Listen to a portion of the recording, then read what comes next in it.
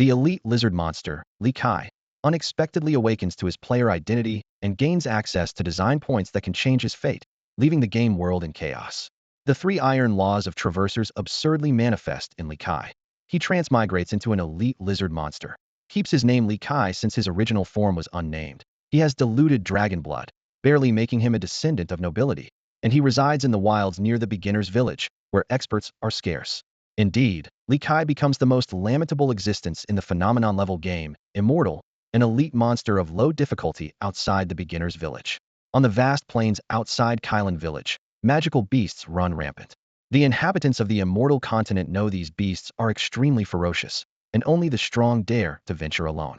Yet, to the incoming horde of players, these are merely walking experience points and quest targets. Under the shade of a low hill lies a giant lizard over 5 meters long.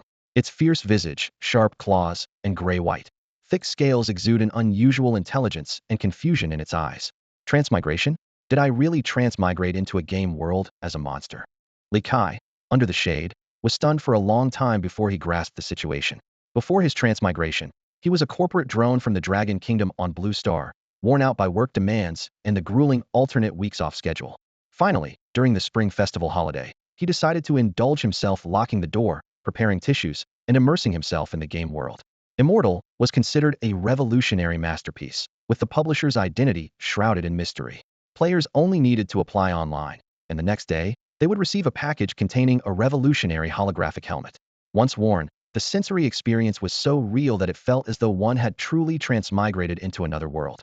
This game dominated traditional platforms, sweeping the globe even during its beta phase. As a veteran beta player, Li Kai loved this highly open virtual world. The night before the servers closed, he immersed himself in the game to bid farewell to this world, only to black out and awaken as a lizard. Attempts to log out failed, and Li Kai unexpectedly triggered the system panel. The interface layout was identical to the player's perspective, but the trading house and forum functions were still locked. The attributes panel displayed: Li Kai, Wasteland Dragon Lizard, LV10 Elite Monster, experience points 43964500. Among the basic attributes, his constitution was the highest at 21 points, followed by physical resistance at 17 points, strength at 15 points, and both spirit and agility at 9 points, with magic resistance also at 9 points. His talents included Grade Dragon Kin and a Grade Poison Fang traits. The system's evaluation was blunt, a weak lizard shamelessly claiming to be a Dragon Kin. The attribute data confirmed Li Kai's awkward position, a typical tank monster with high durability, but poor attack speed and output. As he pondered his strategy, he suddenly realized a more frightening reality. The beta phase was about to end, and the official servers would open soon. In less than 3 days, thousands of players would swarm in, and these experienced monsters would inevitably be slaughtered. As a low-difficulty elite monster, he would likely be targeted by novice players for practice and repeatedly killed. Worse yet, he couldn't be sure if he would respawn like ordinary monsters after death, as human consciousness inhabiting a monster was clearly a system glitch. In his despair, Li Kai noticed a line of striking red text on the attribute panel. Design points: 550. Gain level 10 design points per level up. Upon clicking, a plain and simple interface unfolded. Staring at it for a long time, he laughed hysterically, emitting a spine-chilling hissing sound. A divine gift. This is developer's authority. These design points could be used to modify his data model, adding skills, changing talents, and even designing entirely new traits, though the latter required more points. In theory, with enough design points, he could even transform himself into a godlike existence. After careful consideration, Li Kai made a decision: spend 500 design points to add grade talent, veracity. Instantly, he felt as if his mouth, throat, and internal organs were being consumed by flames, the intense pain assaulting his brain, forcing a painful hiss from him. Moments later, his needle-like teeth fell out, replaced by 2 rows of sharp teeth. The outer layer as sharp as daggers, the inner layer rough, but gleaming coldly. Even more astonishing, he could now open his mouth to 160 degrees, swallowing prey that was previously difficult to ingest. Grade talent veracity. An insatiable hunger allows you to devour everything in the world. Trait 1. You possess an extraordinary digestive ability, enabling you to consume rare resources to permanently enhance your attributes. What kind of boss frustrates players the most? One that's both tanky and can heal while being attacked. Li Kai was overjoyed. With the veracity talent, he could not only enhance his attributes by consuming resources, but also restore health by devouring other creatures when injured in battle. When faced with player team attacks, he could withstand damage, kill squishy professions, and heal in the process. Even better, this trait allowed for additional experience gain. making it a perfect development skill. And the only way to obtain more design points was by leveling up, which was crucial. Li Kai refrained from using the remaining 50 design points. Rolling off the rock, he moved toward the nearest water source, guided by the original lizard's memory. That dim-witted lizard's brain only remembered the locations of water, food, and danger zones. The only river near Kylan village was called Torrent Creek, known on the game map as Beside Torrent Creek. This meandering stream's source and destination were unknown, its clear waters bordered by lush grass attracting many herbivores. Upon reaching the creek, Li Kai immediately targeted his prey, the wasteland rabbit. Lacking players' innate insight ability, he couldn't discern the precise attributes of his target. Design points to the rescue again. Spend 10 points to add the special skill, Insight, allowing the viewing of attribute panels for targets up to 15 levels higher than oneself. Instantly, his eyes burned with pain, tears uncontrollably streaming down. Upon reopening them, a mysterious rune flashed in his pale gold pupils. With insight, Li Kai clearly saw the wasteland rabbit's data: Strength 3, Constitution 3, Spirit 1, Agility 3, Health 150, Mana 25, Stamina 30. Unlike Li Kai, the wasteland rabbit's health coefficient was only 50 instead of 100, and its mana coefficient was 25 instead of 50. This reflected Immortal's unique design. Different rank creatures had different coefficients. Ordinary rank health coefficient was 50, while elite rank like Li Kai was 100. This meant even if the wasteland rabbit mutated into the legendary softbone rabbit with constitution equal to Li Kai, its health would still be half. Ordinary rank creatures also lacked resistance attributes, unable to reduce damage when attacked.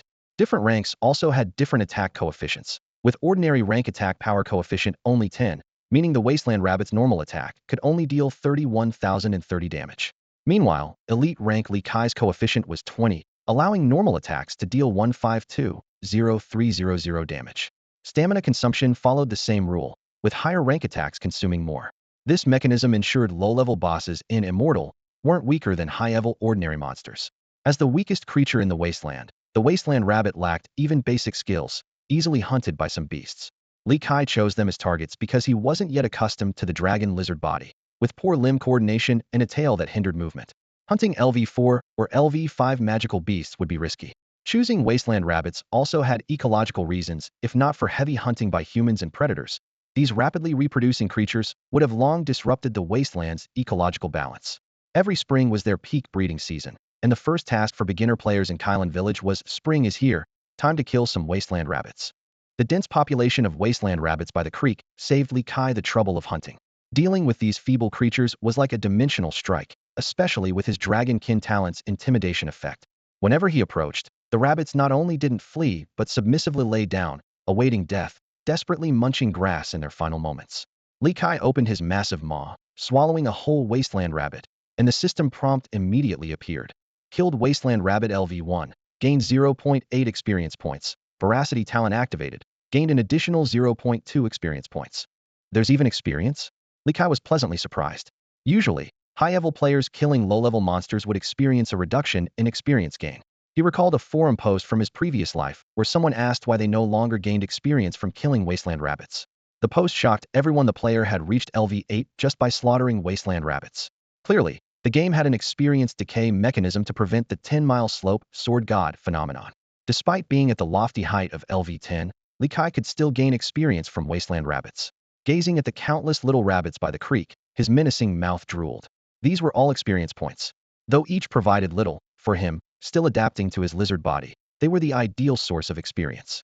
Above the sky, the orange sun vanished, replaced by a pure white one. The unique day-night cycle of the Immortal continent was vividly displayed at that moment. There was no ordinary sunrise or sunset here, but rather a sequence of three-colored suns and a red moon dominating the sky. The warm orange sun from 6 a.m. to 9 a.m., the pure white blazing sun from 9 a.m. to 4 p.m., and the dark green radiant sun from 4 p.m. to 7 p.m. By the rushing stream, a large dragon lizard crouched among the grass. This dragon lizard was Li Kai, who, at that moment, was tensing his muscles and focusing his energy as if gathering some power, but in reality, he was just concentrating on relieving himself. "Ah, that's better," he exclaimed. After finishing, he took a few steps forward, glanced back at the dark, unidentifiable mass, and wrinkled his face in disgust. How foul! This prompted Li Kai to reflect on his level talent, gluttony, which granted him incredible digestive abilities. The wild hare he had just devoured was almost instantly digested. Whether the game Immortal was designed with such realism or if this was truly another world, as an elite creature, he still retained such down-to-earth bodily functions. Quickly distancing himself from the nauseating smell, Li Kai opened his mouth and swallowed another dazed wild hare. The system prompt soon appeared. Killed wild hare LV3, gained 1.2 experience points. Gluttony talent activated, gained an additional 0.3 experience points. Experience, 4,500.74500. Level LV10 LV11. Experience, 0.75000. Although there was no dazzling white light effect typical of player level-ups, Li Kai clearly felt his body grow sturdier. Upon opening his status panel, he noticed his strength and constitution each increased by 1 point, while his intelligence and agility remained unchanged. His physical resistance rose to 20 points, and his magic resistance reached 11 points. More importantly, he gained 110 design points, bringing the total to 150 points. Even though 100 design points could be exchanged for a level talent, Li Kai wasn't in a rush for such a minor enhancement even though his racial talent was only level. Before the mass influx of players, the gluttony talent was more than sufficient. His goal was to save up 500 design points to acquire a true level talent. As he pondered, he casually swallowed another idle wild hare nearby. However, this time the system prompt read, killed wild hare LV3, level difference too great, no experience points awarded. Li Kai was about to frown but then realized that, as a dragon lizard, he had no eyebrows. It was time to seek stronger prey, and he had fully adapted to the dragon lizard's body.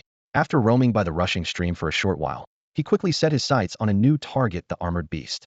Species, armored beast. Rank, common. Level, LV6. Base attributes. Strength, 8. Constitution, 11. Spirit, 3. Agility, 4. Physical resistance, 50. Health points, 550,550. Mana points, 150,150. Stamina points, 110,110. Talent, natural armor level. Effect, the armor on the armored beast's back provides physical resistance. When the armor is completely destroyed, the physical resistance is nullified. Skill, charge a level. Effect, consumes 50 mana points and 100 stamina points to charge at enemies in a straight line for 5 seconds. During the charge, agility 5, dealing 400 physical damage. Damage is related to strength, agility, body weight, and the hardest tissue of the body. Cooldown time, 60 seconds. Evaluation, with the armor on my back, I cannot embrace you. Without the armor, I still cannot embrace you. Li Kai carefully examined the armored beast in front of him. This magical creature resembled the Lagombai from Monster Hunter, with a size comparable to a fully grown grizzly bear on Earth. It was covered in long, brownish-yellow fur, and most striking was the metallic, block-like armor on its back, along with a massive rhino-like horn on its nose. Its blunt front claws were a result of digging up underground plant roots, and it also fed on underground metal minerals, explaining the unique armor on its back. In terms of attributes, the armored beast was a typical tank monster, with mediocre strength, pathetically low agility, and very basic skills. As long as one avoided its charge and a regular attack, it would quickly become exhausted. However, it was one of the few magical creature species on the Immortal continent that had resistance at a normal rank, which was noteworthy. A perfect test subject, Li Kai chuckled, confidently approaching the armored beast. Realizing it had no escape, the poor creature curled up, presenting its armored back to its enemy. Li Kai quickly scanned his skill list and settled on Bite. This was an A-level skill, requiring 50 magic points and 50 stamina points, capable of dealing 165,080 points of physical damage to an enemy directly in front, with a 30-second cooldown. Li Kai's mouth glowed white, forming 4 intertwined fangs, which bit fiercely into the armored beast's armor. The seemingly sturdy defense shattered easily under the attack, leaving a deep wound down to the bone. Defeated armored beast LV6, gained 45 experience points. Gulp, Li Kai involuntarily swallowed. As a former player, he had always thought the bite skill of the wasteland dragon lizard was slow, with a long wind-up and small range, but he hadn't realized how devastating the damage could be. After all, how could a magical beast understand positioning, movement, and pulling strategies? The armored beast attempted to withstand the attack heat-in, resulting in an instant kill. Just as he was about to check his loot, a series of wolf howls suddenly echoed around him. Looking up, Li Kai found himself surrounded by a dozen special wolf-like creatures. These dire wolves were over 2 meters long, with scales covering their heads and necks, a row of bone spikes along their spines, and their gaping maws filled with menacing, protruding fangs.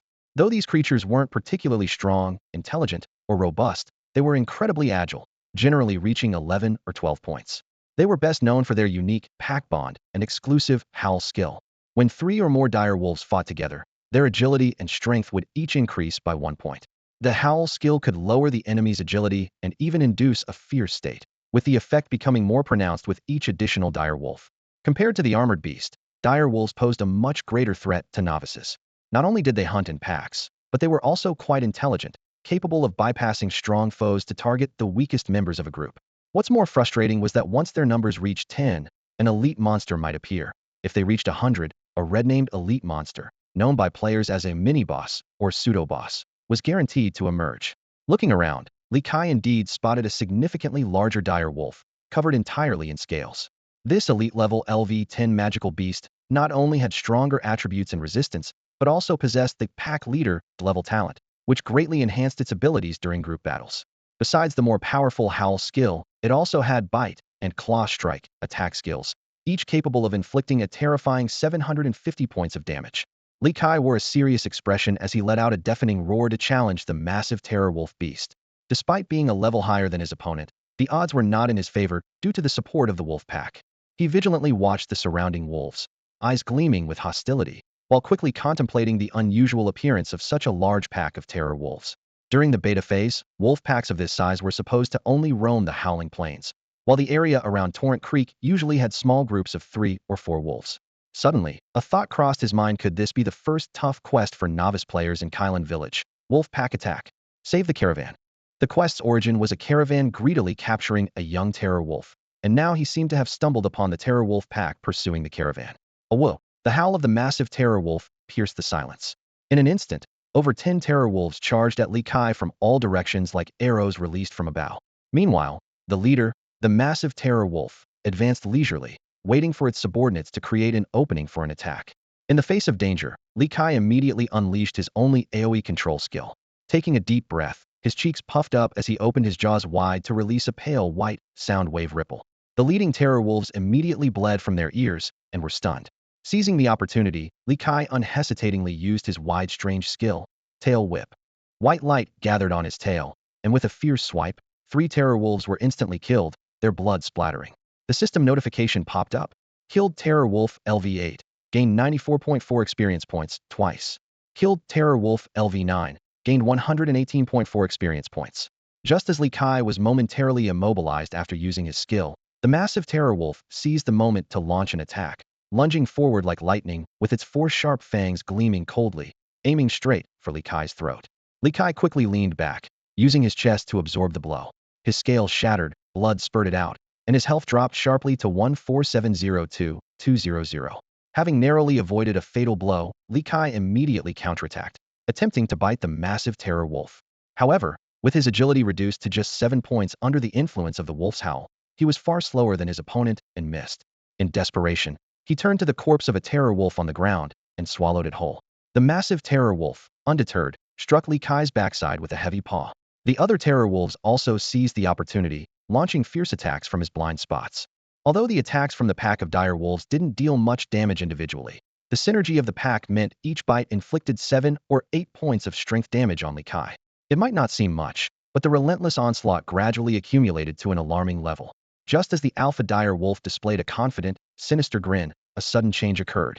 The dire wolf carcass Li Kai had just consumed rapidly decomposed within him, enveloping him in a vibrant green light.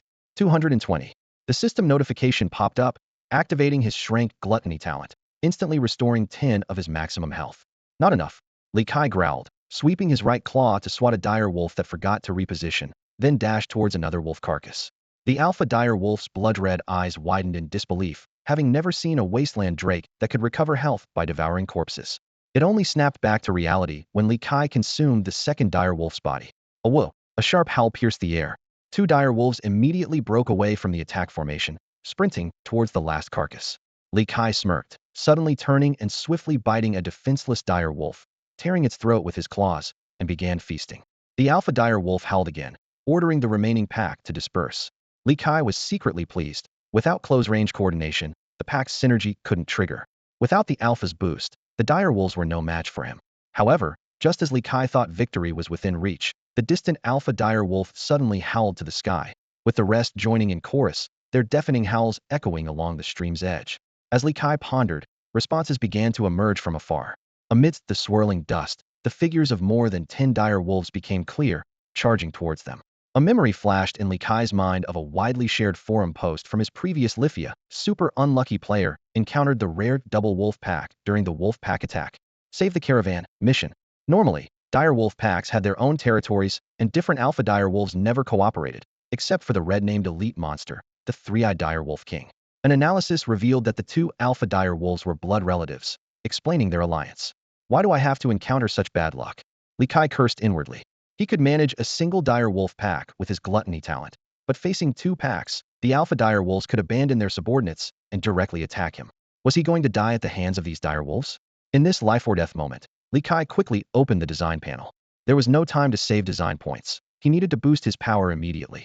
Although his current 150 design points were enough for a rank talent, a quick scan showed none could ensure his survival against the dire wolves.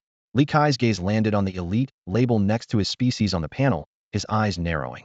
150 design points, just enough. Add the design points, he commanded without hesitation. Consume 150 design points, species. Wasteland Drake Elite Giant Wasteland Drake Red named Elite. As soon as the notification appeared, a torrent of wild, powerful energy surged through Li Kai's body. The cells within his body seemed to go berserk, roaring and breaking through genetic barriers, dividing and enhancing wildly. Li Kai felt every inch of his flesh and blood surging violently, as if he was being torn apart and reassembled.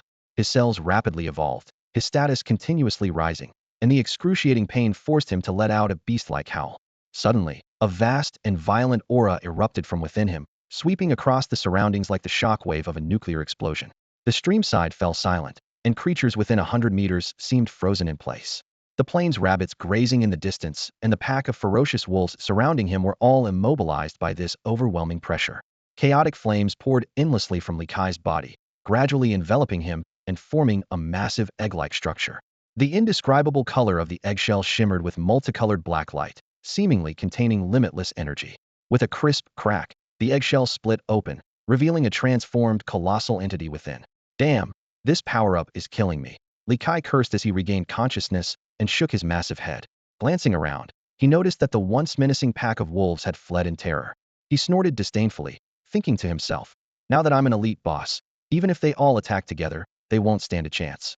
Li Kai began to carefully inspect his changes. His original length of just over 5 meters had doubled to an astonishing over 10 meters. His overall physique was more robust, with thicker limbs and torso, and his tail had shortened to 1/3 of his body length. The gray-white scales on his body upgraded to a deep gray, with intricate dark patterns faintly visible. Newly grown gray-black spikes on his limbs and back gleamed with a sharpness that was evident. He crawled to the stream, where the water reflected a fierce, beastly face. His head no longer resembled a Komodo dragon, but had become broader and more defined, resembling a monster from the Monster Hunter world. The dagger-like teeth around his mouth glistened menacingly, indicating a significant increase in bite force. The external changes stop here, Li Kai thought to himself. It's time to check the status panel. A massive wasteland dragon lizard stands silently in place, its red elite aura faintly visible in the sunlight. This LV-11 dragon lizard boasts impressive attribute stats: Strength 443, 5000, Constitution 36, Mind 12, Agility 12. Its defensive capabilities are also noteworthy, with a physical resistance of 53 and a magic resistance of 29. Its health is an impressive 90009000, thanks to a health coefficient of 250. Its mana is 12001200, derived from a mana coefficient of 100, and its stamina is 10801080, thanks to a stamina coefficient of 30. Each normal attack consumes 30 stamina, while resting allows it to recover 108 stamina per second, due to a recovery rate of 363. As a creature with a boss intimidation trait, it prevents lower-ranked beasts from daring to act unless it attacks first. It also possesses a unique internal space capable of storing 1 cubic meter of items. This dragon lizard has 2 powerful innate abilities.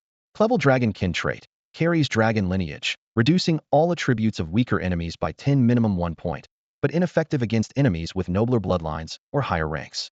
Level Paralyzing Fangs. Its saliva contains potent venom, giving a 50 chance to paralyze an enemy for 1 second upon biting, and inflicts 30 seconds of continuous poisoning, dealing 20 special damage per second.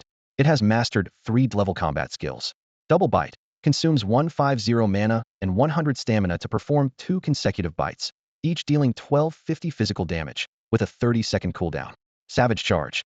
Uses 200 mana and 100 stamina for a 10-second controllable charge, increasing agility by 20 and granting immunity to skills below level, dealing 2,957 physical damage upon collision, and knocking back enemies if their strength weight is not more than 1.5 times its own, with a 60-second cooldown.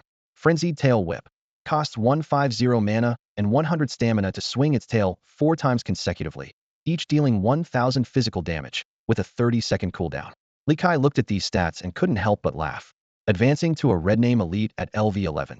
This might be the weakest pseudo-boss in history. Most red name elites start at LV20 at least. Yet, compared to its pre-advancement state, this is a qualitative leap.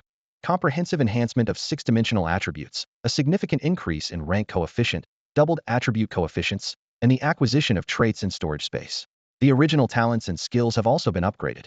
Now he could easily defeat 10 of his pre-advancement selves. Excited, Li Kai eagerly checked the design points required to advance to boss rank. Upon seeing the staggering number, he almost bit his tongue. 1,000 points in total, enough to add 2 level talents. Just as he internally complained about the system's stinginess, the interface seemed to sense his thoughts and proactively provided an explanation. The process of the Wasteland Dragon Lizard evolving into a giant Wasteland Dragon Lizard was shortened due to the upgrade, which helped Li Kai understand why it only required 150 design points. While contemplating this logical design, he weighed his next move. The clear waters of Benlu Creek meandered from north to south, with Kylan Village built along its banks on the eastern shore. To the west lay the vast Howling Wolf Prairie, and to the north were the lush hills where he once resided. Li Kai was well aware that the hilly regions still posed significant risks, especially from the leader of his former group, also a giant Wasteland Dragon Lizard. An encounter with it would undoubtedly spark a fierce battle over the leadership of the group. After careful consideration, Li Kai decided to hunt in the Howling Wolf Prairie. A slight smile appeared on his lips as he recalled the 2 packs of terror wolves he had encountered before, a gleam of determination in his eyes. Li Kai always believed in settling scores promptly. With firm steps, he headed west, thinking to himself, "Terror wolves, here I come." The Howling Wolf Prairie stretched endlessly, with a lush green carpet shimmering under the sun and the fresh scent of grass lingering in the air. The waist-high grass was unusually tough, with sharp blades capable of slicing through delicate skin. Li Kai climbed a grassy slope, scanning for potential prey from his vantage point. The prairie's terrain was gently undulating, unlike the more pronounced elevations of the hills. His gaze swept over a herd of agile 6-legged antelopes to the east, and then shifted to the west, where a group of swift striped wildebeests grazed. None of these swift creatures were his intended targets. As he turned his attention northward, a herd of wild bull beasts came into view. These wild bull beasts shared similar pack characteristics with the terror wolves. When their numbers exceeded 30, an elite-level individual would emerge.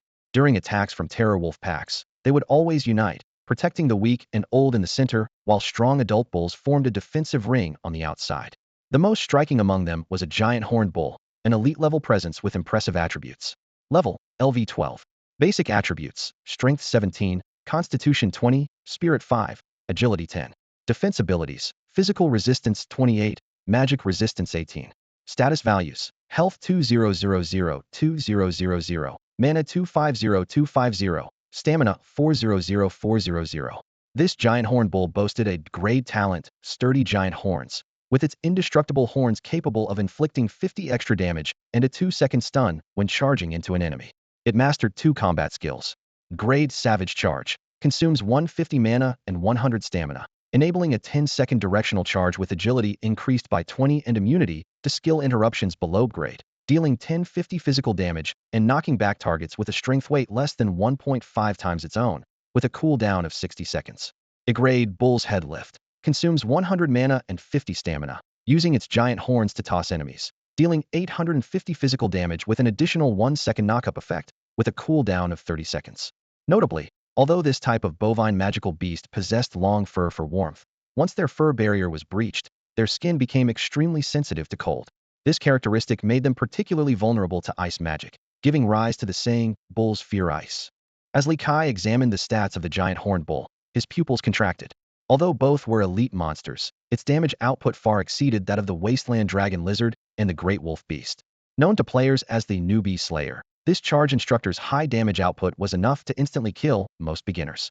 However, it had a clear weakness. Its low mana limited it to only 2 charges and 3 head-raising attacks.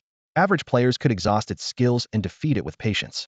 But for Li Kai, who was already a red-named elite, such tactics were unnecessary. He charged directly at the herd of bulls, causing immediate chaos. The lead giant horned bull let out a deep moo, quickly directing the herd to retreat. Over 30 bulls thundered away, kicking up clouds of dust. Thanks to his slightly superior agility, Li Kai gradually closed the gap between him and the herd. When the distance shrank to 300 meters, he unhesitatingly launched a savage charge. Seeing Li Kai's sudden burst of speed, the giant horned bull snorted heavily and let out a low roar, choosing to cover the retreat. It also launched a savage charge, its massive body barreling forward like an out-of-control truck. Facing this beast, comparable in size to an adult elephant, Li Kai appeared unflinching. Yet, just as they were about to collide, he decisively halted his charge. In the Immortal world, simultaneous charges resulted in 1.25 times mutual damage, a setting that aligned with physical laws. Li Kai executed a nimble, frenzied tail whip at the side of the giant horned bull. While he couldn't fully neutralize its momentum, the strike successfully altered the beast's charging direction. He deftly twisted his body, narrowly avoiding the massive horns as thick as an adult's torso, thus escaping the fate of being stunned. Sharp pain surged through him as Li Kai, knocked back half a step, let out a low growl and launched a double bite, precisely gripping the now stunned giant horned bull. Judging from its size, Li Kai estimated himself to weigh about 5 tons, while the bull was at least 7 tons. No wonder it could knock him back. As he began to devour his prey, Li Kai silently cursed the game's pain settings. During the beta test, there was news of masochistic players choosing 100 pain sensation and even fainting from it. Being averse to pain, he had set it to just 1 as a player, so even being torn apart by a beast felt like a mere fall. A system notification popped up. Killed giant horned bull, LV12. Gained 578 experience points. Gluttony talent triggered. Gained an additional 144.5 experience points. Devoured rare materials. Giant horn physical resistance 2. Magic resistance 1. Constitution 0.1. Long fur physical resistance 2. Magic resistance 1. Ox gallstone magic resistance 2. Constitution 0.2. The hidden bonus of the gluttony talent made the iron-hard giant horn crunch like a tender green bean in his mouth. As a green light flashed, a 1350 health recovery number appeared, instantly healing all his wounds. This glass gluttony talent was truly formidable. It not only restored health and increased experience, but also enhanced attributes by consuming rare resources. Unlike most games, in the Immortal world, non-humanoid beasts drop only body materials when defeated. These materials can be used to craft equipment or exchange for currency. Only elite beasts with red names or higher ranks will drop items from their internal space, which may include equipment and rare treasures. This setting adds a sense of realism. After all, non-humanoid beasts can't wear equipment, and the gear found in their internal space often comes from challengers they have previously defeated. Such equipment is usually battle-damaged and requires a craftsman for repair. The special parts of beasts and rare treasures are collectively referred to as resources, categorized by rarity from lowest to highest as common, rare, uncommon, exotic, peerless, marvelous, and legendary. Rare resources typically come from elite-ranked beasts. Just as Li Kai was about to climb to a higher vantage point to search for his next prey, a howl suddenly echoed from the direction where a herd of wild bulls was fleeing. He frowned, annoyed. After going through the trouble of defeating the elite wild bull, now a pack of wolves wanted to take advantage? His plan changed instantly, and he decided to try some wolf meat instead. When Li Kai arrived at the scene, a chaotic battle was already underway. The herd of wild bulls, having lost their giant-horned leader, was in disarray, while 2 dire wolves moved through them effortlessly, taking down a bull with each strike. 2 dire wolves. Li Kai's eyes glinted with a murderous intent. I don't care if you're from the same pack. Today you're all going down. Savage charge. Thud, thud, thud. Heavy footsteps thundered from behind, alerting the wolves mid-feast. They looked up to see a giant dragon lizard, over 10 meters long and 3 meters high, charging towards them. Terrified by this unexpected behemoth, the wolves scattered, avoiding its path. With the ambush plan foiled, Li Kai had no choice but to face the 2 rampaging dire wolves head-on. These wolves were clearly spooked by the sudden appearance of the giant wasteland dragon lizard, hurriedly retreating to the other side of the bull herd, trying to use them as cover. However, the seemingly dull bulls were no fools, quickly moving out of Li Kai's charge path. Cornered, the dire wolves split up, attempting to confuse their opponent. Li Kai made a swift decision, opting to pursue the more agile one. 1 strike, 1 kill.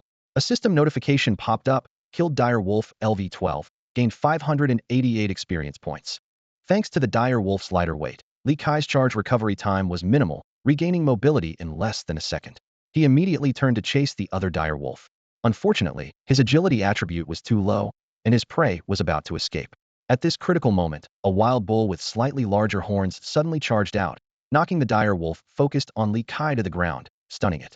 Li Kai quickly used his insight skill. Species, wild bull beast. Rank, common upgrading. Level, LV10. So that's it, Li Kai realized. After killing the elite leader, a new bull is rising to become the elite? He swiftly caught up, delivering a double bite to finish off the second dire wolf, then watched as the bull, on the verge of ascending to elite status, led its herd away. Ordinary creatures yield too little experience, so he decided to wait until the bull completed its elite ascension before hunting it. Defeating the great dire wolf beast LV11, Li Kai gained 520 experience points. His gluttony talent activated, granting him an additional 130 experience points. Squatting beside the massive wolf carcass, Li Kai skillfully extracted the most valuable parts. First, he consumed the spine, feeling an immediate increase in his body's resilience. Next were the sharp upper canines, which, once swallowed, boosted his defense further. Finally, the intact pelt enhanced his overall resistance. The crimson moonlight bathed the howling wolf prairie, casting a blood-red hue over the verdant grass. Amidst the howling winds, Li Kai was indulging in a unique feast deep within the prairie. Before him lay a longman horned horse, fallen in a pool of blood. This horned horse was not his kill. It was prey taken down by a pack of wolves. However, Li Kai arrived in time to dispatch the great dire wolf beast, enjoying the meal, avenging the horse in a sense. Carefully, he extracted the horse's treasure and consumed it, feeling an increase in magical resistance. The long mane and robust heart followed, providing a comprehensive boost to his attributes.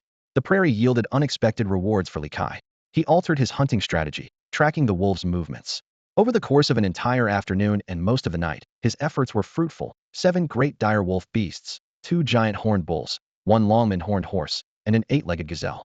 These hunts brought significant improvements. Physical resistance increased by 8 points, magical resistance by 4 points, constitution by 1.3 points, strength by 0.3 points, and agility by 0.1 points. The tendon essence of the 8-legged gazelle, in particular, enhanced his agility, addressing a weaker attribute, which thrilled Li Kai. Unfortunately, these creatures were incredibly fast. Apart from the first wounded one he encountered, he hadn't been able to catch another. Beyond the prey, Li Kai discovered 6 rare herbs on the prairie. The 3 bicolored detox flowers, while ingredients for antidotes, didn't provide attribute boosts when consumed. The green herbs and calming fragrant leaves seemed similar, so he simply stored them in his spatial inventory. However, the wolf bloodgrass did offer a surprise with a 0.1 point increase in agility. Li Kai was just a sliver away from reaching LV12. After defeating a LV6 grass-tailed rat and earning 36 experience points, he finally broke through the level barrier.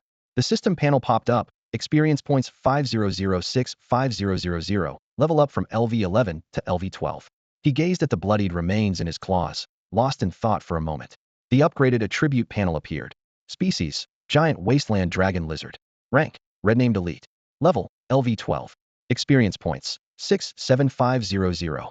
Strength, 26.325.31.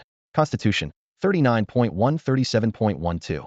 Spirit, 13,121. Agility, 12.2. Physical resistance, 69,618.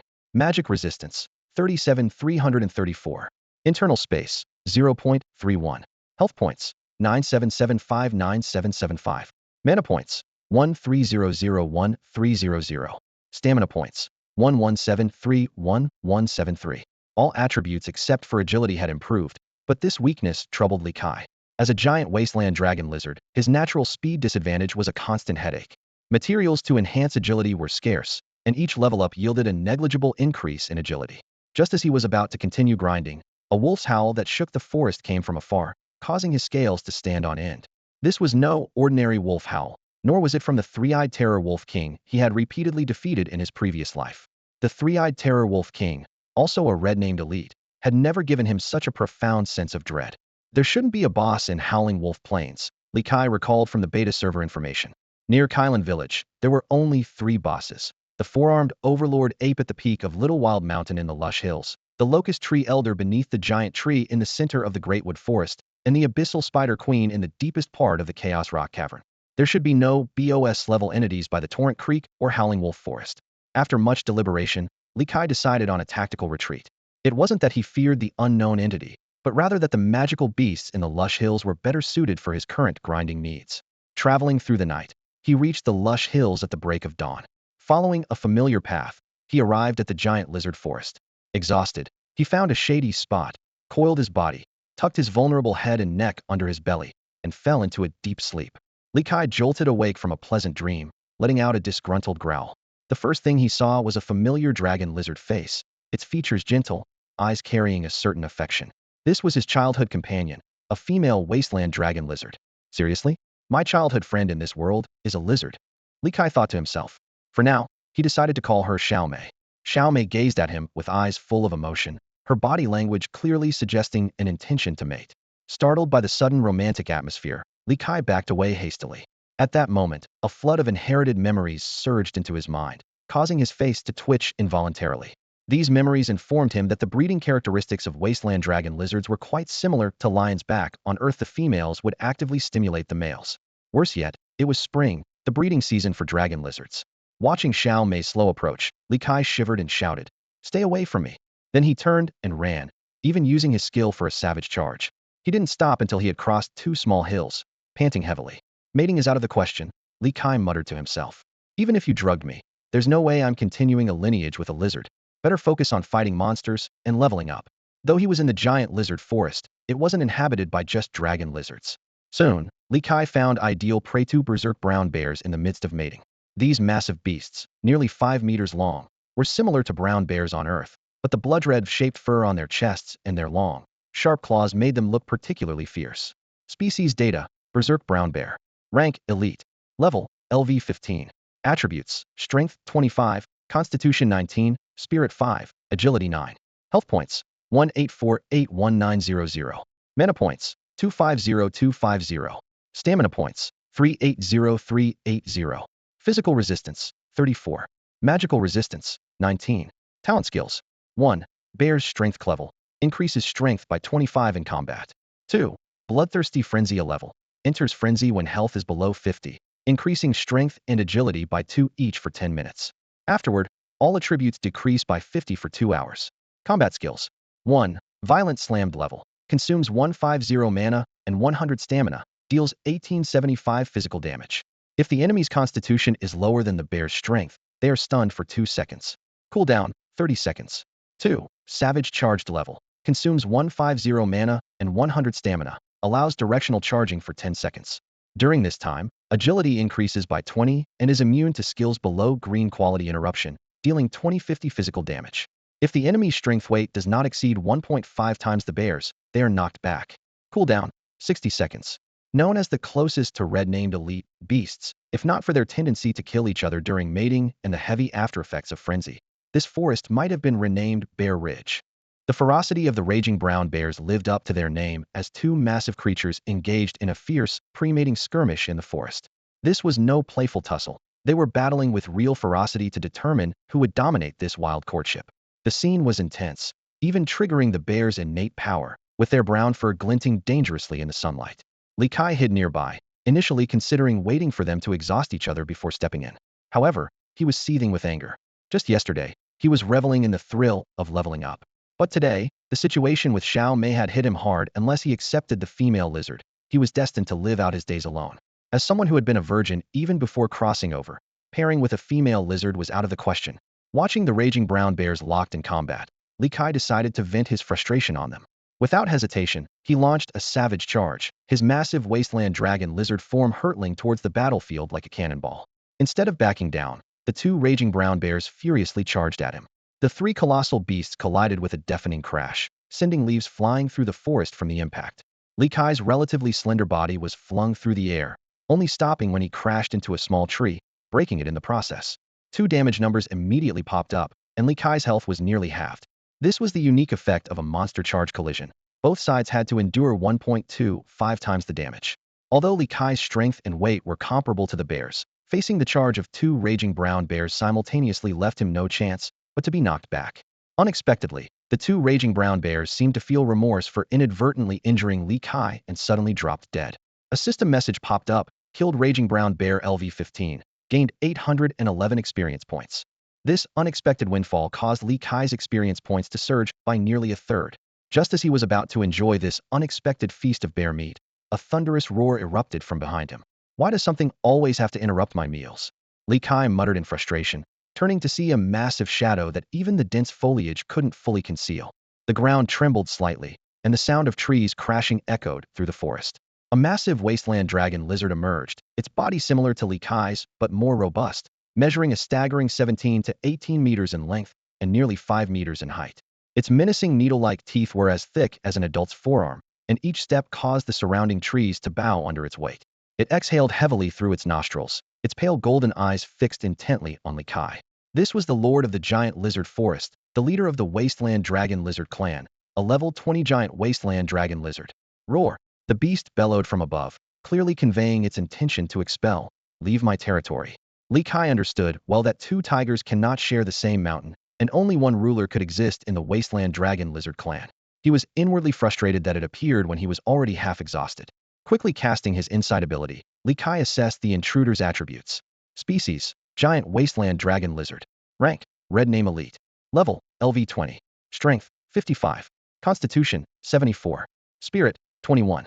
Agility: 16. Health: 185,001,8500. Mana: 2100,2100. Stamina: 2220,2220. Physical resistance: 125. Magical resistance: 65. These stats made Li Kai gasp. Its strength, constitution, and resistances were twice his own. Given its massive size and low agility, compensating for the gap with skill seemed nearly impossible. Just as he considered retreating, a soft growl interrupted. Roar, please don't fight. It was Little Mei, the lizard, arriving to mediate. Memories flooded back. This giant beast was Little Mei's father, Dezhuang. Suddenly, a surge of anger rose within him, and he impulsively wanted to attack Dezhuang. Then, a system prompt appeared. Quest triggered. Resentment of the soul. Quest reason: the remnant soul harbors deep resentment towards Dezhuang for hindering its romance with Little Mei. Quest objective: defeat the giant wasteland dragon lizard Dezhuang. Quest reward: Spirit 5, dissipation of the remnant soul. Li Kai frowned, even though he didn't have eyebrows. While the spirit attribute reward wasn't substantial at this stage, eliminating the influence of the remnant soul was unavoidable. However, with his current weakened state and the level difference, I have no choice. Design points assist me. Spending 100 design points, he decisively added the long-coveted grade talent Vampire's Fangs. The fangs of a vampire viscount, which restore 20 of the damage dealt as health when biting, and inflict a 10-second bleeding effect on the wound, causing 1 of current health as special damage per second. Even better, the bleeding effect can stack, with each wound calculated independently. As the system's announcement echoed, Li Kai's cheeks twitched violently. Accompanied by a sharp, stabbing pain, his upper canine teeth fell out, replaced by a pair of blood-streaked fangs, fierce and razor-sharp. Roar! Let's fight! Li Kai's confidence soared. With his newfound ability to absorb blood, what was an 8-level gap? He could predict the giant wasteland dragon lizard's every move, even discerning its next intention from the way it moved its hips. Without hesitation, Li Kai launched a savage charge straight at Dezhuang. This unexpected move made Dezhuang pause for a moment in attack instead of retreat. The dangerous aura emanating from those fangs instinctively put it on alert, prompting it to decide on a swift battle. Boom! Dezhuang also charged forward with a savage rush, its massive body barreling like a heavy truck, shattering the shrubs in its path. Li Kai knew he couldn't withstand the impact with his current health. When they were 5 meters apart, he decisively halted his skill. He kept his eyes fixed on the approaching behemoth and used the Iron Mountain lean technique, feinting a dodge to the right. Dezhuang fell for the trick and veered to the right. This was the moment. Li Kai rolled to the left, perfectly dodging the deadly charge. Immediately, he clung to the overextended Dezhuang and sunk his fangs into its hind leg. 132. The blood-sucking effect was immediate.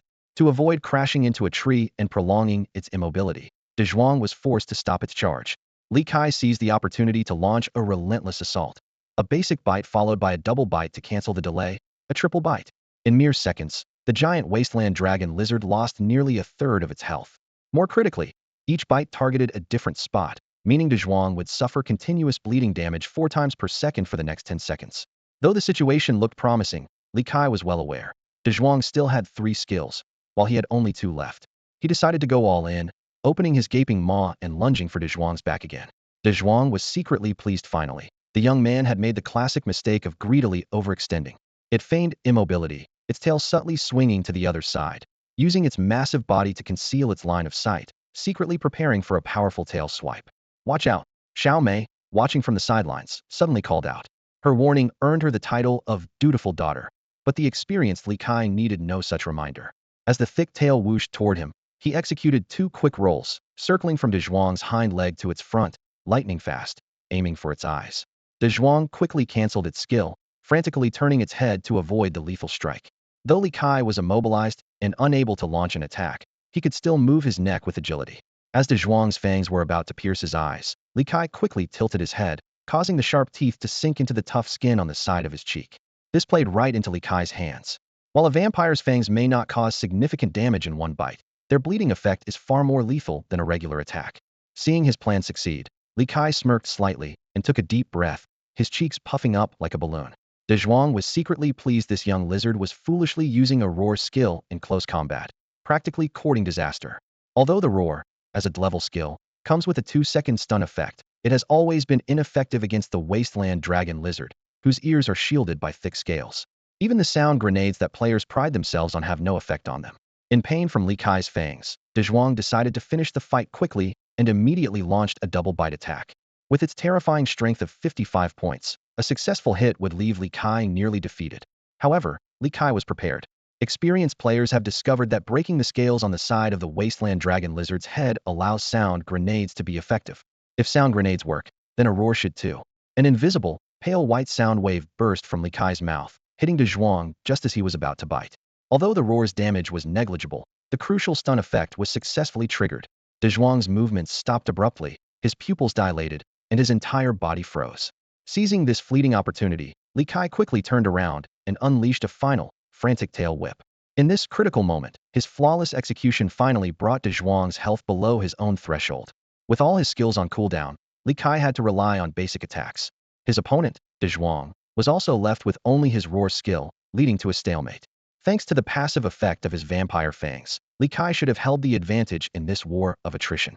However, an inexplicable surge of rage and excitement suddenly overwhelmed Hyman influence from the remnants of the original soul.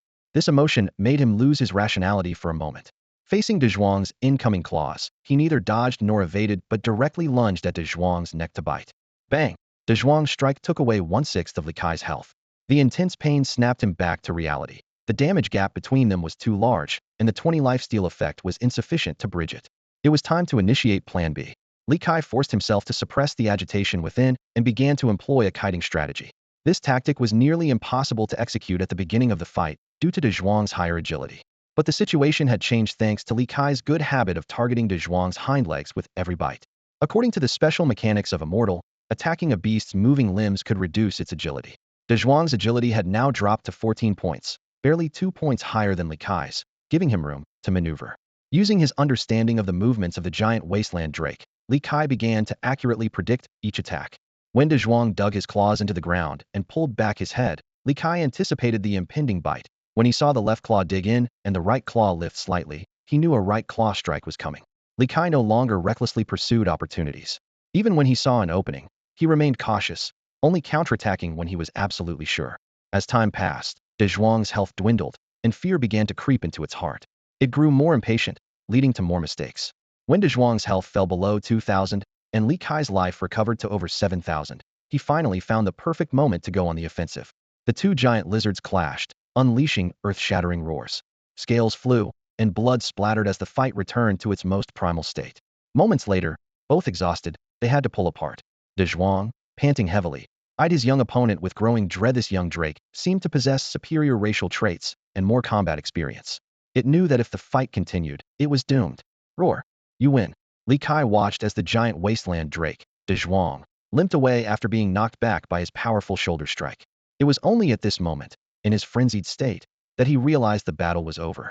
With the wisdom of the fourth calamity and a bit of help from a minor cheat, he had managed to defeat this colossal creature, despite being 8 levels lower and only at half health.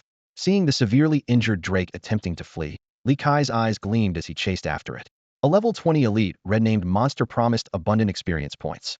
However, just then, a system notification interrupted his thoughts. Task: Resentment of the Remnant Soul completed. Spirit 5. The original body's remnant soul will dissipate completely in 10 hours. If you kill the giant wasteland drake, De Zhuang, it will not dissipate. Li Kai hesitated. This was the childhood friend Xiao Mei's father.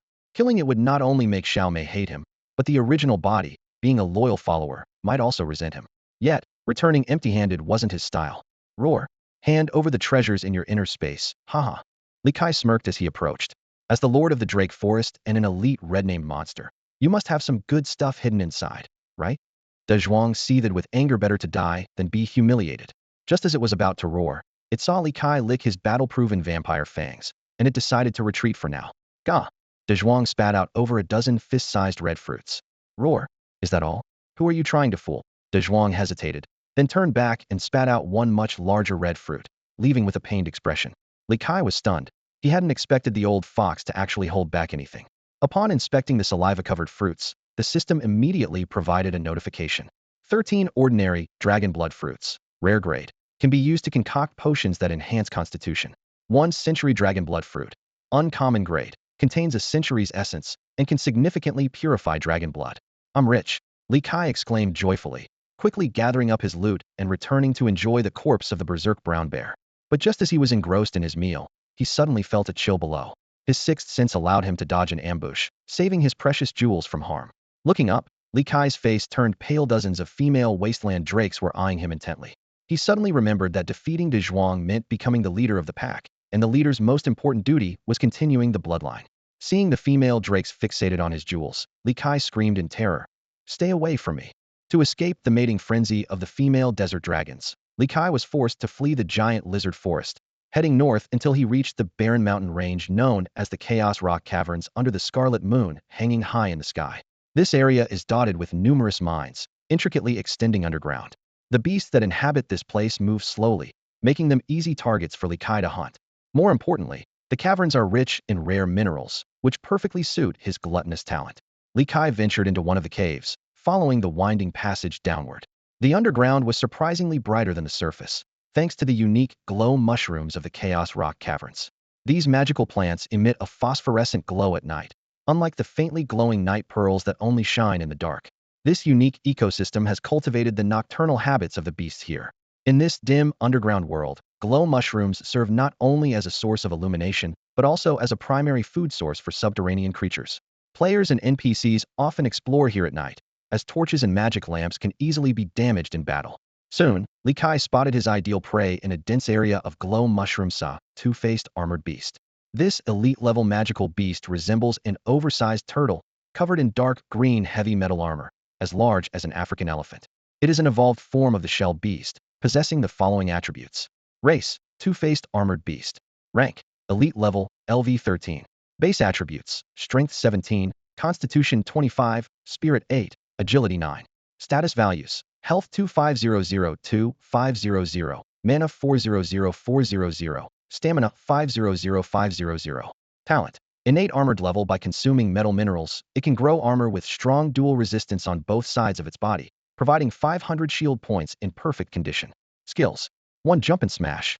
The level consumes 200 mana and 100 stamina, leaps and then smashes down, dealing 1500 physical damage and stunning the target for 1 second, with a 60-second cooldown. 2. Continuous roll. A level consumes 150 mana and 75 stamina, rolls back and forth to attack, dealing 595 physical damage, with a 30-second cooldown. Li Kai didn't engage in a prolonged battle. He simply bit through its shield and then let it go. The beast, relieved, lumbered away. Unbeknownst to it, this was exactly what Li Kai wanted. He planned to track the wounded prey back to its lair. Following the trail of blood, Li Kai stealthily pursued like a stalker. After chasing for most of the day, he was too exhausted to bother finding or digging a new cave, deciding instead to take over an elite creature's nest. It's said that once a two-faced armored beast takes a liking to a mate, it will pursue it relentlessly, regardless of the cost to its life. But none of this mattered to Li Kai at the moment. He just wanted to find a place to settle down as quickly as possible. But he didn't expect the two-faced armored beast to be a complete foodie. After being attacked, it didn't retreat back to its nest. Instead, it casually moved to another spot and started munching on mushrooms. This action completely infuriated Li Kai, who dashed forward like an arrow, delivering a fierce double bite that killed and devoured it. Losing the guide wasn't a problem, as Li Kai had already spotted a perfectly sized cave along the way, which faintly exuded the aura of an elite monster. Since he was going to seize a nest anyway, what did it matter whose territory it was? However, when Li Kai finished eating the two-faced armored beast and returned to the cave, the overwhelming stench made him instantly regret it. He thought his own excrement was the smelliest in the world, but the odor in this cave was a close rival. What kind of creature lived here? Li Kai lay at the cave entrance, letting out a series of provocative roars. Soon, a giant boar, as large as an adult white rhino, charged out. The boar's body was covered in gray-white, rock-like skin, and its tusks were astonishingly thick, as wide as an adult's waist. The system immediately displayed the boar's information. Species, rock armored boar. Rank, elite. Level, LV 18. All attributes and skills were detailed before Li Kai's eyes. This rock-armored boar was aggressive and charged at Li Kai without hesitation. Having learned from experience, Li Kai didn't take it heat in this time.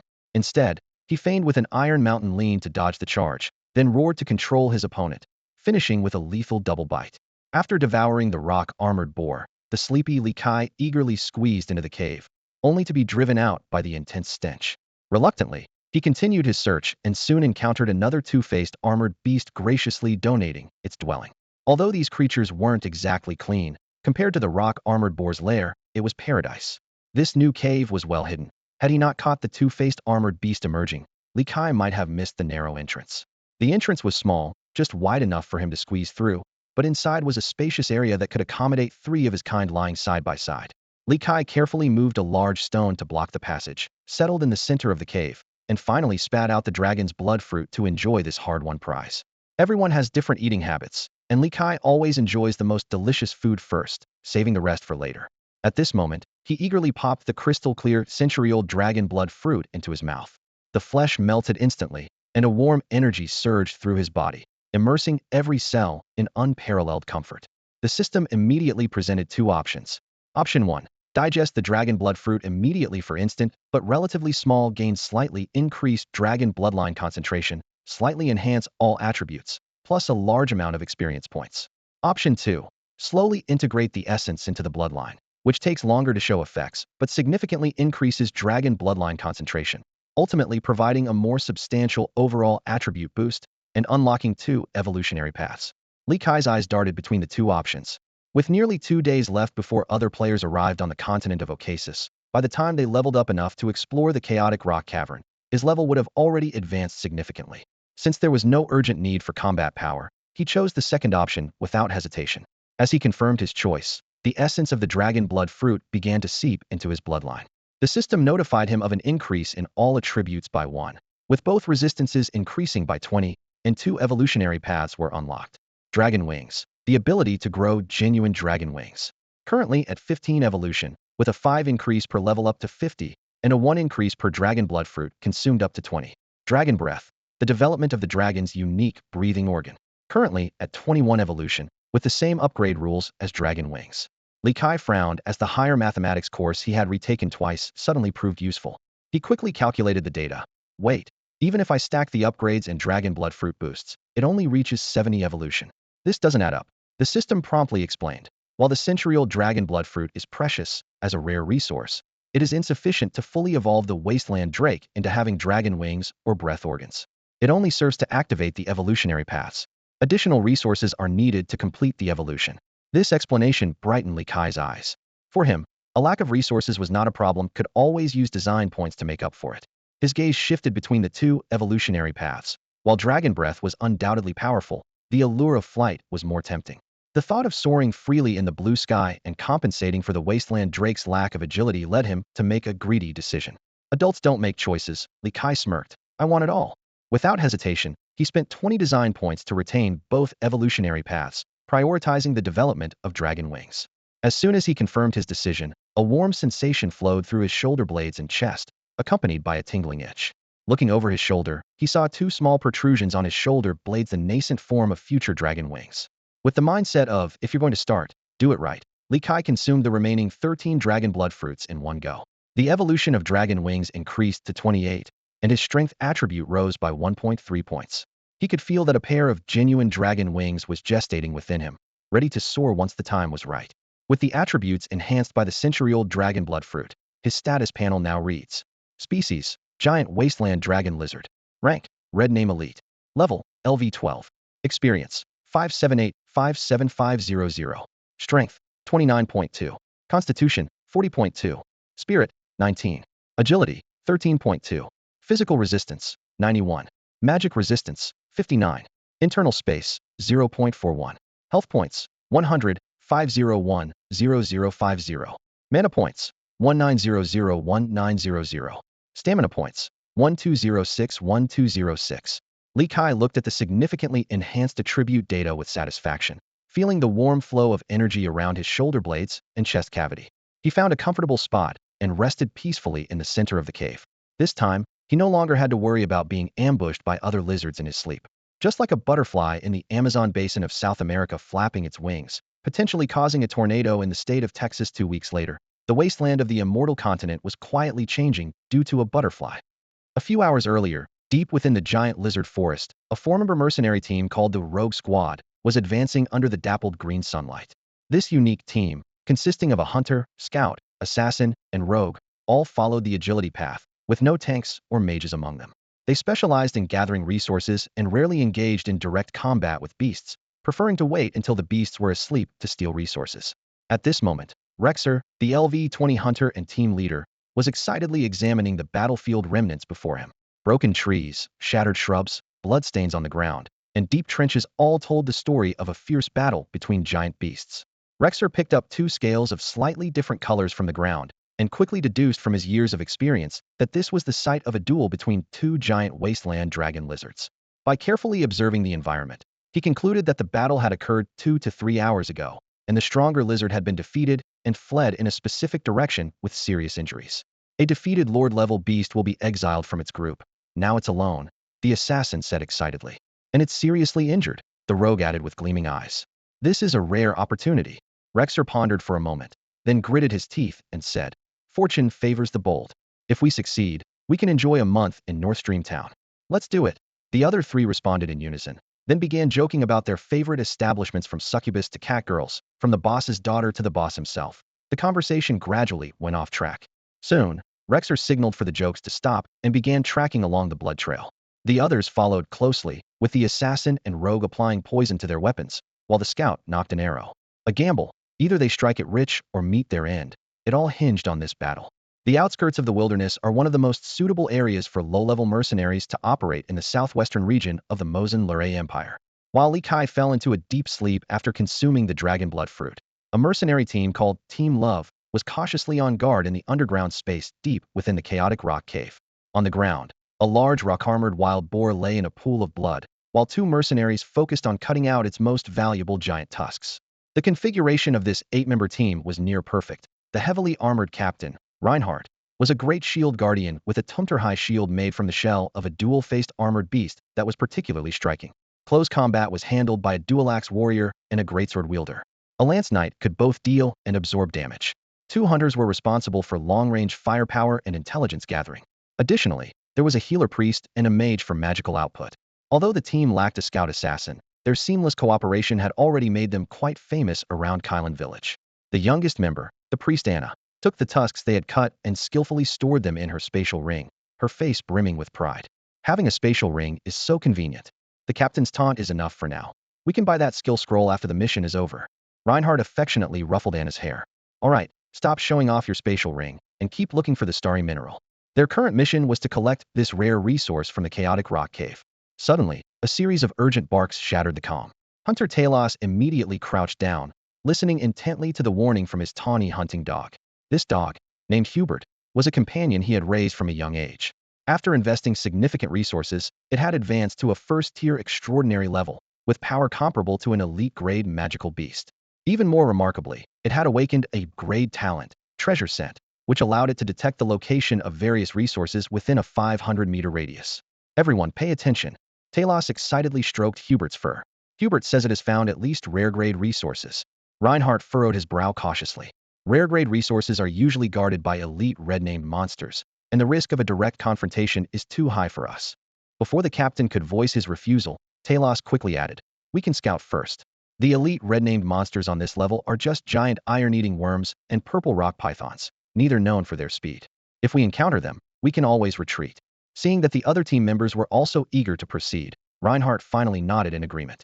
"All right, but let's agree not to be greedy or reckless, to avoid inviting trouble." The Love Squad followed the hound, Hubert, through the labyrinthine underground passages. After a long trek, they finally discovered a wide cave entrance hidden from view. The young hunter, Talos, ran a hand through his sweat-drenched hair and instinctively looked at his mentor, the experienced hunter Hugh Glass. The old hunter carefully examined the surroundings of the cave, and soon, a delighted smile spread across his wrinkled face. "Captain, we've hit the jackpot. This is the lair of the double-armored beast." "Oh yeah, rare resources," the team members whispered excitedly. "Who's getting new weapons this time?" After all, for them, the double-armored beast was a relatively easy target. "How can you tell?" Talos asked humbly. Hugh Glass pointed at the rock walls and patiently explained, "Look at these shallow scratch marks. The double-armored beast's armor itches as it grows, and they scratch against suitable rock surfaces near their lair. Let's go, Captain." Talos was eager to proceed. Although Captain Reinhardt was also brimming with excitement, his cautious instincts prompted him to ask, is there a chance another beast killed the double-armored beast and took over its lair? Could it be a formidable elite monster? Hugh Glass examined the surroundings carefully and then shook his head. It's not an elite monster. There's no trace of ironworm mucus, nor are there fragments left by the purple rock python. Besides, both of these beasts are much larger than this cave entrance. With confirmation, Reinhardt began to give orders. Harry, cast a wind acceleration spell on everyone. Anna, prepare for excessive healing. Captain, my mana is running low. The mage Harry frowned. Do we really need wind acceleration for a double-armored beast? The priest Anna agreed. We can't meditate in the wild. We should conserve our mana potions. Reinhardt thought for a moment and sighed. All right, let's conserve. Maintain formation. He raised a large shield to lead the way, followed by the dual-axe warrior and the greatsword wielder. Behind them were the two hunters with torches and the hound, Hubert. The priest and mage stayed in the middle of the group, while the lance knight guarded the rear. As they moved through the passage, a large boulder blocked their way. The dual-axe warrior and greatsword wielder stepped forward in unison, pushing the massive rock to create a gap wide enough for passage, and then gripped their weapons, ready for any threat. In the dim depths of the cave, a pair of eyes, as large as an adult's head, slowly opened, their pale golden vertical pupils gleaming with an angry light.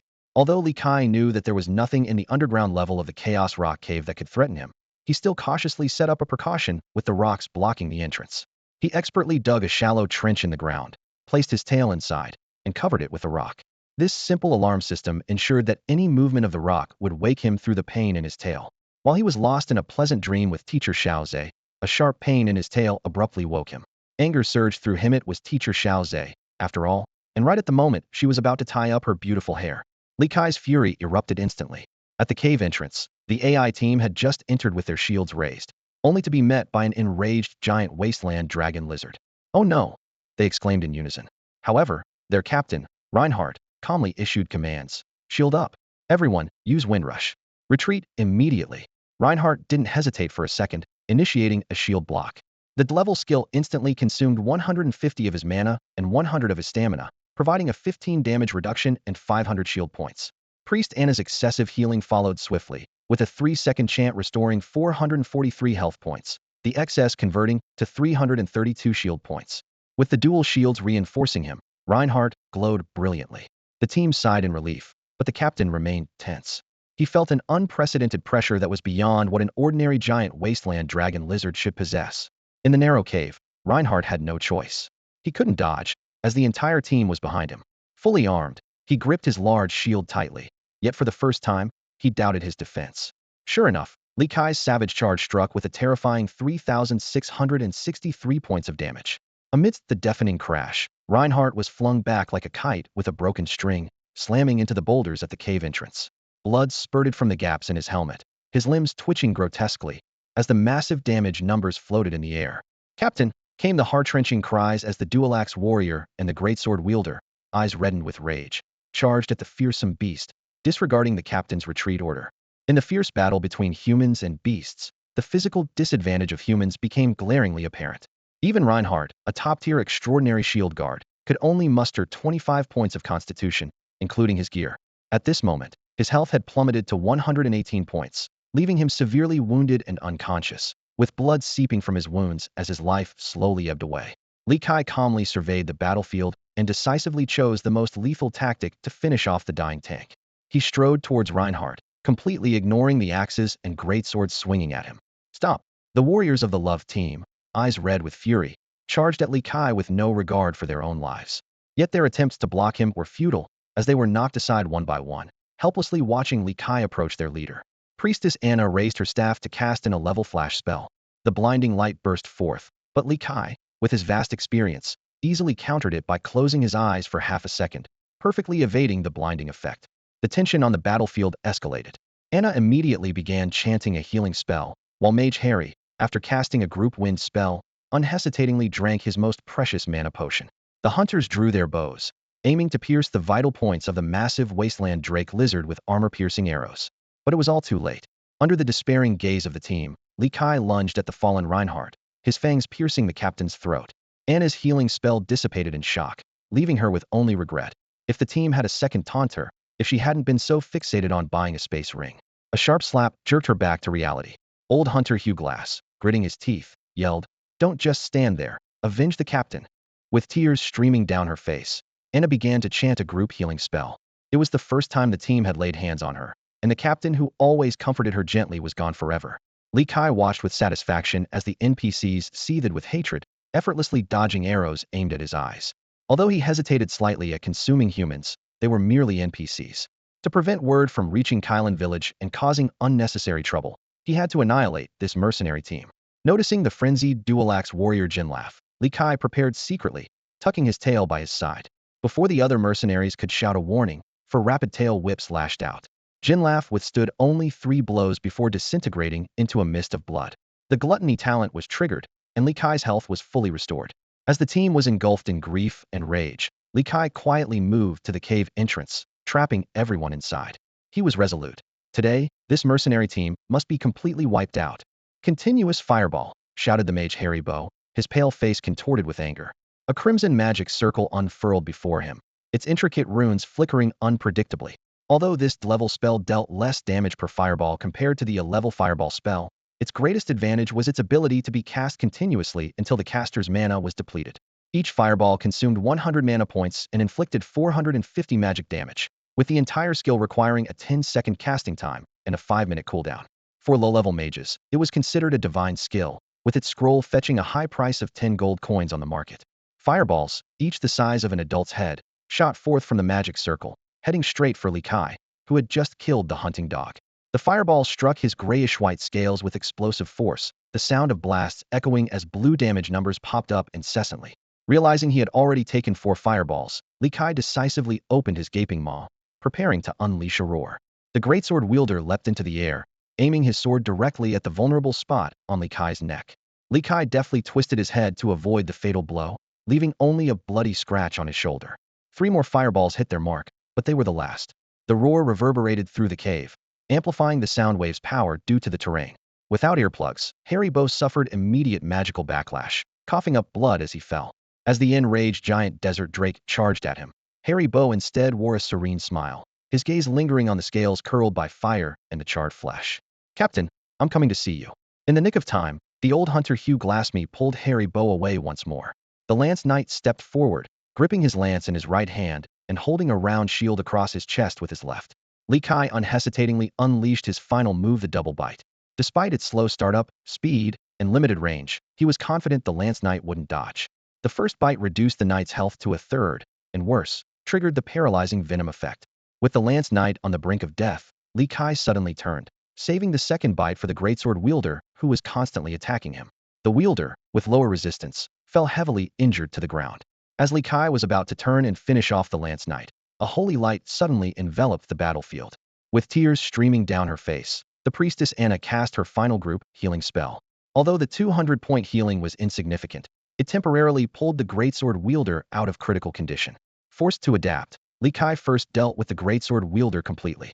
Meanwhile, the lance knight shook off the paralysis, retreating to the cave's depths and shouting loudly, trying to draw Li Kai's attention back to him. "Run, as many as can escape." "Do it," shouted the old hunter Hugh Glass while supporting the weakened mage, Halibo. The priestess Anna, with her skills on cooldown, followed closely, while the hunter Talos covered their retreat by continuously turning back to shoot arrows. Seeing his companions fleeing towards the cave exit, Li Kai abandoned his pursuit of the spear knight and quickly returned to block their escape route at the cave entrance. "This beast isn't dumb. It wants to wipe us out," Hugh Glass said hoarsely, his face ashen. "I'll draw its attention, and you all run in different directions. We can't defeat it with our current strength. Only reporting to the guild and calling in elite mercenaries can take it down." "But, no buts, listen to me.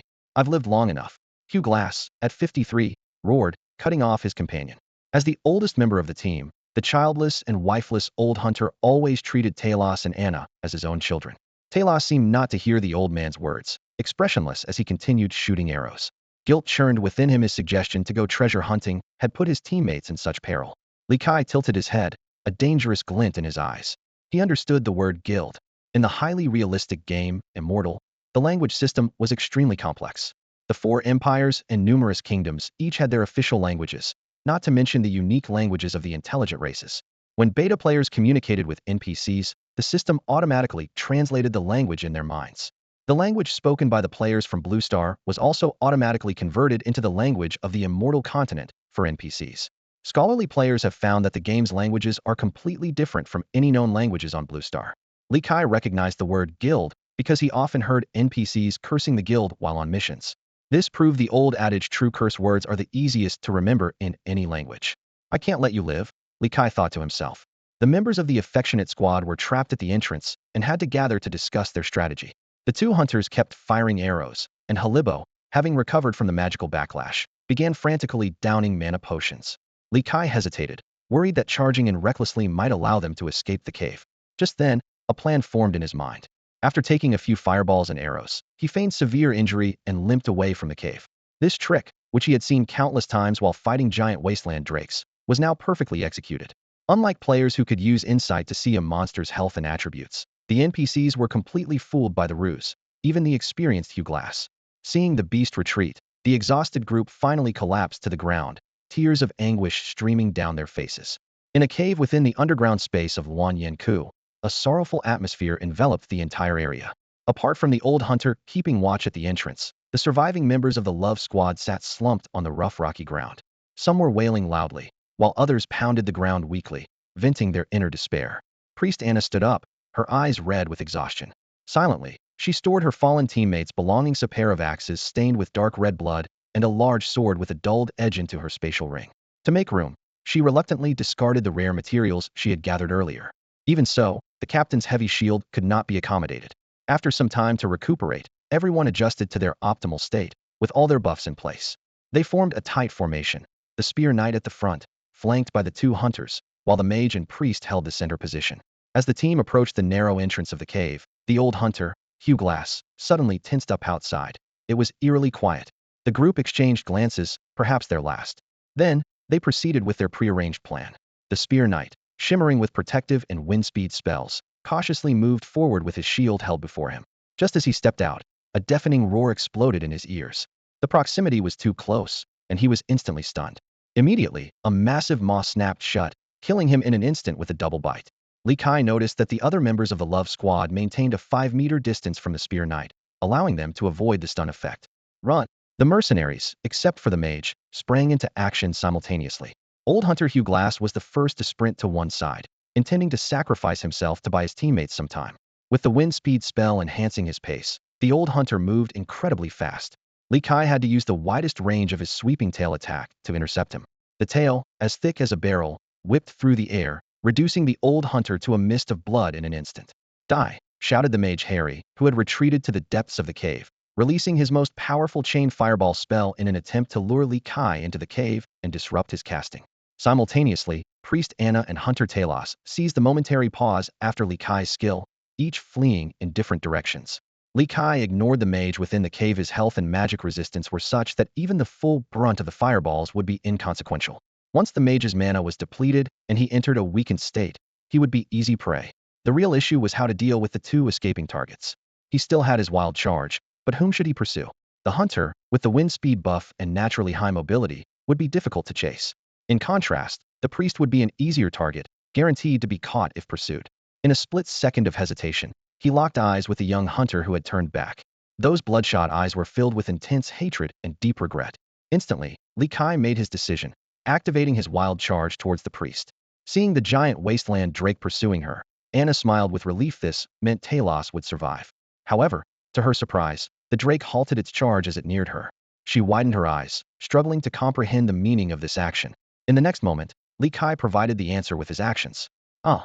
The girl's agonized screams echoed through the underground chamber. Talos, the hunter who had managed to escape some distance, abruptly halted, clenching his teeth so tightly that his knuckles turned white and his nails dug into his palms. The piercing cries reverberated through the tunnels, assaulting his senses.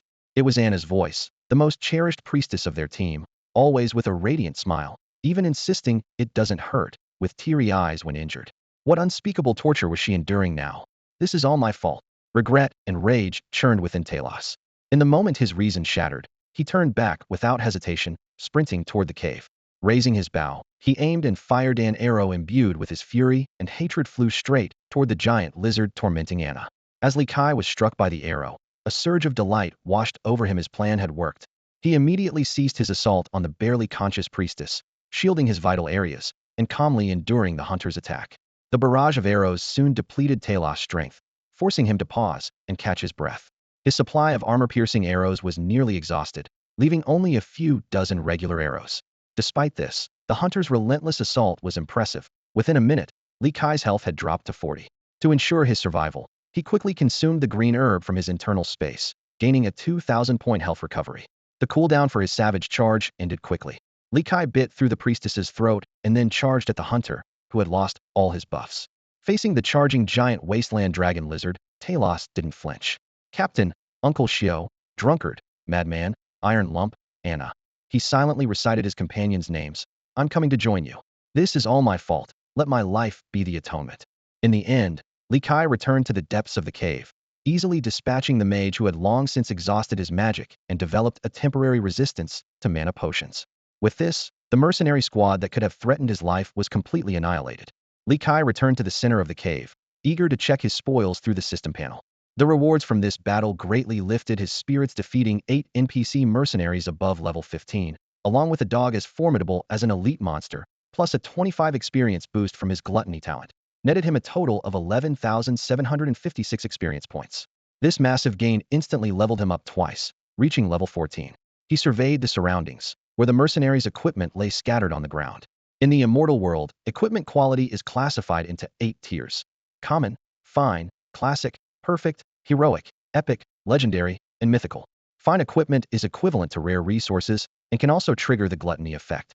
Even the well-off Love Squad could only afford to equip each member with 2 or 3 pieces of fine equipment. As Li Kai cataloged his loot, he calculated the attribute gains. The common equipment was neither useful nor worth the space it took up, so he decided to bury it on the spot. The fine equipment from the shield guards, greatsword wielders, and lance knights he devoured in battle, along with the resources on the ground, increased his physique by 0.9 points, agility by 0.3 points, physical resistance by 13 points, and magical resistance by 8 points.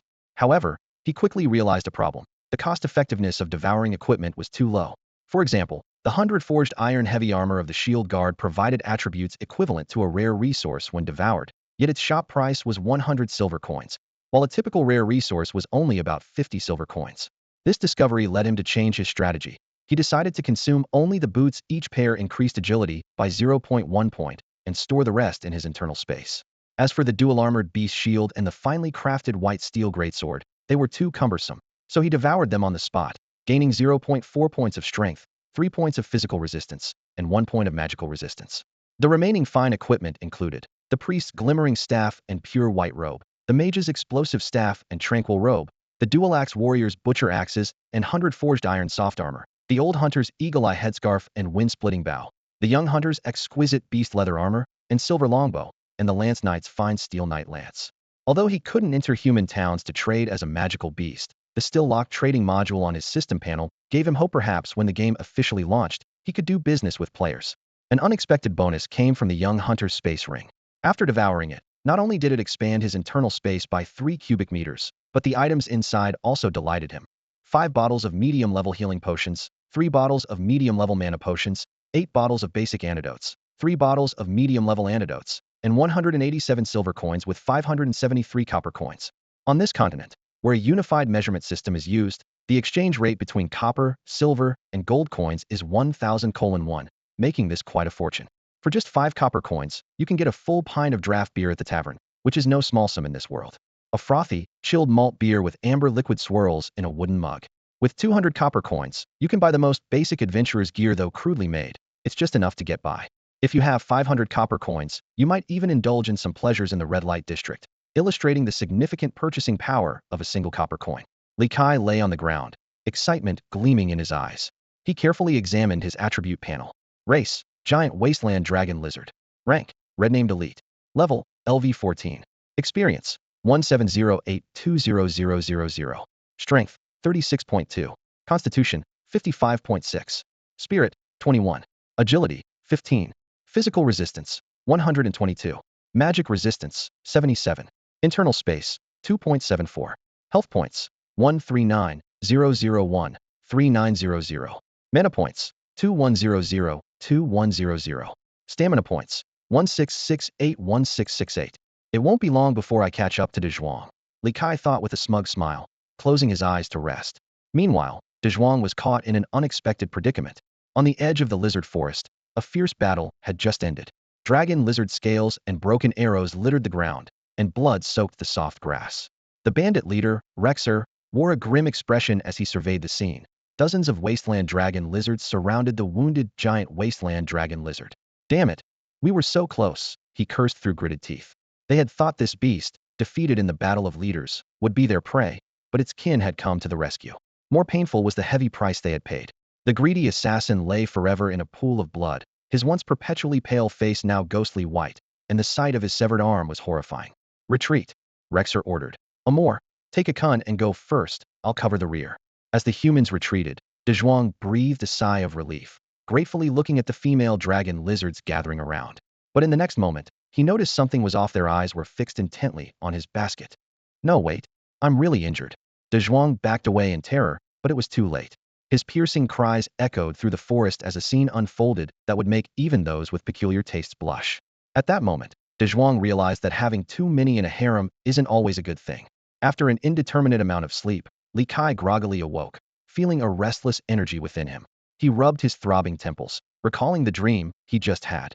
Those ambiguous images lingered in his mind, but just as he was about to reach the climax, his dream partner would always transform into a female dragon lizard, jolting him awake.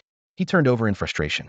Although his hard drive indeed contained several terabytes of study material, and his Steam account featured a shooting practice software with hundreds of curated wallpapers, he insisted he wasn't some pervert.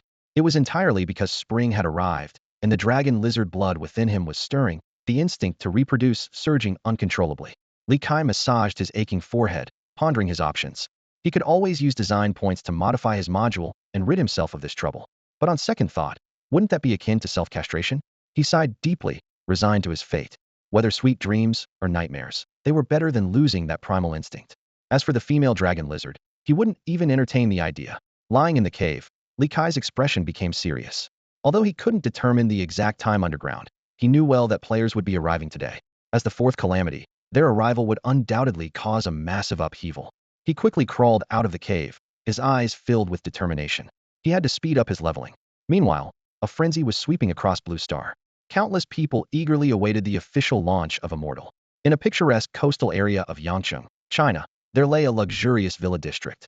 Inside one sprawling mansion, dozens of people stood in neat rows in the central hall, all eyes fixed on the second floor. A handsome man leaned lazily against the railing, announcing from above, "The server opens at 6 tonight. I have only one goal to become the strongest player." "Got it. Yes, young master," came the synchronized reply. "Everyone will be equipped with a nutrition pod. No one is to log off during this period. Wages will be paid at holiday rates." "Yes, young master." These nutrition pods were not officially produced. Immortal only provided free holographic helmets, while these expensive pods were made by Mass Company. Initially developed to help astronauts slow aging, they ultimately failed in that IMA's users often couldn't awaken after thawing, but they unexpectedly allowed users to forego eating, drinking, or sleeping. Originally, this failed project was about to be shelved. However, the emergence of Immortal gave it new life. Wealthy players discovered that lying in a pod with a holographic helmet allowed them to stay online for 10 days straight, utterly surpassing ordinary players with daily needs. Although they initially hoped to dominate the beta server, a big mouth leaked the secret, ruining their plans. However, this only made the pods wildly popular overnight, and Mass Company unexpectedly struck it rich. For those born at the top of the pyramid, money, power, and beauty were already mundane. Their extreme material wealth only fueled their desire for more intense thrills. The chance to gain extraordinary powers and soar through the skies in Immortal was undeniably alluring. Even though the game prohibited transactions, finding loopholes in the rules was second nature to these individuals. In the outskirts of the mountainous city of Huagua, in a modestly decorated nursing home, an elderly man with snow-white hair sits in a wheelchair, tightly clutching a slightly glowing holographic helmet. His eyes sparkle with excitement as he enthusiastically introduces it to his old friends around him. "In this game, we can all be young again. No need to fight monsters or level up, just work easily and enjoy life at the exotic clubs. The dances of the half-succubi, the passion of the foreign dancers." His voice is filled with uncontainable longing, drawing the other elderly residents closer to listen. For these elderly and disabled individuals who have suffered from illness and pain, Immortal is not just a game, but a place of hope where they can be reborn. Initially unnoticed during its beta testing, the game gained popularity through word of mouth, attracting more and more people who were either disabled or elderly to enter this virtual world. There are even touching stories about people in a vegetative state being able to reunite with their loved ones in the game after wearing the helmet. Meanwhile, in a city on the outskirts of a country known as Asen, in a poorly equipped internet cafe with virtually no fire safety measures, a group of people intently listens to a burly man with a full beard explaining. In the game, currency is crucial for combat players. The wealthy don't have time to make money, so they exchange real cash for it. Especially during the server launch, the exchange rate is at its highest. His words are filled with the desire for immense profit, and the faces of those around him reflect their greed. In Los Angeles, USA, within a 100-story skyscraper, an important meeting is underway in the C8 Club's conference room. The team leader stands before a projection screen, scanning the faces of the carefully selected beta testers. Management has decided to fully commit to Immortal. We lost the last CSGO major finals to Huagua's Tianlu, but this time, despite the time zone disadvantage, we will provide you with the most advanced nutrition pods. Your mission is singular to ensure the C8 flag flies high on the continent of Immortal. Yes. The unified response reverberates against the glass walls of the meeting room. On this virtual planet known as the continent of Immortal, there is no traditional day and night cycle, with time synchronized exactly with Huagua's East zone. This has left many Western players uncomfortable and sparked numerous speculations about the server's location. However, no one has been able to find the answer. Deep beneath an unknown mountain range in Huagua, several hundred meters below ground, lies a heavily guarded secret base where the 487th experiment is underway. Several laboratories, constructed from specially designed alloys, are simultaneously activated, each equipped with different monitoring devices. Yet, the results remain disappointing whenever there is a nanosecond interruption in the monitoring equipment. The holographic helmet mysteriously appears in the room. A researcher slumps in his chair, staring at the data filling the screen, forced to admit that their research has hit another dead end. After 3 months of in-depth study, they have not only failed to figure out how the holographic helmet is delivered, but they also cannot determine the source of its materials. This device, which surpasses current technological capabilities, has garnered significant attention from governments worldwide. Following a secret meeting, thousands of carefully selected military personnel and government staff begin intensive training, all equipped with nutrition pods developed independently by Huagua, ready to dive into the game and seize the initiative the moment it launches. As the seconds tick by, the moment for Immortal to officially open its servers finally arrives. After climbing out of the underground space, Li Kai looked up at the sky. The pure white sun was surrounded by a dense array of stars, with countless celestial bodies falling to the earth like rain. This spectacular celestial event is precisely why NPCs refer to players as the children of the stars. In an instant, millions of players simultaneously flooded into the Immortal continent, marking the arrival of the fourth calamity. Li Kai's view was suddenly filled with a barrage of messages. Some people cheered, "I'm the first," others exclaimed, "Woohoo, Speed King." And there were even remarks like, "turkey-flavored snacks." Confused voices also echoed, "Whoa, does anyone know where the Hughes mountain range is? Why haven't I reached the starter village?" 2 system notifications flashed before Li Kai's eyes, filling him with excitement. He had deliberately held back from consuming his equipment, waiting for this moment. With the system's alert, the trading post and forum features unlocked simultaneously. The barrage of messages across the server ceased instantly. Only the top 100 players could use the server-wide announcement feature. Li Kai calculated that instead of spamming announcements, he could sell this privilege to large guilds and clubs in need, earning some solid profit. The system continued to notify. The backpack feature unlocked, and it detected that the player already possessed internal space, automatically combining the two to provide an additional 3 cubic meters of space. Unlike other games, the backpack in Immortal World had its quirks. Similar items couldn't be stacked infinitely, and the total capacity was only 3 cubic meters. To expand, players had to collect space stones and pay in-game currency to upgrade with an NPC. The system recognized Li Kai as a beta player. Honorable beta player, please choose. Retain the beta talent, balanced body level, or draw a new talent. As a beta test privilege, beta players could keep their original talents. Li Kai chose to retain it without hesitation. A level talent was already excellent, and redrawing was too risky. Congratulations on awakening the level talent, balanced body. Effect: you can assign any attribute value to another attribute for 3 seconds, with a 5-second cooldown. This talent might seem unremarkable to regular players, since players' attribute differences aren't significant. But for creatures like the Wasteland Dragon Lizard, with extremely unbalanced attributes, it's a godsend.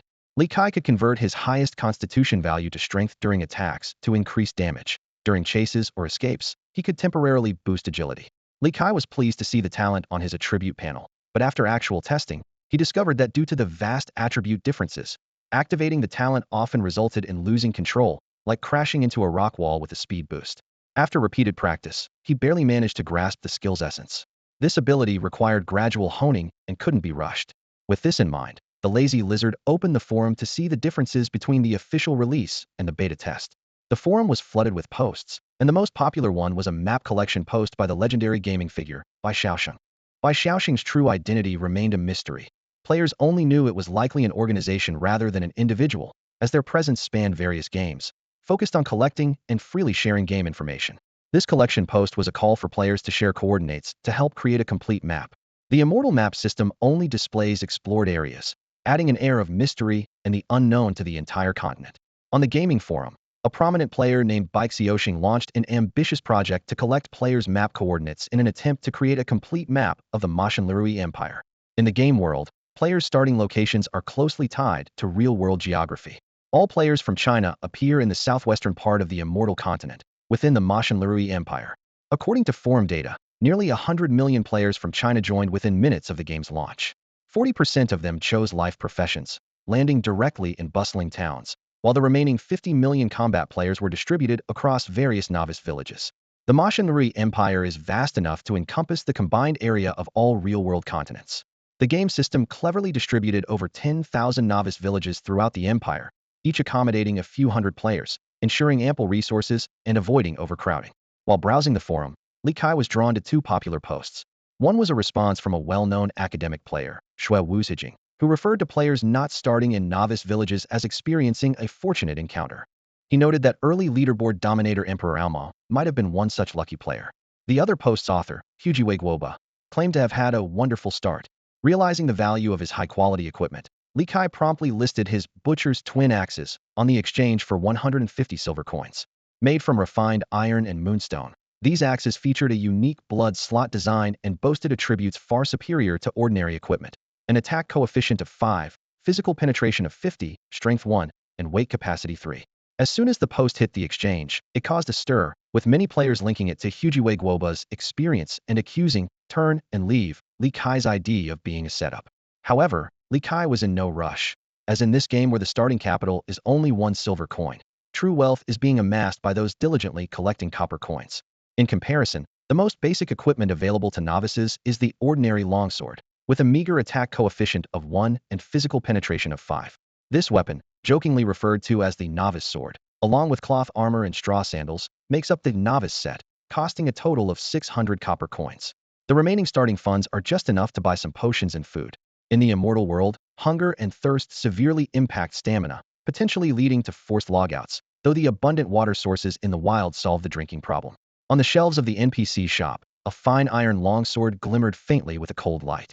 This weapon, meticulously crafted by an apprentice blacksmith, was perfectly suited for battles against low-level monsters. Its attribute panel showed attack power coefficient 2, physical penetration 10, weight 1.3. However, the price of 1,000 copper coins deterred most beginners, who could only wait to save enough money to purchase it. For Huang Xiao from Yangcheng, though, this amount was insignificant. With a casual wave, he had his subordinates gather the funds to equip him with 1,000 copper coinier gear, a fine iron longsword, iron armor, and a pair of cloth boots. The envious glances from surrounding players lifted his spirits, and he effortlessly dispatched a slime that his underlings had weakened. The game rules were straightforward. Killing a monster earned a fixed 20 experience, while the remaining 80 was distributed based on damage, control, and buff contributions. Huang Xiao, fortunate enough to have 2 of his 50 subordinates in the same novice village, hired an additional 7 local players to form a squad. Although having his underlings weaken monsters for him to finish off wasn't the most efficient method, he occasionally took action himself to hunt a slime or 2 solo. Slimes, though weaker than prairie rabbits and with only clumsy charges as their attack method, offered higher experience due to their unique talent. This degrade talent, corrosive slime, inflicted 50 points of special damage and reduced the durability of weapons and equipment it touched. Worse still, slimes exploded upon death, splattering slime everywhere, forcing players to return to the village to repair their gear after a few kills, lest their weapons become completely useless. Seeing the durability of his fine iron longsword drop once more, Huang Xiao frowned. about to instruct his subordinates to buy some spare weapons. At that moment, one of his lackeys excitedly slapped his shoulder, saying, "Huang Xiao, someone listed an excellent grade weapon in the exchange." What? Huang Xiao immediately opened the exchange interface, and his breath quickened upon seeing the attributes of the butcher's twin axes. With such a divine weapon, his leveling speed would far outpace others, and perhaps even with his not-so-impressive grade talent, he could secure a spot on the level leaderboard. Unfortunately, his subordinates' copper coins were exhausted, so he turned to private message the seller, intending to complete the transaction with Huaxia currency. The Immortal Games exchange supported bank card binding, allowing payment in cash or game currency. At that moment, Li Kai reluctantly closed the private chat interface's sky-high offer of 100,000 Huaxia currency had piqued his interest. As a worker with over 6 months of experience, his 4-figure savings were protected by a 6-figure bank card password, a contrast that was both ironic and amusing. The world of the wealthy was beyond his imagination. Li Kai looked at the equipment in the trading house and thought to himself that even if he were rich, he would never spend money as recklessly as these people. Moreover, it was just a fine-grade weapon, and once his level increased, he could easily buy it from the shop. However, for him now, Chinese yuan had lost its meaning, and he could confidently say, "I'm not interested in money." Seeing Li Kai turn away without any reaction, Huang Xiao had no choice but to instruct his subordinates to start buying up large quantities of copper coins in the trading house. Many players in the game were there to make money, and for them, spending 200 copper coins on a regular longsword was sufficient. They could simply respawn if they died, as there were no death penalties before level 5. The exchange rate for copper coins in the trading house was originally 10:1, but after Li Kai listed his equipment, sellers sensed the rush from the wealthy and raised their prices. It had now risen to 5:1. Huang Xiao wasn't concerned about the money, but the restriction of only being able to purchase 700 or 800 copper coins at a time made him anxious. After painstakingly gathering 150 silver coins, Huang Xiao watched helplessly as the butcher's twin axes he coveted disappeared from the trading house. "Someone beat me to it," he fumed, gritting his teeth. Just then, he noticed Li Kai had listed another fine piece of equipment. He quickly snapped it up without taking a closer look. It was 100 forged iron soft armor, woven with iron threads and lined with magical beast hide, making it both sturdy and lightweight, perfect for lightly armored warriors. Although it wasn't a weapon, its 50 points of physical defense were enough for him to dominate the newbie area. However, when he proudly donned the soft armor, he realized an embarrassing problem. He couldn't move. In Immortal, equipment had a weight limit. Exceeding 50 of one's strength increased stamina consumption by half. Exceeding 75 doubled stamina consumption and reduced agility by 10.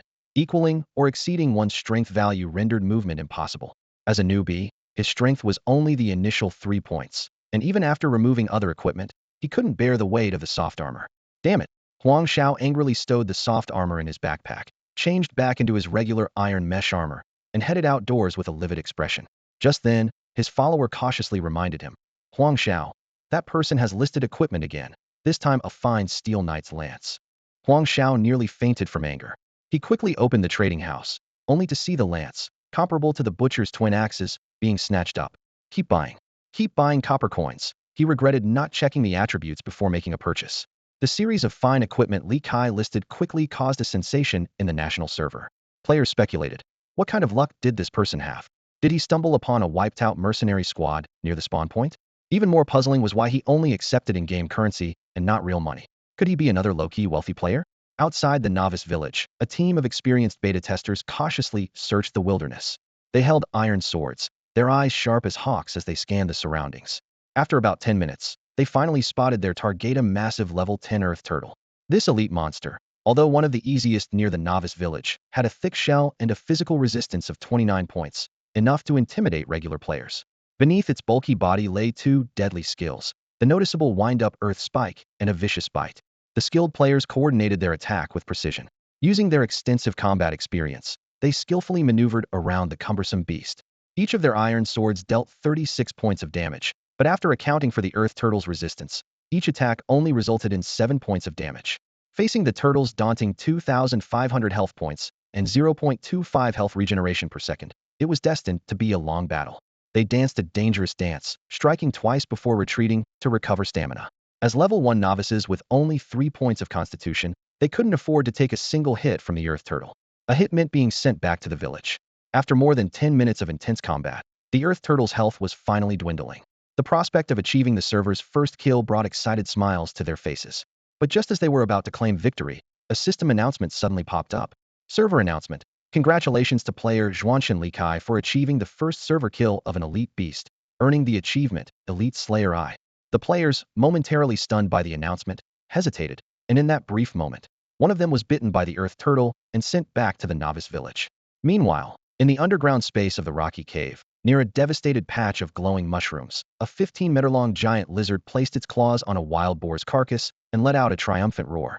This lizard was Li Kai in his transformed state. Unexpected bonus. A system prompt appeared. Achievement, Elite Slayer I. Effect, all attributes 1, attack coefficient 1, damage to elite beasts 10. Next stage requirement. First server kill of a red-named elite beast. Reward, 50 design points. Li Kai nodded in satisfaction. Apart from the damage bonus to elite beasts, which he couldn't use immediately, the other rewards were quite substantial. As he savored the rock armor boar's taste, he contemplated hunting red-named elites. Soon, he listed his last piece of fine equipment on the trading market and casually browsed the interface. He noticed another lucky player was selling fine equipment, opting for a cash transaction. Seeing the Fire Wolf robe sold for a staggering 150,000 Huaxia coins, Li Kai was astonished by the wealth of these affluent players. He listed the Windbreaker Bow on the market for 200 silver coins. Although twice the price of an NPC shop, such a rare early-game ranged weapon would surely attract buyers. While waiting for the transaction, he casually checked his private messages, and a message from someone named Baixiaoxing caught his attention. In the game, Immortal, players can have the same nickname, but the system automatically adds a suffix for later users to distinguish them. When Li Kai received a private chat request, he immediately recognized the suffix free by Xiaoxing, the legendary information broker in online gaming. The private chat window popped up, and Bai Xiaoxing got straight to the point. Hello, I'm looking to purchase a premium-grade weapon. I'm short on in-game currency at the moment, but I can offer 200,000 yuan. If that's not acceptable, I'd like to buy on credit, with a 1 interest added every hour. Li Kai stared at the screen, pondering for a moment. Establishing contact with the biggest intelligence dealer in the gaming world was an opportunity not to be missed. He quickly replied, I'm not interested in money. I'll make an exception for you on credit. With that, he sent a screenshot of the silver longbow's stats. Another ranged weapon, thank you so much. Bai Xiaoxing replied, how about I pay 50 silver coins more than the listed price for the Windbreaker Bow? Deal. Li Kai promptly completed the transaction. While the virtual world transaction was underway, a completely different scene was unfolding in the real world. In a rundown urban village in S City, a corpulent man in a shirt, known as the landlord Wen Tai, was furiously ringing the doorbell of a 10th floor rental unit. Damn Li Kai, how much longer are you going to delay the rent this month? Wen Tai muttered as he took out a key to open the door. Inside was a messy studio apartment, its small space immediately visible, yet there was no sign of anyone. Strange, the surveillance shows he hasn't left since he entered 5 days ago. Wen Tai walked to the window and looked down from the 10th floor. Unless he's Spider-Man, how could he get down from here? The self-proclaimed Thunderhand Wen Tai began to carefully inspect the room. On the desk lay a lone red May phone, and scattered on the gaming chair was a set of clothes, complete with a wallet in the pants pocket containing all his IDs. Most striking was the Immortal VR helmet resting on the clothes. Wen Tai's expression grew serious. This situation clearly didn't look like someone running away to avoid rent. He flipped open the phone's contact list and directly called his nephew, who was a captain in the city's criminal investigation team. After a conversation, his nephew agreed to look into the matter. The landlord stepped out of the room, lit a cigarette, and furrowed his brow. This bizarre disappearance left him with a foreboding feeling. Li Kai, in search of his next prey, stood in the underground space contemplating how to handle his equipment. Should he sell, or keep the priest and mage gear in his hands? He quickly calculated his options. In this world, players below level 5 don't have defined classes. Apart from their innate abilities, they rely on purchasing simple physical skill scrolls, like basic jumping attacks, to fight. Although magical equipment might not fetch the best price now, players with the right talents would always stock up on gear in advance. Since I'm collecting silver coins to buy rare resources after leveling up, I might as well sell them now, Li Kai decided swiftly. Apart from the silver longbow he owed to Baixiaoxing, he listed all his equipment on the honest trading post. Thanks to the zero-fee policy, this round of transactions brought him an income of 2,250 silver coins. Including previous loot, his total assets reached 2 gold, 437 silver, and 573 copper coins, enough to purchase 40 pieces of rare-grade resources. Ha ha ha. Li Kai couldn't help but let out a satisfied laugh, which echoed in the underground space. The laughter alerted nearby creatures. Suddenly, a massive purple-black worm burst from the ground, its size dwarfing Li Kai over 20 meters long and nearly 4 meters in diameter at its thickest. Its head had no features, only a giant mouth filled with sharp teeth, resembling a terrifying meat grinder. The system immediately displayed information about the creature. Species, iron-eating worm. Rank, elite. Level, LV19. Physical resistance, 158. Magic resistance, 139. Health, 30003000 mana, 450450 stamina, 388400. Talent 1. Strong acid stomach grade D, can digest ores below rare grade, enhances resistances and size. Talent 2. Iron eating jaws grade E, bite damage increased by 20, can chew iron or dig tunnels. Skill. Ramming bite grade D, consumes 200 mana and 100 stamina, deals 1895 damage, can cause a 1-second immobilization.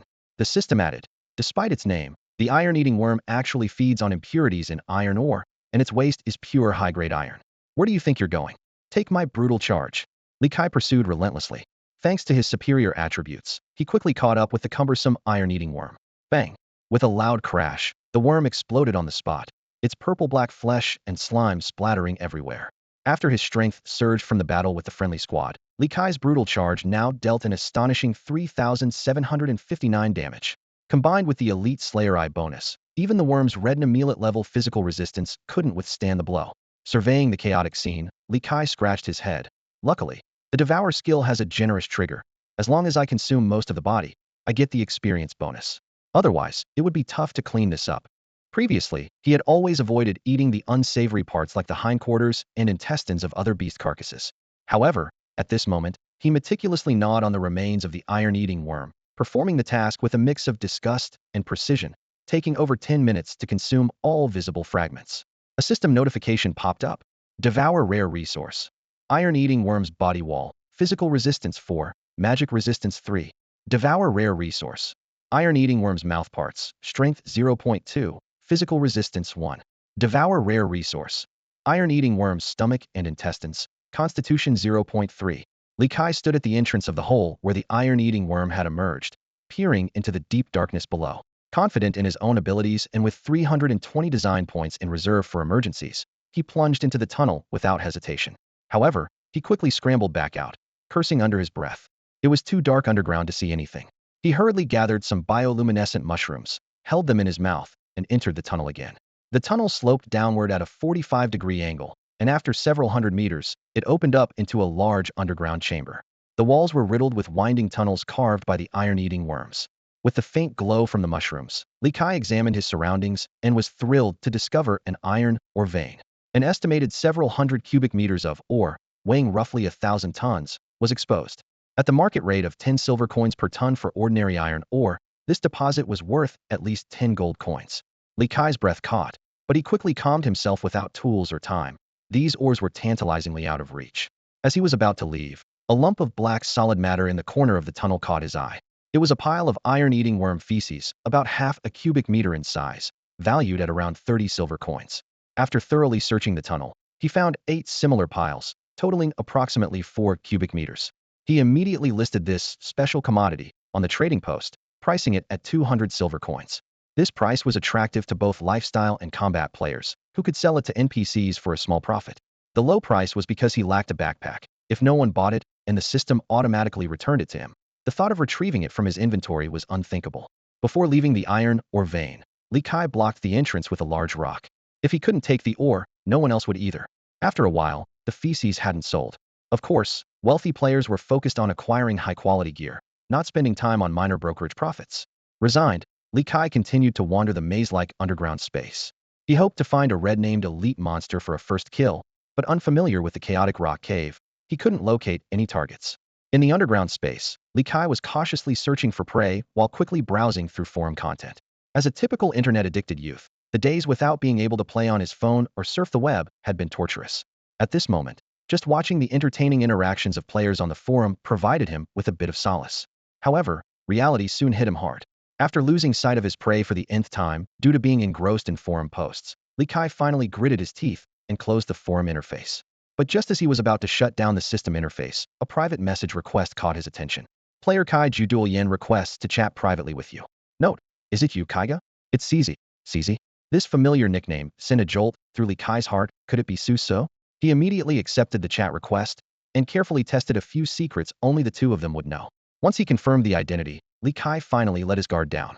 Wow, it really is you, Kaiga, the other person excitedly messaged. Quickly withdraw the transaction for the iron-eating worm's excrement. I'm saving up money, and such a profitable errand shouldn't benefit outsiders. Without a second thought, Li Kai withdrew the transaction. To him, aside from Su Su, everyone else was indeed an outsider. This bond traced back to an experience in 6th grade. Refusing to let the school bully copy his answers made him a target for a group of middle school dropouts. Every day after school, they would block him at the gate. With no one to turn to, his deskmate Su Su stood up for him, and together they faced 10 bullies in a small alley. More accurately, they were beaten up by the 10.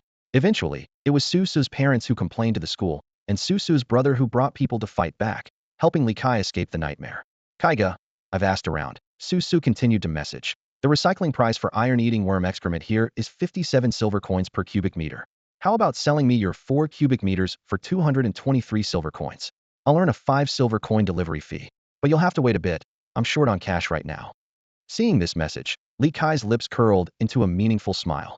He directly gave the excrement to Su Su and replied, go sell it. Just give me 200 silver coins later. Can't let outsiders benefit while being stingy with a brother, right? Thanks, Kaiga. Su Su replied joyfully, then quickly changed the subject. By the way, since you have iron-eating worms, do you also have iron ore? There's a big deal here. This immediately piqued Li Kai's interest. In the lengthy discussion that followed, Su Su explained the situation in detail. Unlike combat players, life-oriented players randomly take on the identities of NPCs in towns upon arrival.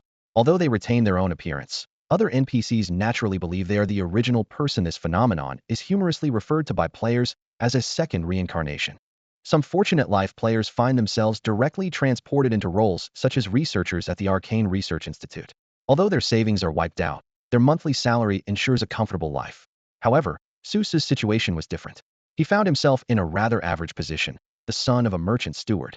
Working alongside the merchant, Su Su stumbled upon a critical piece of information. The iron ore veins near Frost Soil City were nearing depletion, causing local iron prices to skyrocket. The merchant was troubled by the lack of supply routes from outside.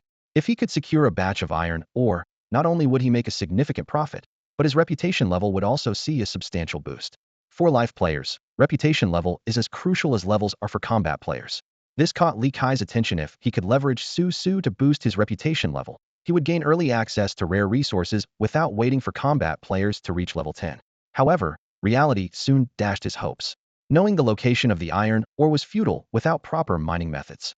Ore fragments shattered by brute force weren't recognized by the system and couldn't be traded. Only ores mined with a pickaxe counted. This feeling of having something within reach, yet unattainable, left Li Kai deeply frustrated. At that moment, an unusual dark green caught his eye. Upon closer inspection, it turned out to be a dark green arm retracting slowly among the glow mushrooms. Li Kai nonchalantly walked past, and, once at a safe distance, cast an insight spell. Species, Cave Goblin. Rank, Ordinary. Level, LV9. Attributes, Strength 7, Constitution 7, Spirit 7, Agility 10. Health, 350,350. Mana, 350,350. Stamina, 7,070. Talent, Cowardly Grade. All attributes 1 when the enemy's level is lower than the goblin's. Skill, Bash. A grade consumes 50 mana and 50 stamina. Deals 350 physical damage, 30-second cooldown. It was a legendary goblin. In the world of immortals, goblins, though cunning, greedy, evil, and brutal, are relatively weak and rely on numbers to win. Their biggest trait is their tendency to form groups. The larger the number, the more likely they are to produce powerful individuals like goblin warriors, shamans, and wolf riders. The appearance of these goblins was evidently part of the new content added to the official release, as they were never seen during the beta test of the Chaotic Rock Cavern. Li Kai, confident that no goblin of boss rank would appear in the underground space, strode towards the mushroom cluster. Stop hiding. Come out, you pathetic creatures, he called, his voice echoing in the cave. With the sound of rustling, 11 goblins emerged from the cluster of luminescent mushrooms. They stood about 1.3 meters tall, their dark green skin glistening with an oily sheen under the mushroom's faint glow. These small, frail creatures were bare-chested, wearing only tattered animal skin skirts around their waists, and their large red eyes gleamed in the darkness. They gripped roughly hewn wooden clubs almost as tall as themselves, watching Li Kai warily. One goblin stood out, taller at 1.5 meters, with a robust build, wielding a bone club stained with dark red blood. Li Kai casually used his insight skill and discovered it was no ordinary creature. Species, Goblin Warrior. Rank, Elite. Level, LV13. Attributes, Strength 12, Constitution 12, Spirit 7, Agility 10. To Li Kai's surprise, it was not the Goblin Warrior who spoke first, but a seemingly weaker ordinary goblin. Despite its small stature, it wore beast-hide armor and had an unusually large head. Honorable Dragonborn, I didn't expect you to speak the language of our humble race. Is there anything we can assist you with? It inquired. Li Kai used his insight skill again. Species, Cave Goblin Priest Apprentice. Rank, Common. Level, LV9. Attributes, Strength 6, Constitution 6, Intelligence 10, Agility 10. Take me to your tribe. I need to speak with your priest, Li Kai said, narrowing his eyes, surprised that the tribe had developed to the extent of having a priest. The apprentice priest, named Aguda, was taken aback. It knew the priest had been recovering and never left the cave. So how did this dragon lizard know of the priest's existence? As it hesitated, Li Kai lost patience and swiftly subdued both it and the goblin warrior. I'll keep these two here. Go back and tell someone in charge from your tribe to come see me, Li Kai ordered coldly, delivering a blow to the restless goblin warrior, taking away a significant portion of its health. Do as he says. Aguda quickly shouted. As a personally trained apprentice of the priest, it understood the situation better than the goblin warrior. The remaining goblins scattered in all directions. After more than half an hour, about 40 to 50 goblins arrived in a grand procession. At the center of the crowd, an elderly goblin with nearly all its teeth missing walked slowly. Its dark green, wrinkled skin was draped in a filthy gray-white robe, and it held a blackened, decaying wooden staff topped with an unknown creature's skull. A goblin priest was leading its tribe in front of Li Kai. Once a formidable LV-35 elite with a red name, it had now been reduced to a LV-19 ordinary elite. Despite its slender frame, it possessed impressive attributes: Strength 7, Constitution 10, Spirit 3253, Agility 11. Its health was 10001000, Mana 15001500, and Stamina 200,200. As a priest skilled in dark magic, it had a clever talent called Deceptive Heart, which increased the effectiveness of dark and curse spells by 30 and reduced casting time by 30. It mastered 4 skills. Dark Bind level. After 2.1 seconds of chanting, it releases a dark beam causing 1500 magic damage. If the target's strength is less than its spirit, it can bind them for 3 seconds. Dark Orbed level. After 2.1 seconds of chanting, it fires up to 2 orbs, each dealing 2400 magic damage. Heavy Curse level. After 1.4 seconds of chanting, it can curse 2 targets simultaneously, reducing their agility by 10. Blinding Cursed level. After 1.4 seconds of chanting, it can blind 2 targets for 2.6 seconds. When the group approached within 20 meters of Li Kai, all the goblins came to a halt. The old priest, ignoring the warnings of its kin, walked forward alone. It bowed respectfully to Li Kai, ready to speak, but was interrupted. Li Kai released Aguda and the goblin warrior beside him and said bluntly, "Submit to me, or die."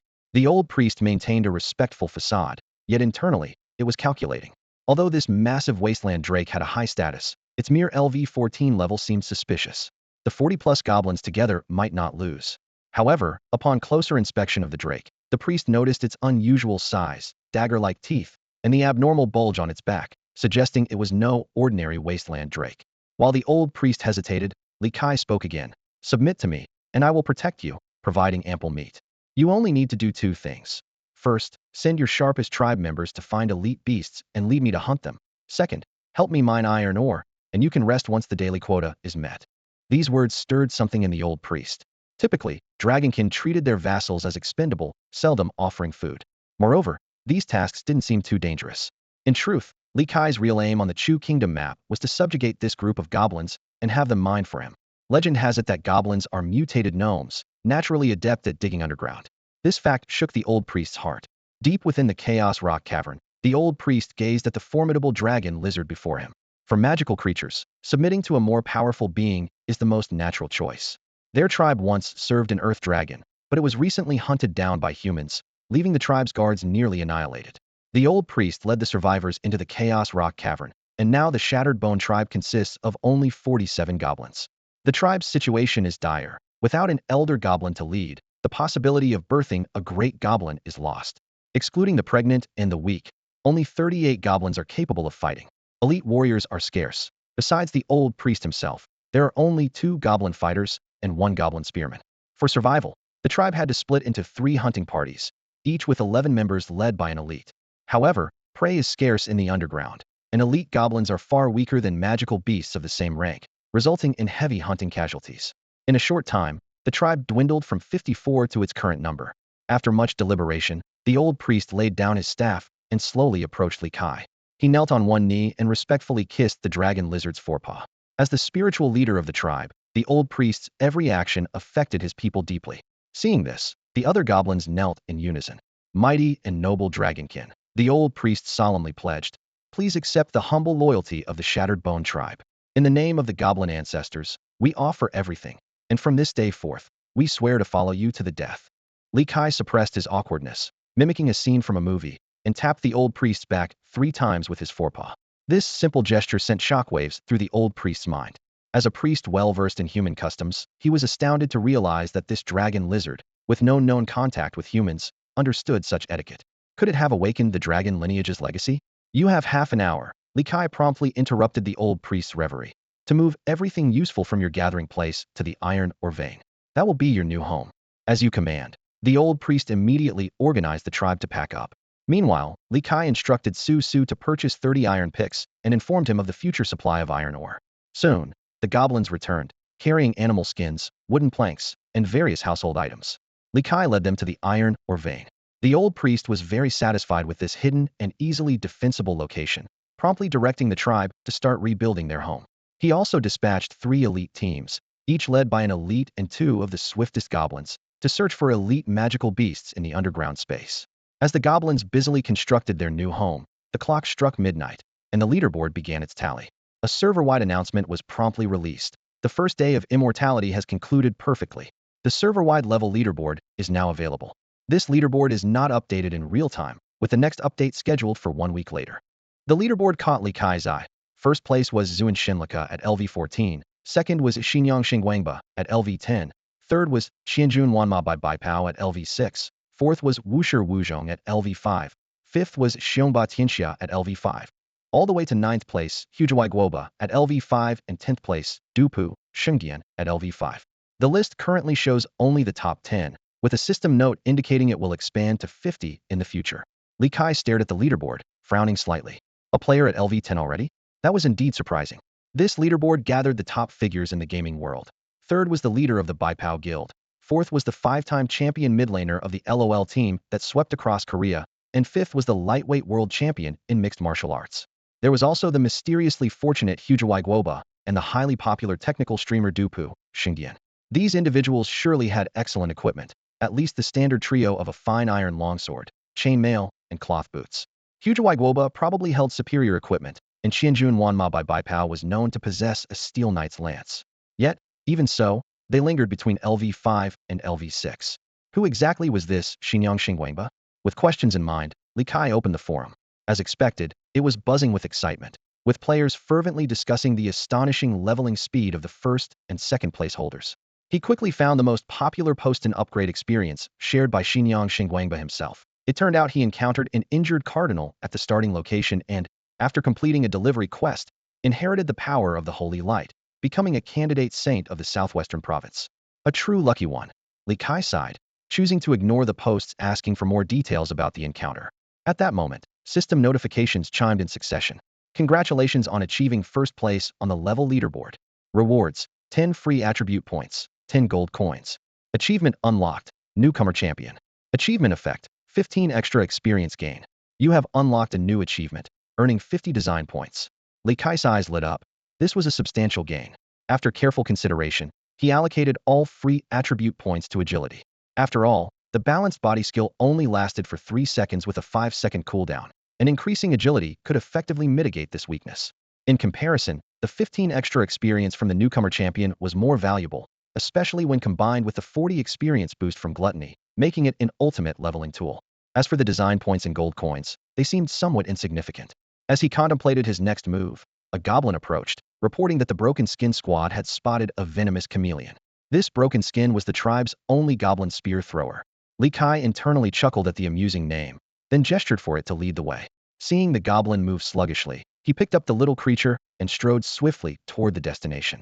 Not far away, the old priest, overseeing the tribe's tent construction, squinted his eyes. He noticed his master's sudden speed increase, and had seen the 30 human-made iron picks his master had previously discarded. These oddities further solidified his belief that their Drake Lizard master was no ordinary being. With this thought, the old priest's face broke into a delighted smile as he urged the mining goblins to speed up, determined to ensure their master's satisfaction. When Li Kai arrived at the location of the venomous chameleon, a small goblin spear thrower was anxiously waiting.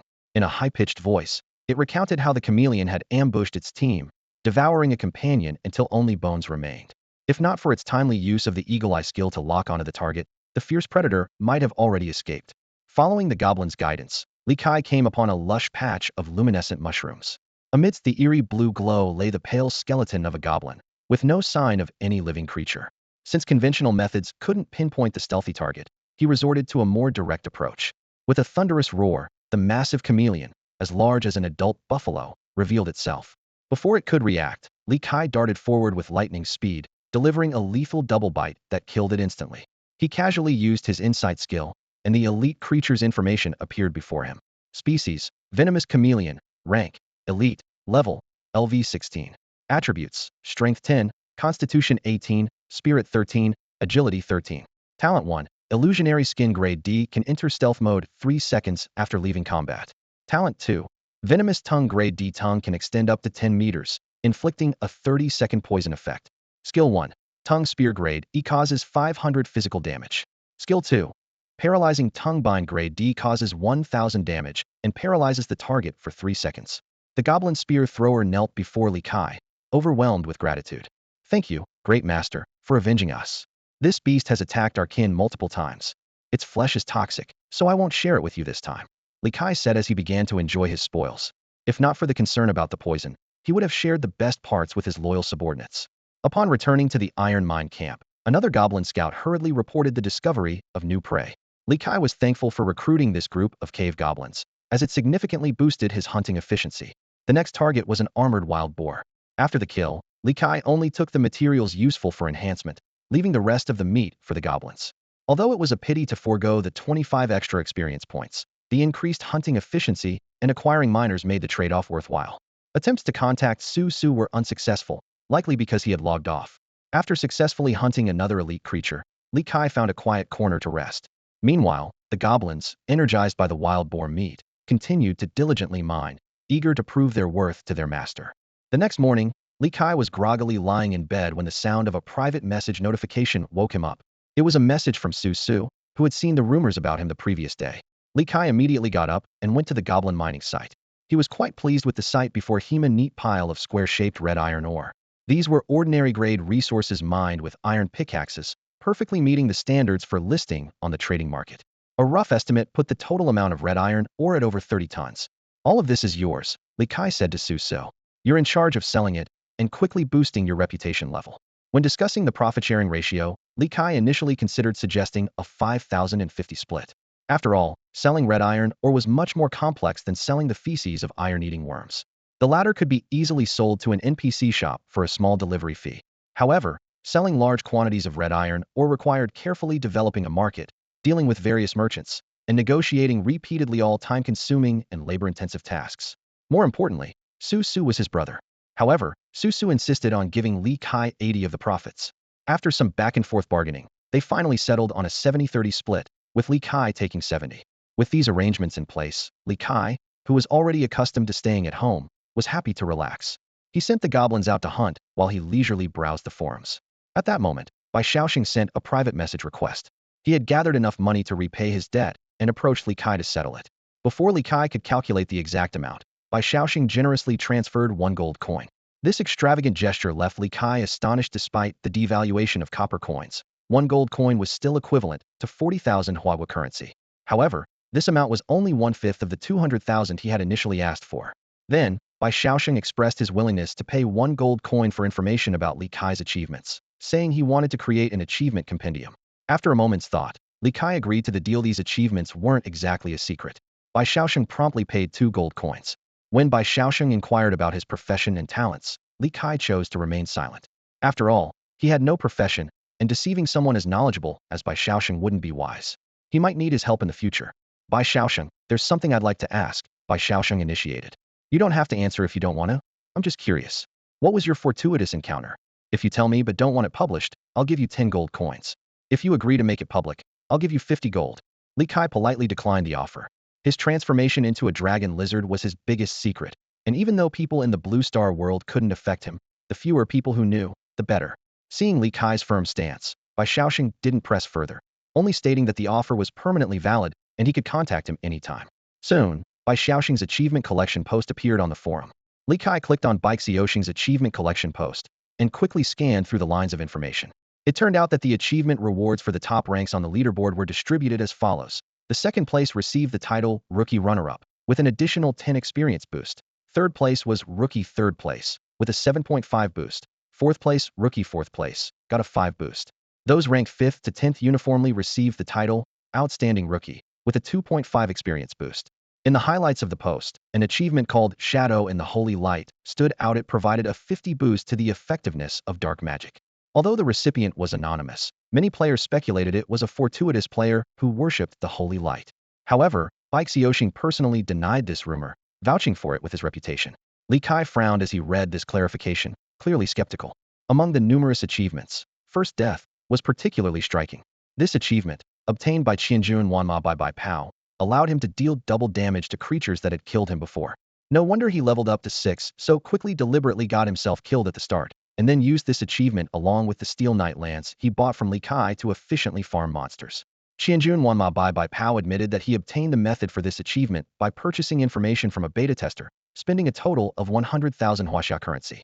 Seeing this number, Li Kai couldn't help but shake his head. These big guilds certainly had impressive means, unlike ordinary players who wouldn't even think to buy achievement guides from beta testers. As Li Kai pondered whether he knew any unique ways to obtain achievements, he suddenly remembered he hadn't earned a single one during the beta test.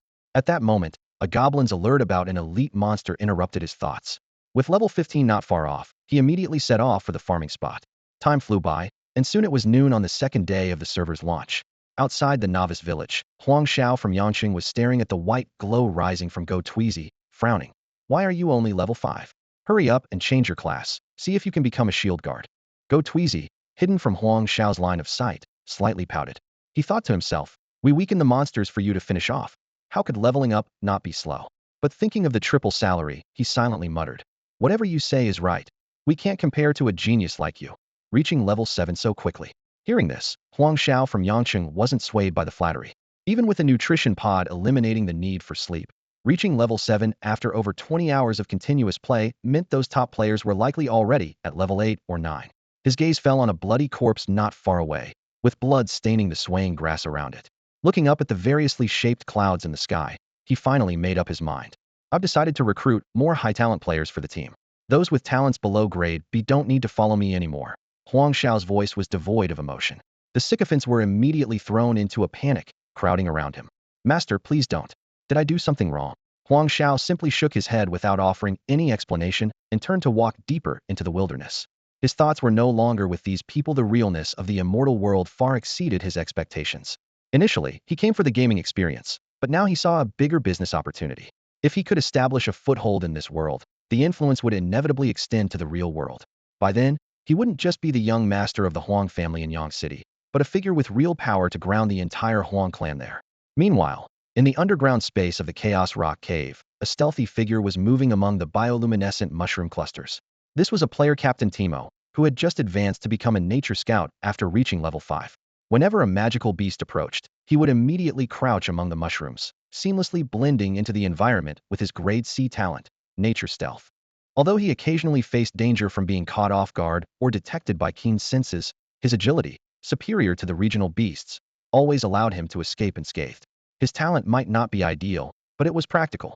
Remaining still in a natural environment for a second enabled him to enter stealth mode, and after exiting stealth, he gained a 3-second agility boost. This meant he couldn't become a powerful warrior, but he had a significant edge in intelligence gathering. As Captain Timo was carrying out a 5,000 yuan exploration task for the Dopa Guild, he heard heavy footsteps in the distance. He quickly hid among the mushrooms and witnessed a shocking sight. A giant wasteland drake, over 15 meters long and nearly 3 meters tall at the shoulder, was striding by. This creature, covered in thick, dark gray scales, and with limbs and back bristling with sharp spines, made him hold his breath. Even more puzzling was that this red-named elite monster was only level 14 and was alone. This anomaly made Captain Timo immediately realize the value of this intel, but he remembered the recording contract with the Dopa Guild, which had a breach penalty of up to 1 million. Fortunately, the contract mentioned additional rewards for valuable intel, which gave him some relief. After confirming the departure of the giant wasteland drake, Captain Timo hurriedly returned to Kailan village. This piece of information about a solitary low-level red-named elite monster was valuable enough. He left in such a rush that he didn't notice a group of goblins carrying the carcasses of double-armored beasts being left farther and farther behind by Li Kai. On a small hill in the Howling Wolf Prairie, a graceful figure stood alone. She wore a form-fitting chainmail armor, lightweight boots, and played with a rapier in her hand. Her beauty was extraordinary, a face like the bright moon, eyebrows like a gentle arc, lips as proud as winter plum blossoms, making her seem otherworldly. The faint mark on her forehead hinted at her true identity, a character meticulously crafted by a player. Hello everyone, I'm Shengdan from the Dupo Guild. Welcome to my live stream. If you haven't followed yet, please do, and don't hesitate to send some free gifts. Her voice was clear and pleasant. The impressive figure beneath the chainmail was on full display. Perfect curves, a slender waist, and long, smooth, white legs, all driving the audience in the live stream wild. The chat flowed like a waterfall. What did Yuanshin do to you? Kuan, you're such a perv, the only guy in the game creating a female character, right? Don't talk about my gidge, or Shengdan won't share with you. A male diva? I'm drooling. As a top-tier streamer in the gaming section, Shengdan recently signed with the elite Dupo Guild, a powerful collaboration that propelled him to the brink of becoming a top-tier streamer. His unique level talent played a crucial role, transforming his character into a peerless beauty, unmatched in the entire game. Viewers eagerly switched to the third-person perspective, greedily admiring the captivating presence of the Sword Maiden. The chat continued to flood with comments. Tisk, TSK, I knew it. Cross-dressing is either 0 times or countless times, and it's never enough. Is the universe so vast? Are humans the only intelligent species? Then fight. It's all Kuan's fault. My little brother can't recover. Alright folks, let's do a 5-person 824 helicopter ride for just a penny. I'm going to start farming experience. As soon as Shengdan finished speaking, the chat erupted with groans. Combat mode required first or second-person perspective. Nonetheless, the captivating mountains were still visible in the second-person view. In the distance, a pack of a dozen or so terror wolves howled as they approached. Shengdan's teammates quickly spread out, each using their skills to draw the attention of the regular wolves. The elite terror wolf was left for Shengdan to handle alone. Watch closely, everyone. This is what a pro looks like. With those words, Shengdan sidestepped, narrowly avoiding the elite terror wolf's ferocious charge. At the same time, she twisted her waist, and her rapier struck precisely, leaving a bloody gash on the wolf's side. As the comment, "the nimble dog in the mountains," flashed across the live stream, it sparked an enthusiastic discussion about Kuan Ji's remarkable talent. Shengdai couldn't help but smile as he read the comments. He knew that the Dupu Guild, which initially valued his fame, was now fully committed to supporting him due to his astonishing abilities. His level talent, death-seeking sword technique, was indeed formidable. Every 3 seconds, he could pinpoint a weakness in his opponent, and a precise thrust with his rapier would convert all damage into true damage, with an additional one of the target's maximum health dealt as true damage. This seemingly modest one would become a game-changing skill in the later stages.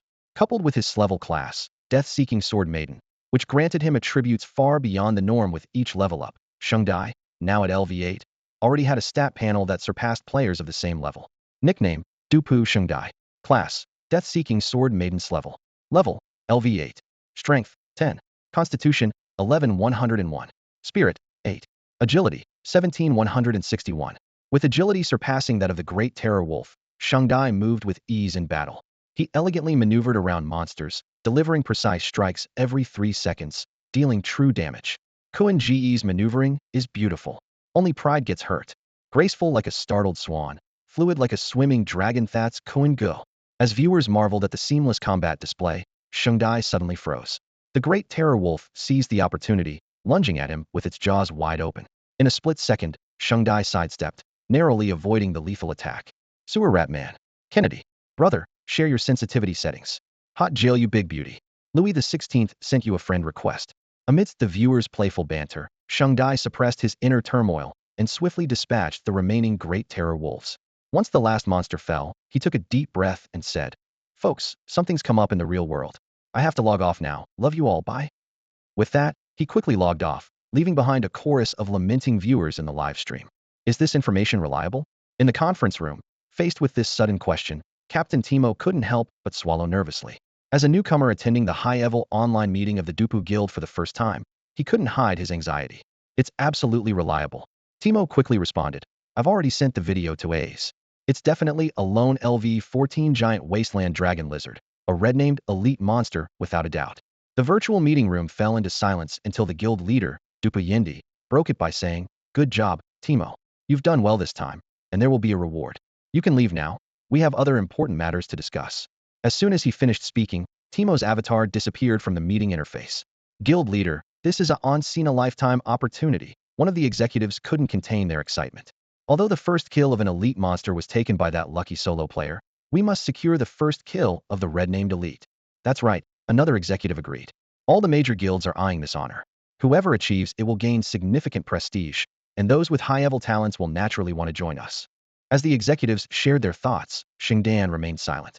Enough. Yindi interrupted their discussion. I'm aware of all this. Xingdan, what's your opinion? Prompted by the mention of his name, Xingdan finally spoke. The Machinery Empire is vast, and there are likely many lone red-named elite monsters. The major guilds might have already targeted them.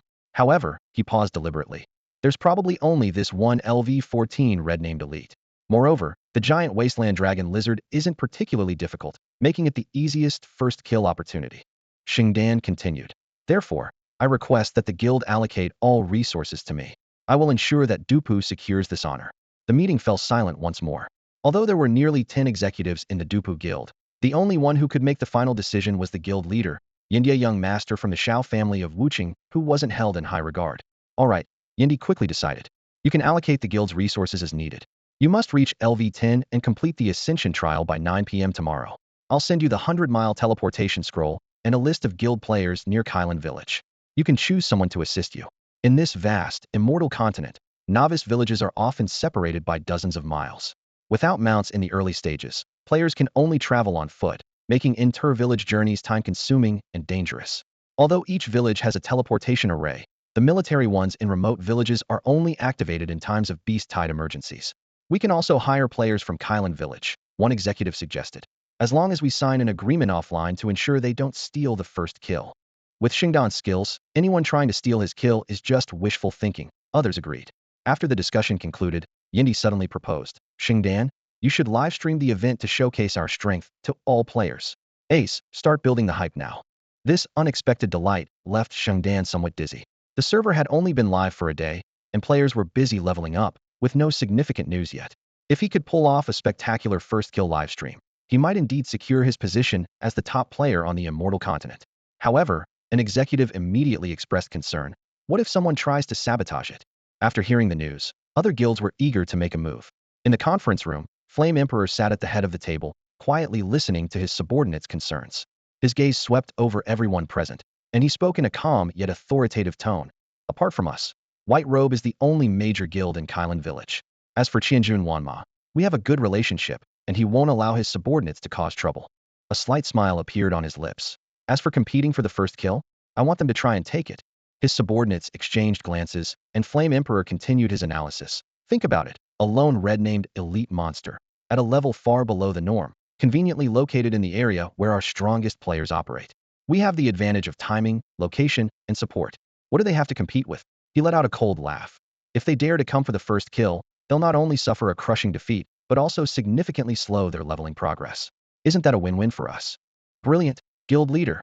The group exclaimed in realization.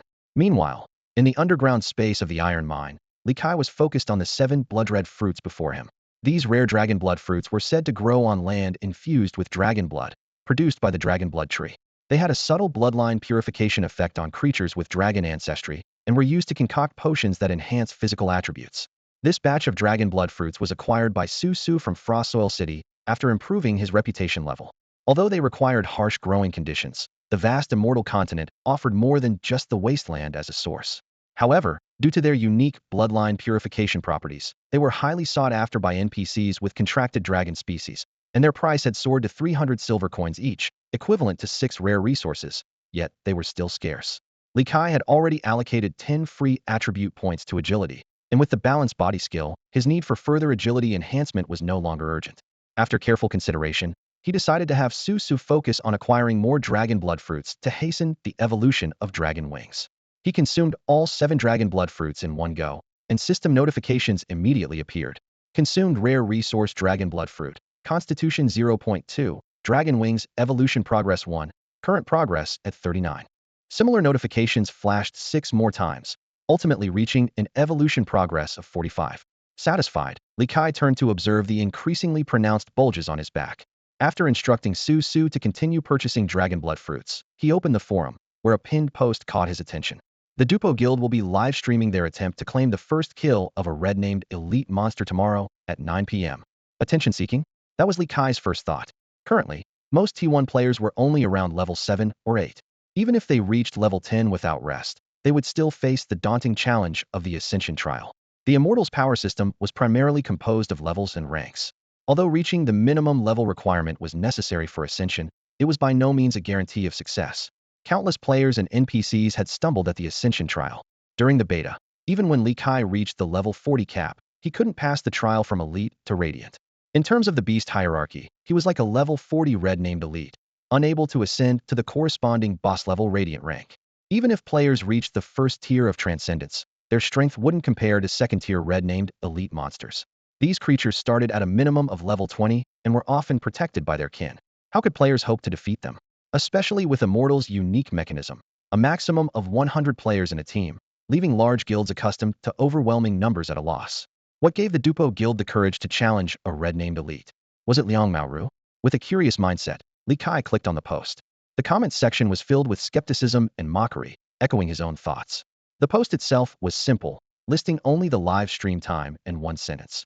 Dupo Guild invites solo players from Kylan Village to assist in the hunt, offering a minimum reward of 10,000 and providing skill scrolls and equipment based on talent and level. Seeing the words Kylan Village, Lee Kai was taken aback. What was going on? Had he just become part of the spectacle? Realizing the situation, he shook his head with a wry smile. So, I'm the one who gave them the courage. In an instant, Lee Kai figured everything out. A glint of coldness flashed in his pale, golden vertical pupils. The target of the Dupo Guild was undoubtedly Hema alone. Level 14 giant wasteland dragon lizard was indeed the ideal first kill target. Although he wasn't sure how the players had discovered his whereabouts, one thing was certain: they had no idea of his true strength. Players could block each other's insight skill, meaning the Dupo Guild couldn't see his strength talent or his stats that far exceeded the norm. To them, he was just a pitiable, weak red-named elite monster. Lee Kai glanced at the rich iron or vein in front of him, a cold smile tugging at his lips. He had no intention of avoiding this hunt. This area was too important for him. Besides, who was the real prey was still uncertain. He opened a post exposing the talents of Dupo Guild members, pausing at the words 1 maximum health and true damage. This talent did pose a threat, but other village players couldn't arrive in time to support. And how many players with high-ranking talents could Kaling Village possibly have? After continuous gluttony, his dual defenses had reached an astonishing 135 and 82. Ordinary players' attacks probably couldn't even breach his defenses. Coupled with 26 points of agility and the balanced body trait, it was enough to give these self-assured hunters a big surprise. He quickly glanced at the attribute panel. The experience showed 145,822,0000. He only needed to hunt 5 more high-level elite monsters to break through to level 14. Lee Kai immediately opened the trading interface, transferring all his assets 16 gold and 513 silverdo Susu, instructing him to prioritize purchasing rare resources to boost agility. As for those players who thought he was a loner, they would soon realize their mistake. Although he was no longer the leader of the giant lizard forest wasteland dragon lizard clan, he still had a formidable goblin troop under his command. The elite warriors of the Bone Crusher tribe and the demoted old priest from a red-named elite would play key roles in the upcoming battle. Time was of the essence, and leveling up these elite goblins was nearly impossible. However, as humanoid monsters, goblins, while naturally weaker than magical beasts, could use human equipment and potions. With this in mind, Lee Kai suddenly remembered the ordinary equipment he had seized from the friendly team earlier. At the time, it seemed useless yet too valuable to discard, so he had buried it in a cave. Now, it was time to dig them up again. With determination, Lee Kai left the mine, striding quickly towards the cave where he had initially buried his equipment. Moments later, he returned to the mine and immediately gathered the elite forces of the Bone Crusher tribe, wrinkled LV-19 Goblin Priest, an LV-15 Goblin Spearman, and 2 Goblin Warriors at LV-13 and LV-12. Lee Kai got straight to the point, informing them of the enemy attack. The elite goblins exchanged glances, finally fixing their eyes on the old priest. The priest furrowed his brows, deepening the wrinkles on his face. After a long pause, he cautiously spoke. "Honorable Master, what is the strength of the enemy? Regardless, the Bone Crusher tribe will follow you to the death, but it would be preferable if some of our bloodline could survive." Lee Kai nodded in satisfaction. Although true loyalty couldn't be built in just one day, this attitude was quite commendable. Their numbers shouldn't exceed 50, mostly ordinary human fighters, with no more than 10 extraordinary ones. The old priest's eyes lit up. Although this force could destroy the Bone Crusher tribe, it was not unbeatable for their dragon lizard master. The Bone Crusher tribe is ready to follow our great master and annihilate the enemy. Seeing the priest ready to fight, Li Kai opened his mouth and released a pile of ordinary equipment. The three elite goblins were so thrilled by the sight of these well-crafted items that they almost started fighting each other. Frowning, Li Kai instructed Su Su to procure more equipment, ensuring each elite goblin received a full set of ordinary gear. As for the old priest, since he already possessed a fine-grade staff and robe, no additional items were provided. Li Kai also distributed a batch of health and mana potions, instructing them to use them during battle. He then ordered a halt to the mining operations, mobilizing all goblins except for pregnant females, the elderly, and the infirm to search for elite monsters. Time flew by in the tense preparations for battle, and soon a day had passed. The next evening at 9 o'clock, the area outside Kylan village was bustling with noise. Over 2,000 curious players surrounded the village entrance, watching the Dupo Guild's expeditionary force. Since the game's launch 3 days ago, the number of Immortal players had surged, reaching nearly 200 million in the Chinese server alone, with each novice village hosting an average of 3,000 combat players. Brothers, today is the day we make a name for ourselves. Sheng Dan shouted confidently from the center of the crowd. Once confirming all team members were present, he commanded, "Move out." 50 players marched aggressively towards the outskirts of the village. This number had been carefully considered according to the game's party system. Teams of fewer than 10 experienced no changes. For teams between 10 and 50, each additional member increased the monster's maximum health by 1. Beyond 50, each additional member boosted all monster attributes by 1. This meant a full 100-member team would face monsters with a 40 increase in maximum health and a 50 boost in all attributes. During the beta, some players attempted to exploit this by having 200-member teams attack a boss separately. However, as soon as the second team joined, all players' attributes dropped by 50, while the monster's attributes skyrocketed by 300. Although they eventually defeated the boss at great cost, they gained nothing. This mechanic applied not only to players but also to NPCs, explaining why major empires, despite their superior strength, did not venture into wild territories to expand their domains.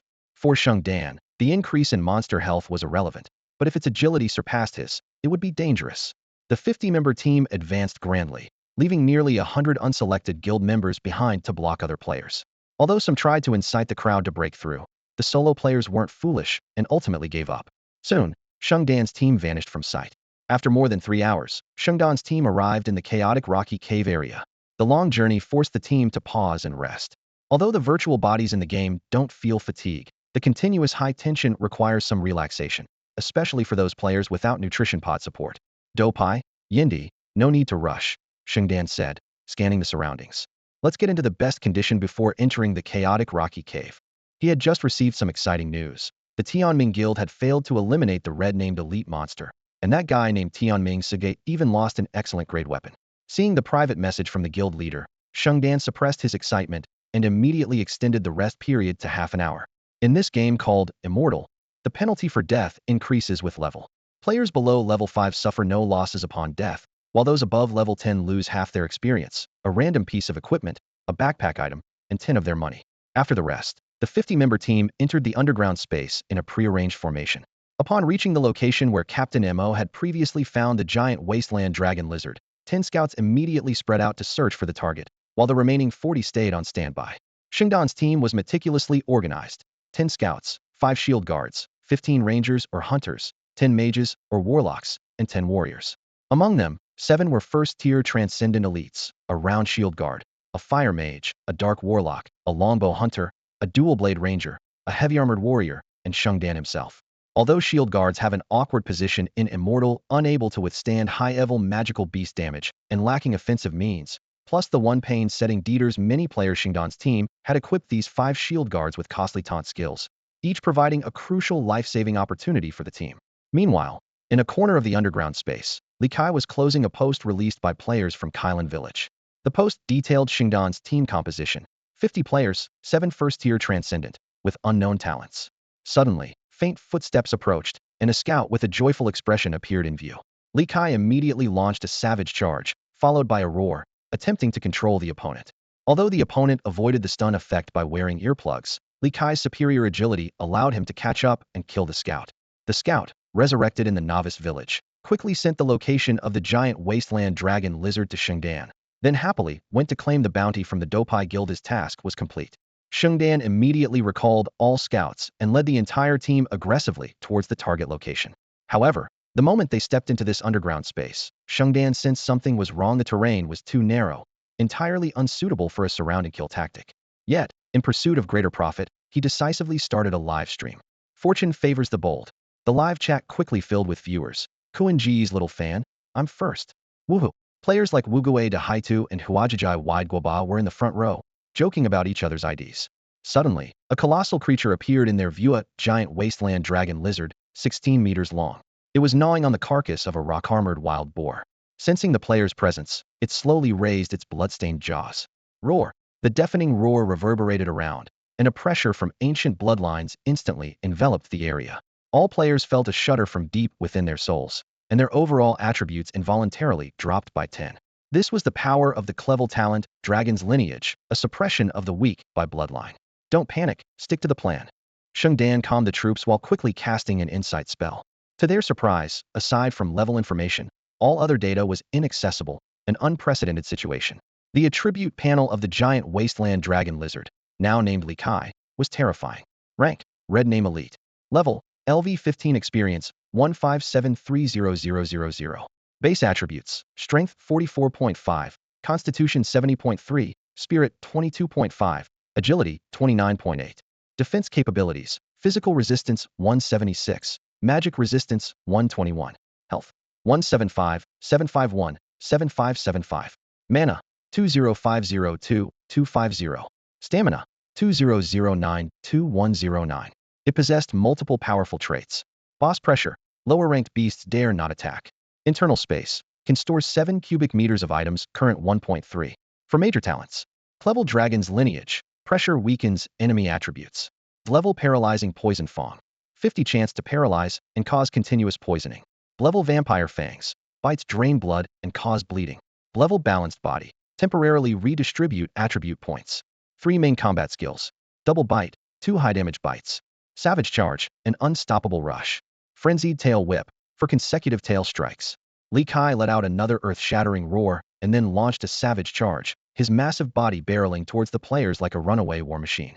These terrifying attributes were thanks to the enormous investment by Su Si, spent 16 gold and 513 silver to purchase 150 rare-grade resources. If not for the depletion of stock in Frost Soil City shops, this sum could have bought even more resources, making Li Kai even more formidable. Faced with the giant wasteland dragon lizard charging towards them like a speeding truck, the players quickly adopted their well-rehearsed defensive formation. The shield bearers spread out strategically across the team, ready to use their taunting skills to turn the tide of battle. Meanwhile, 23 ranged physical attackers comprising 9 scouts and 14 hunter rangers immediately launched their first wave of attacks. Longbows, blowguns, and flintlock guns fired simultaneously, sending a barrage of arrows, poison darts, and lead bullets raining down on Li Kai's scaly armor. However, an unexpected scene unfolded except for the longbow hunter who had reached Tier 1 Transcendence. The others' attacks failed to penetrate the defense. This can't be happening, the players and the livestream viewers exclaimed in unison. These were armor-piercing arrows with 30 points of physical penetration each, costing 20 copper coins apiece. Next, the mage squad finished their spell casting, and fireballs, ice spears, and dark orbs bombarded Li Kai from all directions. At that moment, Li Kai activated his equilibrium body, converting his physical resistance into magical resistance. Magic resistance 176. A mage player quickly calculated and announced. What's the armor value? Shengdan urgently asked the longbow hunter. It's also 176. The longbow hunter replied based on the damage panel. This figure left everyone dumbfounded. A level 15 red-named elite monster with such exaggerated defensive stats? The live stream chat was suddenly flooded with criticism of the game's developers. But there was no time to dwell on it, as Li Kai charged forward like an armored vehicle. In the nick of time, a purple glowing dagger flew out from the crowd, precisely hitting Li Kai. The burst of purple light illuminated the entire cave, and although the damage was minimal, it successfully interrupted Li Kai's savage charge and silenced him. Li Kai immediately used his unique insight technique, a specially crafted version designed to ignore any concealment effects. Instantly, the information of the dagger thrower appeared before him. Do Poco, and a grade disruptor. At level 10, he possessed extraordinary status, with attributes of Strength 12, Constitution 15, Intelligence 9, and Agility 10. He had 1500 health points, 675,900 mana points, and 300,300 stamina points. His A-grade talent, Arcane Pioneer, could deplete the target's mana equal to the damage dealt and potentially interrupt spells. His talent skill Arcane Blade was particularly threatening, as it could cause a 3-second force silence at the cost of 25 mana, and if it hit a casting target, it would inflict significant true damage. This disruptor wielded a finely crafted two-handed sword with attributes such as attack coefficient 5, physical penetration 40, strength 1, and weight 2.5. This double-handed sword was crafted by Maureen, the chief blacksmith of Kylan Village, and its sharp blade is capable of slicing through the tough scales of magical beasts. Interestingly, even in the remote Kylan Village, one can find military helmets in 70% good condition, which is quite thought-provoking. He wore a pair of straw sandals from the Liu family of the Zhonghuan territory, a family once known for producing great nobles. These sandals not only provide an agility boost of 2 and a weight reduction of 0.1, but their exquisite craftsmanship makes the wearer feel as if they can walk on air. Dupo Ko is an intriguing character. As a streamer for the Valo contract branch of the Dupo Guild, he is known for his robot cosplay. Initially joining for fun, he unexpectedly awakened an 11 talent and was immediately transferred to the Immortal division. Yet, in this siege battle, his situation is quite awkward. As a breaker, his attributes are balanced, but this lack of weaknesses also means he has no exceptional strengths. Especially when facing the massive wasteland dragon lizard with agility far surpassing his own, approaching recklessly would be suicidal. Left with no choice, he stays at a distance, throwing his breaker blades from behind the crowd. Li Kai quickly identified this hesitant opponent as the second threat. However, contrary to everyone's expectations, he didn't charge at KO. Instead, he suddenly unleashed the astonishing speed of 29.8 agility points, swiftly turning and lunging towards Shengdan. A gaping maw closed in, the stench of blood overwhelming. At the critical moment, Shengdan's face hardened as she activated her displacement skill.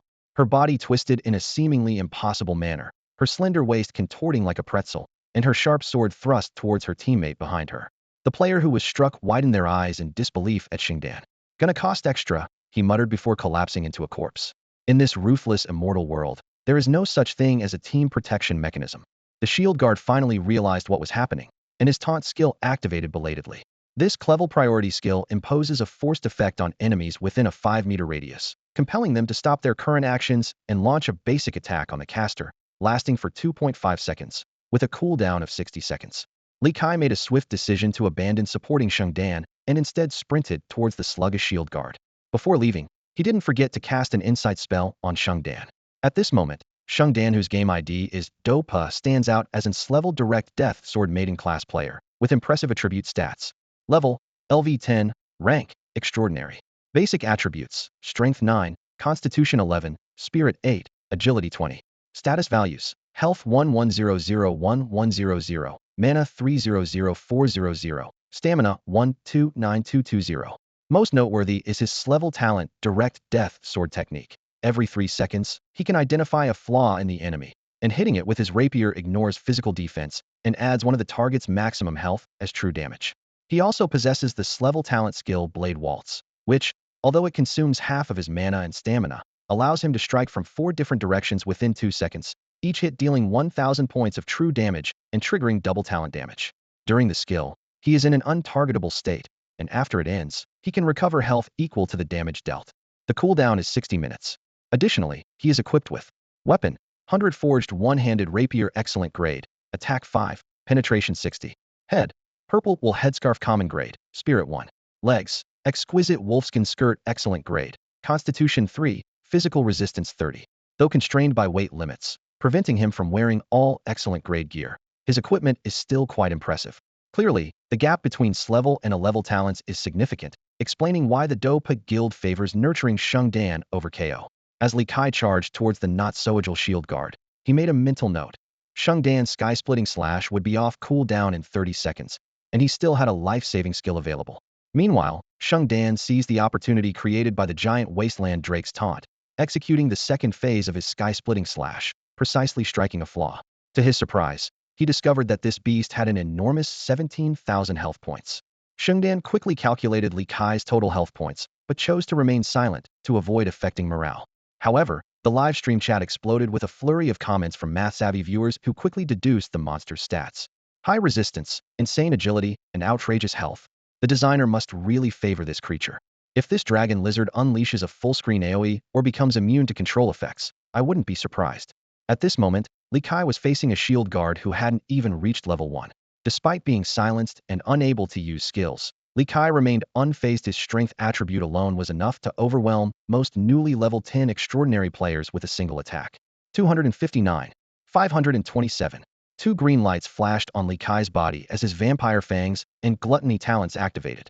Although the shield guard was too weak, and gluttony only restored 3 of Li Kai's maximum health, this small healing effect sent the audience into a frenzy once more. Wow, not only are this monster's stats off the charts, but it can also heal. And wasn't it silenced? Seeing the dragon lizard's performance exceed expectations, Shengdan decisively unleashed his trump card. Under his command, another shield guard bravely initiated a taunt, while 6 Rieti Toe Strike mages downed intermediate mana potions and jointly cast a binding spell. 5 pale yellow light bands shot through the air, precisely ensnaring Li Kai's limbs, neck, and tail. Despite its limitations, this level binding spell was a godsend in team battles due to its long-range control effect, and no team would refuse such a control method. With the dragon lizard restrained, a dark warlock completed a 3-second chant, releasing a cloud of pitch-black mist. If Li Kai hadn't been controlled, this slow spell would have been nearly impossible to hit, but now he had to endure the weakening effects of the dark erosion mist. Weaken agility. Break the ears.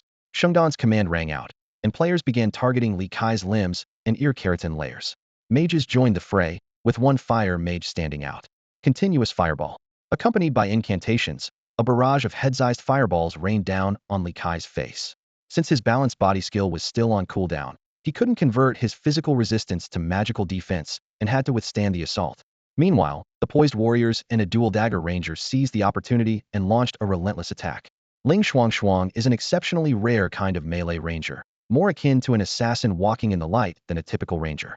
Her petite figure moves with the breeze, darting like a shadow in front of Li Kai.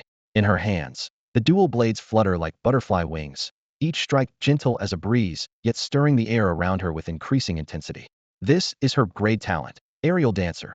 Each attack accumulates 1 aerial point, boosting agility by 5 per point, up to a maximum of 50. Once she gathers 10 points, she can spend 1 point to change direction midair. After 10 strikes, Ling Shuang smirked slightly and downed a medium stamina potion. "Don't hit me by mistake," she shouted to her teammates. "I'm going to slice from this beast's forehead all the way to its tail." Before her words faded, she launched herself like an arrow straight into Li Kai's gaping maw.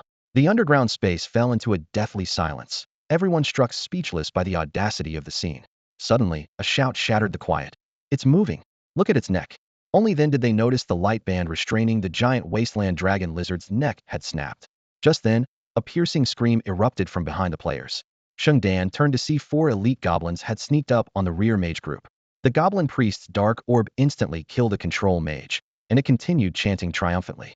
A goblin spearman's iron spear targeted another mage, fortunately blocked by a loyal shield guard. 2 goblin warriors, wielding iron swords and oak shields, charged forward with a roar of "For the Great Master." "Damn it! How are goblins allied with the dragon lizard?" Shengdan responded calmly. "KO, take all scouts and stop them at any cost." KO nodded in acknowledgement. He might be intimidated by the giant wasteland dragon lizard, but against goblins, he was ready to showcase his prowess. At this moment, Li Kai's condition was dire. The concentrated fire from the players had cost it 35 of its health. Just the fire mage's continuous fireball spells accounted for 30. Although Ling Shuang's attack unexpectedly increased its maximum health by 9, the remaining 65 still left it under pressure.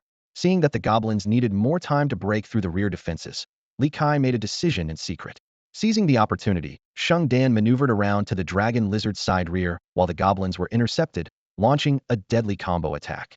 Although the opening wasn't refreshed, the damage was still significant. As she focused on her assault, she caught sight of the thick, light band-bound dragon tail twitching slightly from the corner of her eye. Something wasn't right. In the next instant, a massive tail, covered in gray-black scales and as thick as a barrel, swept across like a whip. Li Kai had unleashed a frenzied tail sweep. In a split second, Shengdan decisively aborted her deadly combo and activated her survival skill, Blade Waltz, transforming into a blur and narrowly dodging the lethal strike. The livestream audience was buzzing with excitement. On the screen, the bright band of light still wrapped around the massive wasteland dragon lizard, yet this colossal beast had mysteriously regained its mobility. The comments flew like snowflakes. "This has to be a bug. There's never been an issue like this since the Immortal beta started. This design is ridiculous. Overpowered stats are one thing, but immunity to control. Find that prophet and get rid of them." Amidst the heated discussions, no one knew that the so-called designer was Li Kai himself. He had secretly spent 500 design points to grant himself this level talent, Lawless, a talent that rendered him immune to all control effects below SS level. Seeing that Xingdang was in an untargetable state, Li Kai seized the opportunity and turned to swing the Wasteland Dragon Lizard's remaining 3 tails. With his astonishing agility at 29.8, the lightly armored warriors, despite their own agility, seemed as slow as snails. The tail swept across, instantly pulverizing several warriors who failed to dodge. The frenzy of tail whips and blade dance lasted for 2 seconds, giving Li Kai a perfect chance to counterattack. He keenly observed Xingdang's attack trajectory, the first 3 thrusts aimed at his rear sides and left shoulder, so the final strike must be targeting the right shoulder. White light flickered at Li Kai's cheeks, transforming into 4 semi-real fangs. Timing it precisely, he launched a double bite the moment Xingdang exited the untargetable state. The system displayed a new kill notification, and Li Kai looked up, swallowing, with golden vertical pupils gleaming with pleasure. The outcome was decided. Or not. As a figure caught his attention in his peripheral vision, a terrified beauty swordswoman was fleeing in panic. So who had died? Li Kai quickly checked the kill notification and discovered it was the extraordinary ranked round shield guard. This guard, using the level talent, with my blood, protect the master, had teleported 30 meters away in front of a teammate at the last moment, gaining 30 damage reduction to block the fatal blow. Li Kai's mouth twitched. Even though he held absolute advantages in level, rank, stats, and talents, these endless player talent effects were truly vexing. However, everything was about to end. The equilibrium body had fully cooled down, ready to activate. Beep.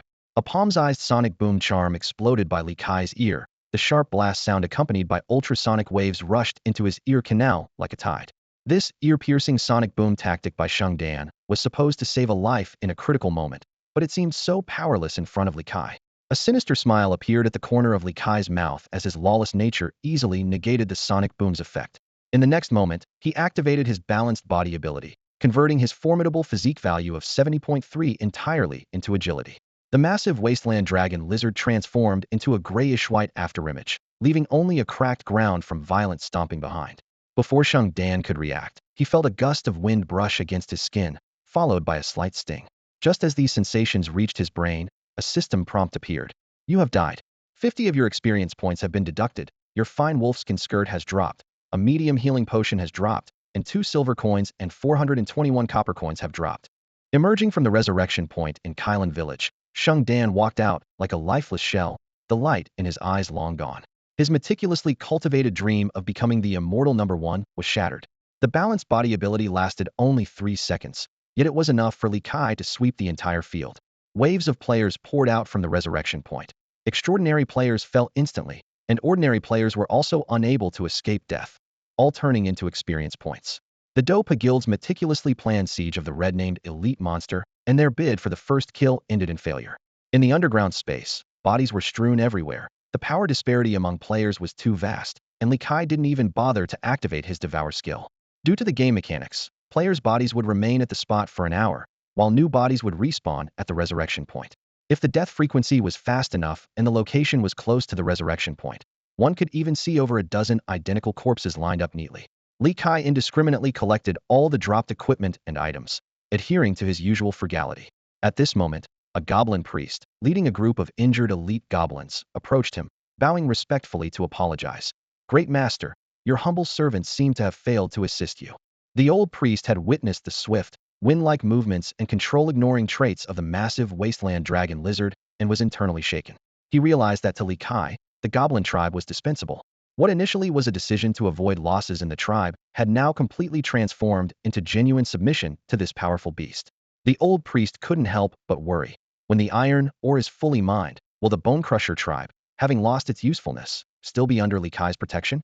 Li Kai paid no mind to the old priest's idle thoughts. He simply ordered the goblins to return to work.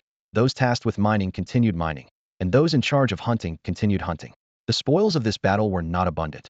Ordinary equipment held no value except for use by the goblins, and only 2 pieces of fine-grade equipment were dropped. Xingdang's fine wolfskin skirt and the dual daggers of the rogue. Li Kai carefully examined the extraordinary pair of blades in his hands. The long blade gleamed with high-quality craftsmanship, boasting an attack power coefficient of 4, physical penetration of 30, and additional attributes of agility 1 and weight 1. The short blade, though smaller, was equally formidable, with an attack power coefficient of 3, physical penetration of 20, agility 2, and weight 0.5. Together, the pair of blades resembled sharp fangs, capable of easily tearing through the flesh of magical beasts. As Li Kai took stock of his spoils, he frowned slightly. The 7 extraordinary players had only dropped a total of 9 silver coins and 785 copper coins, not enough to purchase even a single rare resource. The 50 low-level players contributed a total of 8,315 experience points, which left him somewhat dissatisfied even with the use of his gluttony talent. The gains were meager. However, the greatest reward came unexpectedly when the system notification chimed. You have unlocked a new achievement, Butcher Eye, earning 50 design points. The achievement panel showed that Butcher Eye required killing 10 players, increasing damage to humanoid creatures by 5. The next stage required killing 100 players. Li Kai's eyes glowed red with excitement. At this stage, players were like sitting ducks to him, and killing another 50 seemed almost effortless. But reason ultimately triumphed over his desire for slaughter. While it was acceptable for magical beasts to counterattack players within their territory, actively hunting them would surely attract a guild bounty. If NPC mercenary groups were deployed, things could get tricky. Damn, this battle yielded only this much, and I lost a whole 450 design points. Li Kai muttered in frustration, disregarding the potential future use of his lawless talent. He turned his gaze to the respectful goblin elder priest nearby and asked, "Hey, Lao Dang, do you know where in the underground space I can find red-named elite monsters?" The elder priest quickly approached and responded, "Thank you, Master, for giving me a name. From now on, I shall be called Lao Dang. Our tribe once spotted a purple rock giant python." "Good, you'll come with me as support. I want to hunt a red-named elite monster," Li Kai interrupted. Among the goblins, only this priest, once a red-named elite, barely met his standards. The rest were insignificant riffraff. "As you command, esteemed master," Lao Dang replied respectfully. Meanwhile, inside a luxurious mansion in Shudu, Sheng Dan wore a grim expression as he watched a parody video on his computer screen. The grand operation by the Dupo Guild to hunt a red-named elite monster had ended in failure. Although it was clear to anyone with discernment that the giant wasteland dragon lizard was simply too formidable, netizens and onlookers didn't care about such details. Various competitors and other major guilds seized the opportunity to criticize, determined to pin the Dupo Guild and Sheng Dan to the pillar of shame. Today, someone had edited together Sheng Dan's bold declarations before setting out and his subsequent embarrassing retreat, creating a series of satirical videos. This tactic was devastating, and even the typically rational audience couldn't resist joining in the ridicule. Sheng Dan and the Dupo Guild were on the verge of becoming the first laughingstock since the server opened. "Don't worry, I've already sent people to manage the comments," came Yendi's reassuring voice through the headset. "I watched the live stream too. It wasn't your fault. Now, we just need to steer public opinion toward the red-named elite monster being too strong. What you need to do is focus on leveling up and find another red-named elite monster to defeat and clear your name." Hearing the guild leader's comforting words instead of blame, Sheng Dan felt a warm rush of emotion. "I understand, leader. I'll work hard to level up and secure the first kill of a red-named elite monster." No one knows exactly how many sections there are in the underground space. The old goblin priest, despite his aged appearance, moved swiftly through the complex underground passages, even faster than the young and strong university students. Li Kai followed the old priest, searching for traces of the purple rock python in the labyrinthine tunnels. Just as his patience was wearing thin, the old priest suddenly stopped and crouched down to examine the ground closely. There were some light purple fragments scattered around, and clear marks of something heavy having been dragged. "Honored master, these are fragments left by the purple rock python," the old priest said respectfully. Li Kai bent down to inspect the fragments, pretending to sniff them. Though he couldn't detect any scent, he feigned wisdom and said, "Indeed, there's a snake's stench." The old priest silently swallowed the fact that the purple rock python actually had no smell and respectfully followed the trail. Half an hour later, in an area littered with shimmering purple crystal fragments, they finally found their target. A massive creature lay coiled there, its body covered in a light purple, rock-like keratin layer, with 2 large eyes the size of washbasins on both the front and sides of its head. Its coiled posture made it difficult to estimate its true length, but it was conservatively over 30 meters long, with its thickest part having a diameter of more than 3 meters. The purple rock python was asleep, and Li Kai approached quietly, stealthily using his insight ability. Species, purple rock python rank, elite red name level, LV 30. Strength, 69 constitution, 95 spirit, 15 agility, 19. Health, 237, 502, 3750 mana, 1500 500 stamina, 3030 3030. Physical resistance, 211 magic resistance, 198. Traits, boss pressure low-rank beasts will not attack proactively. Talents, rock body sea level immune to negative effects, reduces 50 rock-type magic damage. Purple rock reforged sea level can restore health by consuming minerals. Amethyst fang's sea level causes a crystallization slow effect. Skills. Constriction sea level imprisons and deals continuous damage. Devour sea level consumes the constricted target.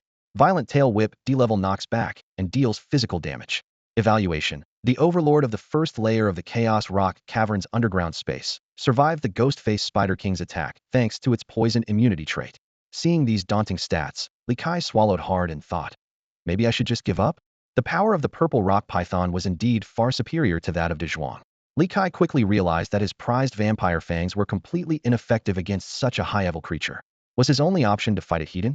Seeing the expectant look in the old priest's eyes, he gritted his teeth, suppressed his urge to retreat, and signaled that he was ready to begin the magic incantation. He approached the massive, coiled form of the purple rock python with caution. The traditional weak spot at the 7-inch mark was impossible to target on this colossal creature, and its elevated head was beyond his reach. Perched in the center of its coiled body, the python's head was too high for Li Kai to reach without wings. After a brief moment of thought, Li Kai decided to take a gamble. This decision was not made without reason. Although the purple rock python possessed 2 clever skills capable of killing him instantly, its fatal weakness was its agility, which was only 19 points. No matter how powerful a skill was, if it couldn't hit the target, it was useless. Li Kai activated his balanced body, converting all his constitution points into strength, and then launched his frenzied tail whip. With 70.3 strength points channeled into his tail, it transformed into a weapon capable of splitting mountains and rocks. The moment his tail struck the target, purple scales shattered and flew in all directions. At that moment, the old priest's incantation was complete. A jet-black stream of curses hit the python's 6 newly opened eyes with precision.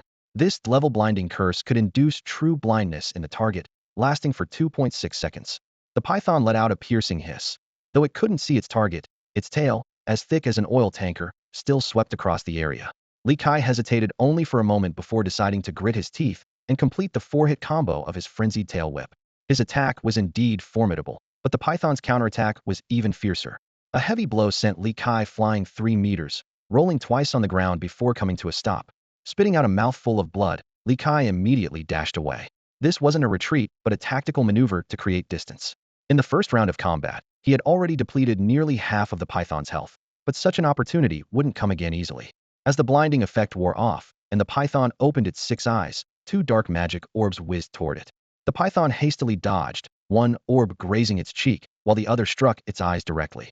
The old goblin priest wielded his staff, timing his release of a black magic orb with precision. Although this level spell required 2.1 seconds of chanting and 400 mana points, its 2,400 magic damage was formidable. The orb struck the purple rock python's eyes directly, instantly destroying both eyeballs. The python let out a pained roar, but fortunately, it was naturally endowed with 6 eyes, so the attack wasn't fatal. However, the old priest's assault was more than just a simple attack. Hitting the eyes not only weakened the python's vision, but also triggered a 50 weakness damage bonus. Nice one, Lao Dang, Li Kai shouted excitedly. Seizing the moment when the enraged purple rock python lunged at the priest, he darted to the python's rear with lightning speed. He bit down on its tail and immediately activated his double bite skill, perfectly interrupting the python's attack delay. Although his equilibrium body buff had ended and his strength attribute had dropped to 44.5, the damage from his triple bite was still considerable. The ambushed purple rock python was furious, disregarding its remaining 5,000 health points to turn and chase Li Kai. However, Li Kai, with his superior agility, easily maintained a distance from the python. Seeing this, the old priest seized the opportunity to cast the 11-level spell Heavy Curse. This curse, which required 1.4 seconds of chanting and consumed 200 mana points, further reduced the python's agility by 10. Entangled by the dark ethereal bands, the purple rock python finally calmed down, feigning pursuit for a moment before turning to flee. But Li Kai wasn't about to let his prey escape. First, he activated Equilibrium Body to convert his constitution into agility, then unleashed a savage charge. In an instant, he became a streak of lightning, swiftly catching up to the fleeing python. Boom! A deafening explosion echoed through the cave as the massive body of the purple rock python was blown apart by the tremendous impact. The system prompt immediately sounded. Defeated purple rock python LV30, gained 7,046 experience points. Newcomer champion achievement activated, earning an additional 1,056.9 experience points. In the underground space, the shattered corpse of the giant purple rock serpent lay sprawled across the ground. Li Kai glanced at the system's kill notification and nodded in satisfaction. The experience points from this elite monster were equivalent to the combined total of an entire player team. Old dang, you did a great job. Li Kai turned to the goblin elder priest beside him. Come meditate by my side to recover. I'm about to start feeding. The goblin elder priest immediately bowed. It is my honor to contribute to the great master. At that moment, a server-wide announcement flashed across all players' interfaces. Server announcement. Congratulations to player Zhuanshan Li Kai for achieving the first kill of a red-named elite-ranked monster, earning the achievement Elite Slayer 2. This simple announcement caused a momentary silence among the hundreds of millions of players in Immortal game. Then, the forums erupted. Top guilds like Dupo, Tianming, White Robe, and Ninth Art had all attempted to hunt red-named elite monsters, but without success. Meanwhile, Zhuanshan Li Kai was just a solo player who, despite gaining an early advantage from a fortunate encounter, was only level 14 on the leaderboard 2 days ago. Forum posts sprang up like mushrooms after rain, with some demanding that Li Kai share his strategy and others analyzing his strength. Even Su couldn't resist sending a private message to inquire. Li Kai simply replied with just lucky and closed all private message windows. He focused on his current task, beginning to devour the remains of the purple rock serpent while checking the effects of his new achievement. Achievement, Elite Slayer 2. Effect, all attributes 2, attack coefficient 2. 20 increased damage to elite-ranked monsters. 10 increased damage to red-named elite-ranked monsters. Unlock new achievement, gain 50 design points. A series of system notifications followed in quick succession. Devoured rare material purple rock serpent bone. Constitution 0.1, strength 0.1. Physical resistance 1, magic resistance 1. Devoured rare material purple rock serpent gallbladder. Constitution 0.3, strength 0.3. The quality difference in these rare materials was significant. The gallbladder alone was worth the drops of 3 ordinary elite monsters. But what truly delighted Li Kai was the next notification. Devoured uncommon material purple rock serpent fawn. Strength 1, Constitution 1. Physical resistance 3, magic resistance 2. The chance of a red-named elite monster dropping uncommon materials was less than 1 in 10. Though the fawn's effect was not as impressive as the 100-year dragon blood fruit he had obtained before, Li Kai realized why. The dragon blood fruit primarily purified the dragon lineage within a monster, which was especially effective for him as a dragon lizard. For monsters without dragon lineage, it would merely offer some attribute enhancements. While searching through the pale purple crystals scattered around for the serpent's remains, a partially eaten purple crystal caught his attention. Devoured rare resource natural amethyst. Mana 100. What's this? Li Kai's eyes lit up as he stared intently at the crystal. It's the legendary energy amethyst. Li Kai's eyes widened in disbelief as he stared at the shimmering purple mining area before him. During the beta testing, he rarely ventured into the chaotic rock cave for quests and had no idea that the territory of the purple rock python concealed such a rare treasure. Those in the know must be secretly rejoicing the mineral resources in the immortal world are finite, and once they're exhausted, there's no chance of renewal. Holy crap, I'm rich. Li Kai's face twisted with excitement, saliva unconsciously dribbling from the corner of his mouth. Given the current game progression, most magical beasts weren't lacking in mana, so he never considered using these amethysts to replenish magical energy. Old dang, he called urgently. Have you rested enough? Quickly gather the goblins. Everyone except the old, weak, sick, and disabled should come and mine these crystals for me. The old priest scrambled up, his face full of worry. But master, if there are too few of our people at the iron or vein, what if other beasts target it? Li Kai shot him a glance, instantly seeing through his concerns. A quick idea struck him, and he spat out a robe of ordinary quality, turning around to relieve himself on it. Here, take this back and place it at the entrance of the iron or vein. Before leaving, block the entrance with a rock, and that's that. The old priest's mouth twitched, but he forced a smile and picked up the soiled cloth. Oh, great master, your wisdom moves me. All right, go quickly. Li Kai waved impatiently. He carefully examined the exposed amethyst crystals, noting that they were only distributed on the surface without any deep veins. This was good news. By having the goblins work tirelessly day and night, they could clear the area in 3 days. He had completely forgotten his previous promise that the goblins could rest after meeting a fixed daily mining quota. Unaware of how despicable his thoughts were, Li Kai immediately contacted Su, demanding special pickaxes and steel chisels for mining the amethyst. Meanwhile, he began scouting for buyers who could process this batch of amethyst. To ensure the mining area remained undisturbed, he had to pause his hunting trips and curl up here, browsing the forums. At that moment, aside from mocking the Dupu Guild and discussing those who had left, the most talked about topic was a new thread posted by Baixiaoxing. The Pitfall Professions Guide. By Xiaosheng. As the first wave of players reaches the milestone of level 10, the rush to choose a new profession is in full swing. However, for those who are about to face this pivotal decision, What seems like an exciting moment can be fraught with hidden traps. As a seasoned player, I find it necessary to uncover the true nature of certain rare professions. It's well known that when choosing a profession, the system randomly offers three options, sometimes including alluring hidden professions. While rarity often correlates with strength, there are a few professions that are more pitfall than prize. Today, let me delve into these seemingly tempting but deceptive career paths. 1. Pilot, the paper tiger heavy armor warrior. This isn't your average pilot, but one who can operate magical mech suits. On the surface, being able to expertly control a mech and significantly enhance its performance sounds like a protagonist's dream.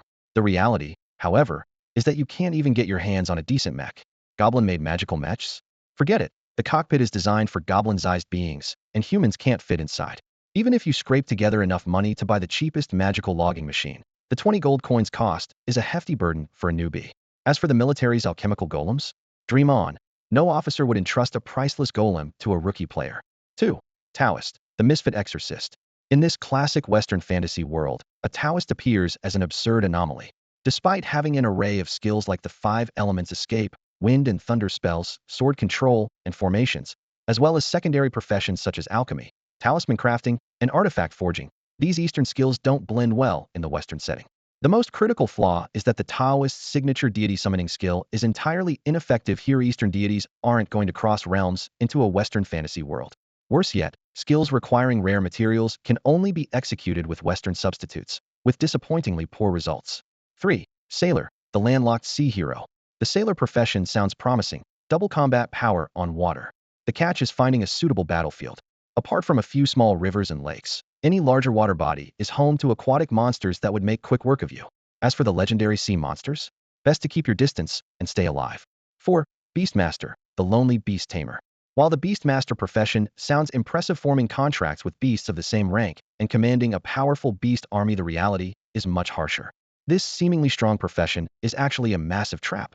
The focus of this guide isn't on ranking, but on helping new players avoid these flashy, yet impractical profession traps.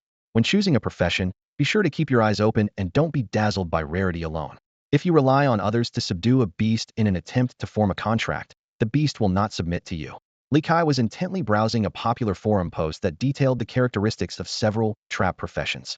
Regarding the Beastmaster profession, the post stated, the success rate of forming a contract is extremely low, and once formed, it is a lifelong bond that cannot be changed. Even more troubling is that if a battle pet dies, the contract slot is permanently lost. The post further analyzed, lower-tier beasts have limited use in the future, while noble-blooded, highly potential young beasts are hard to find. Even if one is obtained by chance, raising it to maturity requires a massive investment of time and resources. This profession seems tailor-made for resource-rich indigenous NPCs, and even if all major guilds joined forces, they couldn't successfully train a beastmaster. The gravedigger profession is even more unique, combining the traits of a heavy-armored warrior and a beastmaster. It can enhance attributes by digging up corpses and command them in battle. However, in the Mozenrare Empire, most residents are buried in strictly managed cemeteries after death. Attempting to dig graves there requires evading the watchful eyes of the caretakers and risking being wanted by the authorities.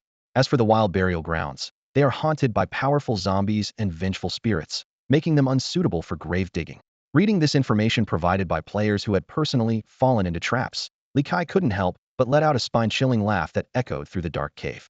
Meanwhile, in the real world, in an urban village in S City, a group of plainclothes officers was searching the rented apartment where Li Kai had once lived. This was specifically requested by the landlord. He didn't want uniformed officers near his property affecting business. A professional footprint expert examined the scene and shook their head, stating that besides the landlord's footprints, there were no other traces. Li Kai's phone and ID were left untouched in the room, making it impossible to track his signal. A female officer with a single ponytail, wearing gloves, used tweezers to carefully pick up 16 dried and yellowed paper balls from the trash can, placing them into an evidence bag. Her face slightly flushed, she murmured, estimated usage for times a day. The head of the criminal investigation team was reassuring the anxious landlord. We have retrieved all surveillance footage from the surrounding area, and we will give you an explanation. In this modern city covered by the Skynet, finding someone's whereabouts should have been an easy task for the state machinery.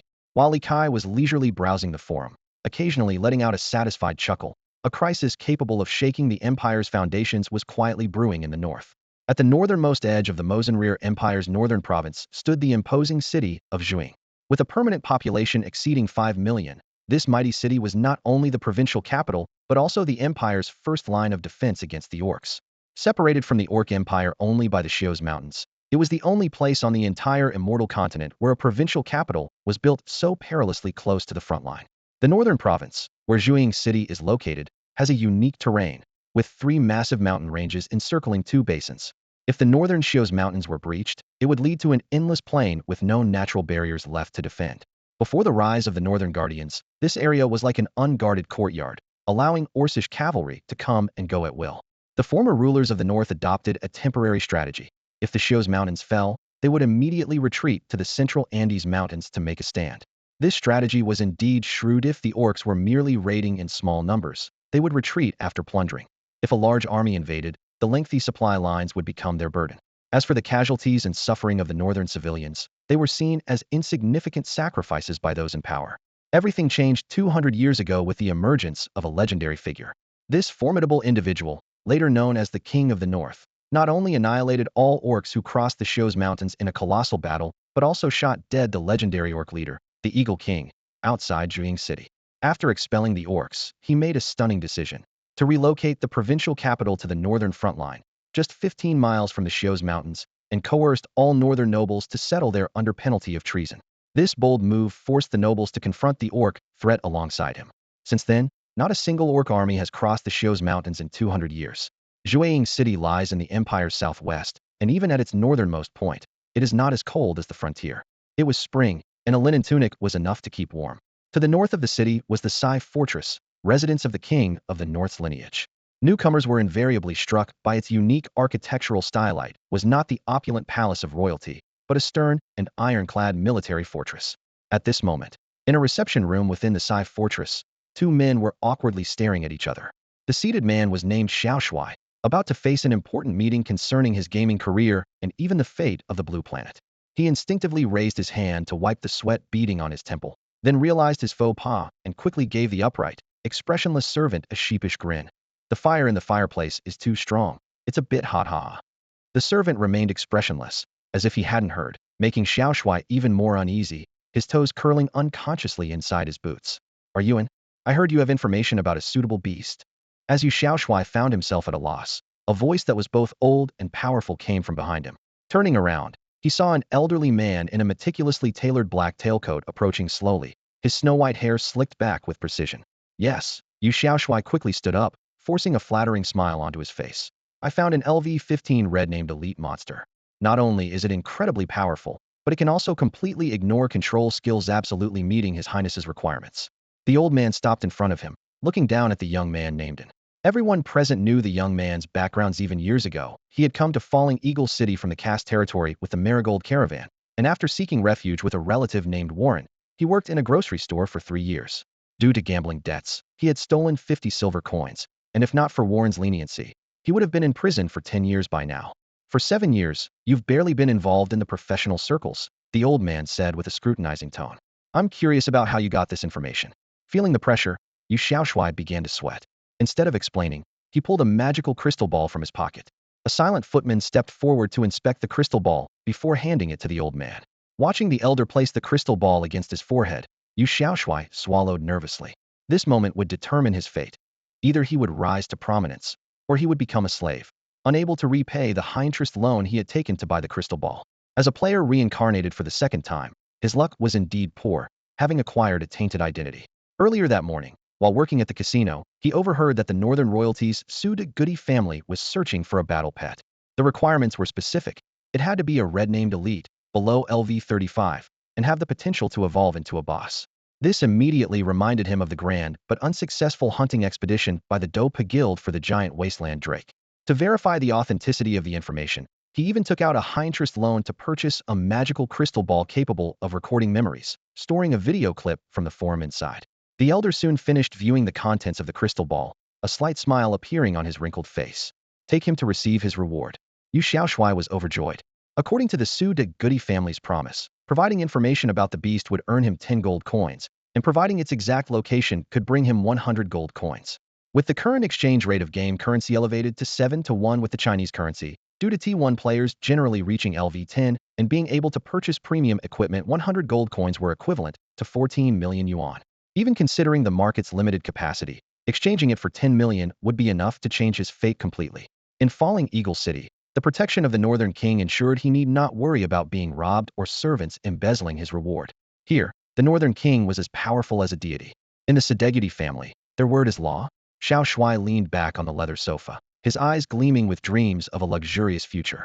He envisioned buying a Maybach, frequenting upscale clubs, and enjoying the company of beautiful women. Once he tired of that, he planned to explore the red light districts of Europe and finally, make some unforgettable films in certain island nations as a keepsake.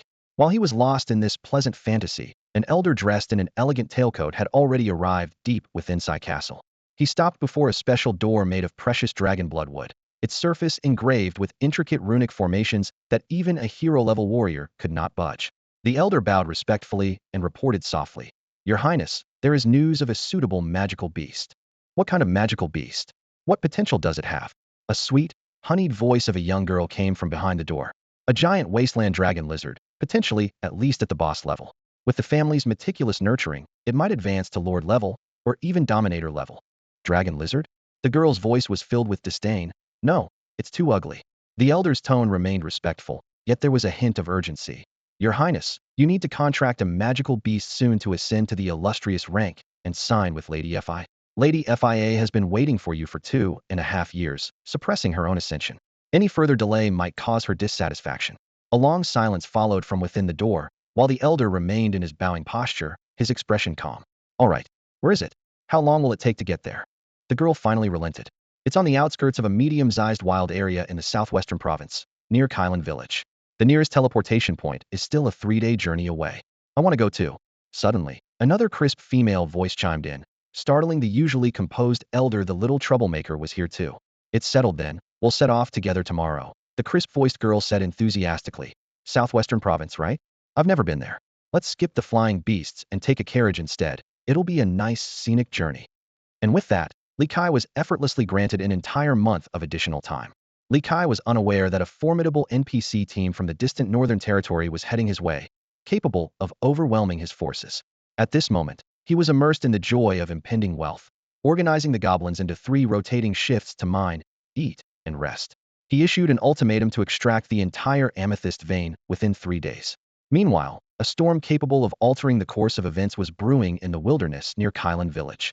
Much like the butterfly effect, where a butterfly flapping its wings in the tropical rainforest of the Amazon basin might trigger a tornado in the state of Texas, a seemingly insignificant change was unfolding into a significant outcome. The small barren mountain stood atop lush hills, resembling a moldy baguette with green spots from afar, despite being only 500 meters tall.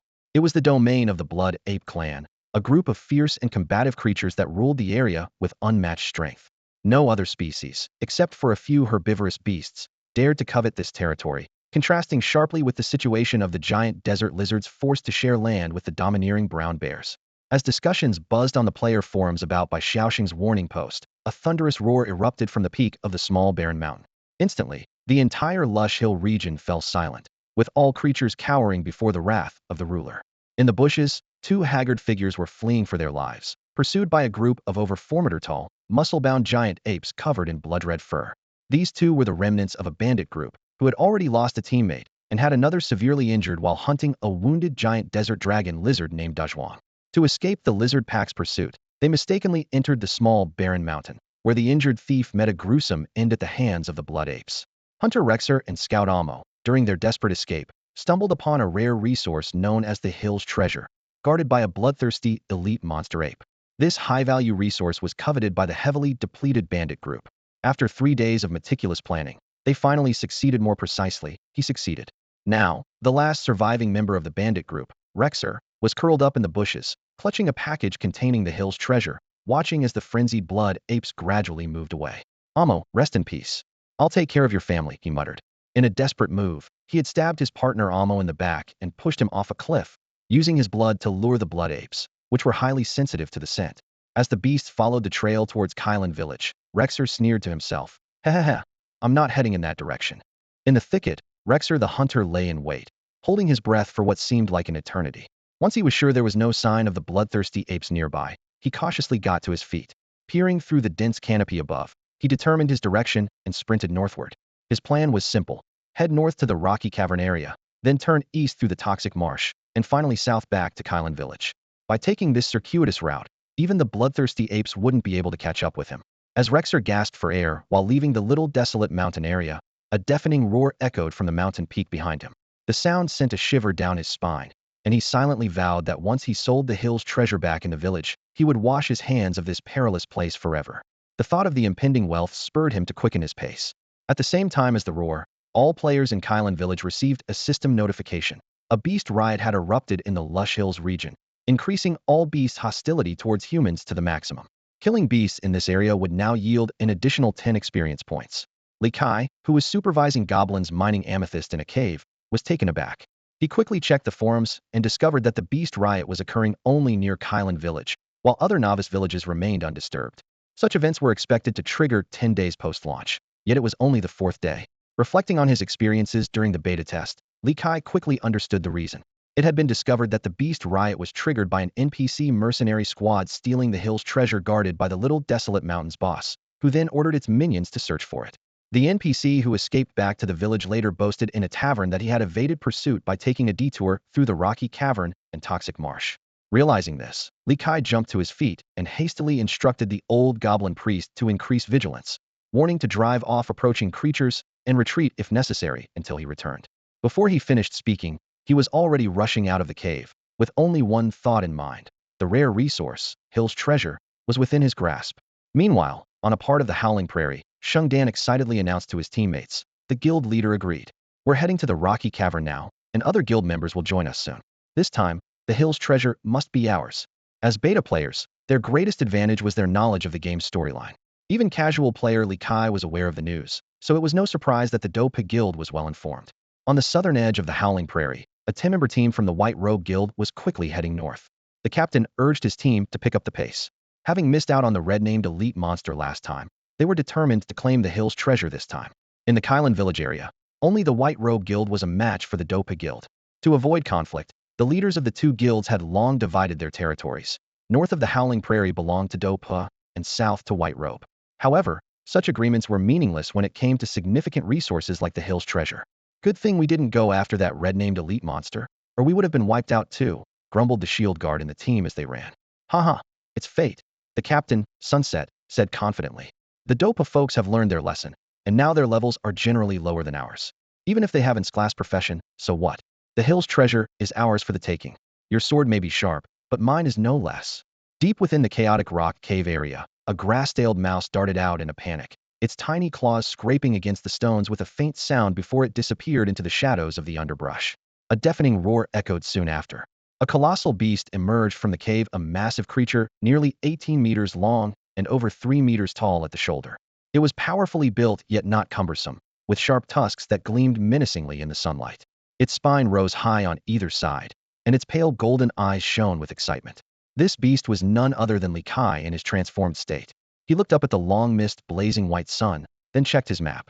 He knew that the surviving members of the rogue group would head east to the poisonous swamp, making it a perfect chance to ambush them.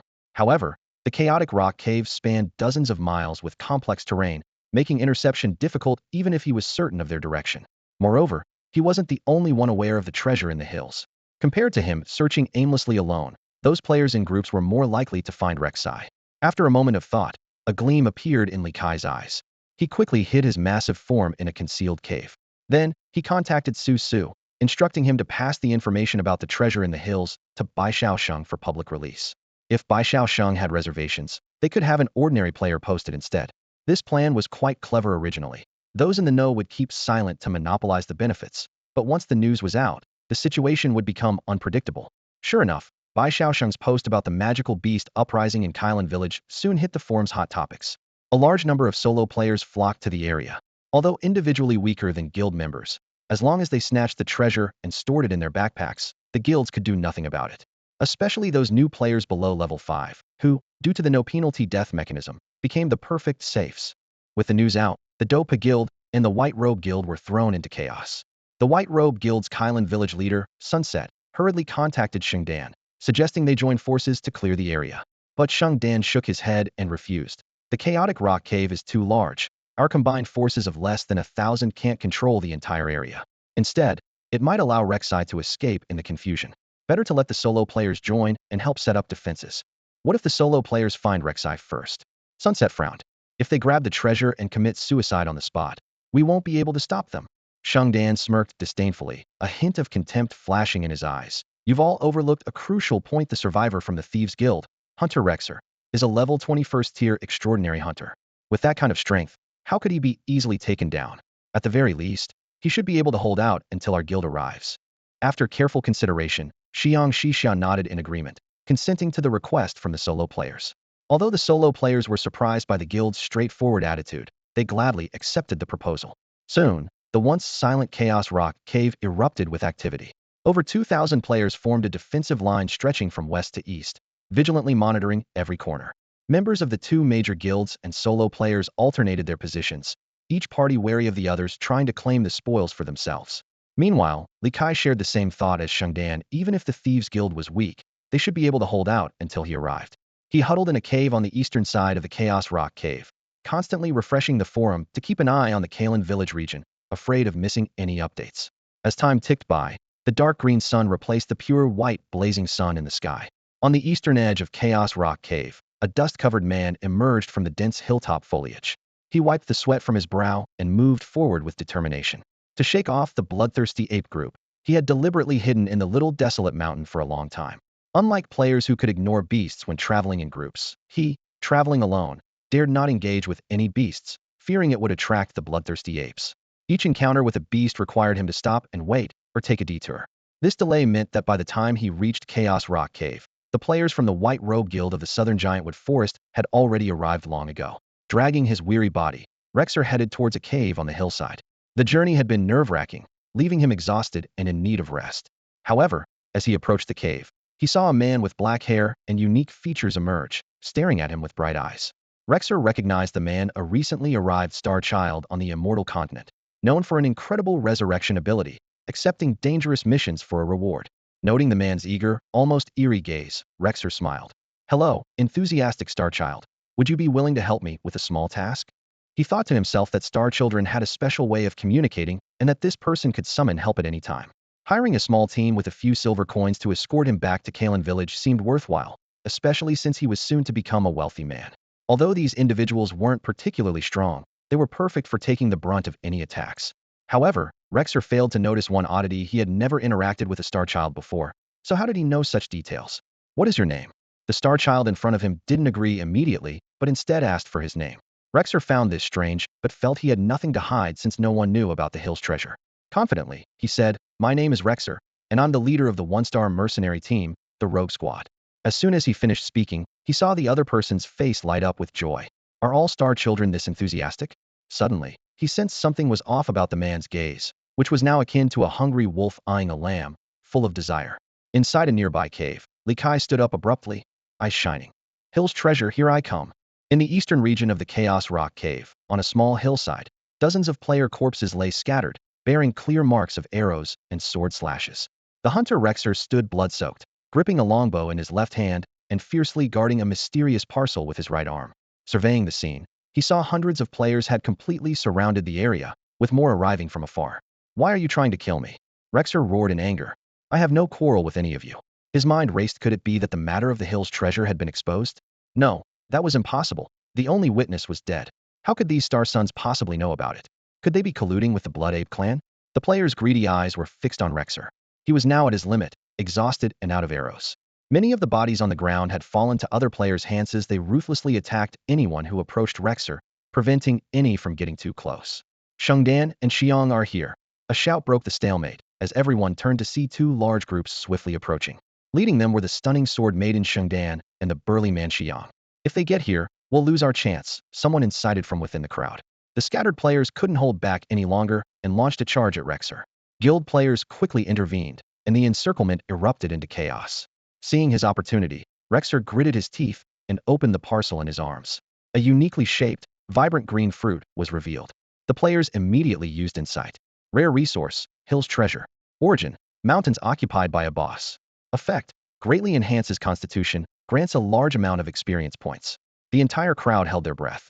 Without hesitation, Rexer threw the treasure to the ground, put away his longbow, drew a short dagger, and broke through in the sparsest direction. Although he still didn't understand how the information leaked, he knew that no treasure was worth more than his life. Unlike the Star Sons, he couldn't resurrect. Death would mean eternal damnation. Most players were indeed drawn to the hill's treasure, swarming towards it. However, a few wise ones chose to pursue Rexer. Killing this level 20 hunter for experience points seemed the safest bet amidst the chaos. Rexer was quickly surrounded by these players. In his final moments, he reflected on his past choices, regretting causing his teammates' deaths while hunting the giant wasteland dragon lizard, regretting the death of Scout Amo during his escape, leaving him isolated. Yet for stealing the hill's treasure, he felt no remorse. If given the chance, he would choose the same again. Clean the ground. The hunter's scream abruptly ceased, coinciding almost perfectly with Sheng Dan's command. Although Sheng Dan and Xiang Shixia hadn't expected Rexer to abandon the hill's treasure so decisively, they were prepared and immediately sprang into action. Everyone ready, open fire. With that command, the spellcasters erupted in unison. Fireballs traced fiery arcs through the sky, ice spears whistled like silver lightning, and lightning bolts crackled in the air. Meanwhile, hunters and rangers unleashed a barrage of arrows, lead bullets, and poison darts like a torrential downpour. The relentless assault annihilated all players approaching the hill's treasure, leaving behind a mist of blood. The long-range attackers continued their precise sniping, while spellcasters either unleashed their firepower, cast slowing spells, or bestowed buffs on allies. In the blink of an eye, the area around the hill's treasure was transformed into a wasteland. This brutal scene was reflected in a pair of pale golden vertical pupils. Li Kai, who had hurried to the scene, quickly assessed the situation and, seeing the precious resource still untouched, breathed a sigh of relief. Roar! A thunderous roar echoed across the battlefield. Li Kai unhesitatingly activated his Dragonkind ability, weakening all players' attributes. Next, Balanced Body converted his constitution into agility, and finally he launched Savage Charge, his massive form shooting towards the target like an arrow. Damn it! How is this monster here? Sheng Dan's expression changed drastically upon hearing the familiar roar.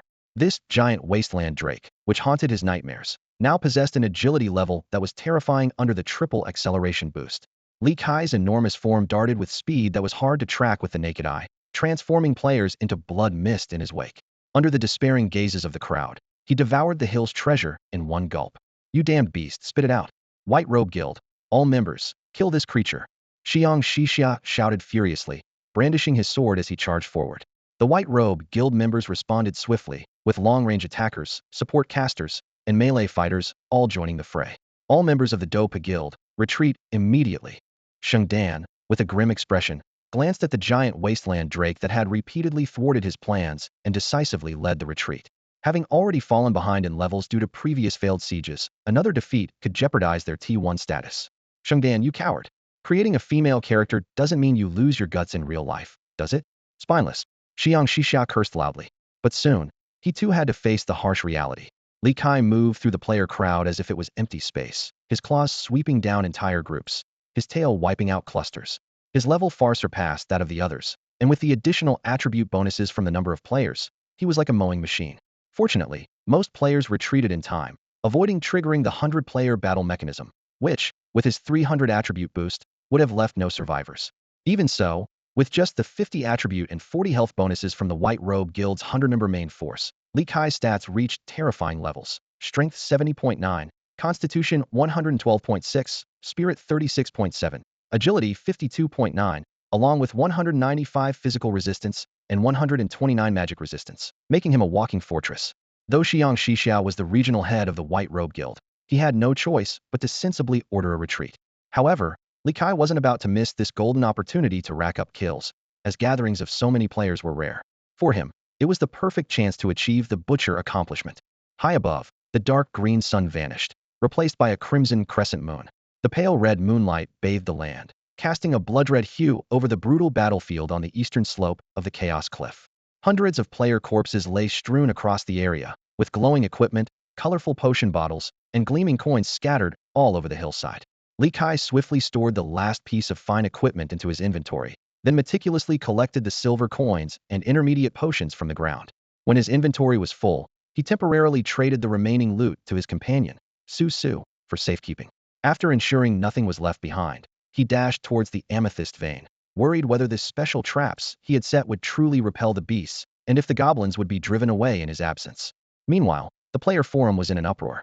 Players from the Kylan village area flooded the forum with angry posts, denouncing the giant wasteland dragon lizard. Unlike the last time when they merely watched the Dopa Guild's failed attempt to subdue it, Li Kai's proactive move made them realize the severity of the situation. A rogue red-named elite monster that refused to stay in its territory and delighted in slaughtering players meant the entire Chaos Cliff Wilderness would become a no-go zone. For players in Kylan Village, this was a catastrophic blow. The well-trodden leveling path from the novice's streamside, the job changer's Howling Wolf Prairie, the advanced Chaos Cliff, the lush hills, and the giant wood forest, up to the high-level player's poisonous swamp would be disrupted. The most despairing part was that the strongest T1 players were only at levels 11 or 12, and it would take organizing 50 players of level 15 or above to have any chance of taking down the now level 17 giant wasteland dragon lizard. By the time they reached that level, the monster might have already advanced to level 20. On the forums, players from other regions watched the chaos unfold with glee, adding fuel to the fire. Initially jealous of the potential leveling advantage Kylan Village might gain from the beast's rampage, they now cheered on the impressive actions of the giant wasteland dragon lizard. Li Kai's reputation spread throughout the game, with some playful players dubbing him the Wandering Menace for its nomadic nature and penchant for hunting players. Of course, the deeply frustrated players of Kylan Village preferred to call it the Dung Monster, a derogatory term for particularly troublesome creatures. Many players have begun to delve into why the wandering marauder appeared on the surface in the eastern part of Chaos Rock Cave. Scholar Unlimited shared his insights. It's likely that the marauder, by chance, consumed rare or even higher-grade resources, allowing it to evolve beyond its LV-15 status into a red-name elite monster with immunity to control and high stats. As for why it appeared here, it might have developed a hatred for players due to the last skirmish led by the Dupo Guild, attracting it to the gathering of thousands of players. His analysis was widely accepted, and the players from Kylan Village turned their blame towards the Dupo Guild, demanding they take responsibility and offer compensation. Meanwhile, Li Kai had sprinted back to the Amethyst vein. Seeing the goblins still methodically mining the amethyst, he sighed in relief and began to tally the loot from the battle. First, a notification from the achievement system popped up. Achievement: Human Slayer I Achievement, Human Slayer 2. Condition: Kill 100 players. Effect: Increases damage dealt to humanoids by 10. Next stage condition: Kill 1,000 players. In this operation, he had slain over 300 players, not only upgrading the achievement and earning 50 design points, but also gaining 65,887 experience points from defeating these LV8 and LV9 players. The massive amount of experience propelled him from LV16 directly to LV17, with his experience bar more than halfway full, almost reaching LV18. The loot was abundant: 12 pieces of fine-grade equipment, 85 bottles of various basic and intermediate potions, and 257 silver coins. He left some equipment for the elite goblins and tasked Su Su with selling the rest at an NPC shop, expecting to earn nearly 1,000 silver coins. The greatest prize was the rare resource, Jewel of the Hills. Learning from his previous mistake of consuming the Centennial Dragon Blood Fruit on the spot, Li Kai stored it in his internal space instead. Now, he finally began to enjoy this spoils of war. A system prompt appeared. Consume rare resource, Jewel of the Hills. Constitution 10. Gain 50,000 experience points. Experience: 77, for 1455000. Level up: LV17 LV18. Current experience: 22, for 1470000. This is amazing, leveling up twice in one afternoon. Li Kai couldn't help but let out an excited roar, echoing in the underground space. The goblins mining nearby shivered at the sound, instinctively speeding up their work.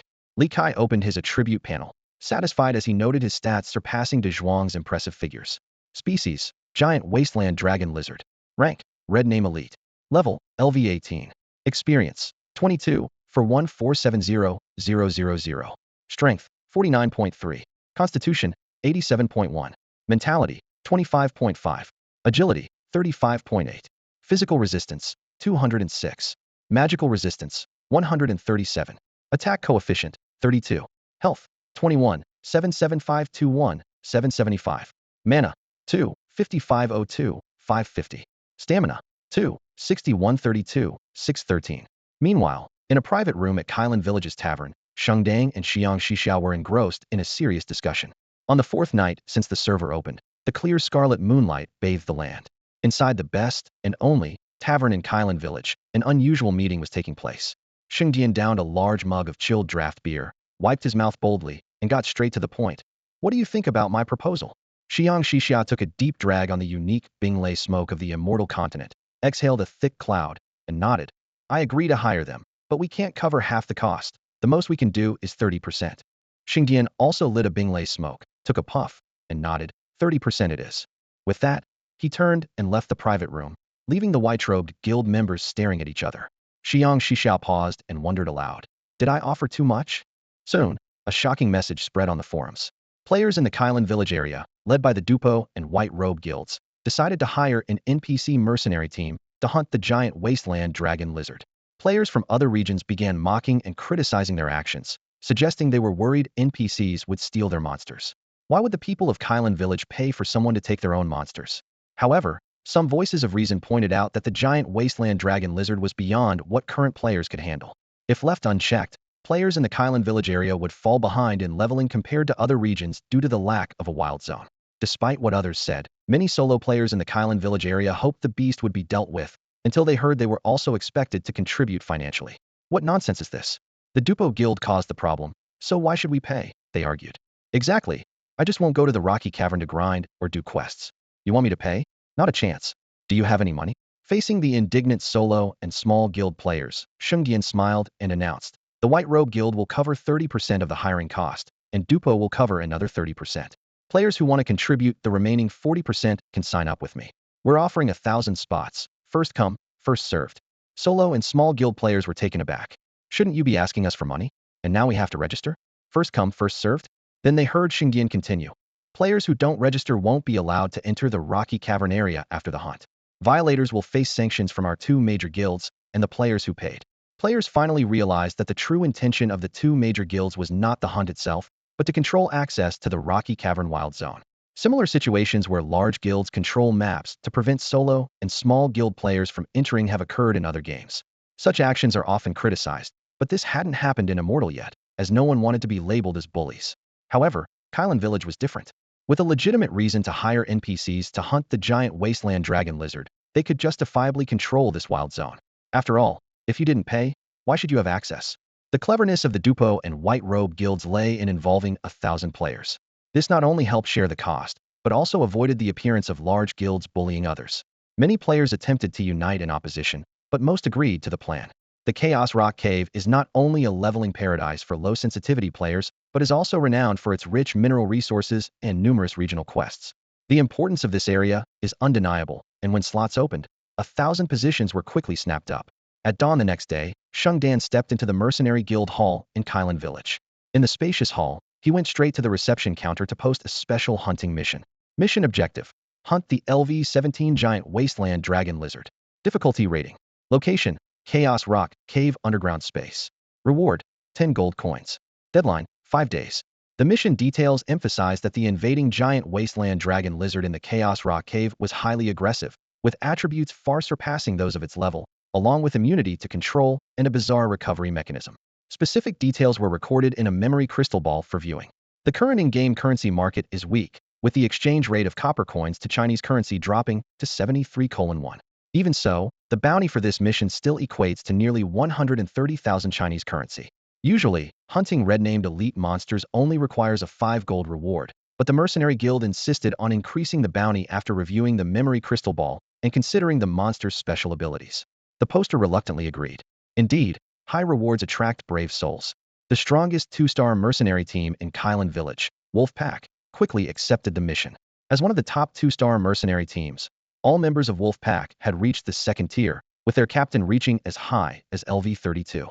Although the captain had yet to pass the Ascension trial and remained at the elite rank, they were always swift and effective in hunting red-named elite monsters around Kylan Village. Rest assured, my beautiful lady, said Phaeton, the shield guard of Wolfpack, patting the double-sided armored beast shield on his chest as he gazed admiringly at Shengdan. We will surely complete the commission. Suppressing his discomfort, Shengdan forced a charming smile and said in a deliberately seductive tone, I naturally trust in your abilities, but I need to head to Chaos Rock Cave for a task, so could you hurry?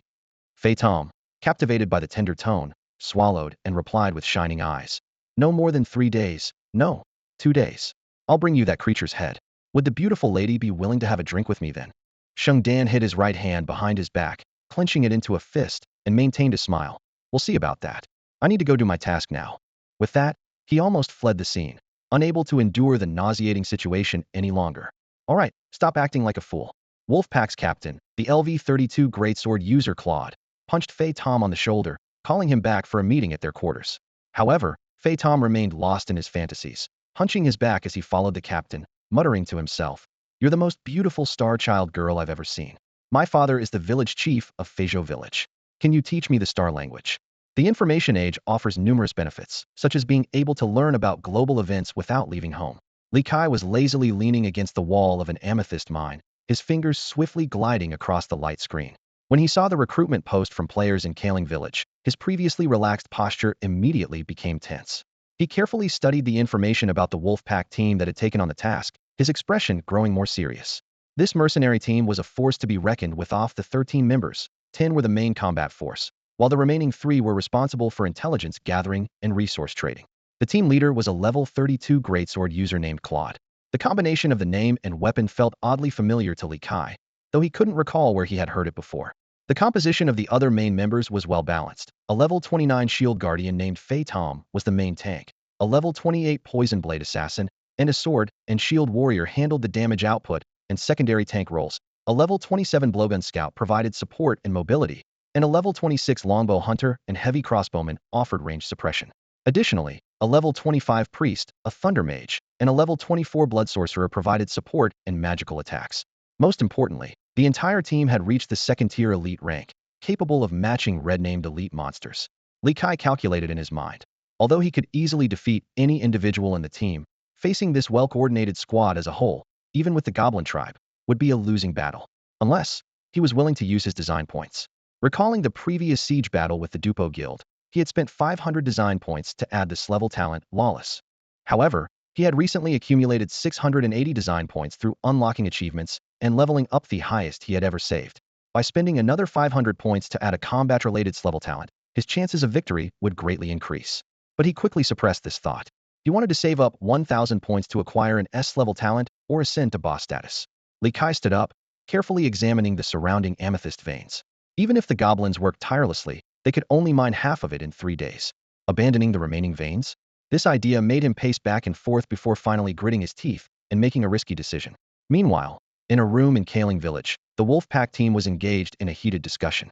"What's there to talk about?" a gruff voice said. "Let's just surround it and take it down.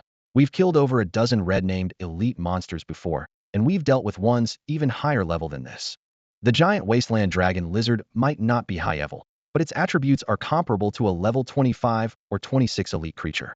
We can't afford to be careless," Fei Tom said urgently, a hint of anxiety in his eyes. "I've got to finish this task quickly.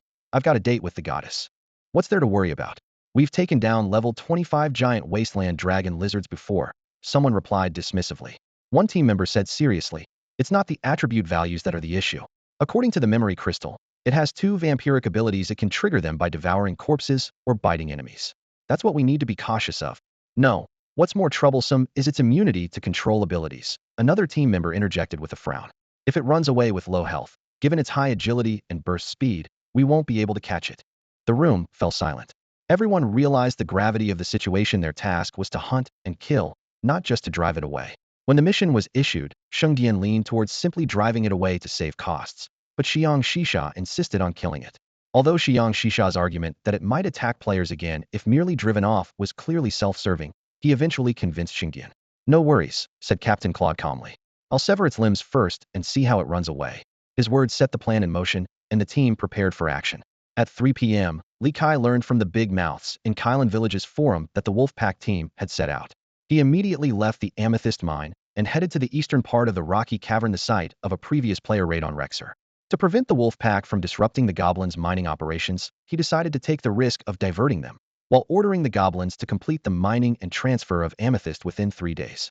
The Wolfpack team split into 2 groups, heading to locations where the giant wasteland dragon lizard was seen in the memory crystal. Although the natives of this continent didn't have the players' convenient communication systems, they had their own unique methods. The 8-member team carried a magical compass into the underground, leaving a member every kilometer to maintain open communication. The other group, led by the strongest member, Captain Claude, and the enemy-tracking warlock Blacks, set out. Blacks was a tall, slightly overweight man, most notable for his uneven large teeth. He crouched on the blood-stained battlefield, grabbed a handful of blood-soaked soil, and swallowed it without hesitation, chanting a spell. Moments later, he spat out a ball of crimson cold flame, which floated slowly in a certain direction. This was the 11 skill mediumship, consuming 200 mana and 50 health points. capable of condensing blood into a vengeful spirit within 24 hours to automatically search for enemies or the original body within a kilometer, lasting 30 seconds with a 1-minute cooldown. Found it? Claude asked, surprised. For an elite creature, it's been staying on the surface. Yes, right nearby. Captain, send the signal. Claude nodded, took a firework from his spatial ring, and lit it. Whoosh bang. The firework exploded in the sky, forming a conspicuous wolf's head shape. The sentries outside immediately used the compass to notify the teammates, and the first team quickly exited the underground space to regroup in the east. As the emerald sun was replaced by a crimson moon, the Wolfpack team finally gathered in the eastern part of the rocky cavern. As the first vengeful spirit dissipated, Black's cast mediumship again. Claude looked around at his team, drew his great sword, and said in a deep voice, "Get ready, the hunt begins." The deep green sun hung high in the sky, casting an eerie pale green light. On a hillside in the eastern part of the rocky cave, a giant wasteland dragon lizard was leisurely feeding. This colossal creature stretched over 18 meters in length, with shoulders nearly 4 meters high, exuding an intimidating presence. In the underbrush on the shady side of the hill, the members of the wolf pack team lay in silent ambush. Through the dense foliage, they watched the massive beast. Its strangely protruding back and dagger-like fangs matched perfectly with the descriptions from the memory crystal ball, except its size had grown considerably larger in just a few hours. A scout silently crept closer to the beast, using the eagle eye skill to inspect its attributes. This professional skill allowed for the investigation of target attributes within 30 meters, provided the target's rank was relevant and the level difference did not exceed 15 levels, and it could be used every 30 seconds. As a player, Li Kai could block ordinary insight skills from other players, but he couldn't prevent this specialized reconnaissance skill. Fortunately, Eagle Eye couldn't peer into talents and skills. The scout quickly returned to report the findings to the team. With these attributes, it might as well be level 30, he said, prompting the group to abandon any underestimation. The Wolfpack team leader, Claude, immediately began organizing. 3 people to the east, 2 to the west, spread out and take cover. Tom, stay here to cover Bell's group. Once everyone is in position, I'll go in from the front to draw its attention. Moments later, receiving the signal that his teammates were in place, Claude, cloaked in the enhancement auras cast by the mage and priest, walked straight toward the beast with a greatsword in hand. His actions quickly caught Li Kai's attention, and an insight skill was instantly triggered. Claude Squire, a crank greatsword wielder, level 32 elite. His attributes were impressive: strength 38, constitution 37, spirit 15, agility 18.5, health points 9250, mana 1500, stamina 1110. He possessed a crank greatsword mastery talent, which increased greatsword damage by 20. His skill arsenal was rich: a draw slash dealing 45-60 damage, a violent sweep capable of repelling targets under 19 tons, a cross-sword block providing a shield of 2,850 points, and a simple jumping slash. The starry greatsword in his hand was extraordinary, crafted primarily from starry steel mixed with various precious minerals. This weapon not only enhanced attack power, strength, and physical penetration, but also emitted star-like glows in the dark. When dealing damage exceeding 10 of the target's health, it could inflict a broken armor state on the enemy, reducing physical resistance by 100 points for 30 seconds. Once your strength is high enough to ignore weight restrictions, the only thing that can limit a professional from equipping gear is poverty. As the leader of the wolf pack, Claude only possesses a classic-grade weapon, with the rest of his armor being of excellent quality. Humans are inherently weaker in attributes compared to magical beasts. Claude, at level 32, is numerically inferior to the level 29 elite red-named monster, the purple rock giant python, that Li Kai previously defeated. However, if given a choice, Li Kai would rather face 10 purple rock giant pythons than confront the wolf pack. The true terror of human professionals lies in their excellent tactical coordination and strategic team composition. With this in mind, Li Kai roared at Claude, and then turned to run. Claude was taken aback. Wasn't this giant wasteland drake supposed to harbor a significant hostility towards humans? Why did it run away upon meeting them? Don't run, Claude shouted as he secured his greatsword on his back and chased after Li Kai. Unfortunately, his agility was much lower than Li Kai's, causing him to fall further behind as he ran. Take action. Seeing their captain being led on a chase, the Wolfpack members couldn't just stand by. They jumped out from their encirclement points, each employing their own methods. From the west, the longbow hunter unleashed a volley of arrows, aiming at the limbs of the giant wasteland drake. While aiming for the eyes would be preferable, the hunter, despite his skill, couldn't hit a magical beast's eyes at high speed, even if they were the size of millstones. So, he settled for targeting the limbs to reduce Li Kai's agility. Once he was sure the arrows would hit the beast, he began mixing in high-explosive arrows, ensuring the expensive munitions wouldn't miss. Meanwhile, on the eastern slope, the crossbow shooter, Yi Lu Zhong, set up his classic-grade weapon, the Falcon crossbow, securing it to the ground and kneeling to aim. Classic-grade weapons are expensive and rare, and even though the wolf pack has earned considerable commissions over the years, not everyone has one. Yi Luzhong was the third to acquire a classic-grade weapon, following the captain and the assassin, due to the crossbow shooter's terrifying stationary long-range sustained damage output capability. The Falcon crossbow features 3 layers of mechanisms that can load 3 arrows simultaneously, allowing for continuous fire. Yi Luzhong grasped the crossbow's arm with one hand, forming a fist with his other hand over the mechanism, activating the auto-reload skill. This Kraid professional skill consumes 500 mana and 300 stamina, enabling automatic arrow reloading for 30 seconds without stamina consumption, with a 5-minute cooldown. A heavy armor-piercing arrow appeared in his grasp and dropped into the mechanism, with the bowstring automatically pulled back. In the next instant, the heavy armor-piercing arrows shot out with a piercing whistle. Each of Yi Luzhong's crossbow arrows inflicted more damage than the longbow hunter's high-explosive arrows. On a hillside in the eastern surface of the Chaos Rock Cave, the roar of a heavy crossbow was deafening. A gigantic wasteland dragon lizard was desperately sprinting eastward amidst a hail of bullets, its scales glistening with a metallic sheen under the sunlight. This dragon lizard was actually Li Kai in disguise. At this moment, he was surrounded by the wolf pack squad.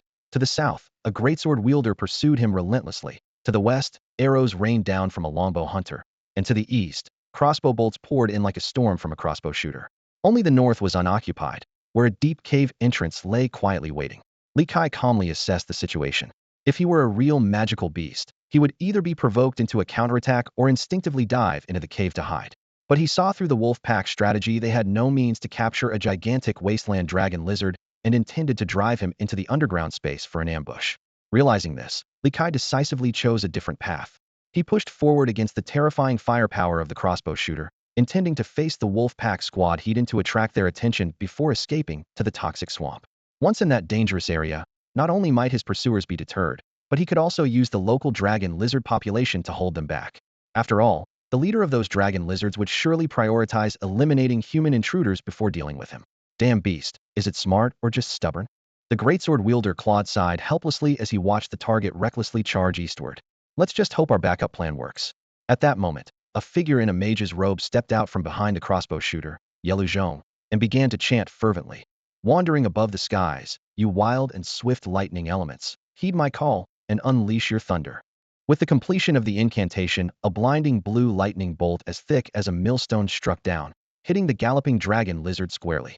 This clever skill, Thunder Strike, not only inflicted 6,200 points of magical damage, but also had a 2-second paralysis effect. Li Kai staggered, spitting out a mouthful of blood, but thanks to his fearless talent, he was immune to the control effect. Continuing his mad dash, he retrieved a healing potion from his internal space and drank it.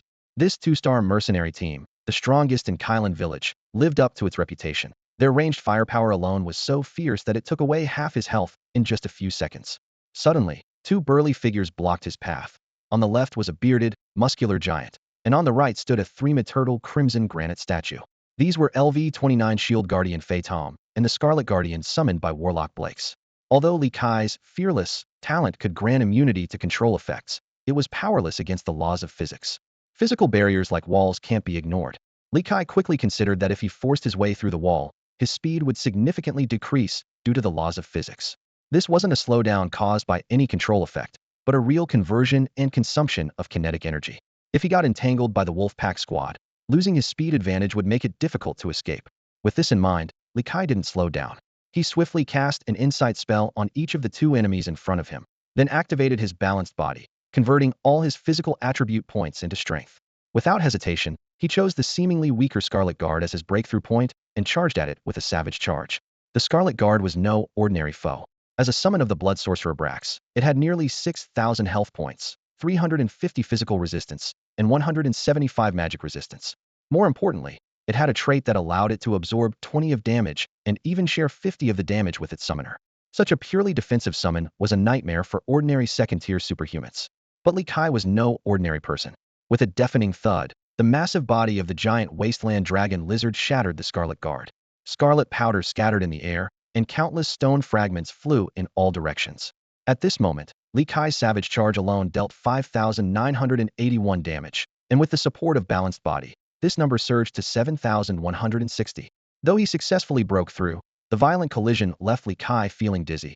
and his chest was tight and breathless. However, he couldn't afford to stop, pushing through the discomfort and continuing to sprint forward.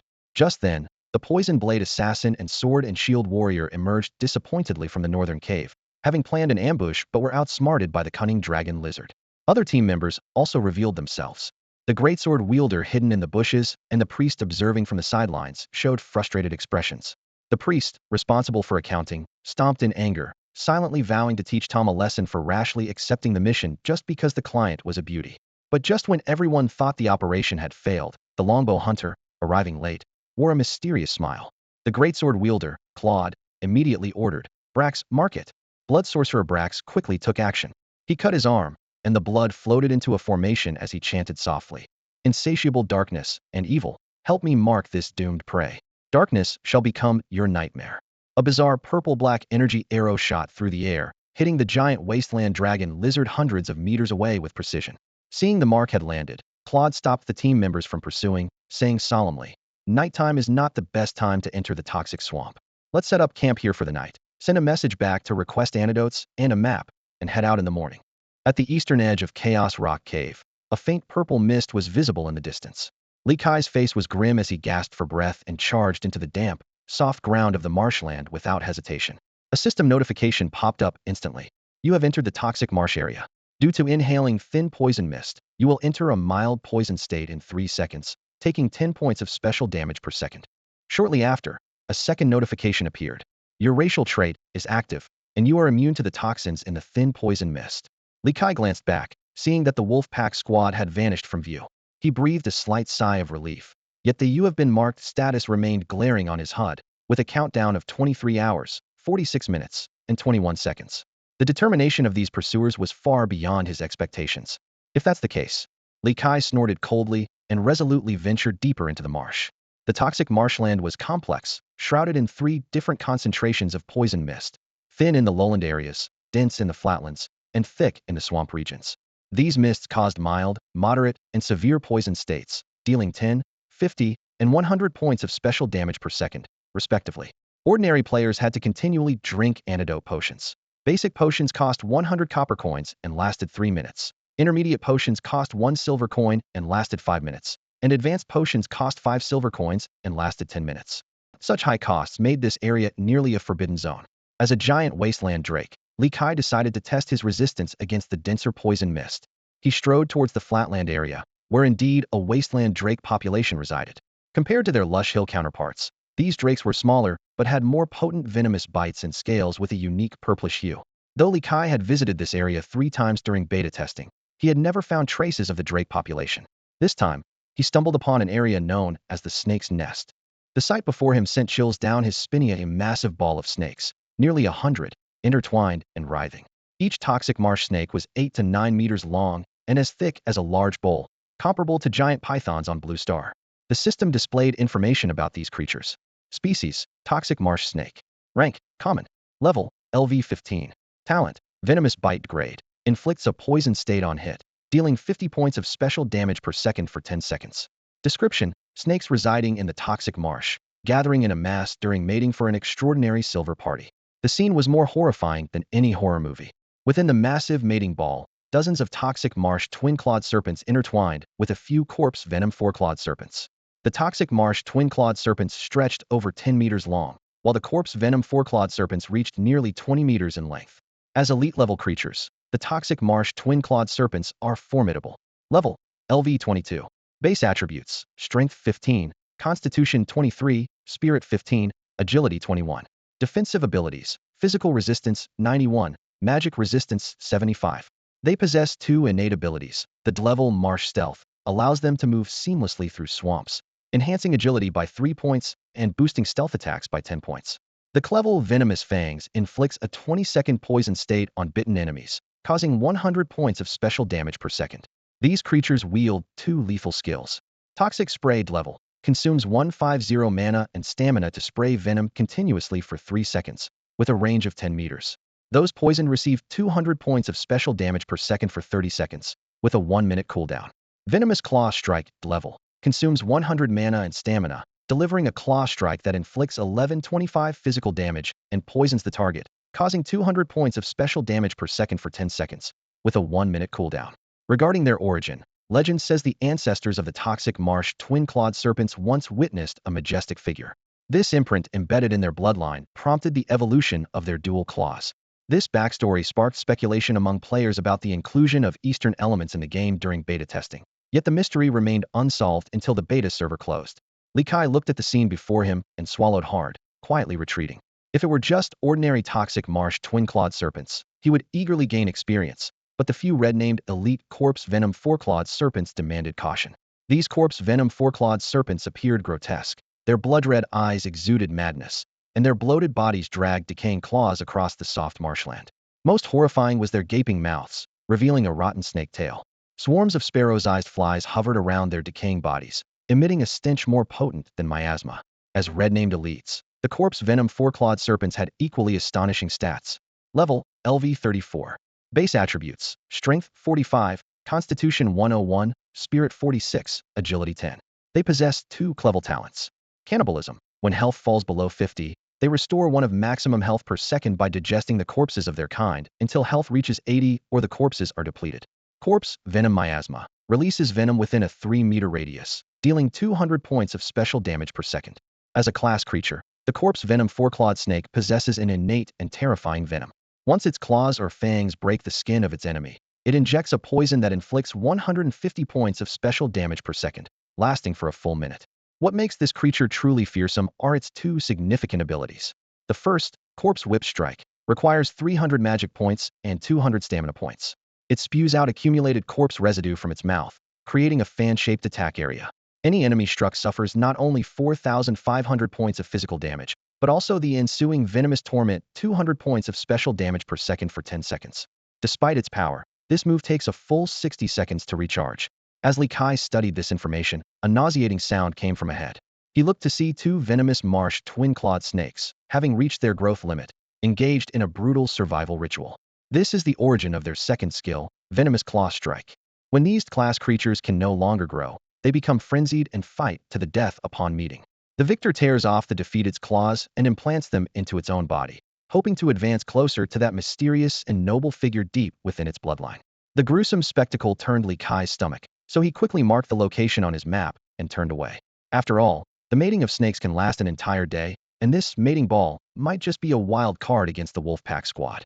Continuing onward, a clear stream came into view. This was the rushing stream that cut across the venomous marsh. Curiously, despite being surrounded by foul-smelling toxic grasses and reeds and a purple poisonous mist in the air, this stream seemed untouched by the surrounding filth, remaining crystal clear. Li Kai, while sarcastically commenting on the game developers' laziness, took the opportunity to enjoy a refreshing cold bath. Before the chill of the stream water faded, the system notified him that he had entered a new map, the Great Venom Marsh. This area was the territory of the mysterious wildland dragon lizard clan. The day has broken, and the weather is perfect for hunting. At the edge of the toxic swamp, 10 fully armed human professionals are making their final preparations. The greatsword wielder, Claude, efficiently stores the antidote potions and maps delivered by logistics into his spatial ring. He pats the shoulder of the delivery person and says softly, "Thanks for your hard work. Be careful on your way back." The Wolfpack team had never anticipated the giant wasteland drake would escape into the toxic swamp. With a mindset of frugality, they hadn't stocked up on a large supply of antidote potions and maps in advance. After all, potions have a shelf life. It was only after confirming their target had entered the swamp that they urgently requested logistics to procure these essentials. As a mercenary team that rarely operates in this area, they knew very little about the region. For this mission, they had to pay a high price to purchase a map from a friendly mercenary team. No matter how good the relationship, such maps are never cheap. After all, a map of the wilderness is the foundation of every mercenary team, and each additional copy means another potential competitor. Claude surveyed the faces of his teammates and, seeing no dissent, said in a deep voice, "The toxic swamp is full of dangers. Everyone must stay alert. If we can't complete this mission, we should abandon it." "Yes," everyone responded in unison.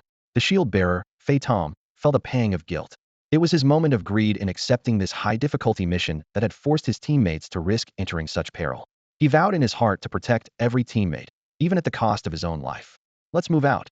The team members each took a dose of the basic antidote potion and stepped into the swamp area shrouded in a faint purple toxic mist. The blood sorcerer, Blex, closed his eyes to sense for a moment and then said, "It's in this direction, about 5 kilometers away, moving at a steady pace." The scout quickly marked the location on the map and analyzed. It's heading toward the wasteland drake's territory, seemingly trying to meet up with its kind. But oddly, its characteristics seem more like those from the lush hills. Claude didn't dwell too much on the issue. In this land, the natives could only rely on paper or magical maps, unable to update information in real time like the players. Everyone, maintain formation and move at a steady pace. Try to avoid engaging with other beasts, Claude ordered, and the team immediately formed their formation. The sword and shield bearer led the way, with the blowdart scout and poison blade assassin on either side. Claude, with his great sword, coordinated from the center, surrounded in a square formation by the priest, blood sorcerer, thunder mage, and heavy crossbowman. The longbow hunter stayed vigilant in the middle rear, while the shield bearer guarded the rear. The team cautiously avoided mudflats and toxic swamps, choosing the relatively safer depressions to traverse. Enemy attack. Not far along, a group of purple venom centipedes emerged from the reeds. Their antennae dripped with dark purple venom, and their black shells glistened coldly in the sunlight. You go ahead, I'll handle this. Claude downed a high-level antidote potion and drew his greatsword, positioning himself in front of the centipede swarm. While the Wolfpack team was dealing with the beast attack, Li Kai also found himself in trouble. Hey handsome, you look new around here. How about a thrilling showdown? A graceful female wasteland dragon lizard suddenly appeared in front of Li Kai. Surprisingly, when he met the beast's gaze, he saw a hint of affection in those fierce vertical pupils. Roar. No way. Li Kai's mouth twitched uncontrollably as he instinctively turned away from the female dragon lizard in heat. Roar, roar. Don't be afraid. While the boss isn't around, let's have some fun. It'll be exciting. The female dragon lizard relentlessly pursued him, stretching its neck to try and bite Li Kai's back. As a warrior of pure love, Li Kai adamantly refused this kind of unwanted scenario. Although he inherited Wei Wu's will and the spirit of Chao Ji ran in his veins, he had his principles never touch another man's woman. However, if a lonely, seductive, and beautiful woman were to approach him, he might reconsider his standards. But a giant lizard? Not a chance. After shaking off the growing crowd of female dragon lizards, Li Kai finally encountered a male wasteland dragon lizard. This one had fresh claw marks on its face, clearly having been taught a lesson by a female counterpart, looking every bit the clown. Roar. Where's your boss? Li Kai asked directly. He intended to lead the wolf pack squad to the giant wasteland dragon lizard. Roar. I won't tell you anything. The clown defiantly raised its head, but after a slap from Li Kai, it quickly relented. Roar, it's in this direction. Need me to show you the way? Moments later, Li Kai followed the trader through winding paths to a grove of black poplars. Using the cover of the towering purple-black trunks, he spotted dozens of female wasteland dragon lizards lazily basking in the sun in a nearby depression. In the center lay a weary-looking male giant wasteland dragon lizard. The clown looked on with envy, about to boast, when Li Kai, alert, swiftly bit its neck. In its eyes filled with confusion and fear, Li Kai efficiently ended its life. Killed wasteland dragon lizard LV-19. Gained 687 experience points. Newcomer champion achievement activated. Gained an extra 103 experience points.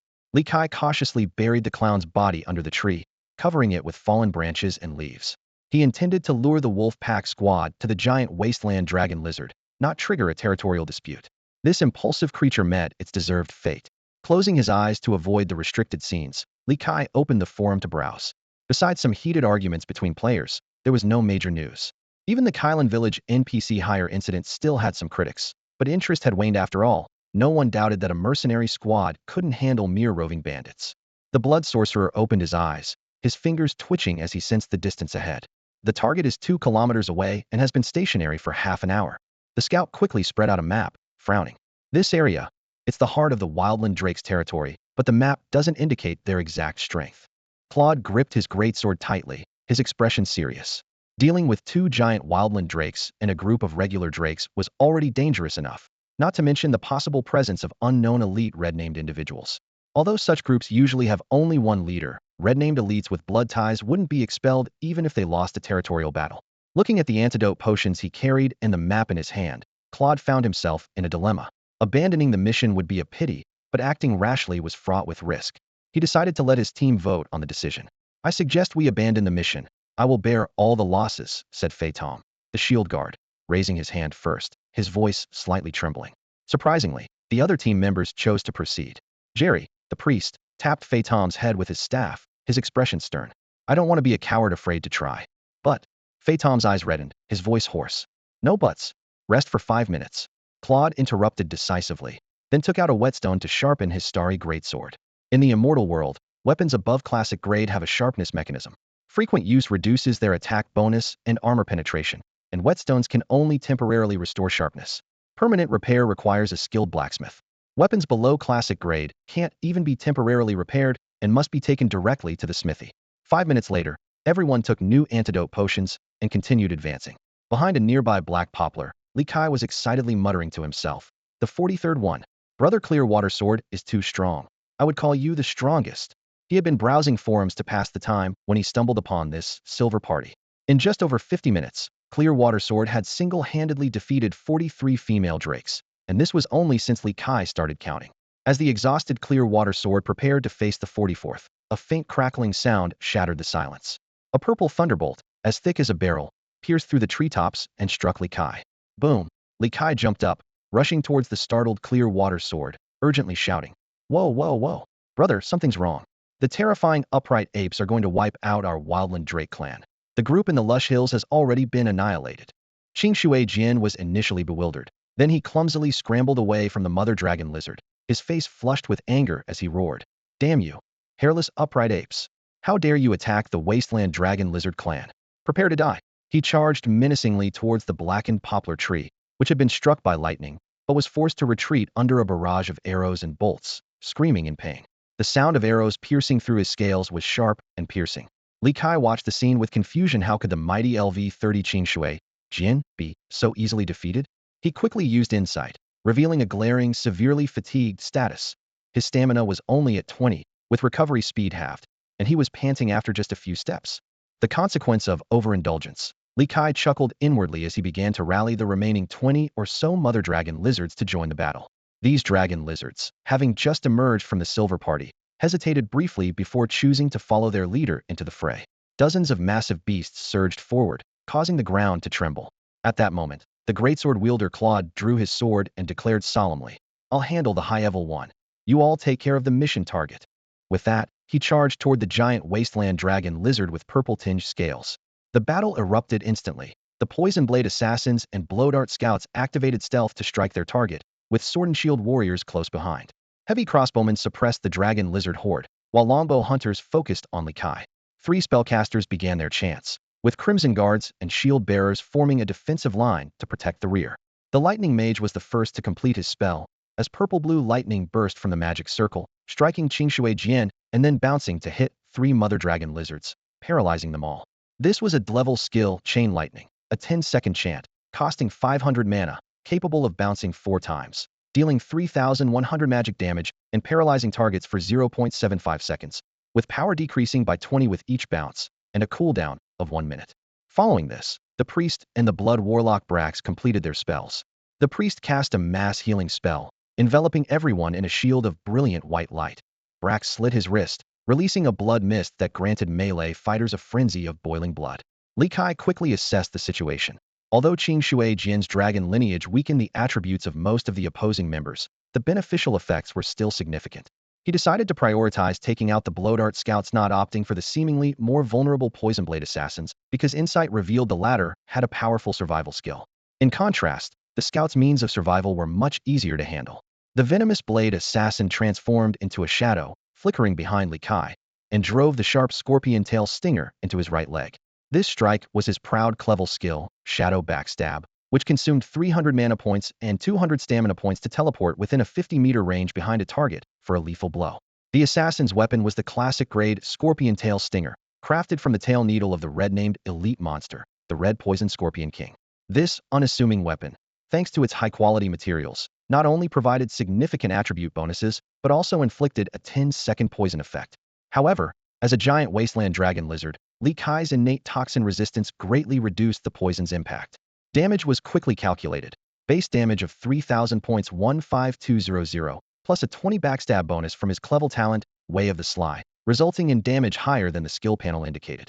Yet, for Li Kai, this was merely a scratch. At that moment, the sword and shield warrior charged forward with a roar, while the scout smartly distanced himself, beginning to harass with blow darts. Li Kai swiftly assessed the situation. Even if he unleashed his full power, quickly defeating the robust sword and shield warrior would be challenging, especially with a priest ready to intervene at any moment. He decisively chose the optimal solution, ignoring the sword and shield warrior and the assassin behind him. He targeted the scout with an agility of 36 points. Although the scout's agility was unrivaled within the team, once Li Kai activated his balanced body, even the scout's speed advantage vanished. Li Kai's massive form shot forward, arriving in front of the scout in an instant. Watching the scout foolishly continue shooting while standing still, he allowed a slight smirk. Without his insight skill, he might have fallen for the trap.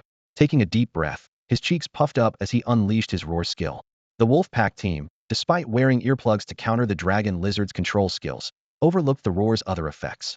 The deafening howl echoed across the hollow, sweeping out a visible sound wave that revealed a hidden figure. The scout's life-saving skill.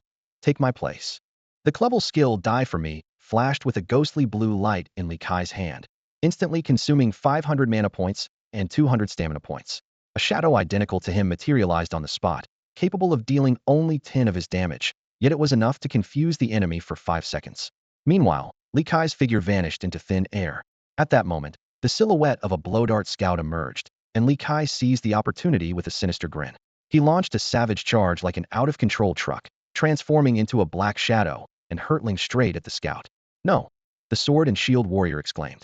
In his panic, he forgot Li Kai's immunity to control effects and futilely activated his taunt skill. The priest in the rear reacted swiftly, casting a golden holy light shield over the scout, just in Tamiya-level skill that required 10 seconds of chanting and consumed 300 mana points, but provided 2,600 shield points for 5 seconds. At this moment, the scout's double shield healing and the holy light shield stacked to a formidable 5,375 shield points.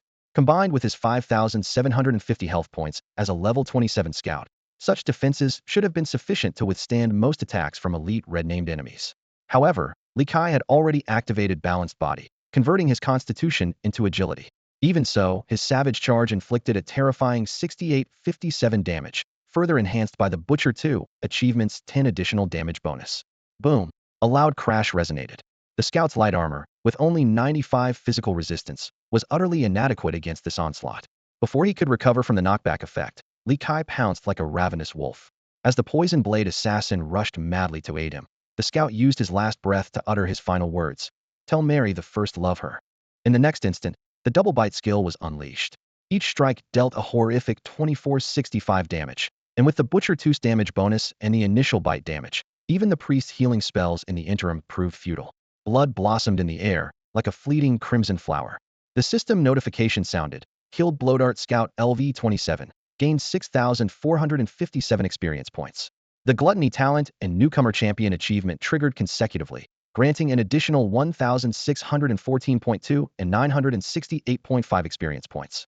Consumed a low-level space ring, increasing internal space by 3 cubic meters. You'll pay for this. The Poison Blade Assassin finally arrived, his dagger tracing frenzied, icy arcs across Li Kai's back. The Sword and Shield Warrior charged at Li Kai, delivering a precise strike aimed at his shoulder. This attack revealed the warrior's loss of composure due to anger. Targeting limbs would have been a wiser choice in combat. Seeing this, Li Kai immediately executed a wild tail whip, his tail sweeping out like a long whip, aiming to deliver a fatal blow while the Poison Blade Assassin was still emotionally unguarded. However, the plan only partially succeeded. The initial strike shattered the shield provided by excessive healing, but the assassin quickly became alert and retreated to a safe distance, avoiding the lethal threat. Realizing all his skills were on cooldown and victory was out of reach, Li Kai decisively turned to retreat. Chase him down, roared Claude, the greatsword wielder, as he slung the star blade over his back. He leaped into the air, executing a perfect blend of a draw slash and a jump slash.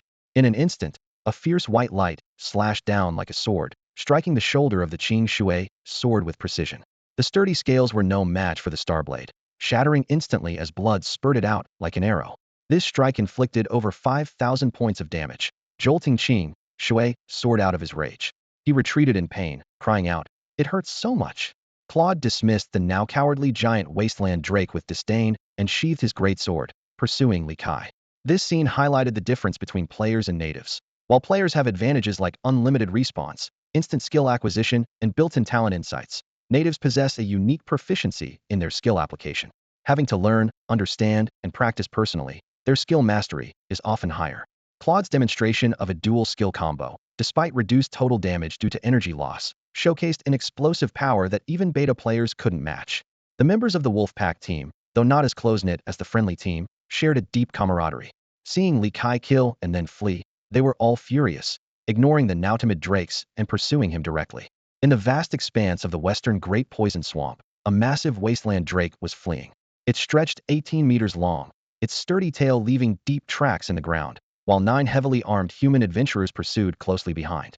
Despite its name, the Great Poison Swamp features complex terrain. The wasteland drake species inhabits the low-lying floodplains. Li Kai trudged through the stinking, poisonous swamp, his eyes fixed northward. The dense poisonous miasma seemed almost tangible, and each breath felt like searing pain. Even though he, as a wasteland drake, had a natural resistance to toxins, he was not immune. The poison inflicted 80 points of damage per second, forcing him to retrieve high-grade health and antidote potions from his internal space. These potions, purchased through Su Su, were far superior to the previously obtained basic antidotes. The footsteps of the pursuing group grew ever closer. Li Kai smirked coldly. The Wolfpack team was clearly unfamiliar with this area. It was no surprise, given the poisonous swamp's meager resources, most of which were toxic. Even the mercenaries from Kylan Village rarely ventured here. Maps available on the market were crude and lacked even basic information about the habitat of bosses. It wasn't until the late stages of the beta test that players, relying on the resurrection mechanic, fully explored this area and discovered 2 powerful bosses hidden here, one in the Serpent's Lair and the other deep in the Great Poison Swamp. Had the Wolfpack team shared their destination with the Dopa Guild, they could have obtained more detailed information. But who could have predicted that the Children of the Stars had already descended upon this world? Though Li Kai's current map did not retain the beta test information, he vividly remembered the locations of those 2 bosses. More importantly, he had Su Su collect the data published by players back then, especially concerning his target for this trip, the pure-blooded dragon, the 3-headed dragon of the Poison Swamp. In the Immortal dragon lineage, multi-headed dragons are quite unique. Despite their formidable physical strength and heads possessing different attributes, they typically lack wings and rarely master dragon magic. In fact, a significant number of dragons do not recognize them as true kin, dismissing them as merely powerful land dragons. Whoosh! An arrow whizzed through the air, striking his hind leg with precision. The hit brought Li Kai's wandering thoughts sharply back into focus. According to the data Su Su collected, the 3-headed dragon's activity range spans several miles, and he could only take the Wolfpack team on a luck-driven search. Fortunately, luck was on their side, and they encountered their target just 10 minutes into their venture into the Great Poison Swamp. Li Kai found himself in an increasingly precarious situation. His massive weight had caused more than half of his body to sink into the toxic swamp, which was 3 to 4 meters deep. Each step he took stirred up large clumps of mud and decaying plant roots, significantly slowing his progress. The Wolfpack team behind him wasn't faring much better. Although the members were lighter, their small footprint meant they too were sinking, 1 step deep, 1 step shallow, into the swamp. At this point, only the greatsword wielder, the poison blade assassin, and the sword and shield warrior were still in pursuit. The thick toxic miasma severely limited visibility, and in an environment where they could neither see the path ahead clearly nor predict when a beast might attack, the spellcasters and ranged attackers had to abandon the chase. The heavily armored shield guard, Fei Tom, stayed back to protect the retreating members, while the priest and the Scarlet Warlock provided buffs to the 3 pursuers before withdrawing. Stop chasing. The greatsword wielder, Claude, suddenly came to his senses. We haven't encountered many beasts along the way, and even with elite monsters clearing the path, this situation is too unusual. The poison blade assassin and sword and shield warrior stopped in their tracks, but it was too late. Li Kai had already sensed a terrifying presence emanating from beneath the swamp ahead. This is bad. Run. He immediately activated his equilibrium body, reallocating his constitution points to agility, and his speed surged as he sprinted towards the 3 pursuers. Retreat quickly. The 3 pursuers realized something was amiss as they saw Li Kai suddenly turn back. At that moment, 3 ferocious roars shook the heavens and earth, and the swamp ahead exploded. Putrid mud and the remains of creatures rained down like a storm. An epic background music swelled in the void, as if heralding the arrival of a formidable boss. 3 necks, each as thick as a water tower and 10 meters long, slowly rose from the swamp. Their eyes glowed with different lights, a blend of ferocity and murderous intent, chaos and confusion. Who dares disturb the slumber of the great Swartman? The mighty Evalsius will tear these noisy ants to shreds. Is it mealtime yet? Ah, Dudu is so hungry. As Li Kai ran towards the Wolfpack team, diverting the threat, he cast an insight spell. Despite the level gap limiting the skill's effectiveness, he managed to glimpse the basic information and terrifying boss traits of the swamp's 3-headed dragon, the world's anthem, the world's roar, and the world's reprieve. These traits not only significantly enhanced the boss's attributes, but also weakened its enemies, and even allowed it to revive with full health and a 40 attribute boost when near death. Seeing this information, Li Kai gasped, nearly choking on the swamp's stench. No wonder previous players had failed to hunt it. The formidable buffs and debuffs made it nearly impossible to contend with. It seemed like they had really gotten themselves into trouble this time. In a moment of crisis, Li Kai's mind raced, and an ingenious plan suddenly came to him. He quickly rushed behind the wolf pack squad, who were also fleeing for their lives, and let out a thunderous, beastly roar. Roar! Boss, they're over here. Before the words were fully out of his mouth, he took a deep breath and agilely dove into the depths of the poisonous swamp. Under the murky swamp, Li Kai moved his limbs nimbly, swimming sideways like a water snake. After swimming over 100 meters, he cautiously dug into the silt and decaying carcasses below, pressing his body flat against the bottom of the swamp. At this point, he could only hope that the information provided by Su Su was accurate. Not far away, the three-headed dragon of the poisonous swamp heard the roar, and all three of its menacing heads turned sharply towards the source of the sound. They immediately locked onto the three ants, frantically jumping at the edge of the swamp. Yay food! The left head exclaimed excitedly. Arwasis, I want to tear them apart. The middle head roared fiercely. Swapman, didn't you notice the strange bubbling of the swamp in front of those ants? And that beast roar just now didn't sound like something so small could produce, the right head remarked cautiously. Yet amid the clamor for food and tearing apart, the voice of reason was quickly drowned out. With a 2-10 vote, Swapman could only watch helplessly as the strange movements in the swamp drifted away, forced to follow the other two heads' desire to approach the three ants. Hidden beneath the swamp, Li Kai felt a surge of relief, had gambled correctly. The information was indeed accurate. The three-headed dragon was just a massive creature with low intelligence. This reminded him of the late beta phase when players from Kylan Village attempted to hunt this boss. Although he had been engaged in the bustling town's entertainment venues at the time, the player's accumulated experience proved invaluable. Now the three-headed dragon had poor eyesight and limited intelligence, often allowing those who hid under the swamp to escape when it was low on health. Having three heads didn't make it smarter. However, this fatal flaw didn't diminish the dragon's formidable strength, as evidenced by the fact that even players in the late beta phase had failed to defeat it. For Li Kai, its massive body made movement in the swamp nearly impossible, with the mud and plant roots forming a tangled web that hindered his every step, not to mention the lack of footholds. Yet for the swamp's ruler, none of this was a problem. It rose up, its house-sized body emerging from the swamp, and began to move with a thunderous roar. In its presence, the viscous swamp seemed to turn into clear water, posing no obstacle to its advance. Despite its enormous size, it moved through the swamp with surprising agility, like a fish in water, quickly catching up to the three members of the Wolfpack squad. The earth-shaking commotion caused the three to look back, instantly filling them with dread. If this keeps up, we'll definitely be caught. Let's split up and run. Claude didn't utter any brave words about staying behind, as that would be tantamount to booking a reunion in hell. From the third tier onward, magical beasts were far beyond the capabilities of humans of the same rank. While there were a few standouts who could duel magical beasts in the first and second tiers, a solo battle against a third-tier boss. Such a legend was almost unheard of. Improvement in their situation would only come at an epic or legendary level, which was a distant dream for them. The Poison Blade Assassin opened his mouth, but only managed to say, "Take care, Captain," before sprinting off to the left. "Wait," Claude called out, removing the space ring from his hand and tossing it over. "Take this and give it to Old Smoker for distribution." Old Smoker was the nickname of a priest who had been expelled from the church due to his severe smoking habit and had become a mercenary. Claude chose to entrust the ring to the Poison Blade Assassin, recognizing his superior agility and the best chance of survival among them. "Haha, take mine too."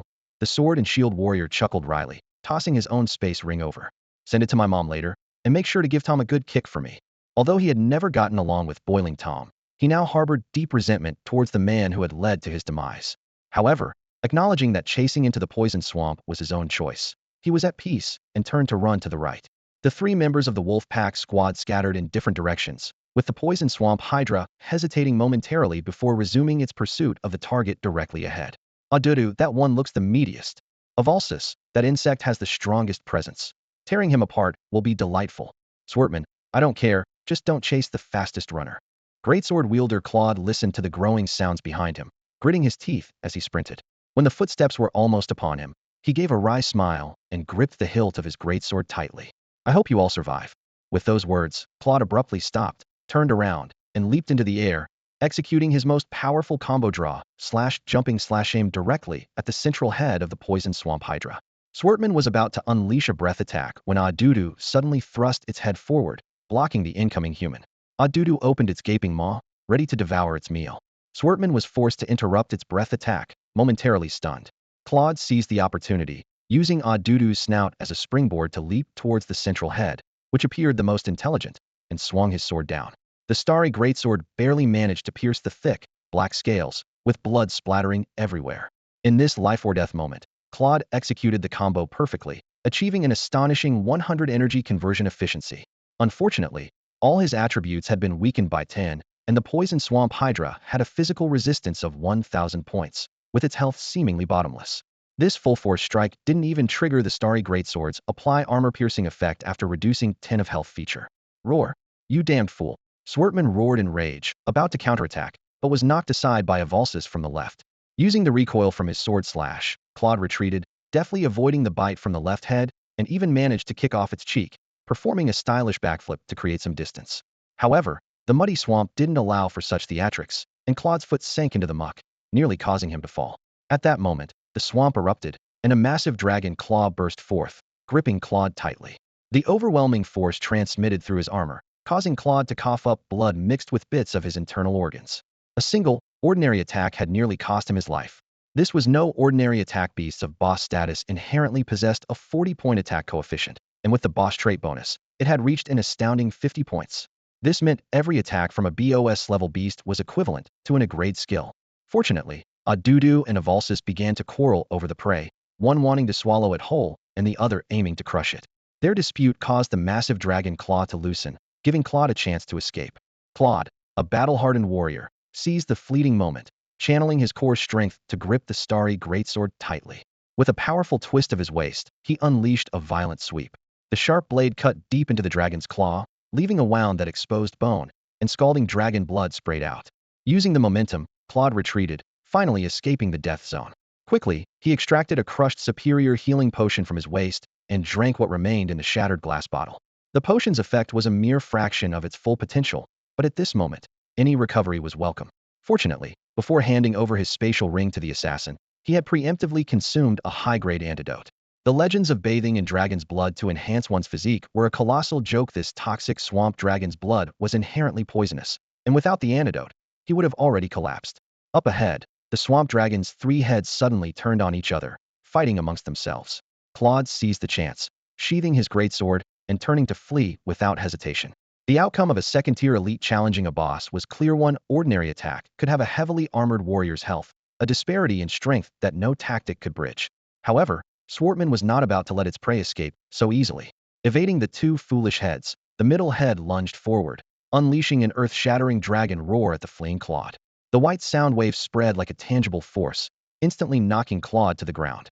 Although the wolf pack was prepared, equipped with earplugs against the giant wasteland dragon lizard, such basic protection was no match for a true dragon's roar. Blood trickled from Claude's mouth as he struggled to his feet, dizzy and disoriented, drawing his starry greatsword to hold defensively before him. His vision blurred, his ears felt as if pierced by countless steel needles, and the deafening roar reverberated in his mind, even robbing the taste from the blood that flowed into his mouth. Knowing death was inevitable, he activated his final skill cross, Sword Block. Let me hold on a bit longer, hoping you can escape further. In the next moment, his consciousness sank into eternal darkness. The swamp echoed with another thunderous roar, a death knell to the fleeing poison blade assassin and sword shield warrior. Tears streamed down their faces as they mourned their brave captain. For Li Kai, however, this roar was the signal to act. Calculating the distance at least a kilometer away, it was time to move. Gazing at the lair from which the swamp dragon emerged, his tears unceremoniously dripped from the corner of his mouth. The lair of this ancient three-headed dragon must hold many treasures. Though dragons with internal spaces were unlikely to store their most precious treasures in their lairs, a search wouldn't take much time. Encouraging himself, Li Kai strode confidently into the lair. He reached the spot where the dragon initially slumbered, diving into the swamp without hesitation. This area was significantly deeper than its surroundings, plunging at least dozens of meters. The intense corrosive sensation forced him to close his eyes tightly, relying on his sense of touch and insight to navigate the pitch-black waters. Soon, he encountered a large, hard object at the bottom. A system prompt appeared. Peerless grade resource, luminous meteorite, a celestial meteorite containing abundant precious minerals and mysterious special energy, subtly altering surrounding life forms. It requires a special pickaxe for extraction and trade. Li Kai's heart raced. This was a peerless grade resource, rarer than anything he had ever discovered. Such an immense, unparalleled resource must be worth a fortune, Li Kai marveled, and with the description of the poison swamp three-headed dragon, he finally understood why this dragon could never grow a fourth head. The piece of alumina meteorite in front of him was so massive that it couldn't be absorbed into his inner space, leaving him to only sigh in frustration. Li Kai spent over 5 minutes thoroughly searching the bottom of the poison swamp, three-headed dragon's lair. Besides the colossal alumina meteorite, there were also many enormous, glowing objects, mostly rare resources. These collections matched the dragon's habits perfectly, and even the poison swamp three-headed dragon couldn't store them in its internal space due to their size. After surfacing from the swamp, Li Kai gasped for air to steady his breathing and continued his exploration. Seeing such precious resources within reach, but unable to take them, he cursed inwardly. He was determined to find something he could carry away. As he moved forward, the swamp grew shallower, and Li Kai could walk on solid ground. About 4 or 5 minutes later, a familiar plant came into view, making his breath quicken. It was a tree just over 3 meters tall, with deep purple serrated leaves and rough bark with unique patterns. Most strikingly, its sparse canopy bore over a dozen pale purple fruits. The system immediately provided a hint. This was the rare purple poison dragon blood tree, growing in a swamp infused with the blood of the poison swamp three-headed dragon. Its fruit, the purple poison dragon blood fruitus, a rare resource that can enhance the purity of poison-type dragon bloodlines and be used to make potions that boost poison resistance and physical constitution. Li Kai's smile twisted with delight as he swiftly stored all the purple poison dragon blood fruits into his inner space. If not for the limited space and uncertainty about transplanting, he would have taken the whole tree. As he continued, an indescribable stench assaulted him, and the color of the swamp ahead turned bizarre. The smell made Li Kai's eyes water, and he struggled to cast an insight spell. It turned out to be the excrement of the poison swamp three-headed dragon, valued at 100 to 150 silver coins per kilogram as a rare resource. This dragon dung could be used to repel magical beasts, make fertilizers and potions, and even create perfumes. Staring at the pond-sized dung, Li Kai couldn't help but marvel at the dragon's worth. Unfortunately, collecting items required using his mouth, otherwise, he would have gladly profited from the dragon dung. Skirting the dung pit, he found a mountain of densely packed white bones. These magical beast skeletons had weathered too long to retain any valuable essence. Yet, among the bones, Li Kai discovered bone spirit crystals emitting a radiant white glow, a rare resource used in concocting spirit-enhancing potions, valued at 5 to 7 gold coins each.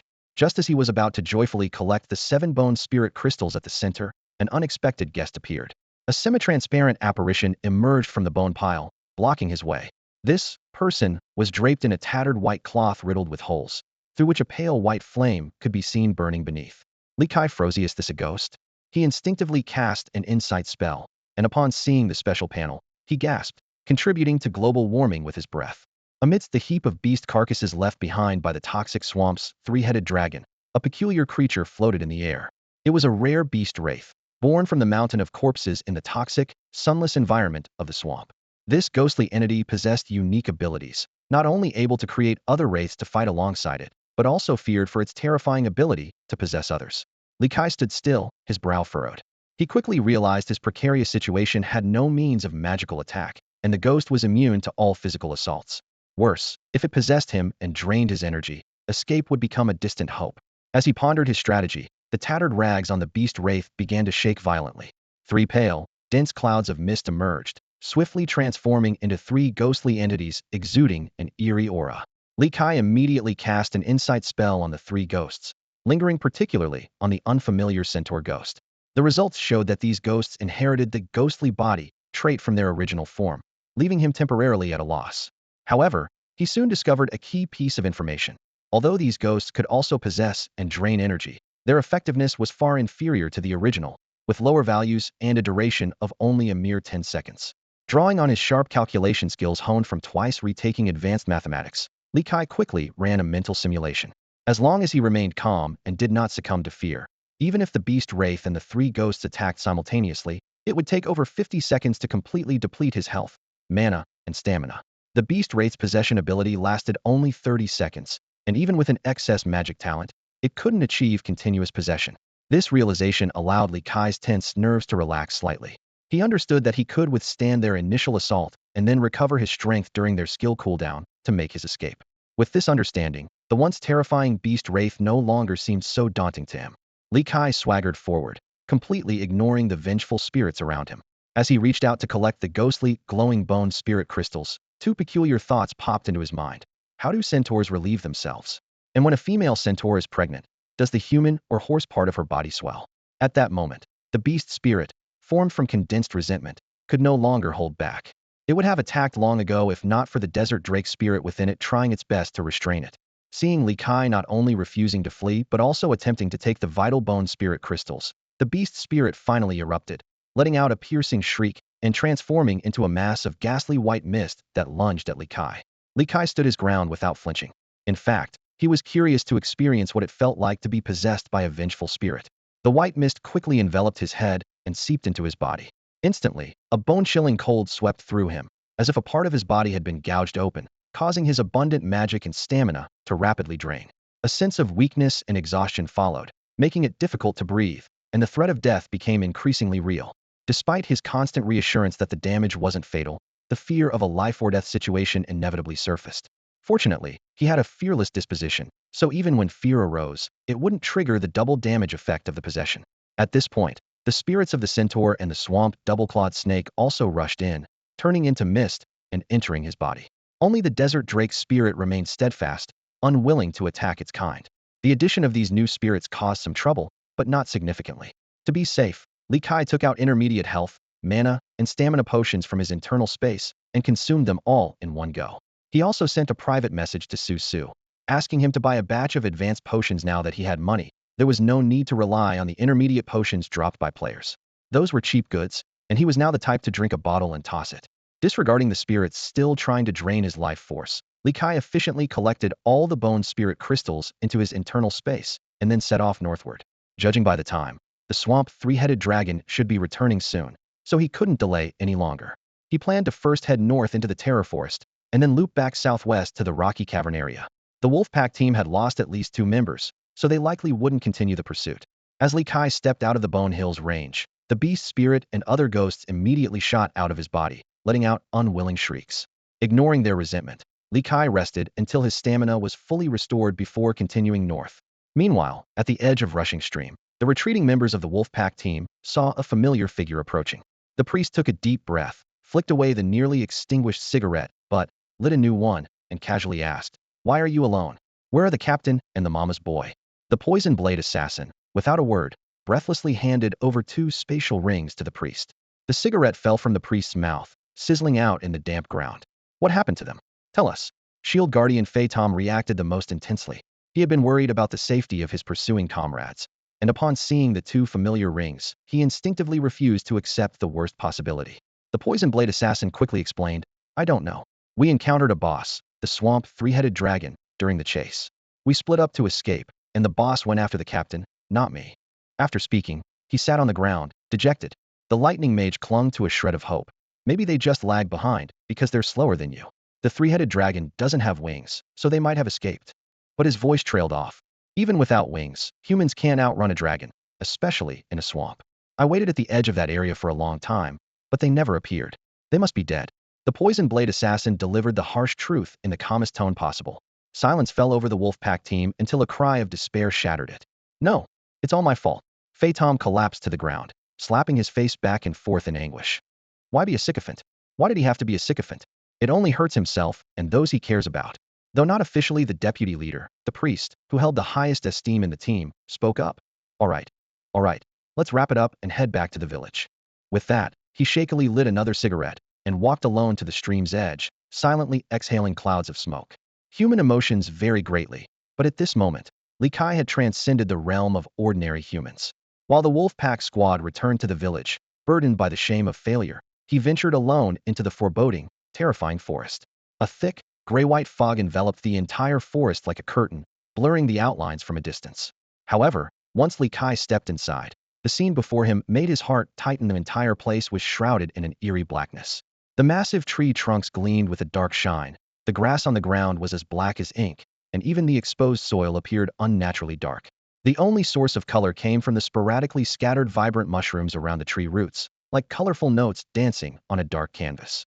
These trees were unlike any plants he had ever known. They were entirely black as coal, with bare branches devoid of leaves, and their rough bark was covered in wrinkles, resembling twisted, ghostly faces from afar. The roots, twisted and coiled like giant pythons, seemed ready to snatch up any prey at any moment. As Li Kai curiously approached for a closer look, an intriguing scene caught his attention. A colorful mushroom, seemingly startled, suddenly leaped up and scurried away in a panic. By a twist of fate, this lively mushroom collided headfirst into the nearby tree root area. In a flash, the previously still roots sprang into action, ensnaring the mushroom creature like a predator capturing its prey. This sudden scene startled Li Kai. He immediately used his insight skill and discovered a shocking truth: all the plants in this forest were actually magical beasts. The system promptly displayed detailed information for him. The seemingly harmless, colorful mushroom was a level 10 common magical beast, a rare non-toxic species in the poisonous swamp, disguising itself as toxic with its vibrant appearance. The sinister ghost-faced trees were even more terrifying, level 19 elite magical beasts with 35 strength points, 45 constitution points, 10 spirit points, and 1 agility point, boasting 4,500 health points and 500 mana points. Unlike regular creatures, they consumed mana rather than stamina for attacks and movement. Even more surprising was the ghost-faced tree's special abilities. They possessed not only 76 physical resistance points and 83 magical resistance points, but also a level talent called Mist Leaf. Upon reaching maturity, they could release a dense fog covering a 30-meter radius, making it difficult for creatures to detect anomalies. Once attacked, the fog would turn black, obscuring an enemy's vision and causing them to suffer from a poisoned state, taking 50 points of special damage per second. Their root bind skill was equally formidable, extending roots 19 meters at the cost of 500 mana, dealing 3,500 physical damage, and binding for 3 seconds. Li Kai suddenly realized why he had felt something was off, but hadn't immediately used his insight skill. It was due to the influence of the Mist Leaf talent. This ability was so insidious that even his immunity to control effects was ineffective because the system did not classify hard to notice as a control effect. Looking around, the forest was densely packed with ghost-faced trees as far as the eye could see. A glint of excitement flashed in Li Kai's eyes. If these were all elite monsters, wouldn't this be a perfect spot for farming experience points? If not for the eerie Mist Leaf talent, this experience goldmine would have been discovered by other players long ago. With this in mind, Li Kai charged towards the nearest ghost-faced tree without hesitation. His claws sliced through the air, tearing into the tough bark. Wood chips flew everywhere, and the black tree sap gushed out like a fountain. Whoosh! The surrounding gray-white mist suddenly turned pitch black, instantly obscuring Li Kai's vision. The toxic black fog corroded his body while the ghost-faced tree ahead shook violently. Its roots, as thick as pythons, broke through the ground, carrying the massive tree body as it began to move slowly. To Li Kai, this sluggish escape was utterly futile. With a powerful swing of his claws, he snapped the ghost-faced tree in half. As the towering tree trunk crashed to the ground, the surrounding black mist dissipated instantly. With a strength attribute of 49.3, coupled with the Elite Assassin 2's 20 damage bonus against elite monsters, it took just 3 ordinary attacks to bring down a single ghost-faced tree. The system notification promptly sounded. Killed ghost-faced tree LV19, gained 695 experience points, with an additional 104.7 experience points for the newcomer champion achievement. Li Kai immediately began devouring the fallen tree trunk. Each ghost-faced tree yielded nearly 1,000 experience points. Cutting down 40 more would level him up to 19. He quickly transformed into a diligent lumberjack, starting a cycle of chopping and consuming trees. Chopping took only 10 seconds, but eating a tree took 4 to 5 minutes. Despite the low efficiency, his frugal nature wouldn't let him pass up these materials that could boost his attributes. Unexpectedly, the ghost-faced trees tasted quite good. The trunk was like 100 pure dark chocolate wafer, crisp and rich. The branches and roots resembled grilled gluten, crispy outside and chewy inside. As the system notifications continued to ring, Li Kai savored every bite. Devoured rare material ghost-faced tree bark, Constitution 0.1, Physical Resistance 1, Magic Resistance 1. Devoured rare material tree core, Constitution 0.2, Spirit 0.1. Unfortunately, the leaves that turned into mist were inedible, otherwise, the gains would have been even higher. The surrounding ghost-faced trees seemed to sense the danger and began to uproot and flee, though their speed was laughably slow. In just over 10 minutes, Li Kai had killed and consumed 10 ghost-faced trees, gaining nearly 10,000 experience points. However, at that moment, the sound of galloping hooves came from all directions. He looked up warily to see dozens of centaur figures emerging from the mist, each drawing their bows, poised for battle. The lower horse bodies of these centaurs were decent enough, but their upper bodies were almost bare. Notably, the female centaur leading them had weapons on her chest that bounced vigorously as she moved, creating quite a visual impact. Evil lizard, how dare you destroy the forest? The wrath of nature will consume you. The centaur leader questioned coldly.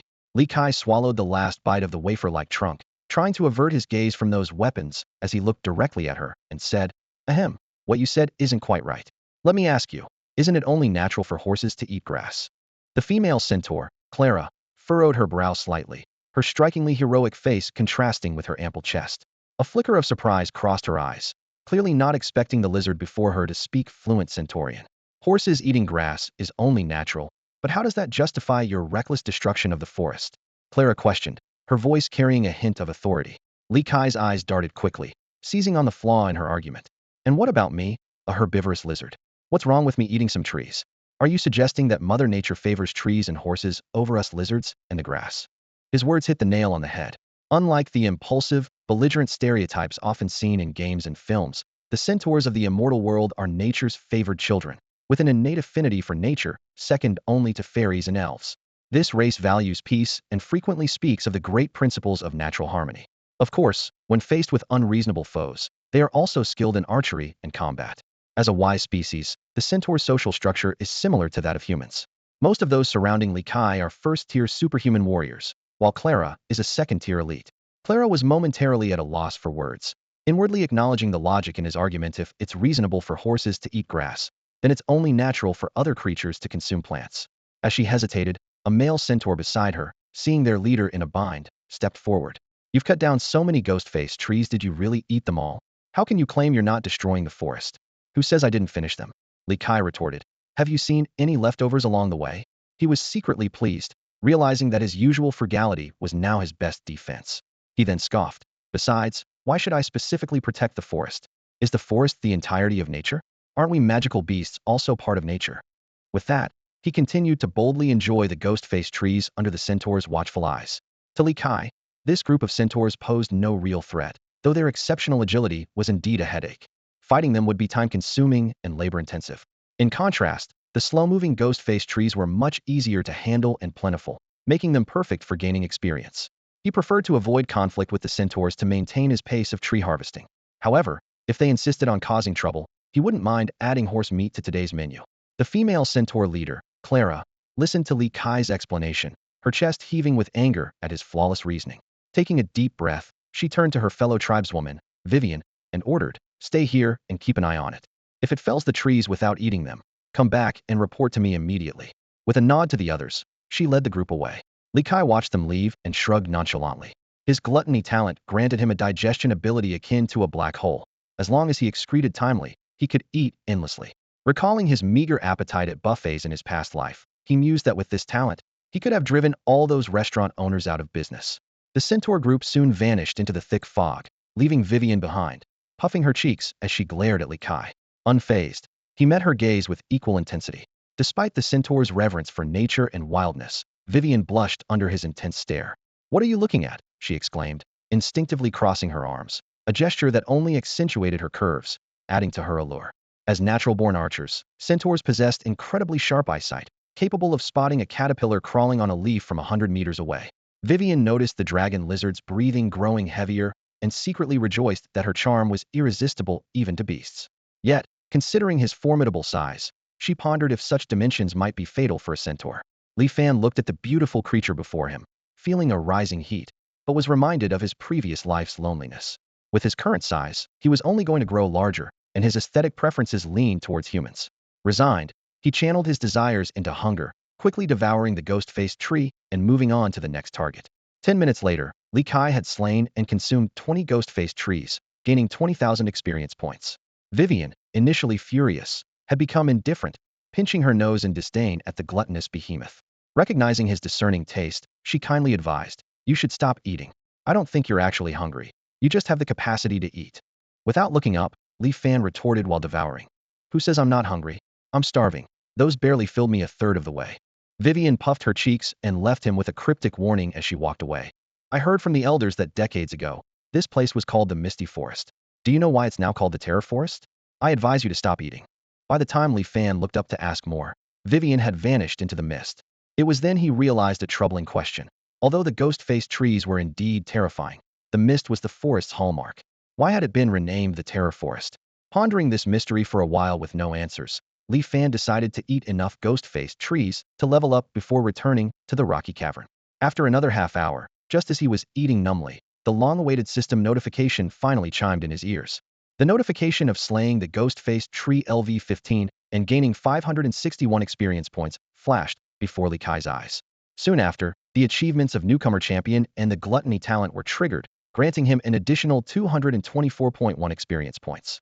The system prompt followed. Experience 700, 157, 0000, level LV 18 LV 19, experience 158, 5000. Li Kai rubbed his sore wrist. To achieve this level up, he had chopped down 53 ghost-faced trees, including some high-level targets of LV 14 and 15.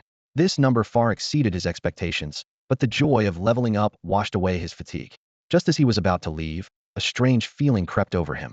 The surrounding black fog not only failed to dissipate with the expiration of the Misty Leaf talent, but grew even thicker, quickly reaching the point where visibility was nearly zero. The warning from the female centaur was still fresh in his mind, and Li Kai immediately became alert, casting insight on the surrounding fog. The system promptly responded. Talent. Terror Mist, a special ability of the Grey Deerhead Demon, covering a radius of 500 meters. Creatures caught in the mist not only lose their way but gradually fall into a state of fear. Once fear takes effect, they lose 1,000 health points per second. Worse yet, the Deerhead Demon can actively enable damage mode, causing an additional 500 magic damage per second. Boss. Li Kai gasped. The Terror Forest actually hit a boss, and it was the notoriously eerie Deerhead Demon. Considering that both the Poisonous Swamp and Snake's Den in the Wildlands had bosses, this seemed reasonable. He quickly pieced together the scenario the beta testers likely didn't discover the Deerhead Demon, because the trigger condition was related to chopping down ghost-faced trees. Due to the influence of the Misty Leaf talent, almost no players noticed these elite monsters, let alone deliberately felled them. Li Kai swiftly made a judgment. The trigger condition should be chopping down 50 or fewer ghost-faced trees, not the inexplicable 53. Thinking back, the mist hadn't dissipated since he started cutting trees, indicating the Deerhead Demon had already appeared. Since the boss hadn't attacked immediately, Li Kai decided to continue his disguise. He feigned an unconcerned demeanor, heading south the closest route out of the Terror Forest. Meanwhile, he urgently contacted his personal assistant, Su, asking him to search for beta information on the Deerhead Demon. Step by step, Li Kai cautiously moved toward the forest's edge. Although the mist limited visibility to 3 or 4 meters, the system map showed that only 300 or 400 meters remained to exit the forest. Just as he thought he could escape safely, the sky suddenly darkened. Night had fallen. High above, the deep green sun was replaced by a sinister crimson moon. Moonlight pierced the thick fog and spilled into the forest, casting an eerie, blood-red hue over everything. A gentle breeze swept through, transforming the fresh scent of earth and foliage into a nauseating stench of blood and decay. The air was filled with a bizarre melody, like a classical orchestra gone awry. Monotonous flute notes, the clatter of aluminum marimbas, and drum beats that were slowly being drowned out by the cawing of crows. Li Kai's heart skipped a beat as a scarlet danger flashed in his mind. This was the theme music for the appearance of the Deerhead Demon.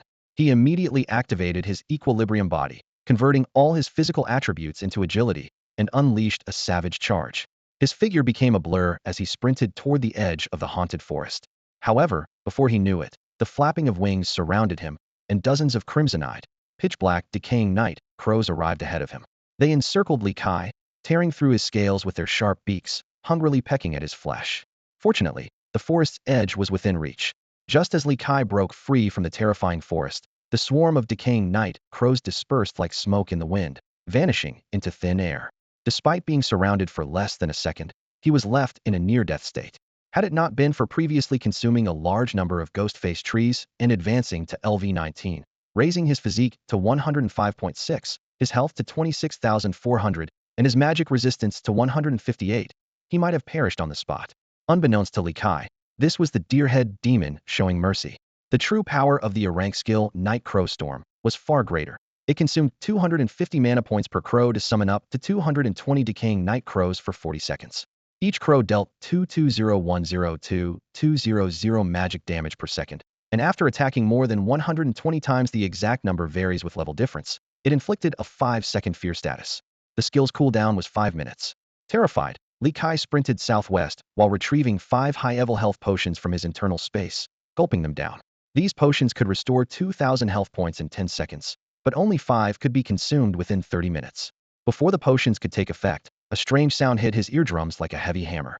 The sound resembled traditional Chinese music from Blue Planet's Huagua, with recognizable notes of the guzheng, pipa, and chime bells, but the main melody was composed of the mournful sounds of the suona and eru, exuding an overwhelming atmosphere of deathly stillness.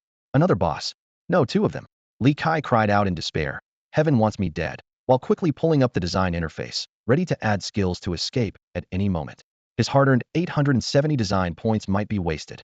To his surprise, the owners of the two theme songs completely ignored his presence and charged straight into the haunted forest. Under the crimson moonlight, Li Kai finally saw their true forms, two giant serpents with 4 claws and antlers on their heads. If not for their bizarre appearance, they bore a striking resemblance to eastern dragons. 3 colossal creatures loomed ahead, their bodies covered in wounds so deep that bones were visible. In the decaying wounds, countless maggot-like vines squirmed, emitting a nauseating stench. The antlers on their heads were tightly entwined with dark green vines, with fresh blood continuously oozing from the junction of the antlers and their snake-like skin, and scabs completely covering their eyes. Li Kai took a closer look and realized these were not ordinary 4-limbed creatures, but mutated beings with 6 claws. In front of their decaying hind claws, there was an additional pair of claws worn down to bare bones, giving them a terrifying appearance. He quickly cast an insight spell on the smaller one, and the system immediately provided detailed information. This was a level 33 antlered 6-clawed serpent boss, with astonishing attributes Strength 101, Constitution 238, Spirit 159, Agility 86. Its enormous health points reached 119,000, with 31,800 mana points and 9,520 stamina points. More daunting was its high defense capability: physical resistance 578, magic resistance 569, poison resistance 300, and a 10 control immunity. The monster also had 2 powerful talents: the Blevel Nature's Antlers, which not only boosted its spirit attribute, but also provided immunity to many nature-based magic damages, and Corpse Rot Miasma, which could release a toxic miasma causing 400 special damage per second, with prolonged poisoning leading to lethal spore growth. It possessed 4 formidable skills as well: the Level Nature's Illusion, which significantly enhanced all attributes and granted flight capability, and the Clevel Vine Entangle, Fallen Leaf Blade, and Towering Tree Seed, each offering unique effects such as binding, area attacks, and knockback. Upon realizing this information, Li Kai turned and fled without hesitation.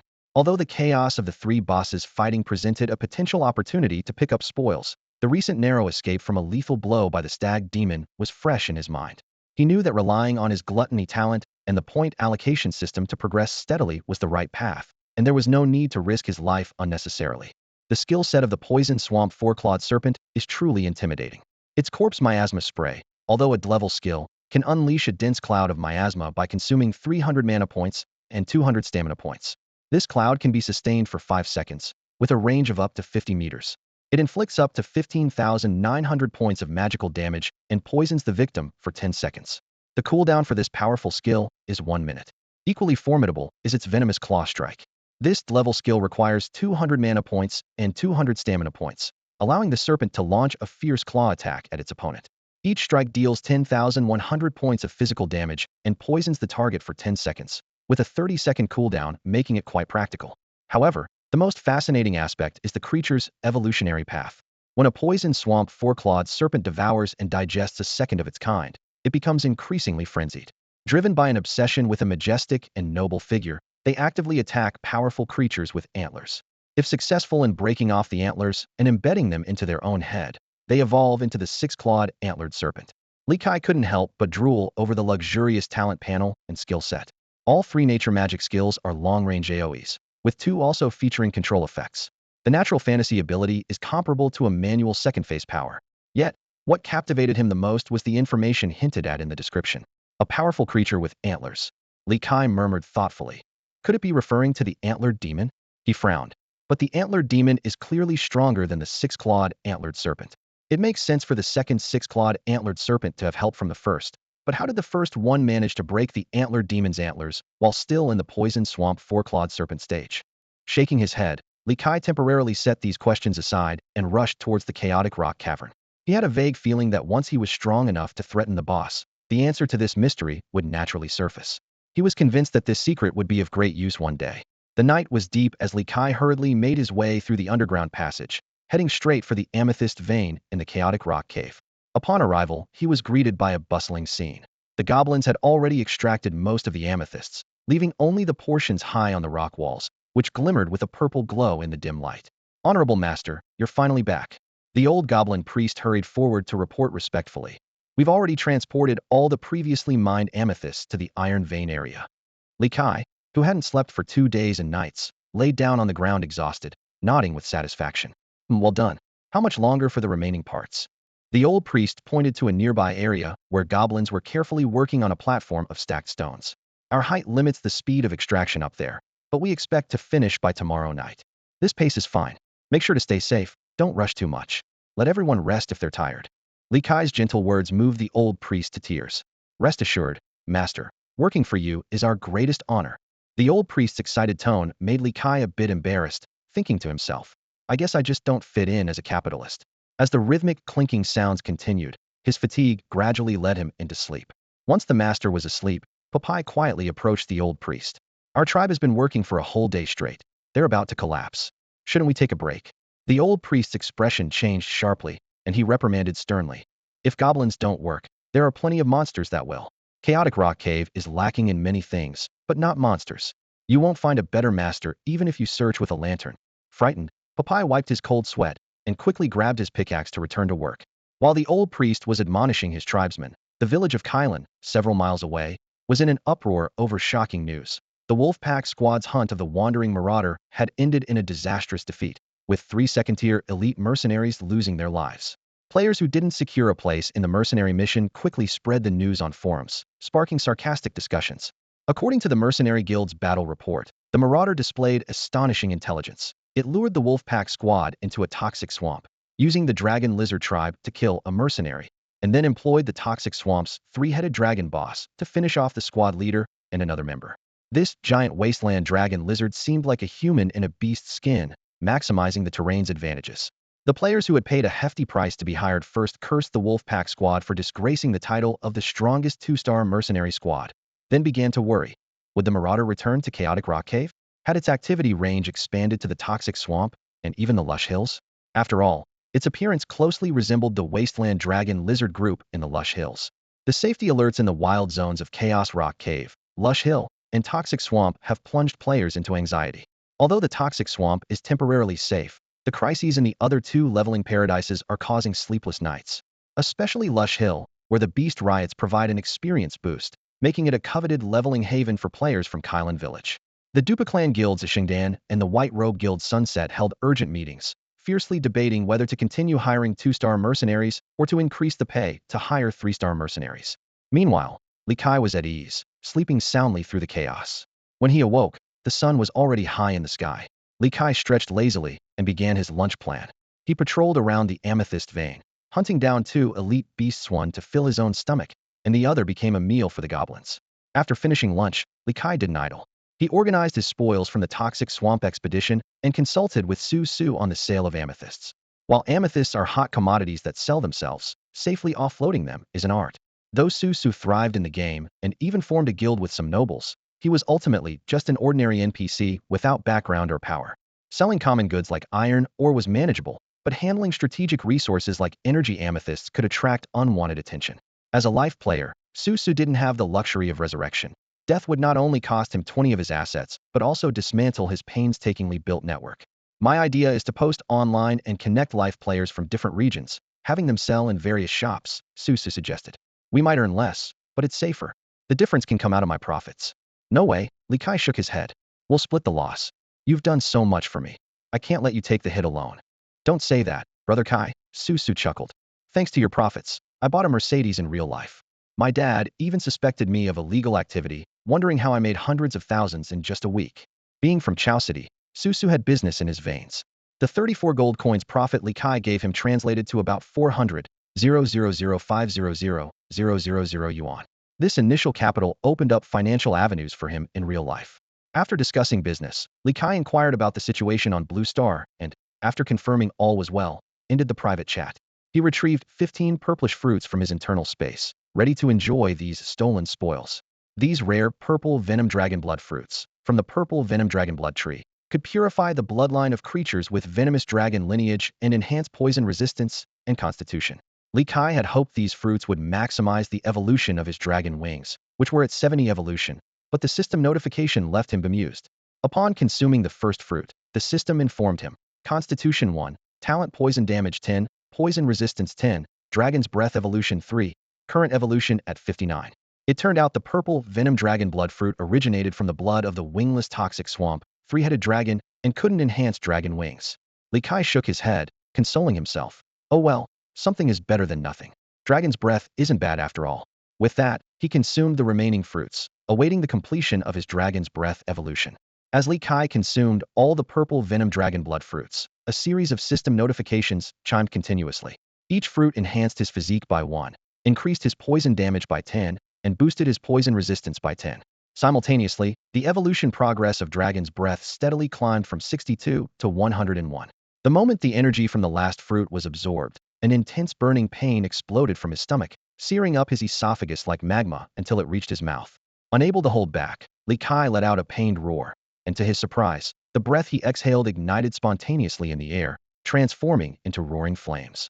The surrounding goblins were left dumbfounded by this phenomenon, watching their master struggle in agony with concern. Eventually, the burning sensation subsided. The system promptly informed him, Dragon's breath evolution complete, special glandular organs have formed in the gills, unlocking a new skill toxic fire breath grade. Explosive damage was Li Kai's first impression of the new skill. However, he quickly became puzzled. Why did the breath have a fire attribute? Upon consulting the system, he learned that the wasteland dragon lizard carried the bloodline of a fire dragon, and its pale appearance was due to a mutation from an albino poisonous lizard. Eager to test his new skill, Li Kai immediately dashed out of the amethyst mine. Though he didn't encounter any elite beasts, he spotted an ordinary armored beast. From a distance of 5 meters, Li Kai opened his massive jaws, unleashing a searing wave of purpler flames. The wave didn't disperse at all. Instead, it shot straight at the target like a laser beam. The unfortunate armored beast was instantly reduced to charcoal, and the relentless wave continued to strike the rock wall, melting the hard stone into bright magma. Li Kai didn't stop experimenting, repeatedly testing various ways to breathe until his mouth became too hot to continue. After numerous attempts, he fully mastered the skill's characteristics. The linear breath could reach up to 50 meters, while the fan-shaped AoE could cover a radius of 30 meters in front. This powerful mid-range AoE magic attack thrilled Li Kai. If he encountered 100 beast wraith again, one breath could obliterate it. More importantly, the appearance of toxic fire breath not only enhanced his combat capabilities, but also brought him closer to becoming a pure-blood dragon. This was evident from the reduction in design points needed for his promotion to boss status from 1,000 to 800. The benefits from the 15 purple venom dragon blood fruits extended beyond this, significantly enhancing his poison damage and resistance abilities. When Li Kai checked his new talent, a sinister smile crept across his face. Paralyzing venomous fangs, a grade D talent. He savored this gift from the 3-headed venomous dragon of the swamp. This talent endowed his saliva with potent venom, and if he bit an enemy, there was a 50 chance of paralyzing them for 1 second and poisoning them for 30 seconds, dealing 170 points of special damage per second. Armed with this newfound power, Li Kai returned to the amethyst mine. Under his supervision, the goblins had hollowed out the entire vein, leaving not a single amethyst behind. As night fell, Li Kai led the weary goblin army back to the iron mine. Seeing the hard work his subordinates had put in over the past few days, he graciously allowed them to rest for the night, resuming mining at dawn. Li Kai then handed over some of the amethysts to Su Su, instructing him to sell them as planned. He also tasked Su Su with finding resources more advanced than the dragon blood fruit for purifying bloodline. Ash had long coveted the dragon wings. Time flew by, and soon it was midnight. The system suddenly pushed a server-wide announcement. The first week of Immortal has concluded perfectly. The server-level leaderboard is now updated. This leaderboard is not updated in real time. The next update will be 1 month after the server launch. This announcement reminded Li Kai that it had already been 7 days since the server opened. He had been so absorbed in his rivalry with the Wolf Pack squad that he lost track of time. He quickly opened the level leaderboard and skimmed through the familiar IDs. Turn and leave LV19 first place. Sun and Moon in the Sky LV15 second place. No Beginning No End LV14 third place. Down to the 50th place, Yangqing Huang Xiao LV12. The system then sent a notification. Congratulations on topping the level leaderboard twice in a row.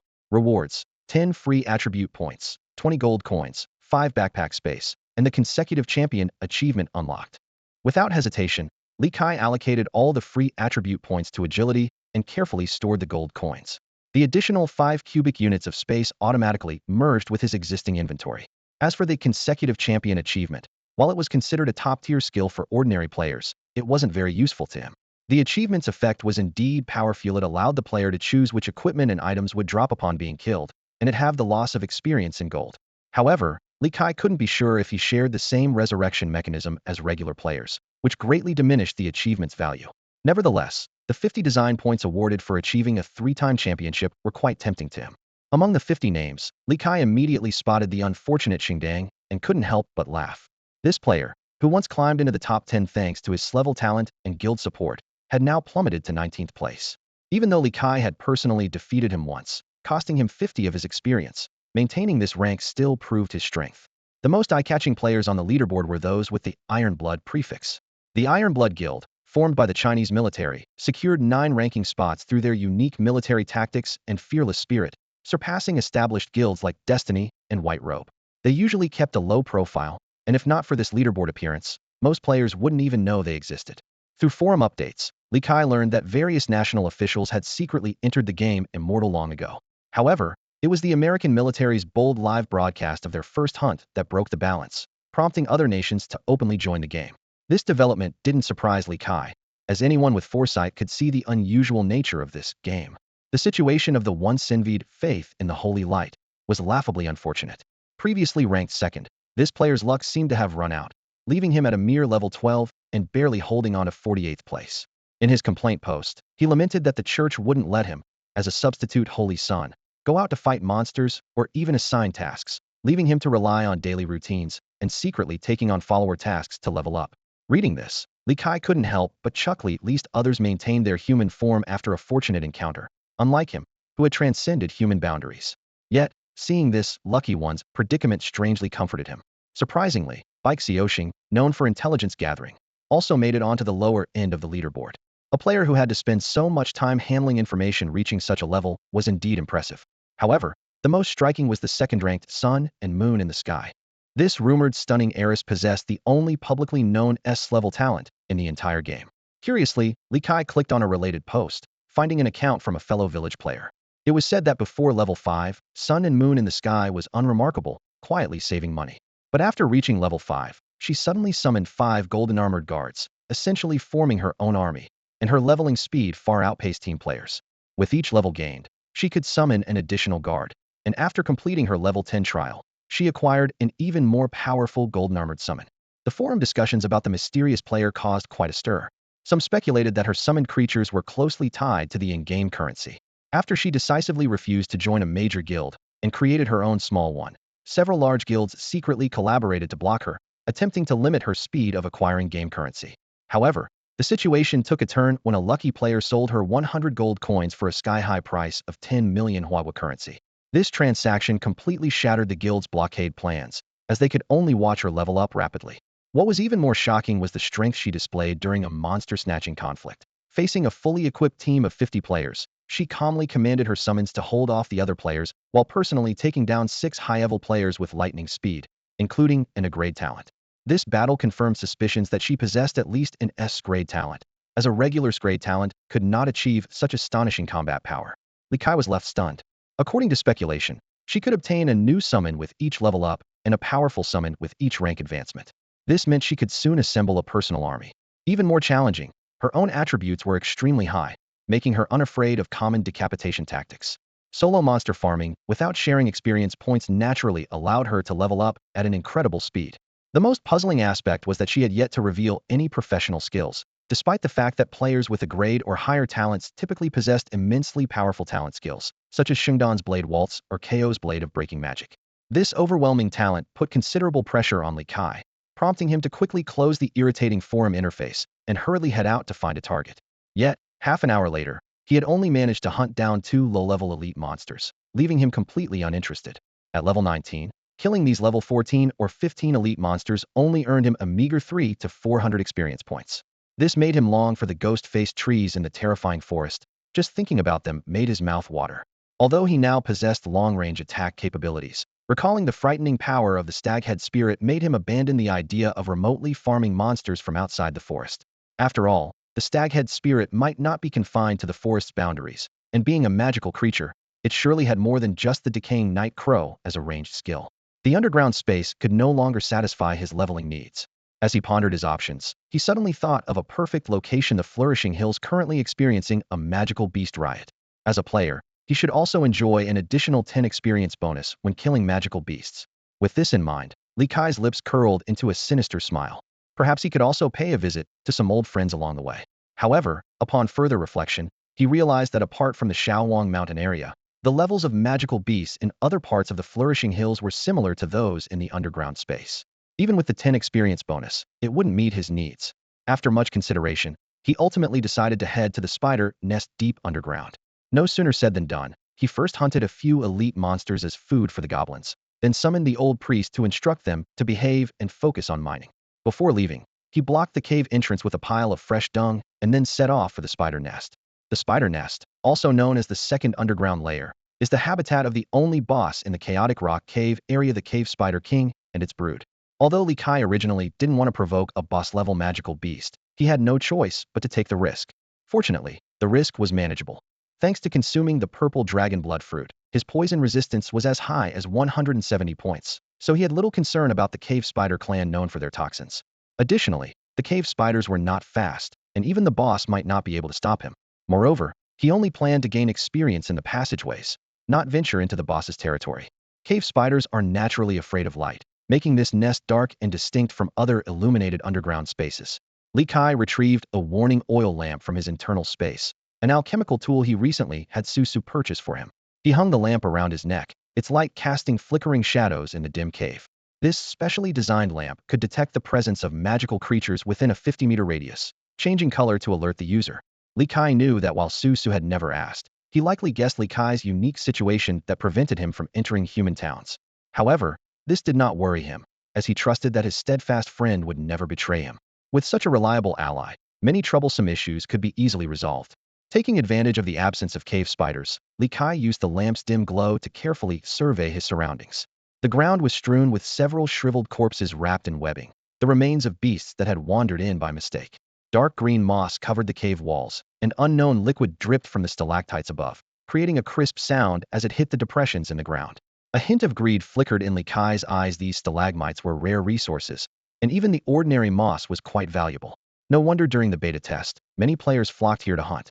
But Li Kai was an exception. He had always disliked snakes and spiders since childhood and preferred leveling up in the lush hills and giant forest. Swish, swish, swish. Just as Li Kai was lost in his memories, the flame inside the warning oil lamp suddenly turned a blinding bright red. The cave spiders had arrived. Accompanied by the sharp sound of bristly hairs scraping against the rock walls, more than a dozen massive spiders crawled forward. Each one was as large as a full-grown African elephant on Earth, with 4 pairs of compound eyes gleaming with a sinister red light, and their bodies covered in pitch-black bristles. While internally criticizing the game's developers for their oversight, spiders should have simple eyes, not compound eyes. Li Kai quickly cast an insight spell. Data immediately appeared before him. Species, cave spider. Rank, elite. Level, LV20. Base attributes, Strength 26, Constitution 35, Spirit 11, Agility 11. Status values, HP 35003-500, MP 550-550, Stamina 700-700.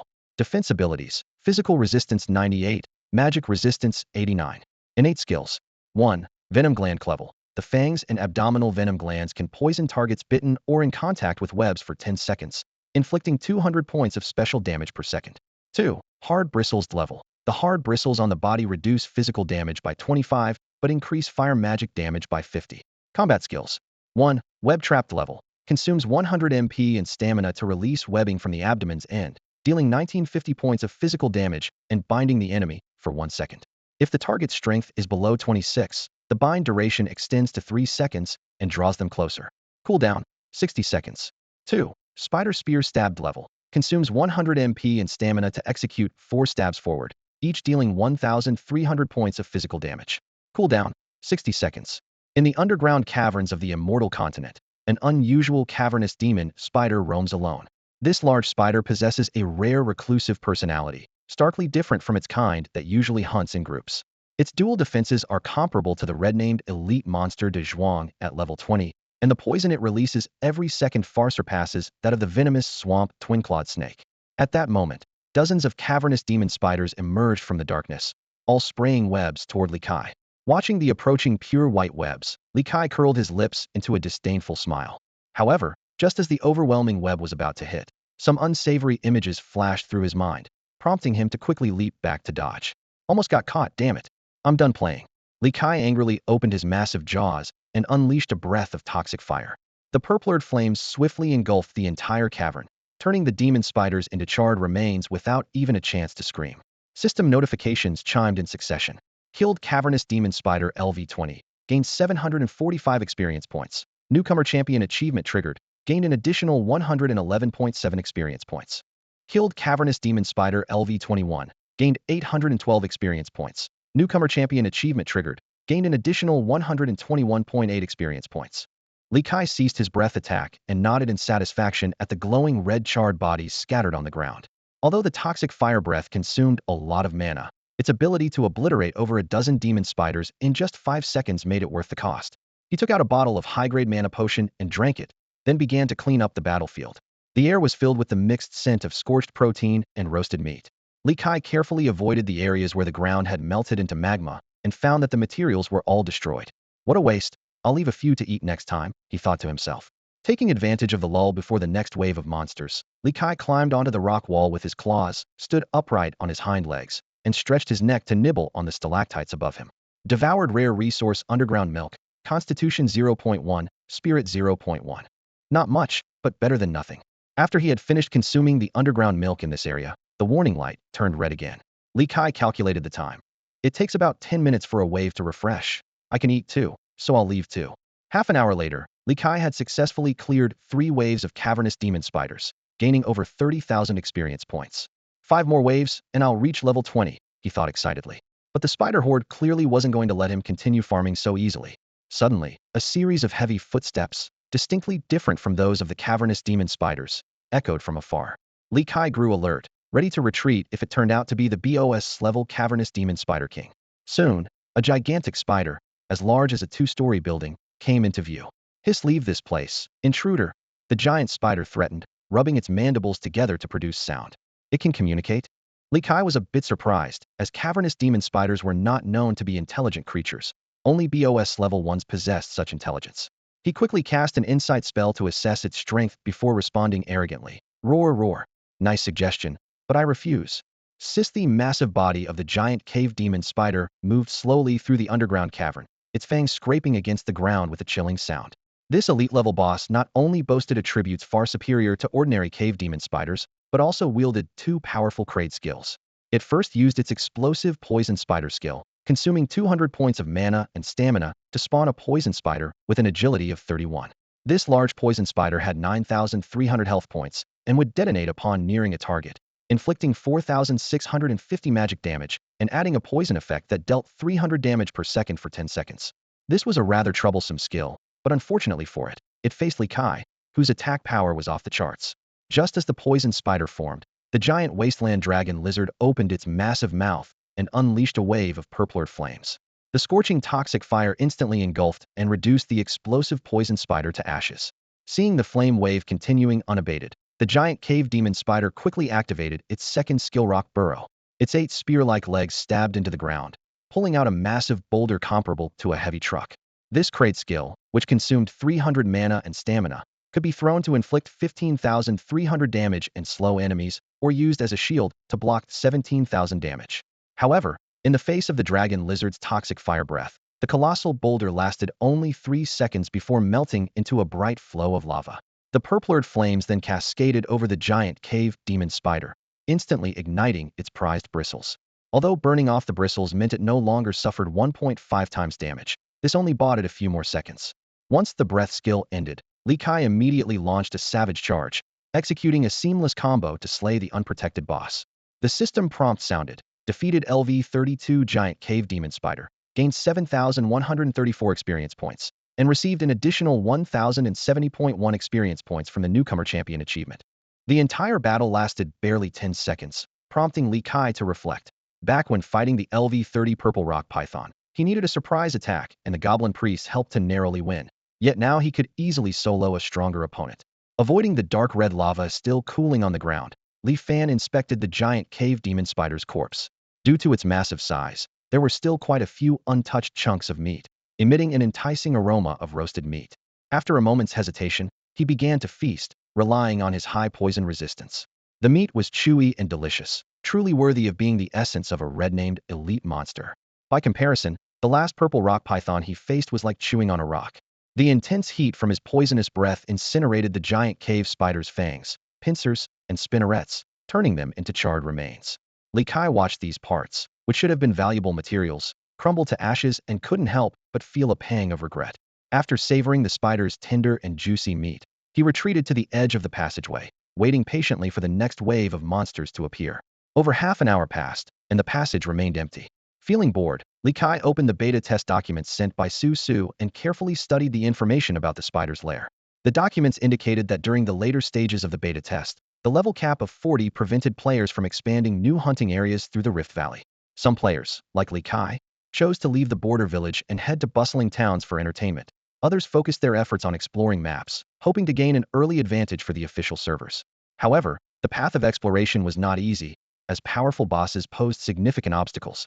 By the time the beta servers closed, only 2 bosses around Kylan village had been successfully defeated: the four-handed Overlord Ape in the lush hills and the Old Lady Locust in the giant tree forest. As for the Cave Spider King in the rocky cavern, its terrifying AoE poison damage made players, who lacked means to boost their poison resistance, hesitant to challenge it. The narrow terrain further complicated evasive tactics. As a result, many mysteries remained unsolved in the spider's lair, with the most intriguing being the broken ancient tablets. These tablets, inscribed with mysterious symbols, were discovered by a player in the lair. They couldn't be stored in a backpack or directly translated by the system. Through the use of insight, players found that this was a hidden quest requiring the collection of all 8 tablets and having them deciphered by an ancient history researcher to unveil their secrets. In the final days before the server shut down, a group of players fearlessly searched for the tablet's whereabouts. Even the Spider King's egg-laying grounds were thoroughly searched, yet only 6 tablets were found. Just as everyone was about to give up, someone discovered a deserted passage connecting the spider's lair to an underground space, where the 7th tablet lay. This revelation made players realize that centuries of geological changes had buried the last 2 tablets, explaining their elusive nature. However, fate had its own plans. When the official servers launched, none of the original explorers returned to the Kylan village area. They decided to sell the intelligence, but disagreements over the spoils led to a falling out, causing the information's value to plummet. Susu acquired it for just 1,000 gold coins. Interestingly, the first to purchase this intelligence was Li Kai's old acquaintance, the Dupo Guild, whose actions were delayed due to Li Kai's appearance. Reading through this history, Li Kai became intrigued. As a player who had hardly engaged in any quests other than fulfilling the lingering grievances of souls, this hidden quest was undeniably appealing. According to the strategy guide, each passage connecting the spider's lair and the underground space concealed the tablet. Seeing that the monsters were slow to respawn, Li Kai mustered the courage to explore deeper into the passage and indeed found a shattered ancient tablet. Casting an insight spell, the long-awaited quest notification sounded. A broken ancient tablet, inscribed with unknown secrets, requires all 8 pieces to be deciphered. Hidden quest triggered, secret of the tablets. Quest description: broken ancient tablets are scattered within the spider's lair, seemingly inscribed with certain secrets. Quest objective: collect information on 18 pieces of the broken ancient tablets and send it to an ancient history researcher to uncover the secrets. Quest reward: unknown. Deep within one of the passages of the demon spider nest, Li Kai moved cautiously. He held a warning oil lamp high in his left hand for illumination, while his right hand carefully gripped the magic-powered recording device purchased by Su Su, aiming it at the ancient, weathered stone slabs before him. He sighed inwardly, wishing he could just use the information from the beta testing phase to complete the task and head straight to the final abandoned passage. After finishing the filming and noticing that the demon spiders hadn't respawned yet, Li Kai decisively turned toward another passage. This underground space had 4 passages, positioned to the north, southwest, southeast, and northeast. He skillfully lit a torch to burn away the web blocking the path, and stealthily entered the passage to await the spider's respawn. Swish, swish, swish, the familiar sound accompanied by menacing figures emerged, and a sinister smile crept onto Li Kai's lips, as the thrill of hunting spiders became increasingly addictive. After the first wave of demon spiders fell, he seized the opportunity to complete the stone slab photography. Soon, the second and third waves of spiders appeared, followed by the grand entrance of the massive giant demon spider.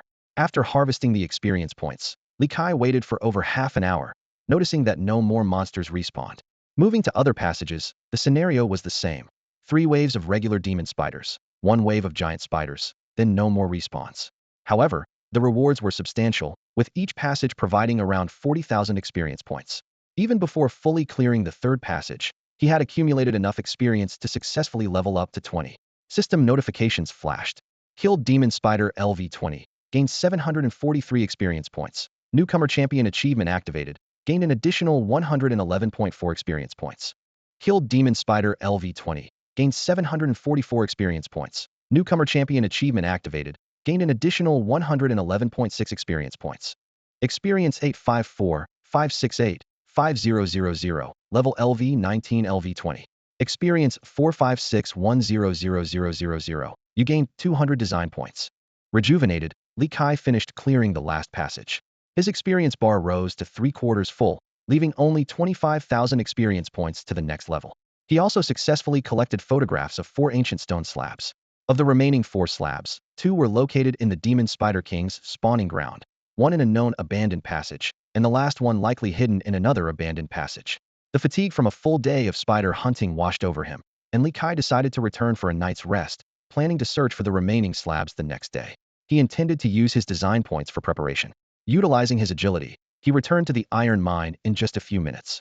Ignoring the enthusiastic greeting of the old goblin priest, he found an empty spot to lie down and opened the design interface. At this point, his total design points reached 1120, originally 680 points, gaining 190 points upon reaching level 19, 50 points from the Newcomer Champion achievement, and another 200 points for reaching level 20. Faced with the flashing options of rank enhancement and adding an S-level talent on the design interface, Li Kai pondered deeply. After a long consideration, he chose to add the S-level talent. Although enhancing his rank would greatly boost his combat power, the downside would be a significant reduction in experience gained from defeating lower-ranked creatures. With his current combat power, as long as he doesn't provoke any boss-level beasts, Li Kai can roam freely around Kylan Village. His eyes fixated on the virtual interface in front of him, where an impressive list of S-grade talents was displayed. Without hesitation, he located his pre-selected option and decisively spent 1,000 design points to acquire the S-grade talent Starforged Body. The system prompt appeared. S-grade talent Starforged Body. The light of the stars will subtly transform your body towards perfection, protect your soul, and grant you a chance at rebirth. The detailed effects unfolded before him. Starlight Body Refinement. Under the starlight, your body will subtly strengthen, increasing all attributes by 1 point daily. Star Radiance Mark. You can leave a mark in a place where the star radiance is constant. Upon death, the power of star radiance will reconstruct your body. Limitation: only one mark can exist at a time, with a 60-day cooldown after marking. Li Kai sighed softly, acknowledging the power of an S-grade talent integrating buffs, attribute boosts, and resurrection. Unfortunately, being in the underground space, he couldn't experience its full potential yet. He closed his eyes to rest, deciding to leave the cavern the next day to personally feel this power. By the next afternoon, unable to contain his excitement, Li Kai emerged from the underground space to the surface of the rocky cavern. The eerie, dark green sunlight still covered the land, yet it didn't hinder the activation of his talent. System prompts sounded in succession. Star Power activated. All attributes increased by 40, restoring 0.4 health, mana, and stamina per second. Starlight Body Refinement activated. All attributes are gradually increasing. This discovery made Li Kai thoughtful. Starlight was indeed omnipresent, merely overshadowed by sunlight. After all, isn't the sun itself a brilliant star? Looking around, he realized the requirements for the star radiance mark were surprisingly lenient, just an unobstructed view above. However, considering his vulnerable state during rebirth, he chose to be cautious and find a spot that was both secluded and safe. After all, being camped during resurrection would be disastrous. By nightfall, Li Kai finally found the ideal location. The crimson moon hung high, surrounded by twinkling stars. The system prompted at the right time. Star Power activated. All attributes increased by 100, restoring 1 health, mana, and stamina per second.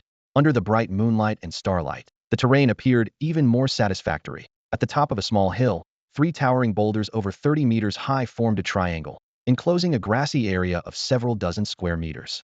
The gaps between the boulders were too narrow for large beasts to pass through.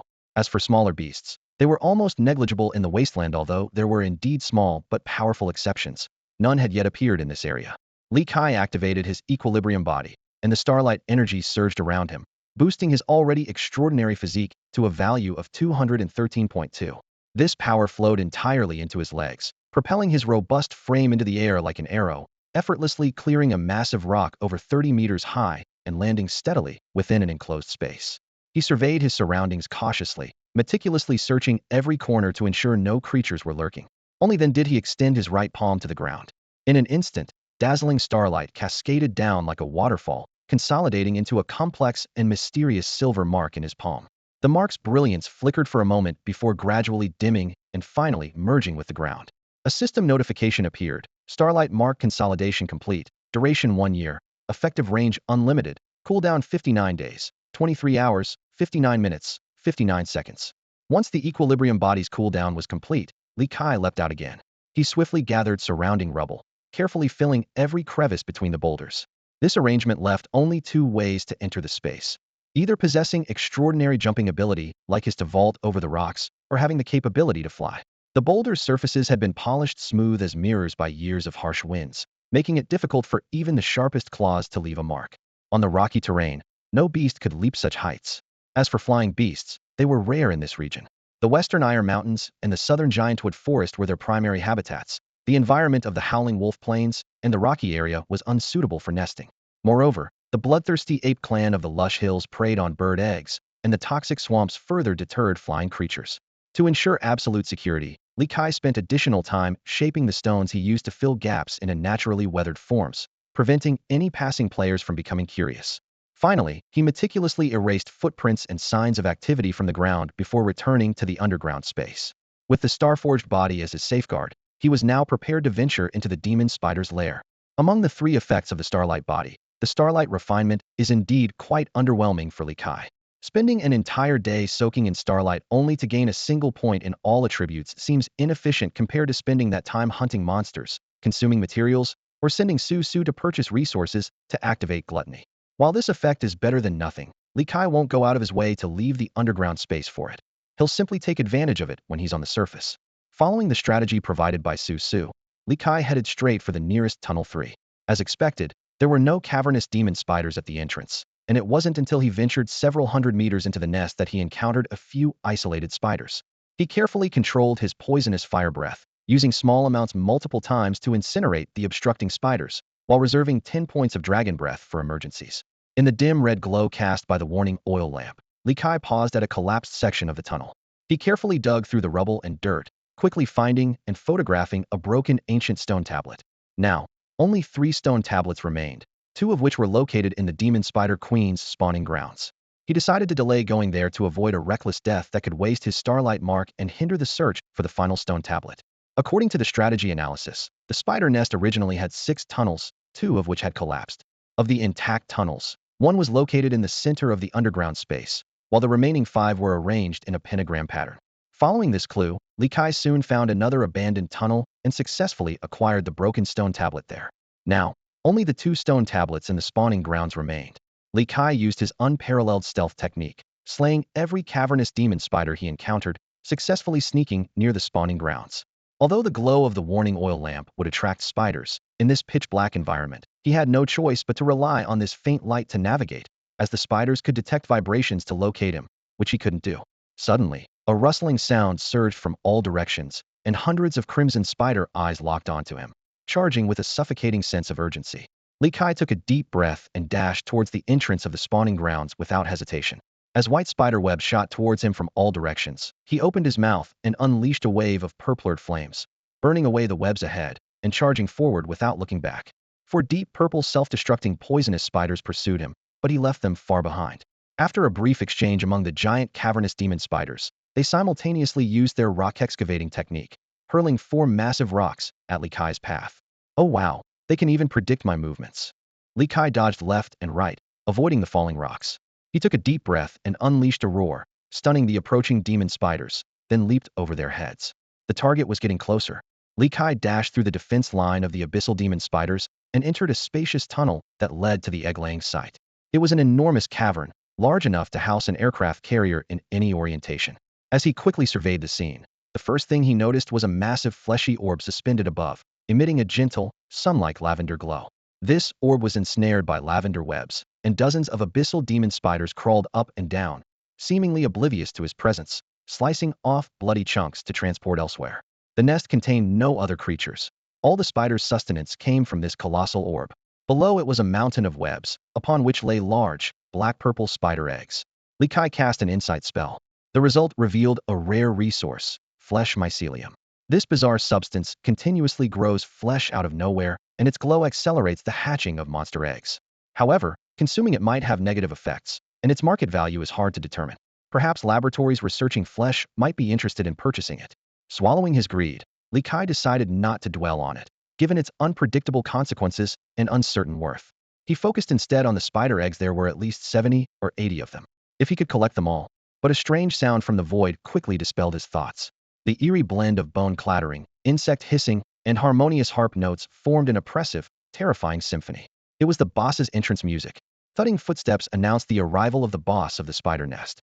It revealed itself with 8 legs that were thick yet appeared slender due to their length, covered in crystal clear, lavender bristles, distinct from the abyssal demon spider's dark bristles. Its carapace was white as jade, contrasting with the brown-black of the other spiders. Its massive size surpassed any beast Kai had ever seen, even larger than the poison swamp, 3-headed dragon. The head alone was the size of a heavy truck, and the abdomen was as large as a hill, with each piece of carapace seemingly larger than Kai's entire lizard form. Most striking was the half-human figure above its 4 pairs of crimson compound eyes. Wait, was it a humanoid spider? Kai squinted and realized it was just a tuft of hair. Mistaken identity, sorry, my bad, I'm leaving now. He opened his mouth and spewed a stream of purplured flames towards the flesh mycelium above. He figured that, given the cold-blooded nature of the abyssal demon spider species, targeting the eggs wouldn't provoke the spider queen to intervene. After casting a detection spell on the abyssal demon spider queen, he didn't wait to see the result of his attack. He simply turned and sprinted towards a secluded corner of the cavern. Deep within the shadowy recesses of the cavern, a colossal spider king lurks. Its body gleams with an amethyst sheen, and its 8 eerie eyes glow with an unsettling light, a mere facade to ensnare its prey. As a level 35 elite boss, its power is truly formidable. In terms of physical attributes, this cavernous spider king boasts 135 strength, 297 endurance, 123 spirit, and 55 agility. Its massive form holds 148,500 health points and 24,600 mana points, with an additional 11,880 stamina points reserved for combat. Defensively, it has 628 physical resistance and 612 magical resistance, complemented by 500 special resistance and a 10 control immunity, making it nearly impregnable. The Spider King possesses 4 potent innate abilities. First, the grade venom gland allows its fangs and abdominal toxin to induce a 10-second poison state, inflicting 500 special damage per second and causing a 3-second confusion. Next, the amethyst bristle talent grants it a 30 reduction in physical damage and a 15 reduction in magical damage, with a 25 increase in agility while moving on its web. The third talent, Mother of Spiders, ensures its offspring inherit its formidable attributes, and upon death, they trigger a magical explosion, dealing 24,600 area damage and spreading poison. Lastly, it can consume its webs through the Crade Web Reclamation ability to restore health. In combat skills, this Spider King is equally versatile. It can continuously spew webs, consuming 500 mana and 250 stamina per second, dealing 24,600 magical damage, and can bind or slow enemies. The Arachnid Frenzy skill allows it to summon up to 8 frenzied spiders, each with 49,200 health points. The Earth-Shattering Dig skill can stun enemies, with the thrown boulders dealing 40,500 physical damage. Even its basic Web Spear Thrust can unleash a 4-hit combo, each hit dealing 10,125 physical damage. The system thoughtfully warns, this cavernous Spider King has overcome its weakness to fire magic, leaving no vulnerabilities. Those 8 eyes, seemingly a weak point, are in fact a trap. Engaging it in a prolonged battle is ill-advised. Yet, faced with such an almost perfect boss, Kai merely smirks dismissively. He never intended to confront it heat. Hiss! The cavern demon Spider King let out a piercing screech that echoed throughout the cave. Shockingly, the demon spiders, which had been focused on cutting the flesh mycelium, suddenly leaped from above, fearlessly plunging into the poisonous fire breath, turning into clouds of ash. This guy is even more ruthless than I imagined, Kai muttered, frowning as he realized that the Spider King had no intention of facing the poisonous fire breath itself, but was instead sacrificing its minions as shields. At that moment, a terrifying symphony filled the void, carrying a sense of immense pressure. As soon as the eerie music reached Kai's ears, he felt utterly powerless. His attributes had dropped by 20. A system prompt appeared, boss trait. The roar of the world. When a being of lower status attacks the boss, such audacity will provoke the world's roar, reducing the transgressor's attributes by 20. Wait a minute, I didn't even attack it. Kai gasped, wondering if there was a bug in the system. But there was no time to dwell on it, as heavy footsteps were fast approaching. The Spider King advanced with earth-shaking strides, purple crystalline saliva dripping from its mouth parts, creating smoking pits on the ground. It hadn't tasted anything other than flesh mycelium and demon spiders for centuries. Suddenly, it raised its abdomen and aimed its spinneret at the sky, unleashing an astonishing amount of silk. The white web cascaded down like a waterfall, covering the entire spawning ground. Whoa, don't just shoot that white stuff everywhere. Li Kai quipped as he activated his balanced body, converting his weakened constitution of 100.5 into agility, deftly weaving through the webs. A small spider, entirely white and covered with pale purple bristles, descended from above, its speed surpassing even Li Kai's. With no choice, he turned around and unleashed his poisonous fire breath, buying himself time to escape. The purplured searing flames couldn't instantly kill the rabid spider with its 49,200 health points, but the powerful impact slowed it down. Li Kai seized the opportunity and dashed toward the ancient stone slab. Unfortunately, the cost of casting a spell became apparent quickly stepped on a web.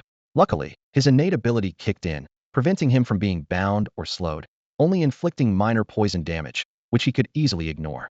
Finally reaching the ancient stone slab, a system prompt chimed in. Defeated rabid spider LV35. Gained 4,512 experience points. Newcomer champion achievement activated. Gained an additional 676.8 experience points. The continuous poisonous fire eventually melted the small spider.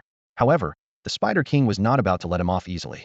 It quickly spawned new rabid spiders and hurled them at him, though their aim was poor, landing them several meters away and rolling to a stop. Li Kai hurriedly cleared the dust off the stone slab with his tail and took out his mana-powered camera to take a picture. The magic technology level on the Immortal continent is so low, it takes 5 seconds just to take a photo. Can't compare to Blue Star at all, he grumbled, staying alert for the rabid spider's attack. Surprisingly, the rabid spider halted 20 meters from the slab. Though it bared its fangs and claws, it dared not move closer. Li Kai's eyes lit up. It seemed the area around the ancient stone slab was a task-protected zone, preventing the beast from approaching. Taking advantage of the brief pause in attacks from the raging spiders, Li Kai quickly retrieved potions from his internal space. He downed the health, stamina, and antidote potions in succession, feeling their effects rapidly spread through his body. Gritting his teeth against the pain, he pulled out a wind spell magic scroll and tore it open without hesitation. This was a level magic scroll, capable of increasing the target's agility by 15, affecting up to 3 people simultaneously, and lasting for 60 seconds. The duration decreases with more targets. As a single-use item, the scrolls cannot be stacked. Due to its high versatility, this scroll was priced at 200 silver coins, far exceeding the average of 100 silver coins for other level scrolls. Even though Li Kai was now quite wealthy with assets worth 4 or 5 gold coins, he couldn't help but feel a pang of regret over the consumed scroll. Suddenly, another raging spider was hurled over by the cave spider king. Li Kai glanced at the 2 raging spiders outside the safe zone, took a deep breath, and his cheeks puffed up. Roar! Activating his roar skill, a visualized sound wave swept out, instantly stunning the raging spiders. He immediately activated Balanced Body to convert his constitution to agility, then launched into a savage charge, his massive body shooting forward like an arrow. Li Kai's target was clear the nearest passage. He planned to escape the egg-laying area, circle around, and return to photograph the final ancient stone tablet. Hiss! The cave spider king, seeing the little lizard trying to escape, let out a displeased hiss. It raised its pincers high and slammed them down. Boom! Crack! The ground shattered under the immense force, and lightning-like cracks quickly spread to Li Kai's feet. Amidst the shaking earth, his untouchable talent activated again, exempting him from the stun effect of the ground-shaking impact. As Li Kai sprinted towards the passage entrance, a large shadow loomed over him. He looked back. Whoa! Heavenly Quake Star! A boulder the size of a small mountain was descending from the sky. Though not as massive as Banya's, it was still awe-inspiring. Fortunately, the passage was within reach, and he slipped inside just before the boulder hit the ground. Boom! A deafening crash accompanied by a cloud of dust swept over him, forcing Li Kai to close his eyes. When the dust settled, he was stunned. The cave spider king had blocked the passage with the giant rock. However, since there were 4 passages in the egg-laying area, blocking one wouldn't stop him from continuing his mission. After a brief rest to recover his state to its best, Li Kai sneaked into another passage. As soon as he entered, he saw the cave spider king laboriously moving the boulder only it could handle such a massive stone. Suppressing his laughter, Li Kai took advantage of the distraction, as all the cave spiders focused on the blocked passage, to silently make his way to the last ancient stone tablet. Hiss hiss hiss. The cave spider above, slicing through the flesh-like mycelium, spotted the sneaky giant wasteland dragon lizard and quickly rubbed its pincers to alert the others. Since he was exposed, Li Kai decided to let out a hearty laugh, capturing the scene with a magic-powered camera in one claw while slapping the ground with the other. The cave demon spider king turned its head, its 8 dark eyes fixed intently on Li Kai, while the tuft of hair on its head stood straight up. Although spiders don't have expressions, its rage was almost palpable. Li Kai, however, remained unfazed. Taking advantage of the cavern's vastness, he had already captured every corner of the egg-laying site before the Spider King could cross the cave to reach him. "Bye-bye, big guy," Li Kai shouted as he employed various means to make his escape. Behind him, the thunderous crashes were the sounds of the furious Spider King slamming against the cave walls in impotent rage. After leaving the spider's lair, Li Kai headed straight back to the iron mine and handed the collected ancient stone tablet images to Su Su, instructing him to pass them on to the ancient history researchers. Having completed his task, Li Fan yawned and slowly lay down.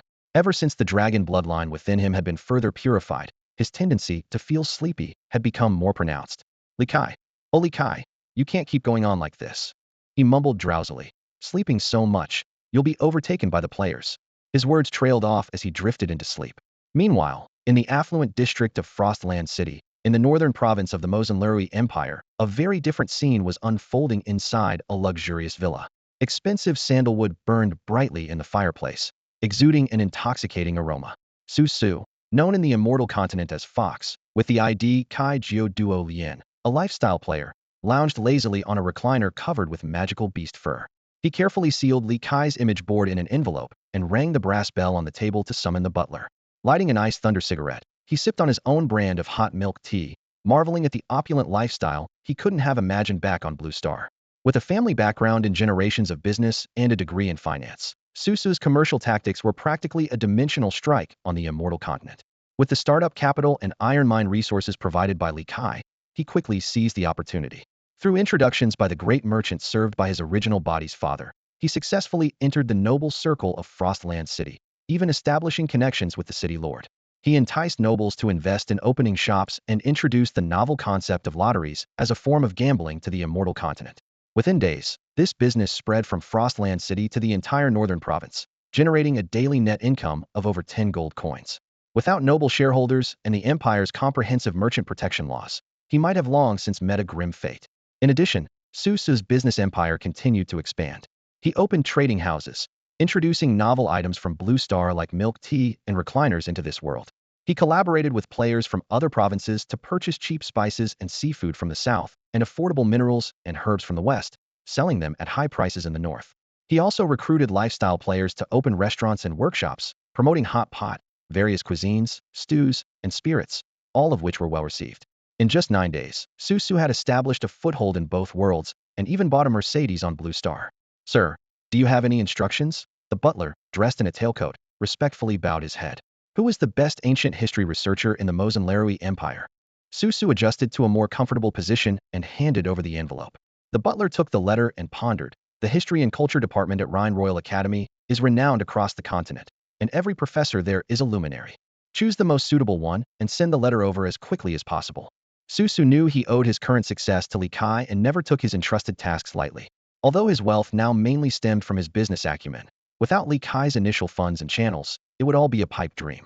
Now, he managed Li Kai's funds entirely, offering dividends through equity investment. As for why Li Kai remained in the wilderness, Susu had his guesses, but didn't mind brotherhood transcends geography. Then let's choose Professor Stewart.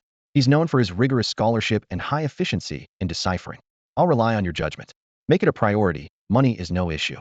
Under the butler's arrangements, the letter containing the image board was soon delivered to the post office. The staff counted the gold coins slipped by the butler and placed the letter in the pouch of a great-winged gull. Although the pouch wasn't full, the great-winged gull took off immediately, heading swiftly toward the imperial capital. In the past 3 days, Li Kai's life has settled into a steady rhythm. When the golden rays of dawn touched his face, he would linger in bed for 10 more minutes before rising to head to the iron mines. He meticulously inspected each mining area, observing the goblin miners to ensure no one was slacking off. During breakfast, he would hunt down elite monsters discovered by goblin scouts. Part of these hunts served as his meal, while the rest acted as wages for the miners. Afterward, he would delve into the spider lair to continue his daily routine of monster hunting. Skillfully avoiding the dangerous spawning areas, he focused on killing cave spiders. He only emerged from the dark underground when his strength was spent, stepping into the starlight above. Although the efficiency of starlight tempering wasn't high, Li Kai wouldn't pass up free resources. More importantly, his presence on the surface acted as an invisible barrier, discouraging players from Kylan Village from venturing into the chaotic rocky cave and reducing their chances of discovering the starlight mark. Nowadays, most players from Kylan Village remain in the lush hills, with few daring to venture into the chaotic rocky cave. Even the brave ones who visited did not disturb the sleeping giant lizard. Those determined to gather intelligence ended up in the jaws of the beast. However, Li Kai remained cautious, never revealing his most powerful trump card, his toxic fire breath. As Li Kai's level and attributes continued to rise, the players from Kailan Village felt both anger and helplessness, forced to swallow their pride. Since the failure of the Wolf Pack Squad's hunt, no two-star mercenary teams dared to take on the task. Ultimately, the mission to hunt the giant wasteland dragon lizard was left unclaimed, with the commission fee refunded to the players after a 10% deduction. Meanwhile, other novice villages experienced magic beast riots due to various triggers, mostly from NPC mercenary groups. Not all villages benefited from these events, and frustrated players took to forums to complain, accusing the officials of inaction. Millions of miles away from Kailan Village, the most prosperous city of the Mozhen Lurue Empire, the City of Glory, stood majestically on an endless plain. This sprawling metropolis, covering over 30 million hectares, housed 20 million permanent residents, with two rivers naturally dividing it into northern, central, and southern districts. The empire's power hub, the Glory Palace, was located at the heart of the central district. At this moment, within a modest hall of the palace, an order recently issued by the emperor caused an uproar among the ministers. The finance minister argued vehemently, "Your Majesty, a mere beast riot can be handled by mercenaries and the children of the stars. There's no need to waste resources by activating the teleportation array. If it must be activated, at least raise the usage fee, not just charge 10 silver coins. I'm not asking for opinions. This is an order." The emperor, known as the 100 Wisdom Emperor, swept his gaze across the ministers, his authoritative eyes causing them all to lower their heads. This meeting is adjourned. Once the hall was empty, the emperor, seated on the throne, rubbed his temples and sighed softly. How could I not know that this is a misguided decree? On the outskirts of the southern district of the City of Glory, a majestic building made of white marble stands proudly. This is the famous Rhine Royal Academy of the Mozhen Empire. The academy is renowned for its 10 elite disciplines, with the Department of History and Culture being the most distinguished on the Eternal Continent. This prestige stems from its unique advantages. The Orc Empire disregards historical heritage. The Arcane Empire's historical records are nearly destroyed due to discontinuities, and the Holy Empire's historical accounts are quite embellished. Within the History and Culture Department lies the Wolfgang Library, an 18-hectare temple of knowledge and one of the 3 major libraries on the Eternal Continent. Apart from the ancient Elven Library, no other place can rival its collection of ancient cultural texts. At this moment, in a section of the library, an old man with disheveled white hair is intently studying a yellowed parchment scroll. He is Professor Stewart, exuding an aura of scholarly elegance and warmth. "Professor Stewart," a young man approaches quickly, speaking in a hushed tone. "I finally found you. I've received a letter with some ancient text I can't understand." Though young, the man's eyes show remarkable intelligence. "Oh." Stewart looks up at his most promising student. "Even you haven't seen it before? Are you sure it's genuine ancient text and not a forgery meant to claim a reward?" This skepticism arises from a policy set by a former dean. Anyone providing valuable historical artifacts or information can receive substantial rewards. This is one reason why the Rhine Royal Academy's History and Culture Department has gained international acclaim. "I can't pinpoint the exact era, but I'm certain it's from an ancient kingdom in the southwestern province," the young man confidently replies. Stewart carefully places the parchment back on the shelf and takes the letter from his student. He extracts a magical projection board from it and begins to study it intently. The student stretches his neck to observe alongside his mentor. After a moment, Stewart nods. "You're right, this is the script of the Duin Pamaya Kingdom. That kingdom was destroyed over 1100 years ago in what is now the southwestern province. I'll give you a list of resources. This project is yours." "Thank you, Professor." That night, the diligent young man stayed up late, finally completing the translation of the ancient tablet. Without resting, he immediately took his findings to the professor for verification. The content inscribed on the tablet was astonishing. It is now the 147th year of the Maya calendar. "I am Guguda, a marquis of the Duin Pamaya Kingdom." The Guda family is renowned for beast mastery, having passed down 3 powerful creatures: the castor spider, now known as the abyssal spider, a certain rock entity, and the Korat rhino, now known as the earthshaker rhino. Recently, an enemy nation invaded, corrupting my rock entity with evil force. The kingdom is on the brink of collapse, and I can no longer fulfill my ancestors' mission to protect the nation. To prevent the complete downfall of the rock entity, I sealed it underground, guarded by the castor spider clan. The purification ritual requires a millennium to complete, after which the seal must be lifted promptly, or it will be corrupted again. The Guda family will perish with the kingdom, but I hope this entity can survive. If someone reads this after 1,000 years, please lift the seal and let it see the light of day. There is something beneath the seal as a reward. The unsealing method is to draw the Guda family crest with castor spider fluid on the ancient tablet bearing the seal inscription. The translation is perfect, Stuart commended with a nod of approval. You're too kind, Professor, the young man replied, scratching his head in embarrassment. One word was missing from the records, so I had to guess it referred to some kind of rock entity. No worries, it's just a term. You've done an excellent job, Stuart reassured him. The Duin Pamaya kingdom fell over 1,000 years ago, so the purification time should be sufficient. Go inform the letter's sender to unseal it. Yes, Professor. Overjoyed, the young man mustered his strength to send the translation results and the good of family crest he found in the library. After completing everything, the exhaustion from working through the night finally caught up with him. He climbed into bed, pulling the covers over himself, and thought about the praise he received from his teacher, confident that he would have a good dream. Time passed without notice until a sudden, urgent knocking at the door startled the young disciple awake. Rubbing his sleepy eyes, he dragged his weary feet to open the door, only to find an unfamiliar Professor Stuart standing there. Known for his calm and gentle demeanor, the professor's eyes were now bloodshot, his face contorted, and he radiated an aura of unease. The letter. Did you send it?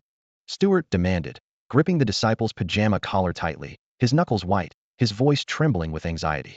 The young disciple glanced at the bright sky outside, his throat dry, stammering, Yais, it's been sent, more than half a day ago. All right, if it's sent, then it's sent. Stuart's voice suddenly dropped, as if all his strength had been drained in an instant. He turned away, leaving behind a silhouette filled with deep despair, while the bewildered student stood at the doorway. It turned out that Professor Stuart, renowned for his meticulous scholarship, had made a fatal calculation error. Before the Abyss invasion, the old calendar year had 385 days, each lasting 32.45 modern hours. The 1,000-year period mentioned by the ancient Gerd was calculated using the old calendar, totaling 12,493,250 hours. However, after the Abyss invasion, for the past 800 years, the Immortal continent adopted the new calendar with 365 days a year, each day 24 hours long. Through extensive research, Stuart confirmed that the fall of the Dwin by Maya kingdom occurred 1,119 years ago. This period spanned 319 old calendar years and 800 new calendar years, amounting to only 10,993,346.75 hours. The polluted rock life forms had not been purified. In his office, Stuart lit an Ice Thunder cigarette, letting the thick smoke swirl in the confined space. When night fell and the scarlet moonlight poured through the window, he finally made a decision. He quietly left Rhine Royal Academy, slipping into the shadowy alleys of the northern slums. After donning a concealing cloak, he headed straight for a secluded tavern. Stuart ordered a Bloody Mary, a drink rarely requested, and 5 minutes later, he headed to the bathroom. He pushed open a stall marked, under repair, do not use, lifted the toilet lid, and tossed in a bag of coins along with a note. This clandestine act was to hire an assassin to eliminate his most promising disciple. 3 days later, as the capital of glory buzzed with intrigue over the mysterious murder of a student at Rhine Royal Academy, an urgent letter arrived in the hands of Su. Casually patting the butler's shoulder, he said, "Thank you for your hard work," and then walked into his bedroom, passing the letter to Li Kai without reading its contents. Meanwhile, miles away near Kalen village, Li Kai, who was busy fighting monsters in the spider demon nest, received the message and immediately halted his routine to hurriedly return to the iron mine. The discovery of the iron ore vein far exceeded Li Kai's initial expectations. When the goblins dug past the surface layer of hematite, they not only found more ore, but also discovered associated minerals like chalcopyrite, quartz, and barite.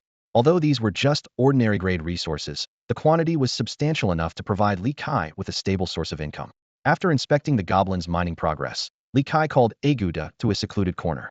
Although this goblin, a student of the old priest, was of ordinary rank, his intelligence surpassed that of other elite goblins. Li Kai spat out a letter, which Aguda respectfully opened and carefully unfolded, holding it above his head for his master to read. Li Kai had to bend down and squint to painstakingly read the fine print, which was too small for him. After a long time, he finally finished reading the entire letter and realized. So the cave spiders didn't attack me near the ancient stone slab because of the master's order. This also explained why the spiders, against their nature, were willing to dwell deep underground. With his powerful memory, Li Kai quickly recalled the ancient stone slab with a special market was located at the egg-laying site. He gestured for Aguda to unfold the letter bearing the Ged family crest. The crest featured a circular base with a black equilateral triangle in the center, and each corner of the triangle extended a line connecting to the images of a spider, a rhinoceros, and a winged humanoid creature. Looking at this intricate design, Li Kai was perplexed. Although the ancient stone slab was similar to a blackboard on Blue Star, accurately replicating this crest in such a small space was challenging. His gaze fell on Aguda, who stood before him with eyes closed. "My servant, can you draw?" Can you replicate this design exactly? Agada opened his eyes and, after carefully examining the crest, hesitated. Great master, if you give me some time to practice, I should be able to replicate it. Very well, Li Kai said, satisfied, standing up. You have 3 hours to practice. After that, I have a dangerous task for you. Complete it, and I'll reward you with a set of fine-grade equipment. Thank you for your generosity, master, Aguda replied joyfully. But, I don't need fine-grade equipment. I hope you can grant it to the priest instead. Li Kai, initially suspecting an act of rebellion from a slave, was surprised by such a reasonable request. I agree. With that, he left the iron or vein cave. Although the goblin tribe was like ants to him, he couldn't find a more suitable tool at the moment. Meanwhile, shadows bustled in a heavily guarded hall next to the village chief's residence in Kylan village. 2 level 11 players emerged from a teleportation array, engaged in a heated argument. Damn it. What if we encounter roaming bandits while grinding in Kylan village? Nonsense. I heard that dung monster won't leave the chaotic rock cavern. We're just grinding in the lush hills, with a 10 experience bonus. Didn't you see how many people came? As they argued, the system suddenly announced, the beast ride in the lush hills near Kylan village has ended. Players will no longer receive a 10 additional experience bonus. A chorus of groans erupted around the teleportation array. Many players immediately paid 10 silver coins to return to their original location, fearing being trapped in this resource-poor newbie village once the array closed. The remaining players stayed put, cursing the game officials. At that moment, the teleportation array lit up again, and several figures appeared. Leading them was a tall man carrying a blazing hot shield. Finally back, he gritted his teeth. I must avenge the captain. The man's bold declaration caught the attention of all the players around. One sharp-eyed player recognized him as Fei Tom, the shield bearer from the Wolfpack squad. Since the tragic deaths of their captain and 2 key members, the Wolfpack squad had begun to fall apart. The main members, including the Thunder Mage and the Longbow Hunter, gradually left the team. Now, only 5 official members remained, barely holding on, driven by a deep-seated desire for revenge. Revenge, however, requires careful planning. They couldn't afford to provoke the poisonous swamp hydra, but the true culprit, the giant wasteland dracosaur, was their determined target. To ensure success, Fei Tom went back to his hometown, Feizhou village, and borrowed a legendary shield from his father, the village chief. He also sought the help of several skilled warriors. This wasn't a solo endeavor. After the mission reward was returned, Xingdan didn't return the money to the players. Instead, he continued to plan the hunt for the roaming marauder. He and the eager for revenge Fei Tom formed a partnership. Xingdan provided the funds while Tom made the connections to bring in powerful allies from other villages using a teleportation array. Although this violated the Emperor's decree that the array was solely for the use of the Children of the Stars, having the village chief as an ally meant no one questioned them. Soon after, Fei Tom and his group met Xingdan in a private room at the tavern. Xingdan raised his glass and drank heartily. Thank you all for coming from afar to help our village of Kylan. I toast to your noble spirit. His gallant, yet charming demeanor caught the unwavering gaze of Blake, Small Tiger Tom. Blake, a level 38 warrior wielding a giant axe and possessing a 3rd-tier radiant status, was Fei Tom's elder brother. Typically, the money pooled by the Wolfpack squad and the players wouldn't be enough to hire a 3rd-tier mercenary, but Fei Tom's heartfelt plea moved his brother. Blake pushed his obstructive younger brother aside and sat boldly across from Xingdan, thumping his chest confidently. Don't worry, beautiful lady. Within a day, I'll place that lizard's head before you. Would you then honor me with a drink? Xingdan's lips twitched. Those lines sounded all too familiar. But to keep the hope of the group intact, he forced a smile. If I received such a gift, I would indeed be delighted. He deftly changed the topic, avoiding promises and offering just enough encouragement and unexpected use of his past experiences with women. Haha, soon you'll witness my prowess. Blake continued enthusiastically. You are the most beautiful star child I've ever seen. Could you teach me the star language? Oh, and I forgot to mention, my father is the village chief of Feizhou. Beside him, Fei Tom watched with a twitching eye. Those were the lines he had carefully prepared, and he was the one who arrived first. 3 hours flew by. Li Kai, having completed his preparations, returned to the iron mine and summoned Aguda to check on the progress. Rest assured, esteemed master, Aguda said confidently, patting his frail chest.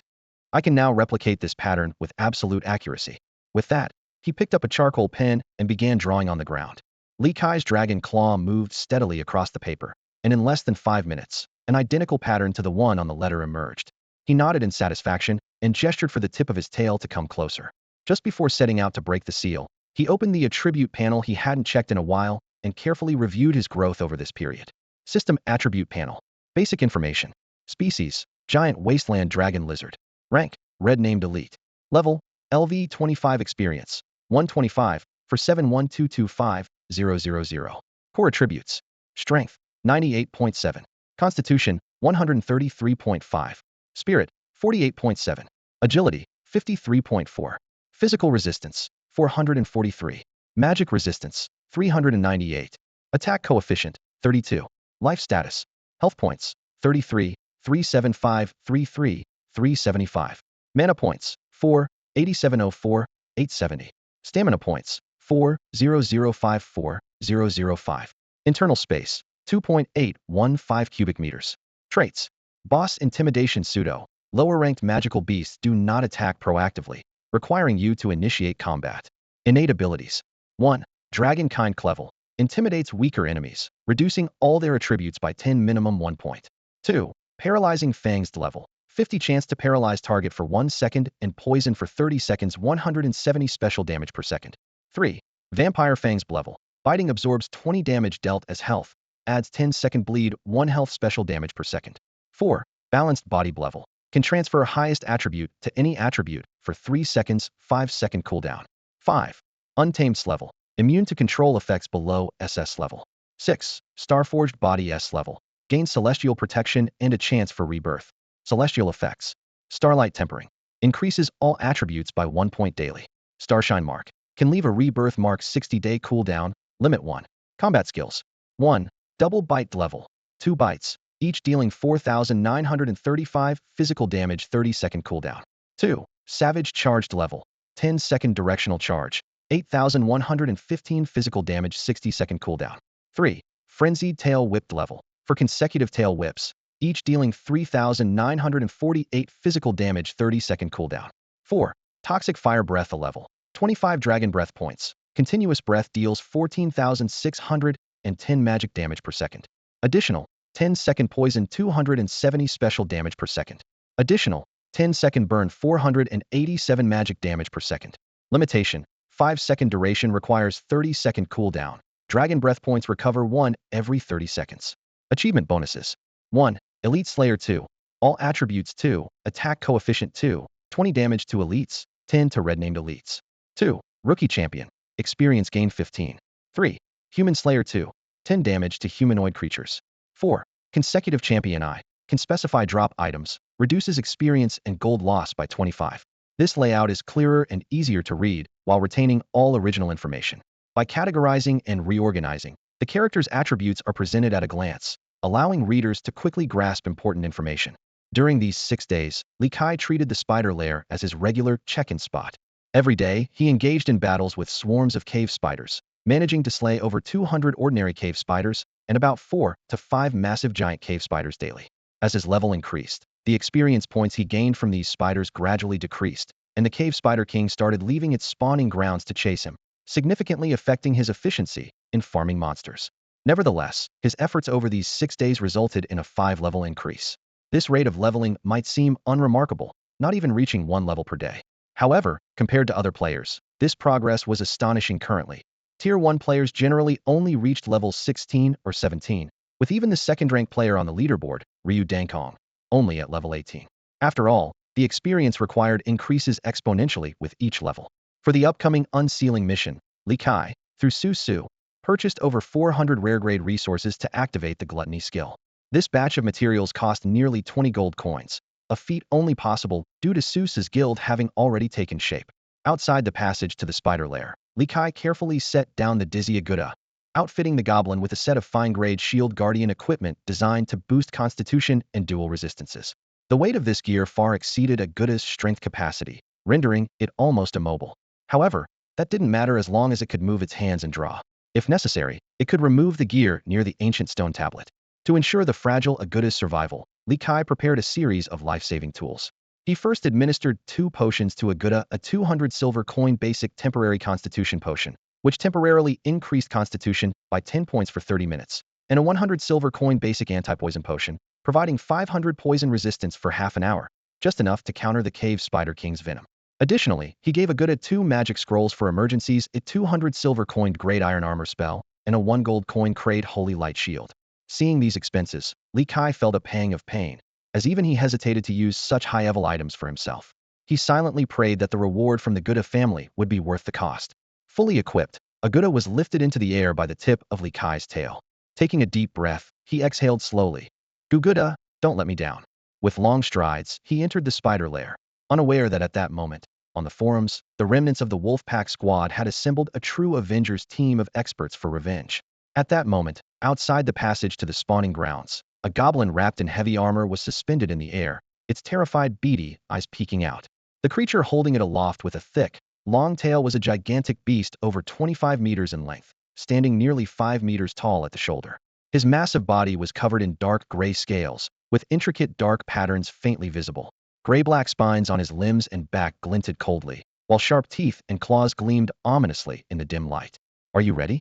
Li Kai noticed Aguda trembling and asked. To sacrifice my life for the master is my honor. Despite being terrified by the groups of cave-dwelling demon spiders they encountered along the way, Aguda managed to put on a brave face and flatter Li Kai. A sinister smile curled on Li Kai's lips. These goblins pleased him more and more. They were hard-working and knew how to flatter, making them perfect sycophants. I'm going in. Keep your mouth shut, Li Kai whispered, extinguishing the warning lantern and stealthily moving forward in the dark. However, as soon as they stepped into the spawning grounds, the cave demon spiders above let out a sharp warning sound. Hiss. The familiar battle sounds followed, and heavy footsteps echoed from behind the spider's silk mountain. Tisk. Exposed, Li Kai no longer bothered to hide. He activated his equilibrium body, channeling his constitution into agility. His massive figure instantly became a blur, darting like lightning toward the ancient stone slab. By the time the spider silk and frenzied spiders descended, Li Kai had already placed the motion-sick Aguda on the ground. He looked disdainfully at the goblin, who was vomiting uncontrollably inside his enclosed armor, a truly nauseating sight, as the vomit pooled inside the helmet. Aguda finally managed to open his helmet, frantically cleaning the vomit while taking deep breaths of the last-hand fresh air. Hurry up, you're safe here, Li Kai urged with a frown, his gaze warily fixed on the cave demon spider king outside the safe zone. Unlike before, when it merely pretended to care by sending frenzied spiders, the boss now watched intently from the perimeter. Clearly, the frequent hunts had angered it. Recovering from his motion sickness, Aguda patted his face and took out 3 bottles of liquid from the spatial ring Li Kai lent him, a deep purple venom, a puce yellow fluid, and a dark green spider blood. He then retrieved a feather pen made from the tail feather of a 5-colored swan, a red-name elite flying beast, dipped it in the spider fluid, and began drawing the clan emblem on the ancient stone slab. Meanwhile, the cave demon spider king was not idle. Although its bloodline restrictions prevented it from directly attacking creatures near the ancient stone slab, it began preparing for the ensuing battle. The copious amount of spider silk quickly covered the area around the slab, forming a natural barrier with the surrounding webs. More worryingly, the frenzied spiders it was spawning soon reached their limitate. Frenzied spiders positioned themselves strategically, eyeing the intruders, ready to strike once they left the safe zone. After 5 minutes, under Li Kai's dissatisfied gaze, Aguda's third attempt finally succeeded. Carefully, he painted the last stroke of the dark blue spider blood onto the ancient stone slab, bringing the emblem of the ancient Ged family back to life after 1,000 years. As the final stroke was completed, the ancient stone slab erupted in a dazzling pure white light. A beam shot out like a sword, accurately striking another ancient stone slab at the spawning ground. The second slab lit up, and 2 beams of light, carrying unstoppable force, shot skyward, piercing through layers of rock before finally descending upon the stone slab at the center of 6 passageways. The moment the central slab was activated, the entire space shook violently. 5 new beams burst forth, penetrating the ground and striking the stone slabs of the remaining 5 passageways. The pure white light intertwined in the air, sketching out a massive pentagram magic circle that emitted a palpable wave of energy. Hiss! As the light from the slabs grew stronger, the Abyssal Spider King suddenly released a series of rapid warning sounds. As if receiving a command, all the Abyssal Spiders sprang into action. In perfect unison, they swiftly cut the flesh-like mycelium from the cave ceiling. A dozen large Abyssal Spiders worked together to lift the mycelium and quickly retreat from the cave. Meanwhile, the changes within the Silk Mountain were even more intense. Countless spider eggs began to crack open, and underdeveloped spiderlings emerged prematurely, greedily consuming nearby egg fragments and silk. Newly laid, immature eggs were carefully carried by adult abyssal spiders as they joined the retreat. Over half an hour later, the abyssal spiders had completely cleared the massive Silk Mountain, revealing the hidden magical array beneath. The Abyssal Spider King glanced deeply at Li Kai, its gaze seemingly filled with meaning. Then, without hesitation, it turned to leave, closely guarded by 8 ferocious spiders as they withdrew.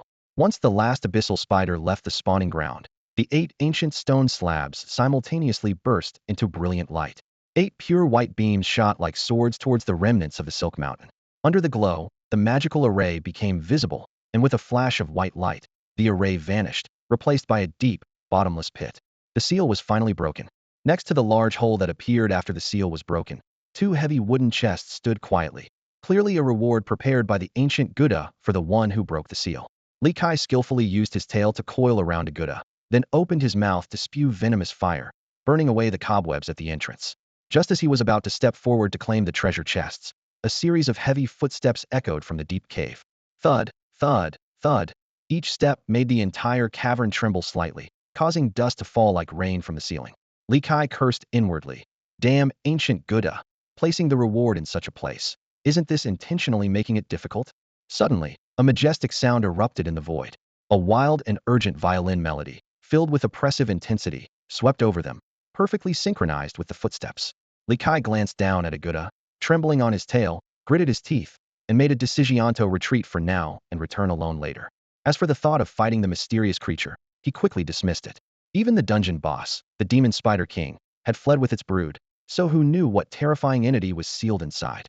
At that moment, a system notification echoed in the ears of all players in Kylan Village. A high-risk monster riot has occurred in the Wan Yin Cave area. Monsters' aggression towards humans has increased to max, and monster groups are no longer restricted by area. Killing monsters in this area grants an additional 20 experience. As Li Kai was about to escape the passage, he mustered the courage to look back, and was immediately awestruck by the sight. A gigantic stone head, as large as a two-story building, emerged from the cave. It had humanoid features, bat-like ears, and the most terrifying were its gem-like eyes, glowing with a chilling green light. Unwilling to leave, Li Kai paused at the passage entrance and cast an insight spell. Race, Tainted Gargoyle Lord. Rank, Lord level boss. Level, LV 50. Attributes, Resistance. Talent. Skills. Lord traits, a step beyond a boss, possessing Lord characteristics that surpass typical boss traits. When defending its territory, attack coefficient 20, health coefficient 500. Trait 1, World's Him. When the Lord attacks intruders with a rank lower than or equal to its own, the world grants it a blessing, increasing all attributes by 30. Trait 2, World's Roar. Those of lower rank than the Lord attempting to attack will face world punishment, reducing all attributes by 40. Those of equal rank will also be punished, reducing all attributes by 20. Trait 3, World's Lament. When the Lord is near death, the world offers a requiem, fully reviving it with a new form. This trait has a cooldown of 3 days, during which the Lord will remain active in its new form. Trait 4, World's Shield. Enemies ranked lower than the Lord have their damage reduced by 20, while those of equal rank have their damage reduced by 10. Deep within this desolate land, a massive gargoyle lord, sculpted from demon sealing stone, struggles to break free from its predicament.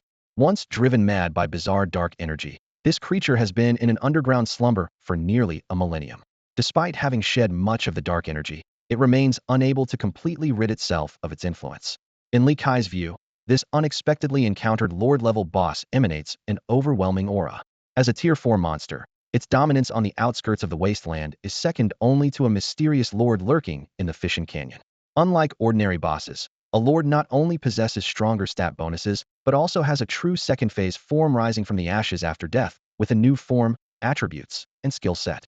This is far superior to the pseudo-second phase of ordinary bosses that merely have buff enhancements. Boom, boom, boom. Deafening thuds resonate from the cave entrance, with rocks at the edge continually crumbling under the violent impact. At this moment, Li Kai notices a comical situation. The mighty gargoyle lord is actually stuck at the entrance. This unexpected situation gives Li Kai a glimmer of hope. Maybe, I really have a chance to reclaim those 2 wooden crates. In his mind, those crates containing his task rewards rightfully belong to him. With this thought, he acts decisively, first calming Aguda to stay put, then activating his balanced body ability combined with a wild charge to push his speed to the limit. Under the furious gaze of the gargoyle lord, Li Kai darts to the large hole like an arrow, swiftly pockets the 2 wooden crates, and without hesitation, turns and sprints away. The gargoyle lord watches helplessly as its prey escapes, letting out an earth-shattering roar that leaves Li Kai's ears ringing.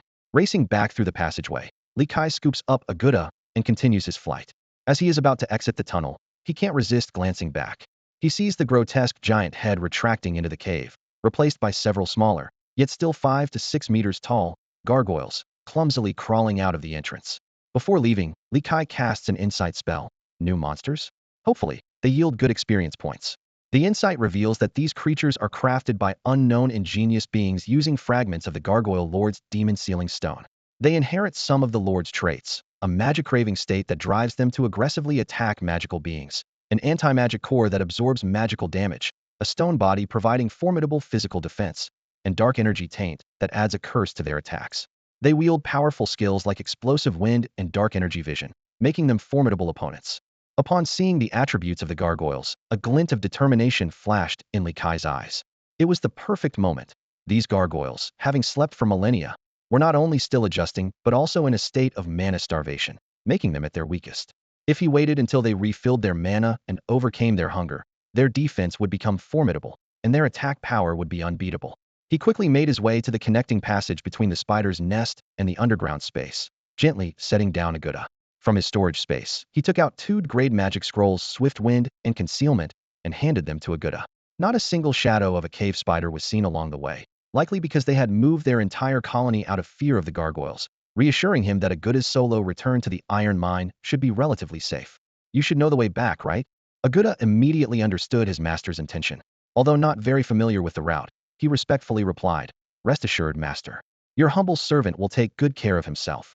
Seeing a Gouda's understanding, Li Kai nodded in satisfaction, handed him a few potions, and then turned back to the passage, preparing to ambush the gargoyles.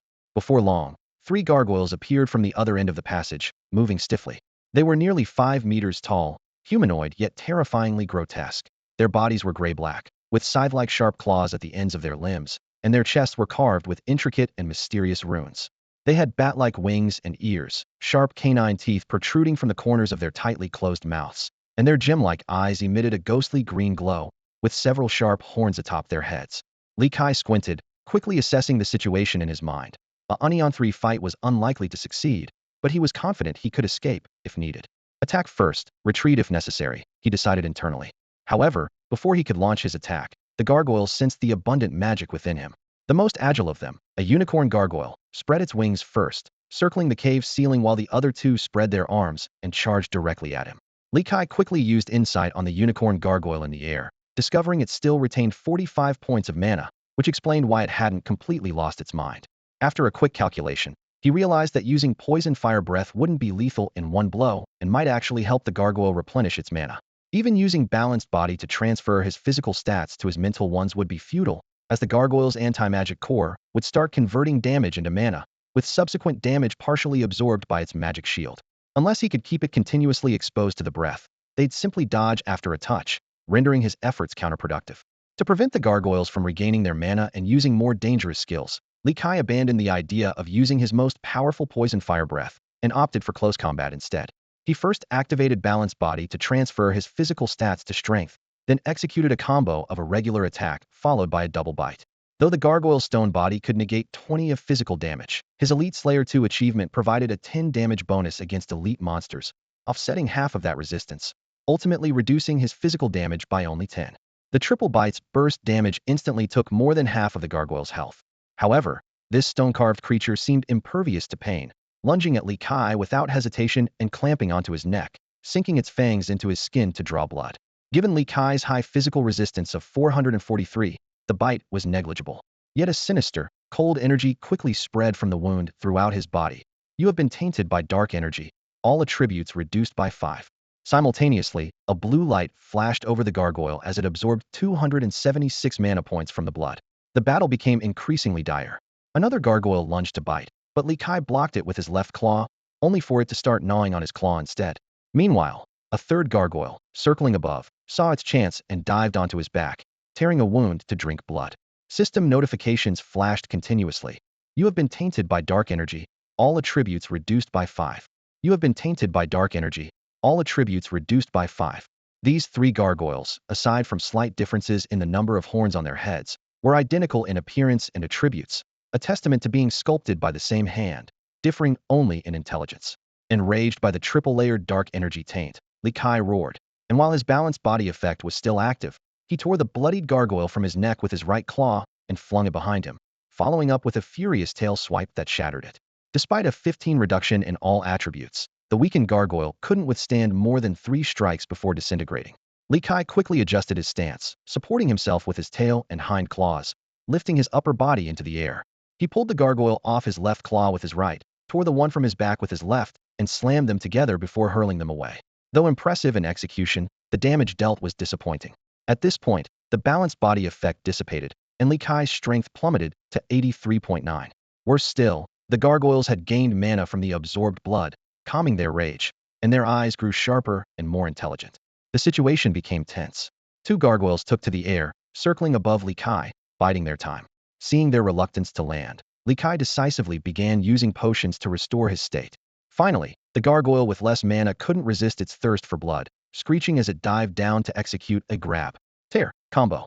The other, with ample mana, flapped its wings to unleash a burst of violent wind, sending two streams of dark green air howling towards him. Li Kai raised his head to meet the attack, catching grab with his left claw while his right claw seized the gargoyle's head, slamming it into the ground. The collision between rock and enchanted stone caused the former to crack and shatter instantly. Two damage numbers appeared in quick succession. Li Kai clearly came out worse in this exchange, but the severe impact interrupted the more damaging tear, preventing greater loss. He then sidestepped to evade the wind gust, only getting hit by the blast's residual impact. The gargoyle's skill damage was considerable, but thanks to Li Kai's timely potion use, his health wasn't critically compromised. Noticing the final gargoyle still hovering above, Li Kai seized the ankle of the one just rising from the ground, mimicking the Hulk's signature move, and unleashed a series of ground slams.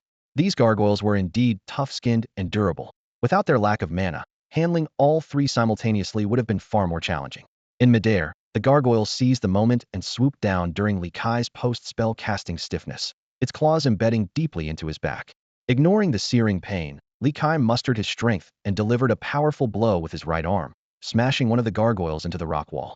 Immediately, he opened his massive, tooth-filled maw and unleashed a stream of scorching, purplish-red flames. The moment to strike had arrived. Even if it meant depleting his magic, it was worth it. The unfortunate gargoyle, just recovering from its mana-drained state, was reduced to a puddle of molten lava in the fiery wave, with two damage numbers briefly flashing before disappearing. After dispatching one gargoyle, Li Kai took a deep breath and let out a thunderous roar, hoping to shake off the last enemy clinging to his back. However, the gargoyle, now brimming with absorbed magic, chose that moment to activate its grappling skill, its sharp claws piercing through his thick dragon scales and into his flesh. This unexpected turn of events secured it firmly on Li Kai's back, preventing it from being dislodged. As the stun effect wore off, the gargoyle exerted its strength, tearing a gruesome wound across Li Kai's back. Scalding dragon blood gushed out, splattering onto the gargoyle, making the eerie green glow in its eyes even more sinister. The excruciating pain made Li Kai grit his teeth, but he seized the moment when the gargoyle was reveling in the blood's allure, and with a powerful sweep of his massive dragon tail, knocked it to the ground. He endured the agony and lunged forward, pinning the gargoyle down with his claws. At this point, the gargoyle had absorbed a significant amount of magic, its eyes glowing intensely green, a sign it was about to unleash a demonic energy beam. Li Kai was already at half health. Taking the beam heat in would be life-threatening. In a critical moment, the cooldown for Equilibrium Body finally completed.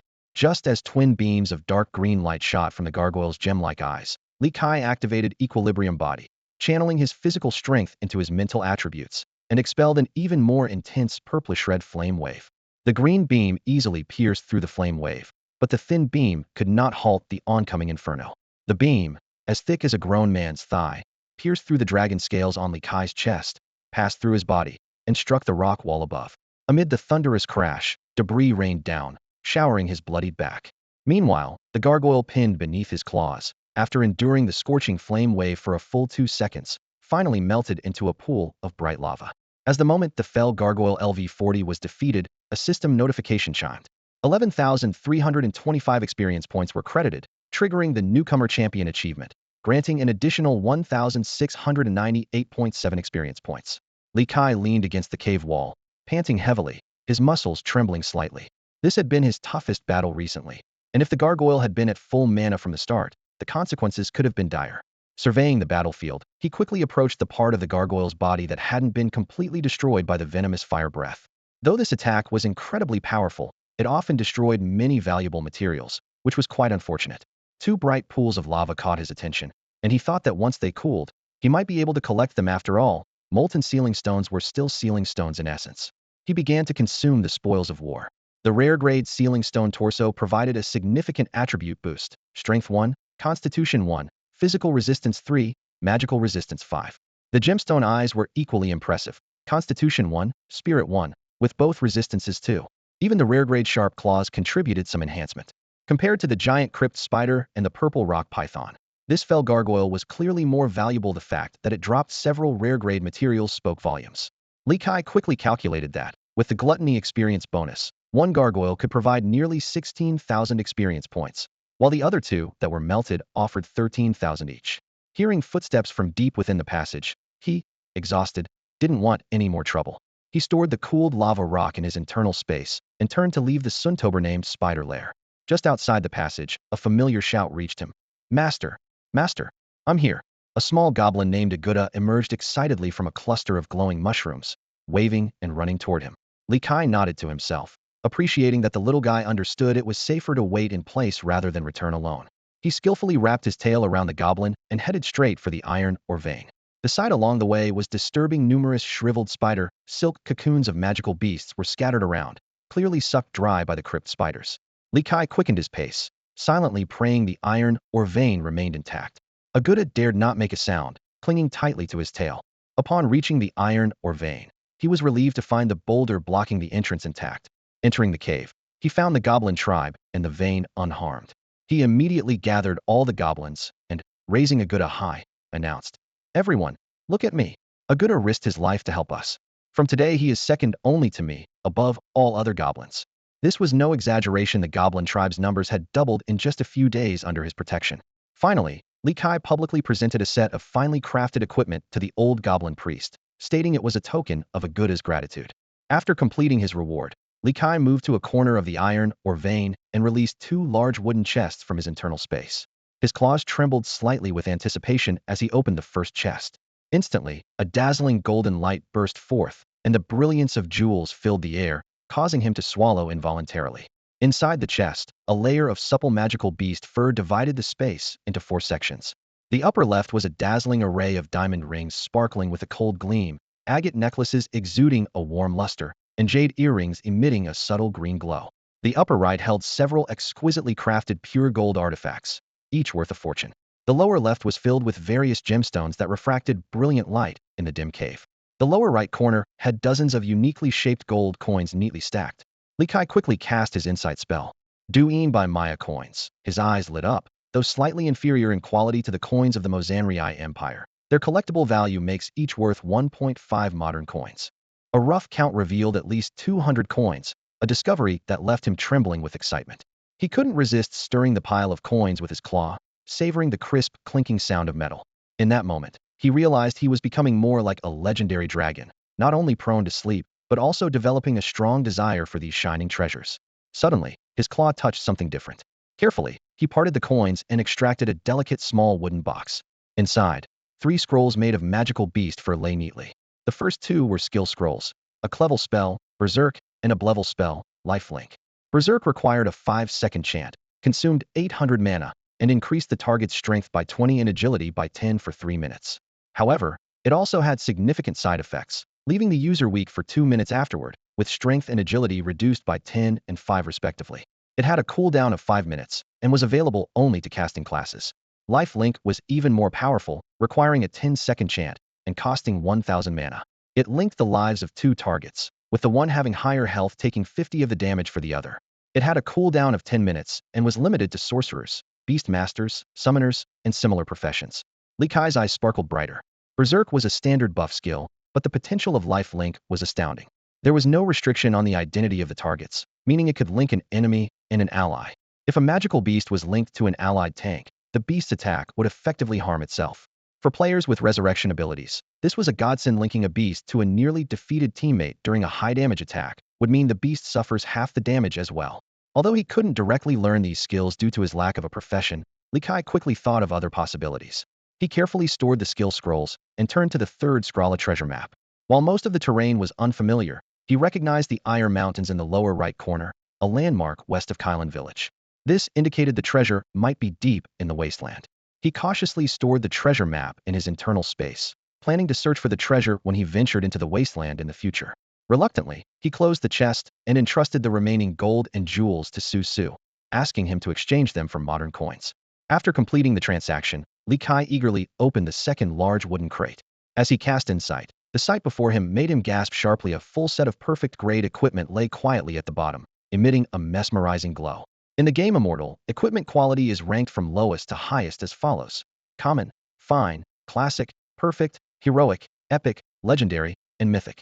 Perfect-grade equipment is priced at a minimum of 200 gold coins on the market and is so rare that it cannot be bought in stores. Astonishingly, since the beta test, no player has ever acquired perfect-grade equipment.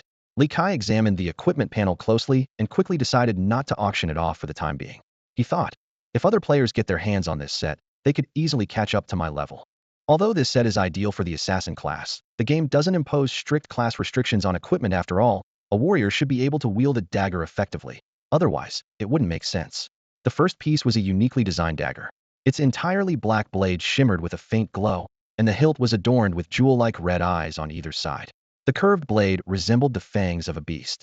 This perfect weapon, named Shadow Dagger, not only boasts high base attribute bonuses: physical damage coefficient 20, strength 3, agility 5, physical penetration 200, carrying capacity 3, but also features two powerful traits: Shadow Infusion, which prevents wounds from healing for 30 seconds, and Shadow Stealth, which allows automatic stealth in dark areas when the set is complete.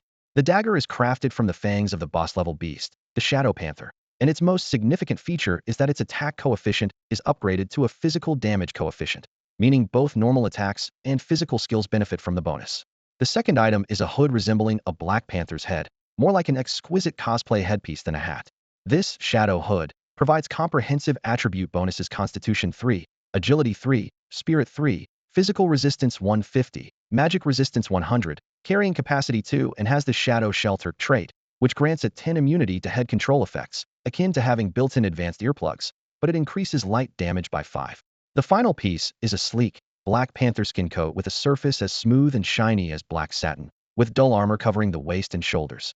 This Shadow Coat offers exceptionally high defense attributes: Constitution 10, Agility 2, Physical Resistance 250, Magic Resistance 185, Carrying Capacity 4, and its Shadow Shelter trait provides a 10 immunity to non-light damage, but also increases light damage by 5.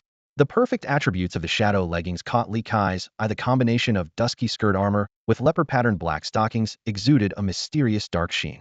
This piece of perfect-grade equipment not only excelled in basic attributes: Constitution 5, Agility 5, Physical Resistance 200, Magic Resistance 150, Carrying Capacity 3, but its unique feature was particularly ingenious. The power of shadows enveloped the legs, granting a 10 immunity to control effects targeting the legs, albeit with a 5 increased vulnerability to light-based damage. The most astonishing aspect of the equipment was its adaptive effect when worn by a woman. It appeared as elegant black stockings, while men would see practical woolen pants. However, this transformation wasn't limitless. It could stretch within a certain range to fit different body types, but it would never expand enough for a giant to wear, nor transform for a beast. Paired with the black high heels, Li Kai couldn't help but shake his head and chuckle. The craftsman must have been a genuine old pervert, completely ignoring the practicality for an assassin's movements. He couldn't help but imagine a female assassin, a Black Panther hood, tight black stockings, high heels. Such an outfit was bound to spark the imagination. The attributes of the Shadow Boots were equally impressive: Constitution 3, Agility 10, Physical Resistance 100, Magic Resistance 80, Carrying Capacity 1. Special effects included a 50 slow resistance, but it too came with a 5 increase in light-based damage vulnerability. Li Kai carefully stored the entire set of equipment. Although the Shadow set, which would cause the wearer to take 20 extra light damage, wasn't suitable for him, he secretly hoped that someday he might encounter a humanoid creature that it would be perfect for. As the system announcement echoed through the air, a wave of despairing cries erupted in Feizhou Village. In a settlement over 100 miles from Kailan Village, 2 players were anxiously arguing. "Damn it, it's all your fault. You said if we didn't hurry back, we wouldn't make it," one of them lamented, stomping his foot. "What's your problem now? Blaming me, huh? You thought the same at the time," the other retorted, frustratedly running a hand through his hair. "So what do we do now?" After a brief silence, one of them gritted his teeth and said, "Of course, we go back. Going back costs 40 silver coins for the event. Not going means losing 20 silver coins for nothing." While the players were caught in their dilemma, a formidable Avengers alliance had arrived at the Rock Chaos Cavern. This team was composed of 3 different factions. First, the remaining 5 second-tier elites from the Wolfpack Squad: LV-29 Shield Guardian Phaeton, LV-28 Poison Blade Assassin, LV-26 Heavy Crossbowman, LV-25 Priest, and LV-24 Blood Warlock. Next, powerful reinforcements from Feizhou Village second-tier elites, including a LV-33 Lightbow Scout, a LV-30 fire mage, and the most powerful, a third-tier shining rank LV-38 giant axe warrior, Blake Small Tiger Tom. Lastly, two players from Kylan Village, LV-16 Death, Sword Maiden Do Pa Sheng Dan, and LV-15 Spellbreaker Do Pa Ko. Although these two seemed out of place in terms of power, Sheng Dan believed their unique talents would be of some use. His percentage-based true damage was effective against strong monsters, and as for bringing KO, Sheng Dan admitted it was a risky move, based on previous battle experience. Although the Wandering Marauder could resist control, the Spellbreaker initially managed to cast Silence, and the Spirit Bind spell was effective. It was only later that it became immune to control. Sheng Dan speculated that control immunity was a skill that needed to be actively triggered. If they could silence it before it used the immunity skill, they could gain 15 seconds of control time. Sheng Dan's assumption seemed logical, yet he hadn't anticipated that a magical beast could spontaneously acquire talents and skills. Why are we acting so soon? Didn't we plan to wait until daytime, when that giant wasteland dragon lizard enters the underground space? Shield Guardian Phaeton questioned. Facing the native who seemed to have a liking for him, Sheng Dan forced a smile and replied, "Our guild members have scouted ahead, and the target is not on the surface now, so I think we should seize the opportunity." At the back of the group, the fire mage from Feijo Village watched the two weak players wielding weapons worth several gold coins, lowering his gaze to conceal his greed. Since the arrival of the Starborn, they had severely disrupted the low-end mercenary market, causing a shockwave of competitiveness among the natives of the Undying continent. Along with some wealthy players acquiring equipment disproportionate to their strength, and players' naturally beautiful or perfectly crafted appearances, it had drawn many envious eyes. Since the server opened, there had been numerous cases of players being robbed, assaulted, or killed by natives, until the recent issuance of the Starborn Protection Act by the Wise Emperor, which finally curtailed these malicious incidents. The Children of the Stars are a unique group who not only have the ability to resurrect, but also record from a first-person perspective and store death replays in memory crystals. This makes it impossible to destroy evidence of any illegal activity they may be involved in. Such privileges have led to discontent among the natives, who complain that the Emperor is overly biased towards the Children of the Stars. After all, these immortals have not only disrupted the mercenary market, but also posed threats to transportation and trade in various sectors. However, a rumor has somewhat eased the natives' resentment. It is said that the Wise Emperor cultivates these undying Children of the Stars to replace the natives, who have only one life, on the battlefield. For the players, this piece of news is irrelevant as long as there is experience and reward. Fighting is just another job for them. Just as the fire mage was contemplating how to reasonably acquire those two classic pieces of equipment, two sharp cries interrupted his thoughts. Instinctively, he raised his staff and scanned his surroundings warily, thinking a magical beast might be attacking. "What happened, my fair lady?" Blake, wielding a blood-stained giant axe, stood at the front of the group and asked with concern, swallowing hard as he turned to look behind him. Nothing, let's hurry up." Sheng Dan and KO exchanged a meaningful glance, their eyes sparkling with excitement. The beast riot in the chaotic rock cavern was a godsend according to their previous agreement. As long as they cleared out these rampaging marauders, this resource-rich wild area would be theirs. "I found a beast carcass that matches the description of the creature you mentioned." A light crossbow scout suddenly appeared, reporting to the two players. Led by the scout, the Avengers squad quickly arrived at the remains of a rock-armored boar. Only its rear and a few other parts were left, the rest having been devoured. Sheng Dan examined it carefully and nodded in confirmation. "It seems like the work of the dung monster." Interestingly, this carrionating lizard is picky, deliberately avoiding these unclean parts. Judging by the state of decay, this happened within the last few days. The light crossbow scout turned to the blood sorcerer Blake's. "You try tracking it." Blake's picked up a pinch of soil soaked in pig's blood and sniffed it, then shook his head. "It's been too long. The mediumship has failed."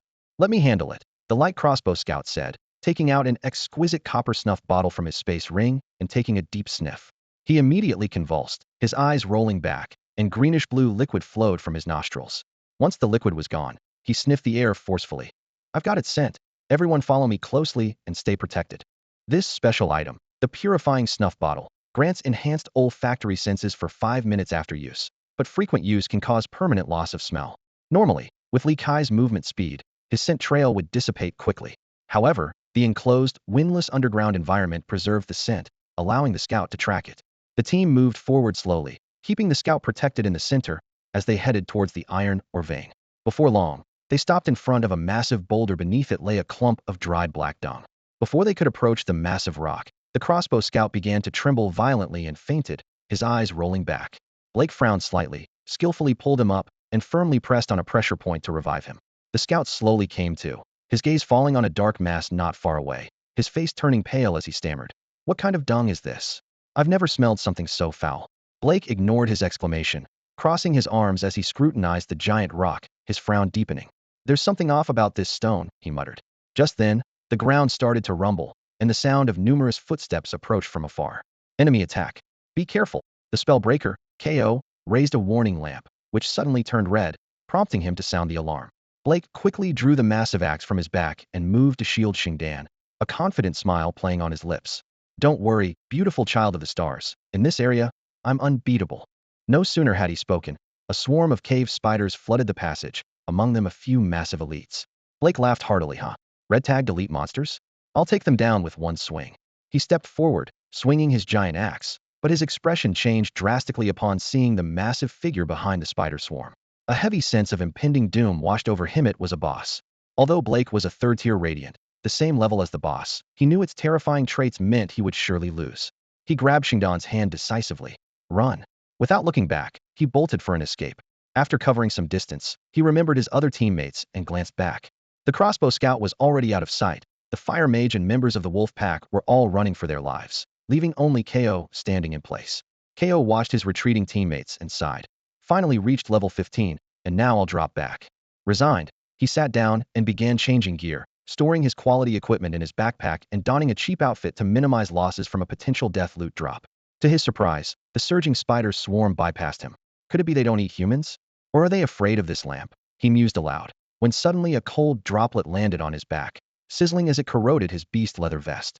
KO slowly looked up to see the dripping venomous fangs of the cave spider king, silently typing a question mark in the air. Meanwhile, the fleeing team found themselves in an equally perilous situation.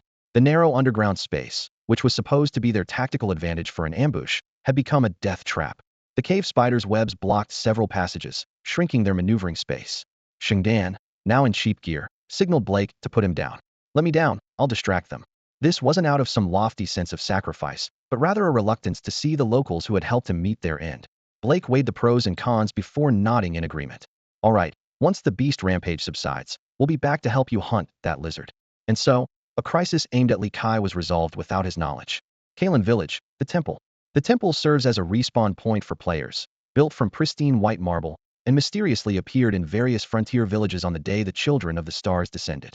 No one knows its origin, yet no one is surprised by it, as if this majestic structure has stood there since time immemorial.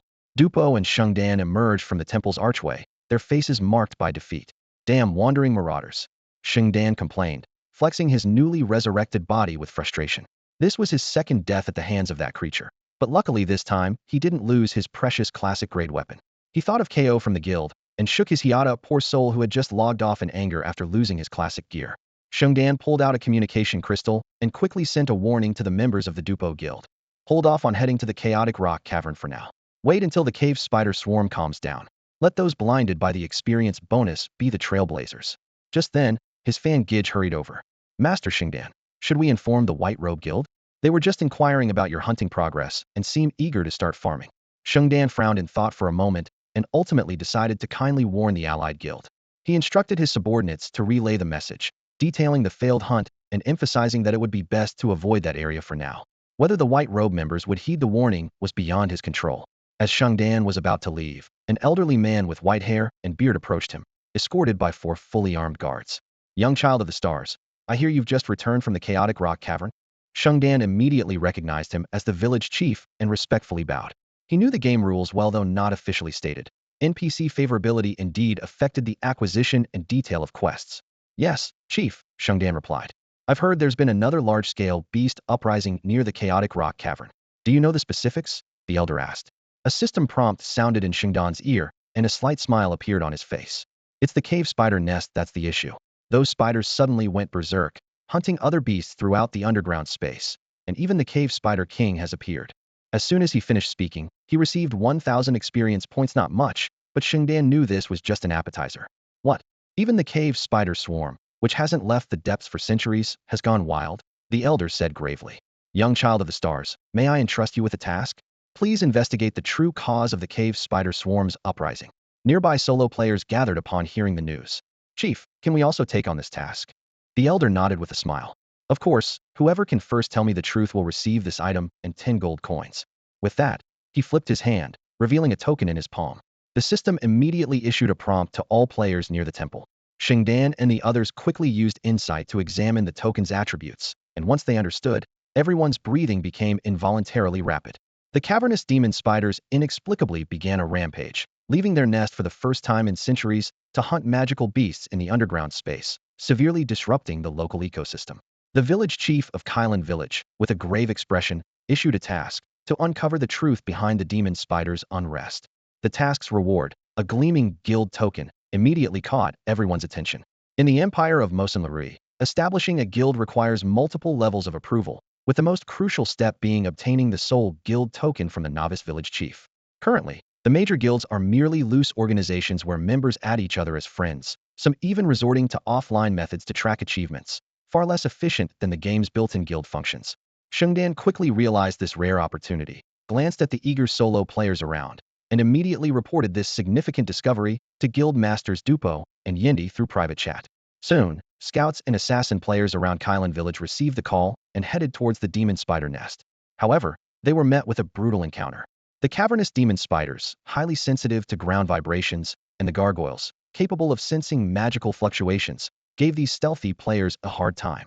Even with the lure of great rewards, they paid a heavy price, each losing 12 levels, before finally discovering an open sealed hole and a gargoyle lord not yet fully freed from its bonds.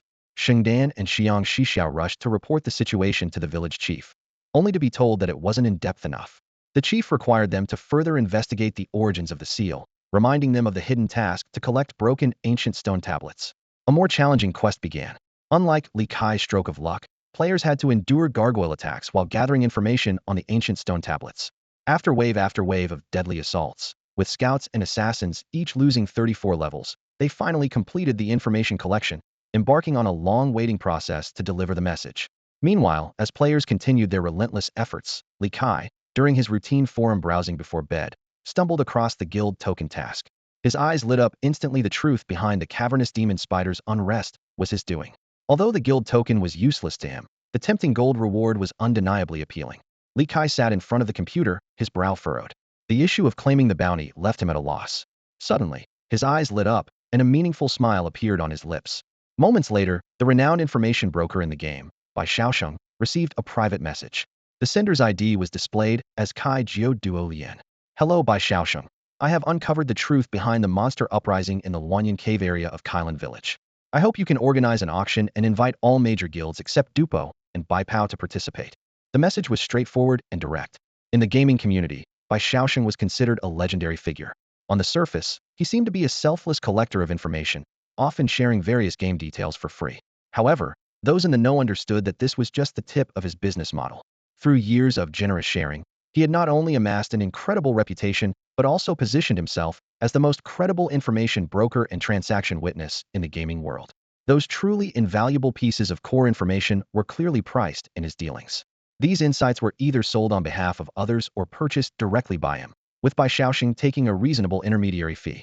As a witness, he provided escrow services for large transactions in games where mechanisms were still underdeveloped. This time, Li Kai approached Bai Xiaosheng under the alias Su Su, specifically valuing his role as a witness. After all, the authenticity of the information could only be verified once the buyer submitted the task to the village chief of Kylan Village. If the buyer reneged, Li Kai would be in a very vulnerable position. Although major guilds wouldn't risk their reputations openly, they could discreetly hire operatives to exploit loopholes. Having Bai Xiaosheng act as a witness, with his team collecting the reward before passing it to the buyer, was undoubtedly the safest option. During negotiations, Li Kai, as Su Su, proposed that the task reward of 10 gold coins and 30,000 experience points be given to Bai Xiaosheng's team, but no commission would be charged on the transaction amount. This condition sparked over 30 minutes of intense bargaining, but Li Kai stood firm and successfully convinced Bai Xiaosheng to accept the proposal. Soon, a post about auctioning the truth behind the monster uprising in the Kylan Village area appeared on the game's forum hot list. The major guilds, upon seeing this news, were all intrigued, their eyes gleaming with eagerness. Li Kai had already devised a clear bidding strategy for the auction concerning the truth behind the monster uprising in the Kylan Village area. Prioritize rare resources that can purify dragon bloodlines, followed by ordinary rare resources, and lastly, gold coins. With this in mind, he specifically asked his close friend Su Su to contact Bai Xiaosheng on his behalf. Li Kai didn't want Bai Xiaosheng to notice his particular interest in resources that purify dragon bloodlines. The auction was set to take place in 30 minutes, a tight time frame suggested by Su So. As a seasoned businessman, he knew well that a short decision-making period effectively prevents guilds from colluding to lower prices. Li Kai, fighting off fatigue, spent these 30 minutes constantly refreshing the game forum. On the forum, players from the White Robe Guild and Dopa Guild were frantically posting complaints about being excluded from the auction by an anonymous player. However, it was clear to anyone paying attention. The person who could quickly uncover the truth of the monster uprising was likely a solo player around Kylan Village. This player either had a grudge against the two guilds or feared that if they obtained the tokens, they would further oppress solo players. In the final moments, Li Kai relayed a condition through Su Su. If these two guilds could offer rare resources that purify dragon bloodlines, they could also participate in the bidding. After all, as top guilds on the server, they might actually have something valuable. When the auction began on time, most guilds couldn't gather the specified resources in such a short time and had to try bidding with other items. Ultimately, only two guilds presented items that piqued Li Kai's interest: Tianming Guild's rare Dragon Bone Ginseng and Jinluan Guild's promise to deliver the intermediate potion, Crimson Dragon's Boiling Blood, in 7 days. The Crimson Dragon's Boiling Blood was particularly eye-catching. In the game world, potions differ fundamentally from ordinary elixirs. Their effects are permanent. Only top professions like potion professors and alchemy masters can concoct potions, and even the lowest level 1 constitution potion is a rare treasure. Common potions are usually snapped up by the wealthy, while high-end potions, due to their intense effects, are only suitable for certain individuals. As far as Li Kai knew, no player had ever obtained any level of potion, even during the closed beta. Despite its seemingly unrelated name, Jinluan Guild was founded by Sun and Moon in the Sky, the second-ranked player on the leaderboard. This guild primarily recruited female players, and its name was inspired by the only female emperor in history, Empress Regnant of the Celestial and Golden Wheel. The founder's real name was simply Zhao, a testament to her ambition. According to her, she was undertaking a mission and would receive the potion as a reward in no more than 7 days. Li Kai carefully examined the screenshots sent by Ryu Dankong. In the images, she was helping a potion professor search for rare resources and had already figured out the guardian boss's movement patterns. In just 7 days, the resources would mature, and she could steal them. Moreover, she had successfully become sworn sisters with the potion professor, which meant that even if the mission failed, she could still rely on this connection to receive other red dragon blood tasks from her newfound sister. After weighing his options, Li Kai decided to reveal the truth about the magical beast riot in Kylan Village to her, but he made her promise that if she couldn't deliver the red dragon blood on time, she would have to compensate with 1,000 gold coins. Remembering how several major guilds had suppressed her after she went independent, only to have her establish a guild before them, Li Kai couldn't help but smile mischievously. Once the auction ended, he succumbed to sleepiness and fell into a deep slumber. Meanwhile, far away from Kylan Village in a bustling city, two graceful figures slowly emerged from a teleportation array, surrounded by vigilant guards. One of the girls wore a Gothic-style dress, looking petite and adorable, with spiral-ended green pigtails swaying gently as she skipped along. Using the teleportation array is so uncomfortable. Let's rest for a few days before moving on, she suggested in a voice as clear as water dripping on a jade plate. No, Miss Puff? An elderly man with slicked-back white hair immediately objected. We've already delayed too much. Any further delay might cause us to miss the teleportation array to the border village. Come on, Puff, let's hurry to Kylan Village, another girl urged in a sweet, melodious voice. She wore a white puffy dress, and her long golden hair flowed gracefully down to her waist, her stunning beauty causing nearby men to lose their composure, with one nearly tripping over a step in distraction. As the beloved great-granddaughter of the Northern King's favorite, even the wise emperor had to make an exception for her use of the teleportation array. Ugh, Alice, you're always bullying me, Puff whined, burying her head into Alice's embrace, resulting in an unintentional face wash due to their height difference, which made Alice blush slightly. All right, we'll reach our destination in 7 days. Once we tame that dragon lizard, we can take our time sightseeing on the way back to the northern region, Alice said gently. The tranquility of the Luanyan cave region was utterly shattered. Swarms of chasm arachnids emerged from their lairs, startling the beasts that usually resided underground, causing them to flee in panic to the surface. These creatures, unaccustomed to bright light, crashed around frantically, becoming perfect prey for the players. 20 experience boost, the excited players shouted, brandishing their weapons as they embarked on a frenzied hunt. The changes in the underground world were even more drastic. The chasm arachnids revealed their invasive nature, mercilessly slaughtering the native beasts while weaving dense webs. They ruthlessly destroyed the clusters of bioluminescent mushrooms that adorned the caves, seemingly intent on transforming this underground space into a second arachnid nest. In front of the massive cave at the entrance to the iron ore vein, Li Kai had just repelled the third wave of chasm arachnid attacks. As he devoured his spoils, his brow furrowed. These chasm arachnids were unusually sensitive to vibrations, able to accurately perceive their surroundings in the dark. The noise from goblins mining would undoubtedly attract them. Although the easy experience points were tempting, he was more interested in hunting the more valuable gargoyles. Remembering the remains of 2 gargoyles he had previously melted with toxic fire breath, he knew that even if he couldn't trigger his gluttony talent, he could sell them as rare resources for a high price, far exceeding the value of the arachnids. Should I have the goblins pause their mining?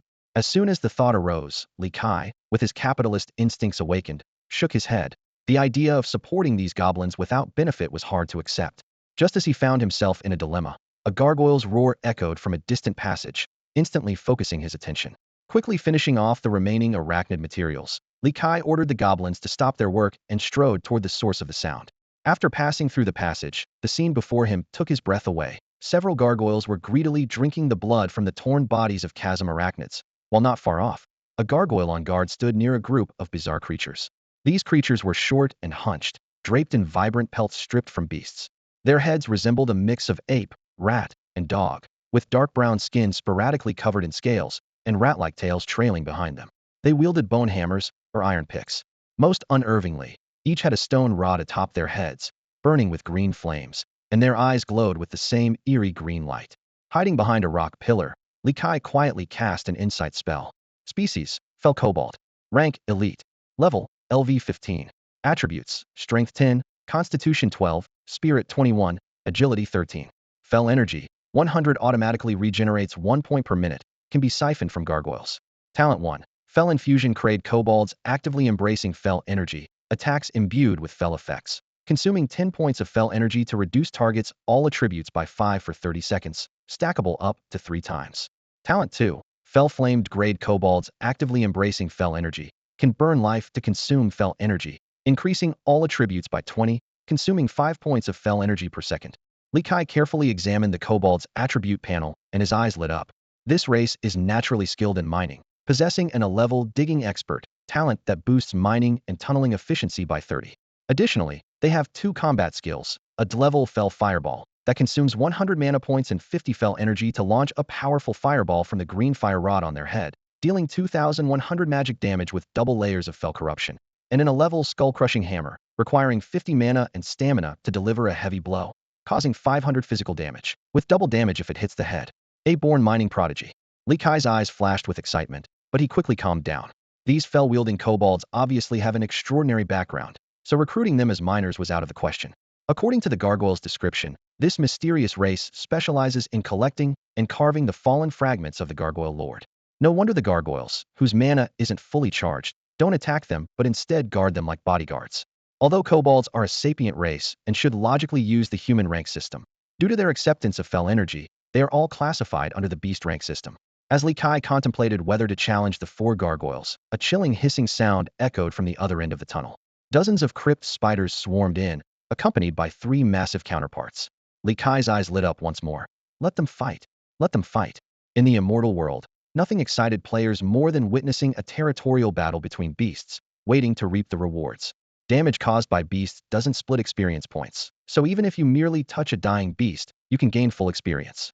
Of course, the ultimate experience, as Li Kai had to admit, was undeniably visiting the vibrant Kuan district. Roars filled the air as gargoyles and crypt spiders faced off aggressively. With a language barrier, the battle was inevitable. The 4 gargoyles soared into the air, circling overhead. The crypt spiders launched dense webs, attempting to ensnare their foes. Watching from the sidelines, Li Kai shook his head. Spiders are brainless. They don't even understand the basic tactic of targeting the backline first, while those kobolds just sit back and watch. The dense webs shot into the sky like a torrential downpour. Though gargoyles aren't known for agility, ordinary crypt spiders' webs couldn't hold them. However, one unlucky gargoyle was caught by a giant crypt spider's web and pulled down from the sky. The 3 giant spiders immediately pounced to attack. The remaining 3 gargoyles, covered in webs, saw the dire situation and had no choice but to dive down to assist. The 7 elite red-named beasts clashed, stirring up dust, scattering stones, and spilling spider blood. Despite the gargoyles having stronger individual strength and greater numbers, they quickly fell into a disadvantage against the coordinated attack of over 30 elite small spiders. After a brief discussion, the kobolds decisively chose to retreat, abandoning their gargoyle bodyguards without hesitation. Li Kai continued to watch patiently, waiting until the gargoyles were low on health and the crypt spiders had exhausted their skills, before revealing his grinning face from behind a stone pillar. It was time to strike hard. A glint of blood-red light flashed in Li Kai's eyes as his heart pounded fiercely. Hot blood surged through his veins, and wisps of white steam emanated from his body. This was his newly developed skill, Level Boiling Blood Fury, which he created by spending 30 design points to improve upon the Clevel Berserk spell found in the Ancient Gods Legacy chest. Unlike the original, he cleverly removed the weakness side effect by sacrificing health points. Each activation requires 500 mana and 1000 health points, boosting strength and agility by 20 for 1 minute, with a cooldown of 3 minutes. He quickly activated Balanced Body, converting Constitution into Strength, and then launched a savage charge. With the dual buffs, his muscles bulged grotesquely, unleashing tremendous power. His claws gouged deep marks into the rocky ground, and with a sudden burst of force, the entire surface cracked. Li Kai barreled into the center of the battlefield like an out-of-control truck, to the astonishment of both sides. He precisely rammed into a nearly defeated gargoyle, the massive impact sending it flying into a nearby cave spider. With a resounding crash, spider blood and ichor splattered everywhere. The system notification sounded.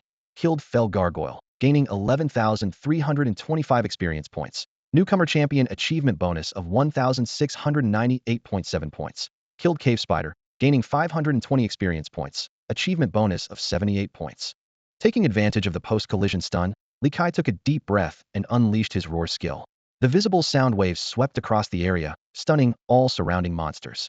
As the stun ended, the balanced body effect wore off, but Boiling Blood Fury was still active. Seizing the opportunity, he swung his thick tail at another heavily injured gargoyle, shattering its rocky body.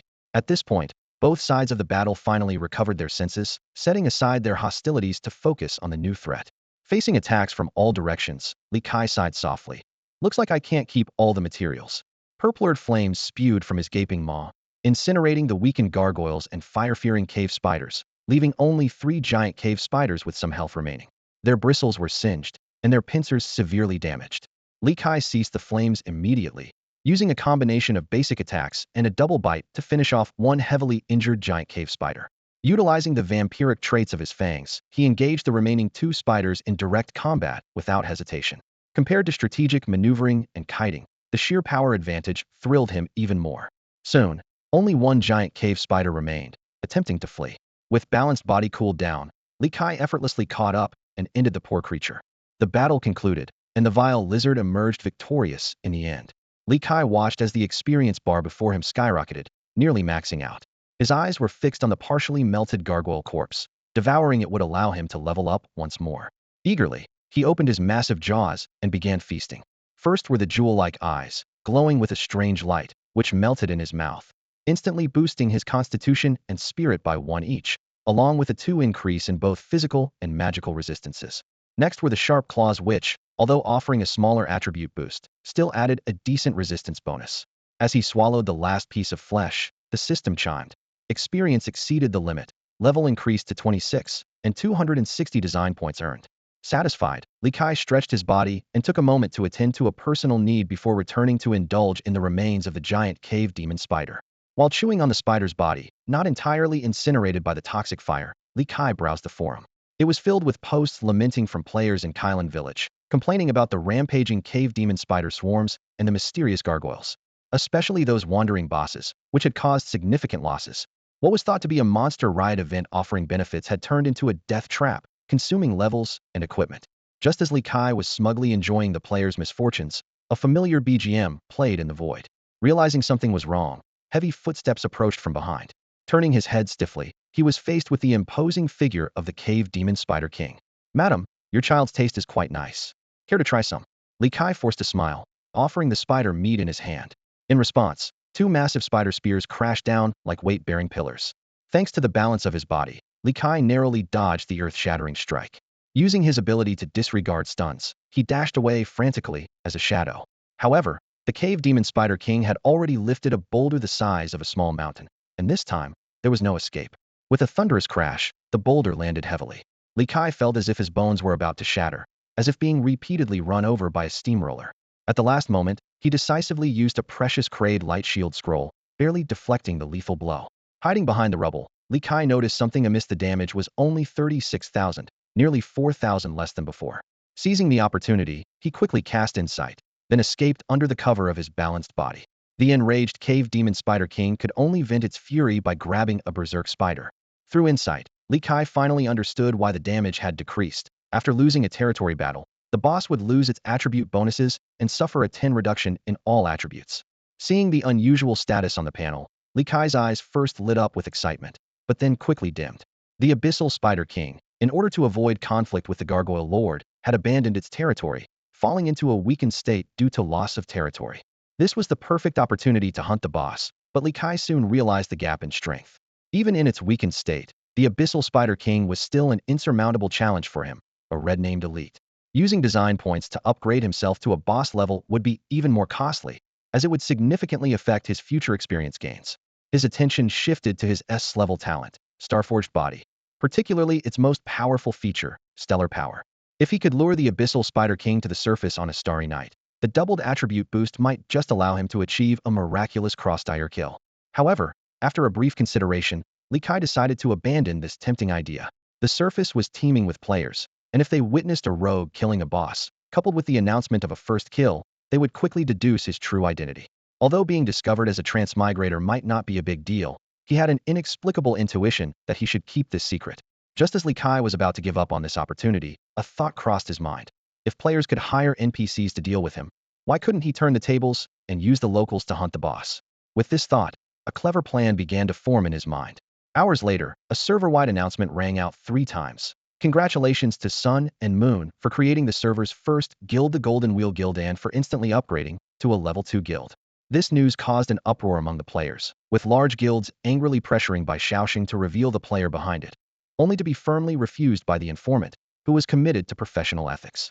Shortly after, another post by Bai Shaoxing hit the trending list, detailing the truth behind the monster riot in the Chaos Rock Cavern area and the Abyssal Spider King's weakened state.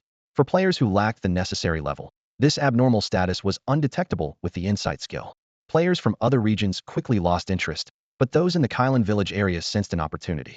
A weakened boss without its characteristic boosts was still too much for them to handle directly, but they could sell this information to NPC mercenaries.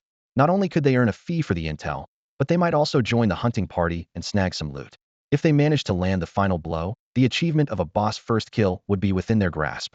Although this only grants 20 of the kill experience, it's enough for lower-level players to level up several times.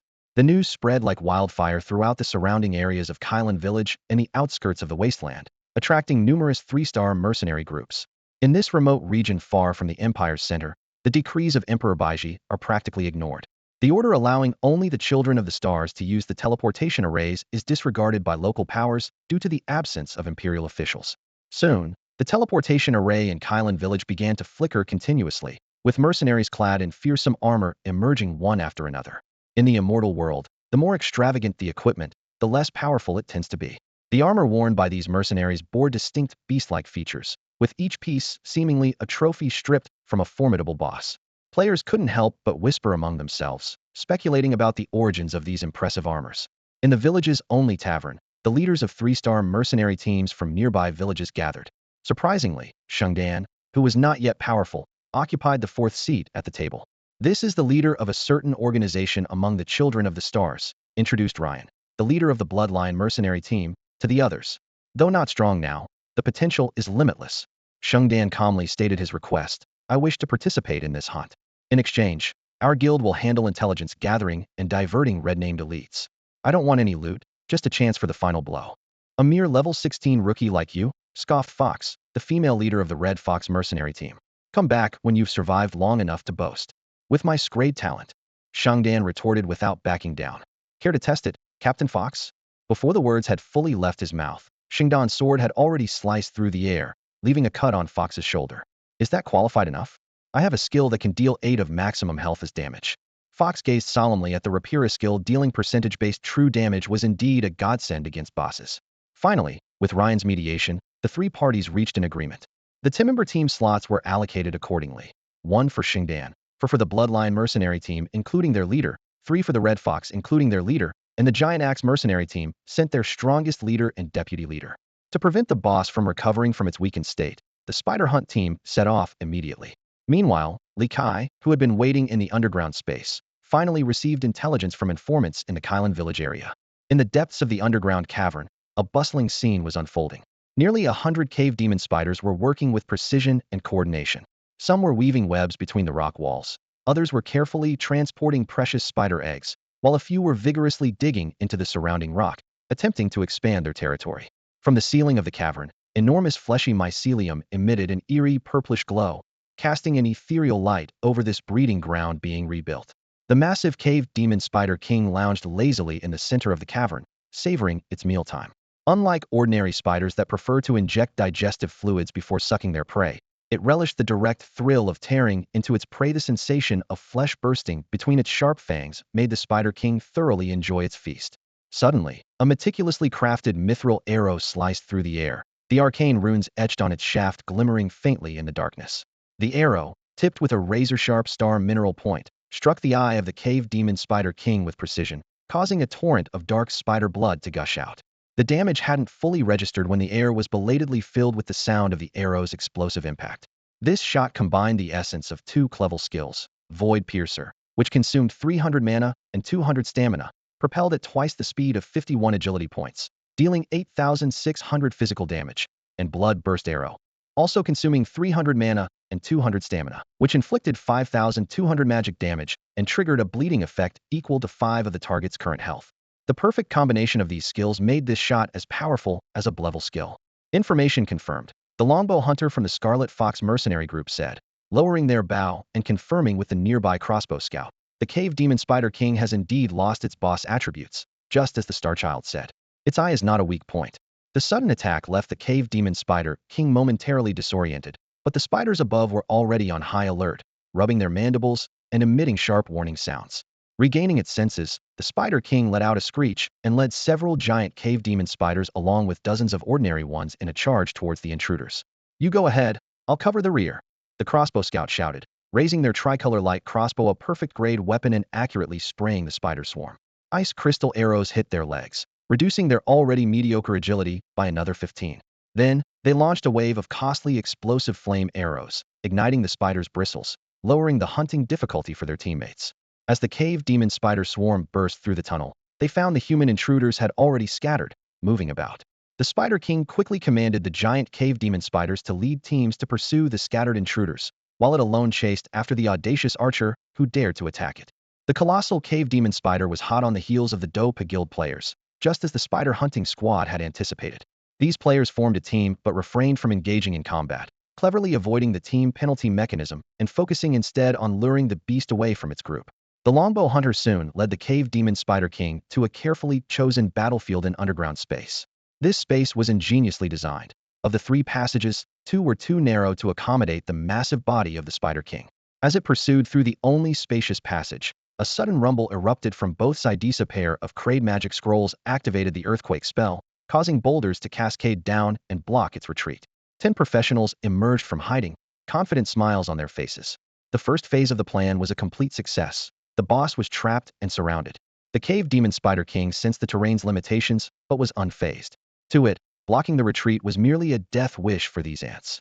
It raised its abdomen, and its spinnerets spewed out a torrent of pure white webs, instantly sealing the entire space. The prey had nowhere to escape. To everyone's surprise, 8 frenzied spiders suddenly crawled out from its abdomen, lunging at the humans with bared fangs. Under the Ged family's cultivation, this Spider King possessed intelligence rivaling that of humans and had long seen through the plot. It had preemptively nurtured these allies, ready to deliver a fatal blow to its enemies. Deep underground, a dragon lizard was watching the events unfold with great interest. This was Li Kai, who had gone to great lengths for this mantis stalking the cicada, unaware of the Oriole behind scenario. To obtain accurate battlefield information, he even added an S-grade talent. Li Kai had reached level 26, accumulating 1,500 design points. Due to his prolonged stay underground, his star-forged body talent had little opportunity for use. So he spent 1,000 design points in one go to add another S-grade talent, Child of the Earth. This talent was incredibly powerful, with 3 major features: a 100 increase in all attributes while standing on the ground, continuous status recovery, free movement within the domain of a Lord-level boss 2 levels higher, and immunity to terrain damage, control effects, and 90 of earth magic damage. With Starforged Body in the sky and Child of the Earth underground, Li Kai, armed with dual S-grade talents, was unstoppable. If he could open a skylight above to let starlight in, simultaneously triggering the power of the stars and the earth for a 200 boost in all attributes. Li Kai believed he could take on the boss alone. However, why fight himself when he could kill with a borrowed knife? His gaze penetrated layers of rock as he watched the battlefield with interest, anticipating an exciting and evenly matched showdown. Deep underground, Li Kai took a large bag of roasted sunflower seeds from his internal space and poured them into his mouth, savoring them shell and all. He leaned leisurely against the rocky wall, silently grateful that the unshelled seeds, which had failed to sell due to cultural differences, were now all his. These were a new hit product at Su's store, with the shelled version quickly becoming a favorite among the natives of the Immortal continent. The battle had already begun deep in the cave. A combined arrow skill hit the cavernous demon spider king with precision, and 3 mercenary captains charged fearlessly to the front lines. The dense white and purple webbing all around made Ryan, the bloodline mercenary team leader, frown. He gritted his teeth and tore open a precious grade magic scroll. Instantly, scorching fireballs rained down, igniting the webs on the ground. Amid the intense smell of burning, Ryan downed a basic antidote potion and warned, "This is my only grade scroll. If we don't finish this quickly, we're in trouble when the boss weaves its web again." "Less talk," roared Draven, the leader of the giant axe mercenaries, as he charged at the boss with his bloodstained axe. At the same time, other melee units skillfully intercepted 8 agile berserk spiders. A rare grade vine mage displayed remarkable power, manipulating resilient vines to assist the giant axe warrior and greatsword wielder in binding the berserk spiders. This not only prevented their self-destructive damage, but also stopped the cavernous demon spider king from spawning new spiders. These berserk spiders, inheriting the boss's talents, had impressive defenses, but they could only perform basic attacks with no skills or burst abilities. Under the vine mage's continuous magical restraint, they struggled to break free. At the rear of the battlefield, 2 ranged attackers, a longbow hunter and a light crossbow scout, provided steady support across the field. Sheng Dan started a live stream titled Hunting Boss with NPC Team, immediately attracting a large audience. The live chat scrolled rapidly. "What did Yuan Shin do to you?" "Finally, the streamer is live, starting with a big event, huh? Why do you always stream at night? I want to see a morning stream. I was late delivering food to the streamer yesterday, and they timed me out." Glancing at the chat, Sheng Dan quickly refocused on the battlefield. Noticing a weakness on the cavernous demon spider king's back exposed by a spear strike, he decisively executed a void slash to advance behind the boss, using his scrayed deadly sword technique to precisely hit the weak spot. This armor-ignoring strike dealt an astonishing amount of damage, adding one of the target's maximum health as true damage. Before the boss could react, he swiftly executed a second void slash thrust, retreating toward the giant axe warrior, Blake Tom. "Beautiful lady, that stab really hurt. You'll have to buy me a drink to make up for it," Blake Tom quipped. While dodging the friendly fire of sword blades, Blake grumbled with a touch of resentment. Yet his movements were swift and precise, as his battle axe cleaved towards the frenzied spider, trying to break free from the vine cage. Blood splattered as the vines, controlled by the vine sorcerer, successfully entrapped it once more. As a Sheng Dan character, Blake had gradually adapted to his role. He flashed a charming smile, maintaining his distance while waiting for his skills to cool down, strategizing in his mind, close in to attack when he had mobility, and observe from afar when he didn't. Given his current stats, a single touch from the Abyssal Spider King would spell his end. On the battlefield, the Blood Mist Mage of the Bloodline Mercenary Group slit his wrist, the blood forming a crimson magic circle. As he chanted in a low voice, the circle shifted from red to black, and a dense black mist surged towards the Abyssal Spider King. This was the Clevel skill Black Mist Curse, requiring a 10-second chant, consuming 500 mana and 300 health points, reducing all enemy attributes by 10 for 1 minute. As the team's only ranged mage, his self-preservation allowed him to cast from the backline. The massive Abyssal Spider King couldn't evade and became noticeably weakened under the black mist. The 3 captains seized the opportunity to counterattack. Draven, the 39th level executioner, rolled to avoid the spider's pincers and leapt up, delivering a powerful axe strike to the boss's abdomen. The axe blade tore through the purple bristles, ripping open the white carapace, causing blue-black spider blood to gush out. Fox, the only female captain of the Red Fox mercenary group, followed closely behind, her eyes gleaming with a wild light. Her flaming dual blades hacked relentlessly at the spider's pincers. Her seemingly gentle strikes shredded the purple crystalline bristles on the pincers like 1,000 cuts. At that moment, the Bloodline mercenary group leader, who had been lurking, finally made his move. His figure emerged abruptly from the shadows, his pitch-black dagger slashing unceremoniously at the now defenseless pincers, nearly severing them. This scene perfectly underscored the contrast between Fox's combat style and her mercenary group's Red Fox, moniker as a dual-blade berserker. Her reputation for fierce combat had long spread across the outskirts. Despite being named the Blood Lions, Lion's mercenary group had a fighting style that was far from bloodthirsty and violent. Lion moved with the stealth of a hunter in the shadows, striking with the lethal precision of a lion. This unique combat approach earned him a formidable reputation on the outskirts of the wilderness. Beside him, the executioner Draven swung his axe, as if delivering the ultimate punishment to his foes, perfectly embodying his title. The trio worked in perfect harmony, and with precise long-range fire support, they quickly reduced the life of the Abyssal Spider King to less than half. This was the power of a third-tier mercenary group. The onlookers, including Shung Dan, washed with excitement in their eyes. Could this really be the opportunity for the first server-wide kill? Just as victory seemed within reach, the Abyssal Spider King realized it had lost its greatest advantage, the boss trait. It let out a piercing screech, lifting its pincers high before driving them into the ground. The impact caused the entire underground space to tremble violently, and all the mercenaries, except the prepared Blood Mist Sorcerer, lost their balance in the upheaval. Seizing the moment, the Blood Mist Sorcerer swiftly cut his wrist, and his blood burned in the air, forming a dense crimson mist. This was the rank skill Blood Mist Sanctuary, which consumed 30 of his mana and 10 of his health to render himself and 2 allies untargetable for 5 seconds. As the only rank professional within miles of Kylan Village, this skill was a life-saving marvel. Taking advantage of this, the Abyssal Spider King hurled a massive rock. In the nick of time, the Blood Mist Sorcerer used 3 purification scrolls to dispel his companion's dizziness, then enveloped Shung Dan and the light crossbow scout in the blood mist. This choice was significant. One was a paying client, the other a comrade. The other mercenaries showcased their skills, either dodging or withstanding the attack with shields. The rock crashed to the ground, shattering and scattering debris, dust filling the air. Li Kai, hidden underground, observed coldly, noting that though the attack was fierce, the shattered rock provided cover for the enemy, a fatal flaw. With his Earthchild talent, he could sense the situation beneath the rubble. Most had escaped harm, while 2 mercenaries barely clung to life behind their shields, frantically consuming potions. A glint of determination flashed in Li Kai's eyes as he commanded his giant wasteland drake, ignoring the subterranean obstacles, to charge towards these 2 wounded targets. Blake Tom is the brother of Fei Tom, a member of the Wolf Squad Shield Guards, and serves as the deputy leader of the Giant Axe mercenary group within the Sansing Mercenary Corps in Feizhou Village. During the mission to hunt the Cave Demon Spider King, the Giant Axe mercenary group, being the weakest, was only allotted 2 spots. After careful consideration, Captain Draven decided to take Blake, the strongest member besides himself, on the mission. The spider hunting squad had already purchased detailed intelligence on the Cave Demon Spider King from the guild, including specific information on its signature skill, Earthquake Excavation. To ensure the mission's success, Draven specially prepared a precious grade magic water shield scroll for Blake.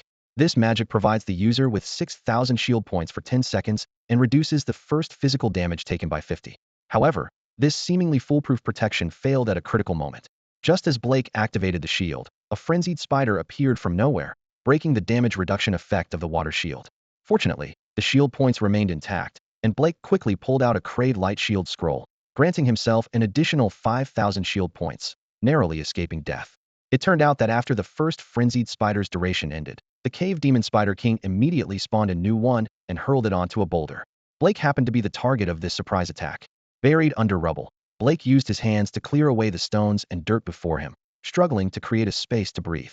He retrieved a magic-powered lamp from his spatial ring, set it to the lowest brightness, and consumed 3 bottles of basic health potions. Each potion could restore 10,000 health points over 10 seconds, and in a little over 20 seconds, he would be fully recovered. Just as he was relieved to have survived, an unusual noise came from ahead. Blake's heart tightened, fearing that the Cave Demon Spider King had discovered his location. He swiftly turned off the lamp, held his breath, and remained still. It wasn't until a distant rumbling sound reached him that he relaxed, wiping away the cold sweat from his forehead. When he turned the magic lamp back on, a gaping maw suddenly appeared in the light. Blake only had time to let out a short scream before being struck down by Li Kai, whose strength was boosted to 202 points by the power of the earth. In his final moments, the mocking look in the face of his killer seemed eerily familiar, though he couldn't immediately recall where he had seen it before. Just as his consciousness faded completely, he remembered it was the face of a wandering thug he had seen in a memory crystal given to him by Shindan. Li Kai absorbed Blake's low-level spatial ring, increasing his internal space by 3 cubic meters. In this rubble-strewn environment, he moved with ease, first claiming the head of a sycophant, then charging towards another severely injured mercenary. Indeed, he was running. Unlike typical underground movement used by monsters, he didn't need to drill through soil or rock or push aside obstacles. He simply ran, and the earth ensured an unobstructed path ahead. The second injured mercenary, a greatsword wielder from the Red Fox mercenary group, was gripping his heavy sword tightly, panting heavily. As a rare defensive greatsword user, his level 35 brilliance should have allowed him to easily handle the Earth Spider King's earth-shaking and rock-digging attacks. His self-created defensive combo was usually impenetrable, which was why Captain Fox didn't bother to provide him with magic scrolls. But everyone makes mistakes. A momentary lapse in focus while casting a skill caused his combo to fail to connect perfectly, leaving a small opening that resulted in severe injury. The greatsword wielder quickly consumed a basic health potion, waiting for it to take effect while replaying the mistake in his mind. I will never make such a rookie mistake again, he vowed inwardly. Li Kai's figure suddenly emerged from the ground, and with a swift activation of his balanced body, the terrifying power from his 282 constitution points made him resemble a black lightning bolt. The greatsword wielder didn't even have time to turn around before both he and his sword were bitten apart. System notifications flashed in succession. Killed level 35 brilliant greatsword wielder, gained 28,945 experience points. Newcomer champion achievement activated, gained an additional 4,341.7 experience points. Gluttony talent activated, gained an additional 7,236.2 experience points. Devoured low-level space ring. Internal space increased by 3 cubic meters. Devoured indomitable greatsword perfect grade weapon, strength 5, constitution 3, physical resistance 10, magic resistance 10. Li Kai didn't linger, diving back into the depths of the earth to continue observing the chaos above. As the dust from the boulder impact gradually settled, Ryan, the captain of the Bloodline mercenary group, emerged from the shadows. Seeing the Earth Spider King rapidly regenerating by feasting on the ground's webbing, he urgently shouted, "Stop hiding, everyone!" No sooner had he spoken than 7 mercenaries emerged from the rubble. The captains quickly scanned the battlefield and suddenly realized, "Where's Black? Dialek is missing too." A sense of foreboding settled over them. "They're probably still down there recovering. We need to stop the boss's healing first," urged the survivor hidden in the warlock's blood mist. "Let's finish this quickly. They might be knocked out beneath the debris." Executioner Draven reassured himself while downing a basic agility potion and charging at the boss with his giant axe. The longbow hunter and light crossbow scout immediately provided covering fire, raining arrows down to interrupt the Earth Spider King's feeding. Red Fox's eyes glinted with madness as he sharpened his twin flame blades on the rubble, shouting, "Fall already, you bastard," before also rushing into the fray. On the edge of the battlefield, Shengdan watched as 10 mercenaries skillfully cornered the Abyssal Spider King. The giant spider, now visibly exhausted, was rapidly losing ground. Why is the squad only made up of 10 people? Shengdan turned to the blood mist sorcerer beside him, frowning slightly. "With your strength, a 50-person team shouldn't have a problem with that 40 health penalty, right?" The blood mist sorcerer smirked, lightly twirling his staff. "You children of the stars are still too inexperienced." He kept a close eye on the battle, ready to cast a supportive spell at any moment, and explained, "There's an unwritten rule in the mercenary world: 10 is the limit for a fair challenge." Seeing Shengdan's puzzled expression, the blood mist sorcerer continued, "Teams larger than 10 might not seem to give the beasts much of a boost, but the real danger is attracting other powerful beasts in the area." He pointed cautiously towards the original spawning grounds, his voice tinged with caution. "In this kind of wild area, it's best to keep the team under 10. Is that really a thing?" Shengdan pondered, realizing that such an unspoken rule had never been officially mentioned. The livestream chat erupted. "Hidden energy source, maybe it's true. The Destiny Guild failed to hunt the red-named elite monster because they attracted other beasts. Bulldozer crew, the Immortal Games developers are so tricky, creating hidden rules like this." While Shengdan was caught up in the authenticity of this claim, deep underground, Li Kai could no longer hold back. Watching the battle, he sneered disdainfully. "Useless Abyssal Spider King, is this all you've got?" Getting beaten by a few mercenaries without a chance to fight back. Initially planning to let the mercenaries weaken the boss before swooping in for the final blow, Li Kai had now changed his mind. With the Earthchild's attribute boost, he felt a surge of doubled strength coursing through him. He decided he would take out all targets on the battlefield in one go. "Can't leave you alone, can I?" Li Kai muttered to himself, cracking his neck with a series of pops. "Beast helping beast, I'm here to save you." In a section of the underground space, the sound of fierce battle echoed continuously. The cave demon Spider King stood in the center, its 8 thick legs already severed by 2, and the remaining ones were stripped clean of their hair by the relentless dual-blade warrior. Its compound eyes gleamed with a cold light, unable to mask the deep-seated fear within. The battle was going poorly for it. All 8 of its berserk spiders had perished, and the newly hatched ones were swiftly killed by the giant axe-wielding madman.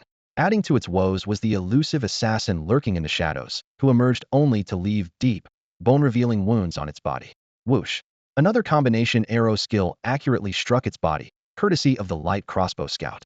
Although the two archers at the rear didn't cause much damage, their constant stream of arrows was a persistent nuisance. Most despairing of all was the blood mist warlock at the back, whose crimson corrosive mist relentlessly eroded its carapace, leaving it riddled with holes. The cave demon Spider King considered retreating, only to find the sole passage large enough for its size sealed off. The other two passages were too narrow for it to pass through. It desperately called for reinforcements from the giant cave demon spiders, but received no response. Sizzling, a fresh wave of crimson mist engulfed it. This clever spell, while draining the caster's magic and life force, significantly reduced the target's dual resistances. The enraged Spider King launched its spear-like appendages in a frenzied attack, but the nimble humans dodged like fleas, always evading in time. Just as despair loomed, a deafening roar suddenly resounded throughout the underground space. A visible pale sound wave spread out, leaving the unprepared blood mist warlock in a daze. Only the prepared Xingdian, with earplugs at the ready, was spared and swiftly launched into a blade waltz, entering an invincible state. The ground suddenly broke open, and a massive figure burst forth. It was the persistent roaming marauder. The live stream chat exploded with comments, viewers teasing the streamer about their fateful encounter with the giant lizard. Li Kai wasted no time, immediately activating the balance of power to maximize strength, unleashing a seamless combo directly targeting the stunned blood mist warlock. A basic attack followed by a double bite interrupted the warlock's recovery, and then a furious triple bite finished the job, with the fragile warlock succumbing before the third bite landed. The system notification, "Killed Blood Mist Warlock LV40 Splendid," sounded, granting Li Kai a substantial amount of experience points and a medium-tier space ring. Roar. Lips and teeth depend on each other. Beasts help beasts. Li Kai shouted excitedly after swiftly taking down the opponent's fragile backline with one strike. The Cave Spider King was momentarily stunned by the unexpected reinforcements. Hiss. Hiss. It moved its limbs. "I never thought it would be you saving me. I misjudged you before. You're a good lizard," it added warmly. "Next time, I'll treat you to my offspring. By the way, what is a lip?" Oblix. Ryan howled in agony as he witnessed his dear friend die in the lizard's jaws, his eyes bloodshot. Memories from 17 years ago flooded back when a group of youths from all over formed a mercenary squad in the village of Kylan. The more powerful blood mist sorcerer, Oblix, willingly took a subordinate role to support Ryan as the leader. To repay this kindness, Ryan named the team Blood Lion Blood, paying homage to the sorcerer, always enveloped in a blood mist before the lion. Seeing Ryan charging with fury, Li Kai quickly ended his blade waltz and delivered a fatal blow to the newly landed Xingdian. He shouted encouragement to the Cave Spider King before burrowing underground. Roar. Keep it up, I'll support you. The familiar roar left Xingdian's mind blank, relying solely on muscle memory to perform the blade waltz. It wasn't until sharp teeth pierced his body that he realized. The Wandering Marauder? The Wandering Marauder. Why is it here again? Dizzy and disoriented, he couldn't recall how many times the Marauder had thwarted his plans. A system notification popped up. "You have died. Losing 50 experience. Hound's Fong Classic Weapon dropped. Superior Healing Potion dropped. 1 gold, for 109 silver, and 500 copper coins dropped." Xingdian walked out of the Resurrection Temple, dejected, as the livestream chat scrolled wildly. Some offered comfort, others mocked. Why was Xingdian born if the lizard exists? This Xingdian is just lame. Miracle Walker. Host, you've died 3 times to the Wandering Marauder. How do you feel about that? Seeing the last comment, tears welled up in Xingdian's eyes. He squatted down, feeling wronged, and said, "After getting bitten by the Wandering Marauder, my mind went blank." Then he suddenly smiled. But think about it. Failure is a constant in life. That's just life. The past is the past, and now is now. If you're not skilled, practice more and stop whining. Oh, I forgot you don't have anything to whine about. Expecting sympathy, Xingdian instead found himself laughing at the comment, clapping as he said, "You're right. But this is the Wandering Marauder, with HP over 70,000, high armor, and magic resistance. It has the noble trait of being immune to control, can leech life with its bites, and now it can burrow. It has control abilities, even AoE. After consuming corpses, it can regenerate health percentage-wise, and Insight can't reveal its stats. And in just over 10 days, it's already reached level 26, leveling up so fast. By the end, he was pulling his hair in frustration and abruptly closed the livestream. In the underground space, the fragile members of the Spider Hunter squad found themselves in chaos. A sudden tremor from the ground sent their hearts racing. "Watch your step," someone shouted. Damn it, this giant wasteland dragon lizard can burrow. As Li Kai disappeared underground, the two ranged attackers, the longbow hunter and the light crossbow scout, quickly stowed their weapons and began a tactical retreat. While moving swiftly, they continuously threw sound-exploding talismans onto the ground. This was a strategy honed from years of mercenary experience. Most burrowing beasts need to surface to pinpoint their targets, and even those that can track prey through ground vibrations can have their attacks thwarted by this tactic. But Li Kai was no ordinary burrower. As the son of the earth, the entire underground was his domain. As long as his enemy's feet touched the ground, the earth would guide him, allowing him to pursue his prey unimpeded. "Look out," the longbow hunter warned, noticing the slight tremor beneath the light crossbow scout's feet. Before the words were fully spoken, the scout had already leaped into the air using a breeze skill. He simultaneously drew his light crossbow and aimed at the ground, ready to use the recoil for aerial maneuvering. Not far away, the longbow hunter had his bowstring drawn, prepared to provide support.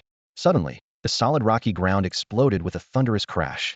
Amidst the flying debris, a thick black shadow burst forth, lunging at the airborne scout. Bang! The scout reacted swiftly, pulling the trigger.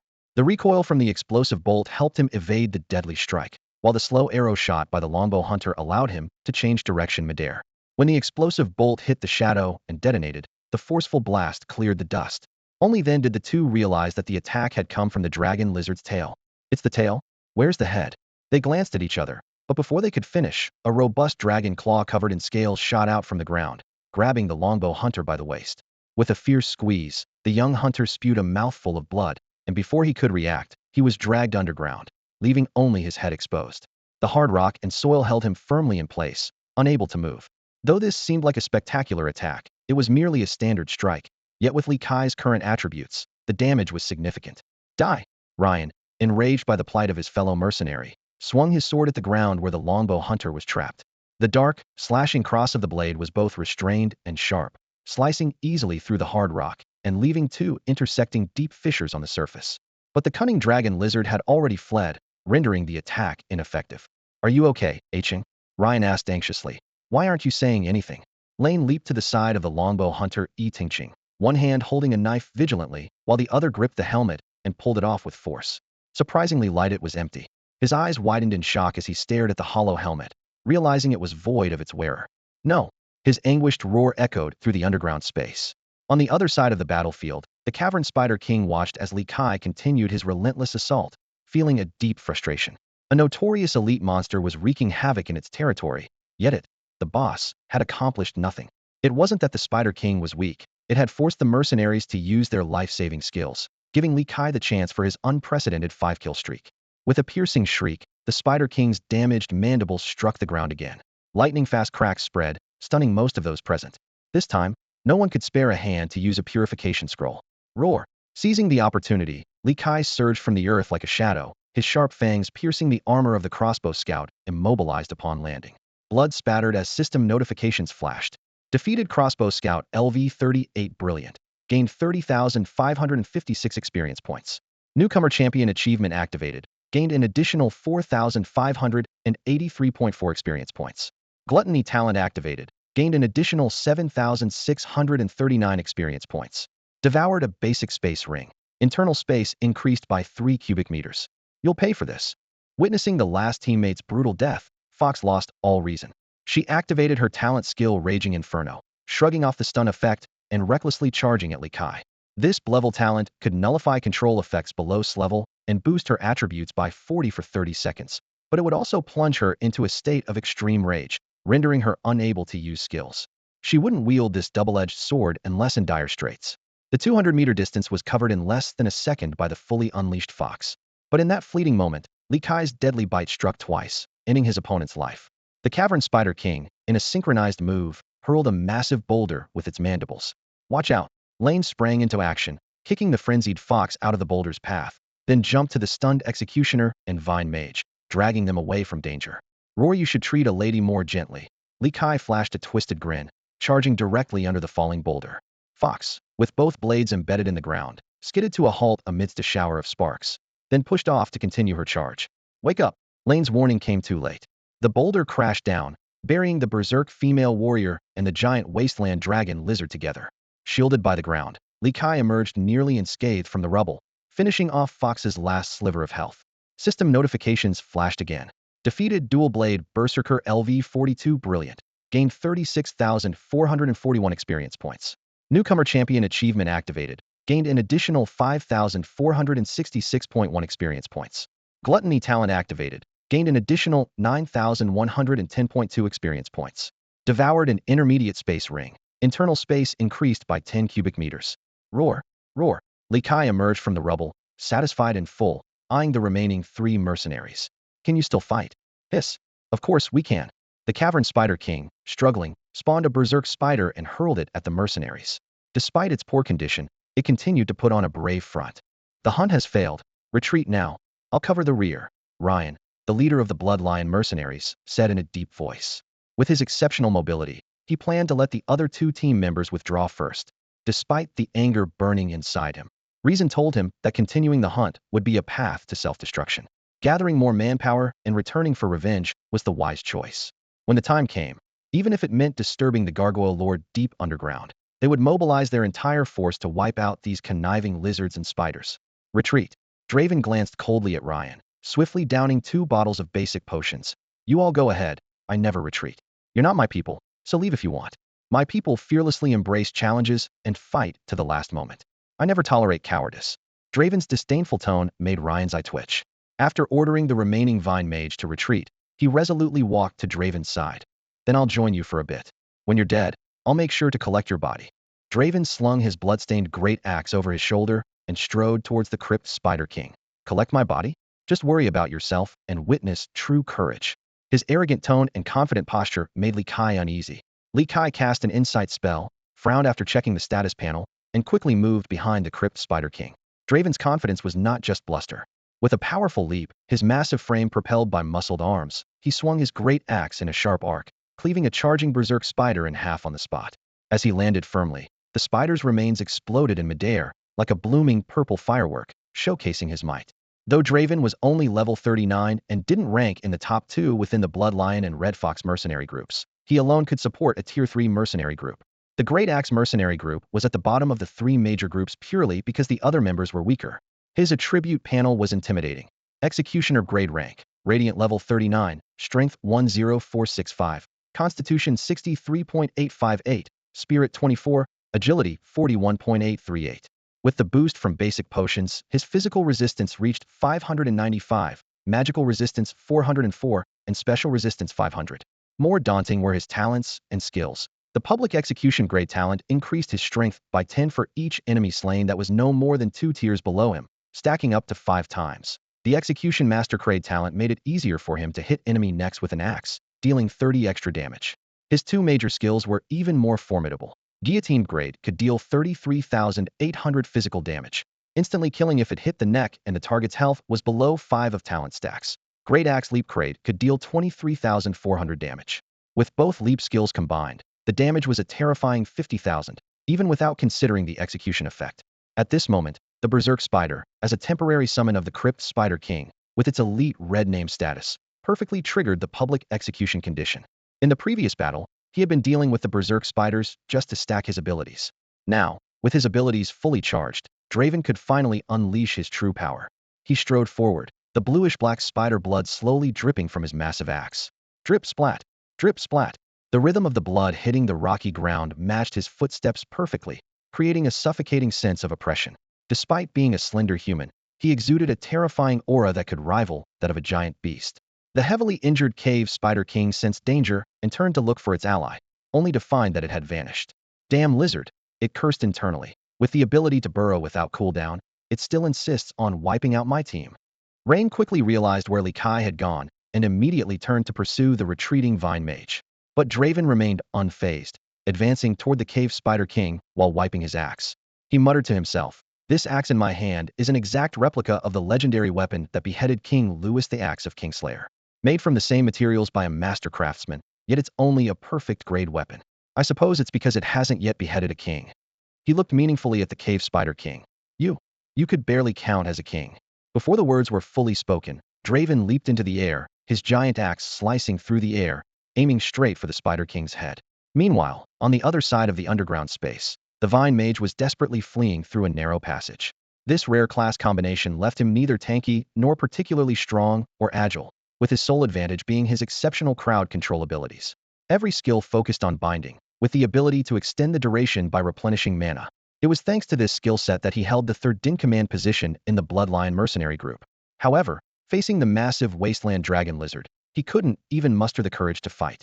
As a member of the Bloodline mercenary group based in Kylan Village, he was well aware of the terror of the wandering marauder. Its immunity to control was his absolute nemesis. Please don't come after me, the vine mage thought as he ran, keeping a close eye on the ground beneath him, ready to use his one life-saving skill at any moment. Suddenly, a small stone trembled slightly, and he jumped like a startled rabbit, his hands glowing green as dozens of verdant vines wrapped around him, forming a large sphere. This great skill, Emerald Cage, was his signature move, capable of both trapping enemies and providing self-defense. The flexible vines could absorb 75 of blunt physical damage, previously helping him withstand the damage from a ground-shaking attack. However, the skill had clear weaknesses. It was vulnerable to slashing physical damage, which dealt an extra 25 damage, and fire magic, which increased damage by 50. The most critical drawback was that once used defensively, he couldn't move. Deep underground, Li Kai watched the vine mage's actions and shook his head silently. Buddy, I never intended to go after you. To him, this opponent, whom he completely countered, could be dealt with at any time. His current target was the shadowy figure of the Black Shadow Warrior Rain, hidden in the shadows above, believing himself to be perfectly concealed. With the S-grade talent Child of the Earth, as long as his enemies stood on the ground, most stealth and invisibility skills were ineffective against Li Kai. The only hesitation came from Rain's high level of LV-45, which made it impossible for the insight skill to reveal his attribute panel and survival skills. After a moment's hesitation, Li Kai decided to launch a frontal attack. With my superior attributes, the advantage is mine, he calculated inwardly. With a dragon on my side, how could I possibly lose? In the shadowy corners of the underground space, Lane held his breath, his eyes fixed intently on the vine ball not far away. He was convinced that the vine sorcerer had survived the attack of the giant wasteland drake, so he patiently waited for the right moment. Suddenly, a slight tremor underfoot set his nerves on edge. The next moment, a deafening roar erupted from below, with visible sound waves sweeping over him. However, the expected dizziness didn't occur ever since his close friend's tragic death. Lane had made sure to keep earplugs from his spatial ring at the ready. As a seasoned mercenary, such special gear was standard. Avoiding the dizzying effects, Lane immediately counterattacked, his blade slicing through the air in a dark arc, effortlessly piercing the tough scales of the giant wasteland drake. Scalding blood gushed out, showcasing the astonishing power of this hasty strike, befitting his status as the leader of a third-tier mercenary team. However, for Li Kai, with 72,000 hit points, this 10th sandpoint damage was merely a flesh wound. He paid no heed to the injury and immediately executed his signature move, the triple bite. Lane's form became a shadow, skillfully dodging the fierce onslaught. Although Lane's agility attribute was far inferior to Li Kai's, he was not entirely helpless in close combat. Agility affects speed, flexibility, and reflexes, but the natural advantage from size difference couldn't be completely negated. Just like a gargoyle lord, no matter how agile, can't raise its hand to touch its head faster than a nimble captain. With the power of the earth bolstering him, Li Kai's agility reached an impressive 111 points. In a straight run, he could easily outpace Lane. However, in short-range dodging and maneuvering, their abilities were evenly matched. Li Kai's bites, claws, lunges, and tail sweeps came in relentless waves, gradually pushing Lane into a precarious situation. More troubling was Li Kai's deliberate shift from conventional battle tactics. Initially, he attacked following the typical giant wasteland drake pattern, then suddenly switched strategies once Lane adjusted. This left Lane, a resident mercenary of Kylan Village, at a disadvantage. His deep familiarity with this type of beast combat style, almost muscle memory, became a hindrance. When Li Kai feigned a right claw strike, he abruptly switched to a lunge. When he poised for a bite, he unexpectedly turned to sweep with his tail. This unconventional and bizarre assault made it increasingly difficult for Lane to cope. Finally, a small flaw was exposed in front of Li Kai. Seizing the opportunity, his sharp dragon claw tore through the metal armor, shattering Lane's ribs. The immense force transferred through the beast's fur-lined armor, sending the mercenary flying. Rain was helpless in midair, about to be knocked away. Li Kai seized the opportunity, instantly maximizing his power with his balanced body ability, and spun around with a vicious tail whip. If the tail connected, it could kill Rain on the spot. In that critical moment, Rain's body transformed into an inky shadow. The massive tail struck this flowing shadow, but it was like hitting water, with all the force perfectly absorbed. Miss, miss, miss. This was Rain's level skill, flowing shadow body, granting immunity to physical damage for 3 seconds, though he would take 25 extra elemental magic damage, with a cooldown of 3 minutes. This life-saving skill had pulled him back from the brink of death many times, reminding him of the time the Bloodmist Warlock, against everyone's objections, diverted the mercenary group's funds to buy him the skill scroll. Although Li Kai couldn't see the skill panel, He immediately realized that this skill couldn't possibly be immune to both physical and magical damage at the same time. He abruptly stopped his tail attack and turned to face Rain, opening his massive jaws. From deep within his throat, a bright light quickly gathered, and in the next instant, a wave of purplured flames surged out, engulfing Rain's form. A system notification sounded. You have slain Shadow Warrior LV-45 Rain, gaining 39,777 experience points. Newcomer Champion Achievement triggered, granting an additional 5,966.5 experience points. Talent Gluttony activated, granting another 9,944.2 experience points. Devoured a mid-level space ring, increasing internal space by 10 cubic meters. Experience points increased from 304,810,250K to LV27 at 54,810,300K, and gained 270 design points. Thus, the captain of Kellen Village's strongest mercenary group, the LV-45 Shadow Warrior Rain of the 3rd tier Radiant rank, perished under the toxic fire breath. After eliminating the greatest threat, Li Kai swiftly dealt with the Vine Mage who had bound him tightly, possibly with peculiar tendencies, earning another 35,000 experience points and 3 cubic meters of internal space. Without delay, he rushed back to the battlefield where Draven was fighting the Cavern Spider King. The scene was a mess. The hard rocky ground was furrowed with deep grooves and shattered white shells, broken purple bristles, black mandible fragments, and dark green spider blood were scattered everywhere. Near a broken spider leg, Draven was kneeling on one knee, using his giant axe for support, panting and smiling. He was covered in blood, his left arm twisted and deformed, one ear missing with a wound so deep it exposed bone, and blood gushing out. Not far away, the Cavern Spider King had all its 8 legs severed, writhing its remaining body in an attempt to escape. The outcome was clear. A boss in such a state, unable to activate its characteristics or use skills, was defeated by the executioner Draven, who remained in good condition. After a brief rest to regain some strength, Draven swiftly caught up with the Cavern Spider King, leapt onto its head, and declared, "This will be the first king's head you sever, but it won't be the last." He gazed intently at the axe in his hand, as if having a conversation with the weapon that had once beheaded a king. Then, he raised the axe high, muscles tensed, ready to strike. Just as the blade was about to descend, a tearing sound suddenly pierced the air. Blood splattered, but it wasn't the expected dark blue. It was a shocking crimson. Li Kai stood behind Draven, slowly withdrawing his bloodstained claws. Looking at his fallen opponent, he murmured softly, "Just in time. If you had killed the boss, this trip would have been for nothing." The Cave Spider King froze in place, having already resigned itself to death, never expecting such a turn of events. This lizard had saved it. If spiders had teared ducts, it would surely be weeping now. Hiss, hiss, hiss, the Cave Spider King exclaimed excitedly. "Thank you for saving my life. Any past conflicts were my fault. From now on, feel free to eat as many cave spiders as you want. If there aren't enough, I'll produce more for you on the spot." Roar, roar, Li Kai grinned. "No need for that, but I do have a favor to ask." Hiss, hiss, the Cave Spider King cautiously shrank back. "What is it? You're not going to kill me, are you?" It noticed the strange smile on the lizard's face. Roar, "Of course not." Li Kai quickly brought over a bundle of spider silk from afar, his smile growing even wider. "Here, have some." Hiss, hiss, the Cave Spider King gratefully accepted the spider silk. "You're really kind, lizard. I shouldn't have doubted you." While enjoying its own silk, it silently chastised itself for its suspicion. Li Kai stood by, quietly using his insight ability. When he saw the boss's health gradually rise to over 50,000, and its broken limbs starting to regenerate, he suddenly withdrew the spider silk. Hiss, hiss, the Cave Spider King looked at him in confusion. "Lizard buddy, what's going on?" Roar, roar, Li Kai's smile appeared particularly sinister in the dim light. "The underground space is too dangerous now. You better not go back. I know a good place you might consider." Hiss? Where? Roar. "Inside my stomach." With a thunderous roar, the sharp hissing abruptly ceased. Soon, the chilling sound of chewing echoed through the underground space. Not far away, a flame, weakened yet resilient after numerous trials, cast a faint yellow glow, projecting the shadow of a figure feasting on the massive spider's body onto the rough rock walls. The mantis stalks the cicada, unaware of the oriole behind. And this time, the oriole clearly had a voracious appetite. It wasn't planning to spare either the mantis or the cicada. Li Kai's action of feeding the Cave Spider King with spider silk was not without purpose. He was well versed in the game mechanics and knew that allowing the boss to regain some health before defeating it would increase his contribution to the kill, thus earning him more experience points.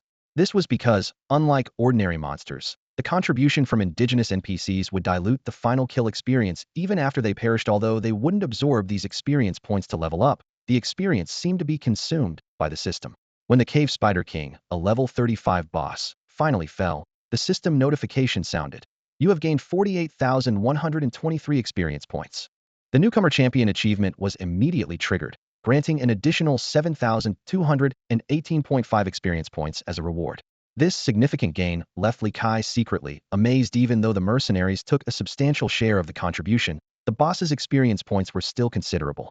Even a full experience from a level 45 Ryan of the same tier wouldn't compare to the partial experience from this level 35 boss. As Li Kai marveled at his achievement and consumed the remnants of the Cave Spider King, a server-wide announcement echoed in every player's ears. Server announcement. Congratulations to player, turning away for achieving the first server-wide boss tier monster kill, earning the Plunderer achievement. This announcement struck the entire game world like a heavy blow, rendering it silent. The once lively forums froze instantly, and each new player village fell into a dead silence. Only the sound of players' jaws dropping could be heard. This news not only shocked the players on this server, but also left those on other servers speechless upon learning about it online. At this time, most players were at relatively low levels, with even the top-tier T1 players only at level 17 or 18, still struggling with elite monsters. On some sparsely populated servers, not even a single first kill of a red-named elite monster had been achieved. Seconds later, players who had regained their composure flooded the forums with a torrent of posts, speculating how turning away managed the boss first kill. Players mobilized en masse, either launching overwhelming public opinion campaigns demanding an explanation or offering astronomical rewards for guidance, from money, luxury cars, and mansions to designer watches, from beauties and gourmet food to handsome men. Everything was on the table. Meanwhile, major guilds, including the official Iron Blood Guild, began frantically reaching out to Li Kai, offering generous terms and high-level positions to recruit him. However, all these efforts were like stones cast into the sea. Li Kai ignored all invitations, responding to the curious Sue with a simple "just lucky, bro." Li Kai then proceeded to examine the effects of his newly acquired Plunderer achievement. Achievement: Plunderer. Description: you have slain the world's chosen one, seizing the world's favor for yourself. Effect: increases all attributes by 5, damage coefficient 5, and increases damage dealt to BOS tier monsters by 10. Next stage requirement: achieve the first server-wide kill of a Lord tier boss monster. System notification: you have unlocked a new achievement, earning 50 design points. The power of this achievement was immediately apparent. It was unlike previous minor attribute boosts. This was a permanent 5 increase to all attributes. Even more exciting was the unmarked increase in damage coefficient, meaning both physical and magical output could benefit from it. Li Kai felt the surge of power within him, and the increased damage to the boss boosted his confidence.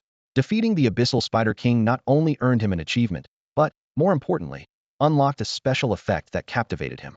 The achievement, Tyranny Ender, appeared before him, defeating a boss of a higher tier as a red-named elite, putting an end to its tyranny.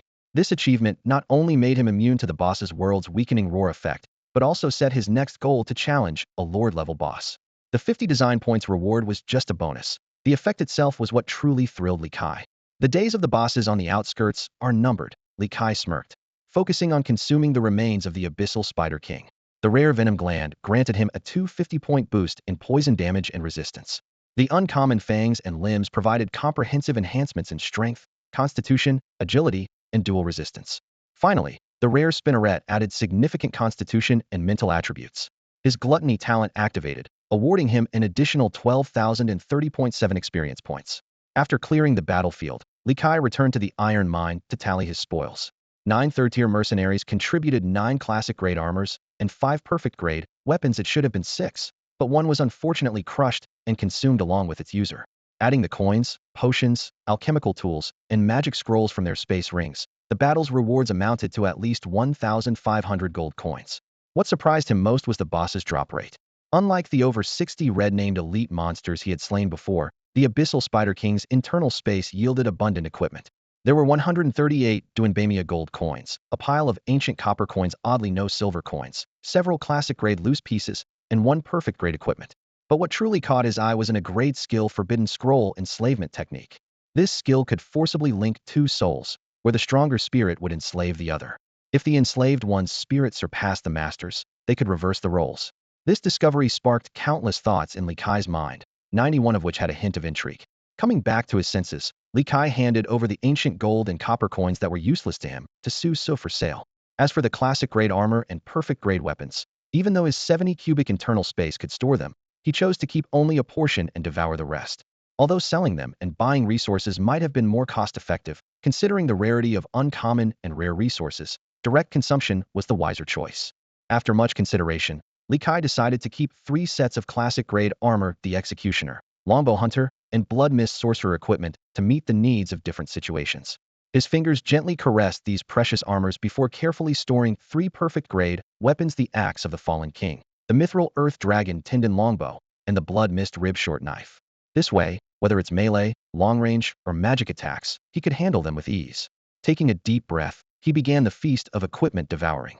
First was the classic-grade Bramble Fierce Tiger set. As the devouring light flashed, his strength increased by 2, constitution by 8, and agility by 3, with physical and magic resistance increasing by 50 and 40 points, respectively. Next was the Rock Giant Rhino set, bringing an increase of 2.5 points in strength, 10 points in constitution, and 1 point in agility, along with a boost of 70 in physical resistance and 50 in magic resistance. The dark green fine iron armor turned into specks of light and merged into his body, adding 2 points to constitution and 35 to both resistances. Li Kai's eyes glowed with excitement as he continued to devour perfect-grade weapons. The tricolor light crossbow brought an increase of 9 points in spirit and 2 in agility, while the flame twin swords added 3 points to strength and 5 to agility. Lastly, the shadow dagger provided an additional 4 points each in strength and agility, along with 17 points in dual resistance. With all the equipment absorbed as nourishment, Li Kai felt the surge of power within him. Including the materials from the Subterranean Spider King, he gained an impressive attribute boost: 39 points in strength, 78 in constitution, 16 in spirit, 23 in agility, and 450 points in physical resistance, and 400 in magic resistance.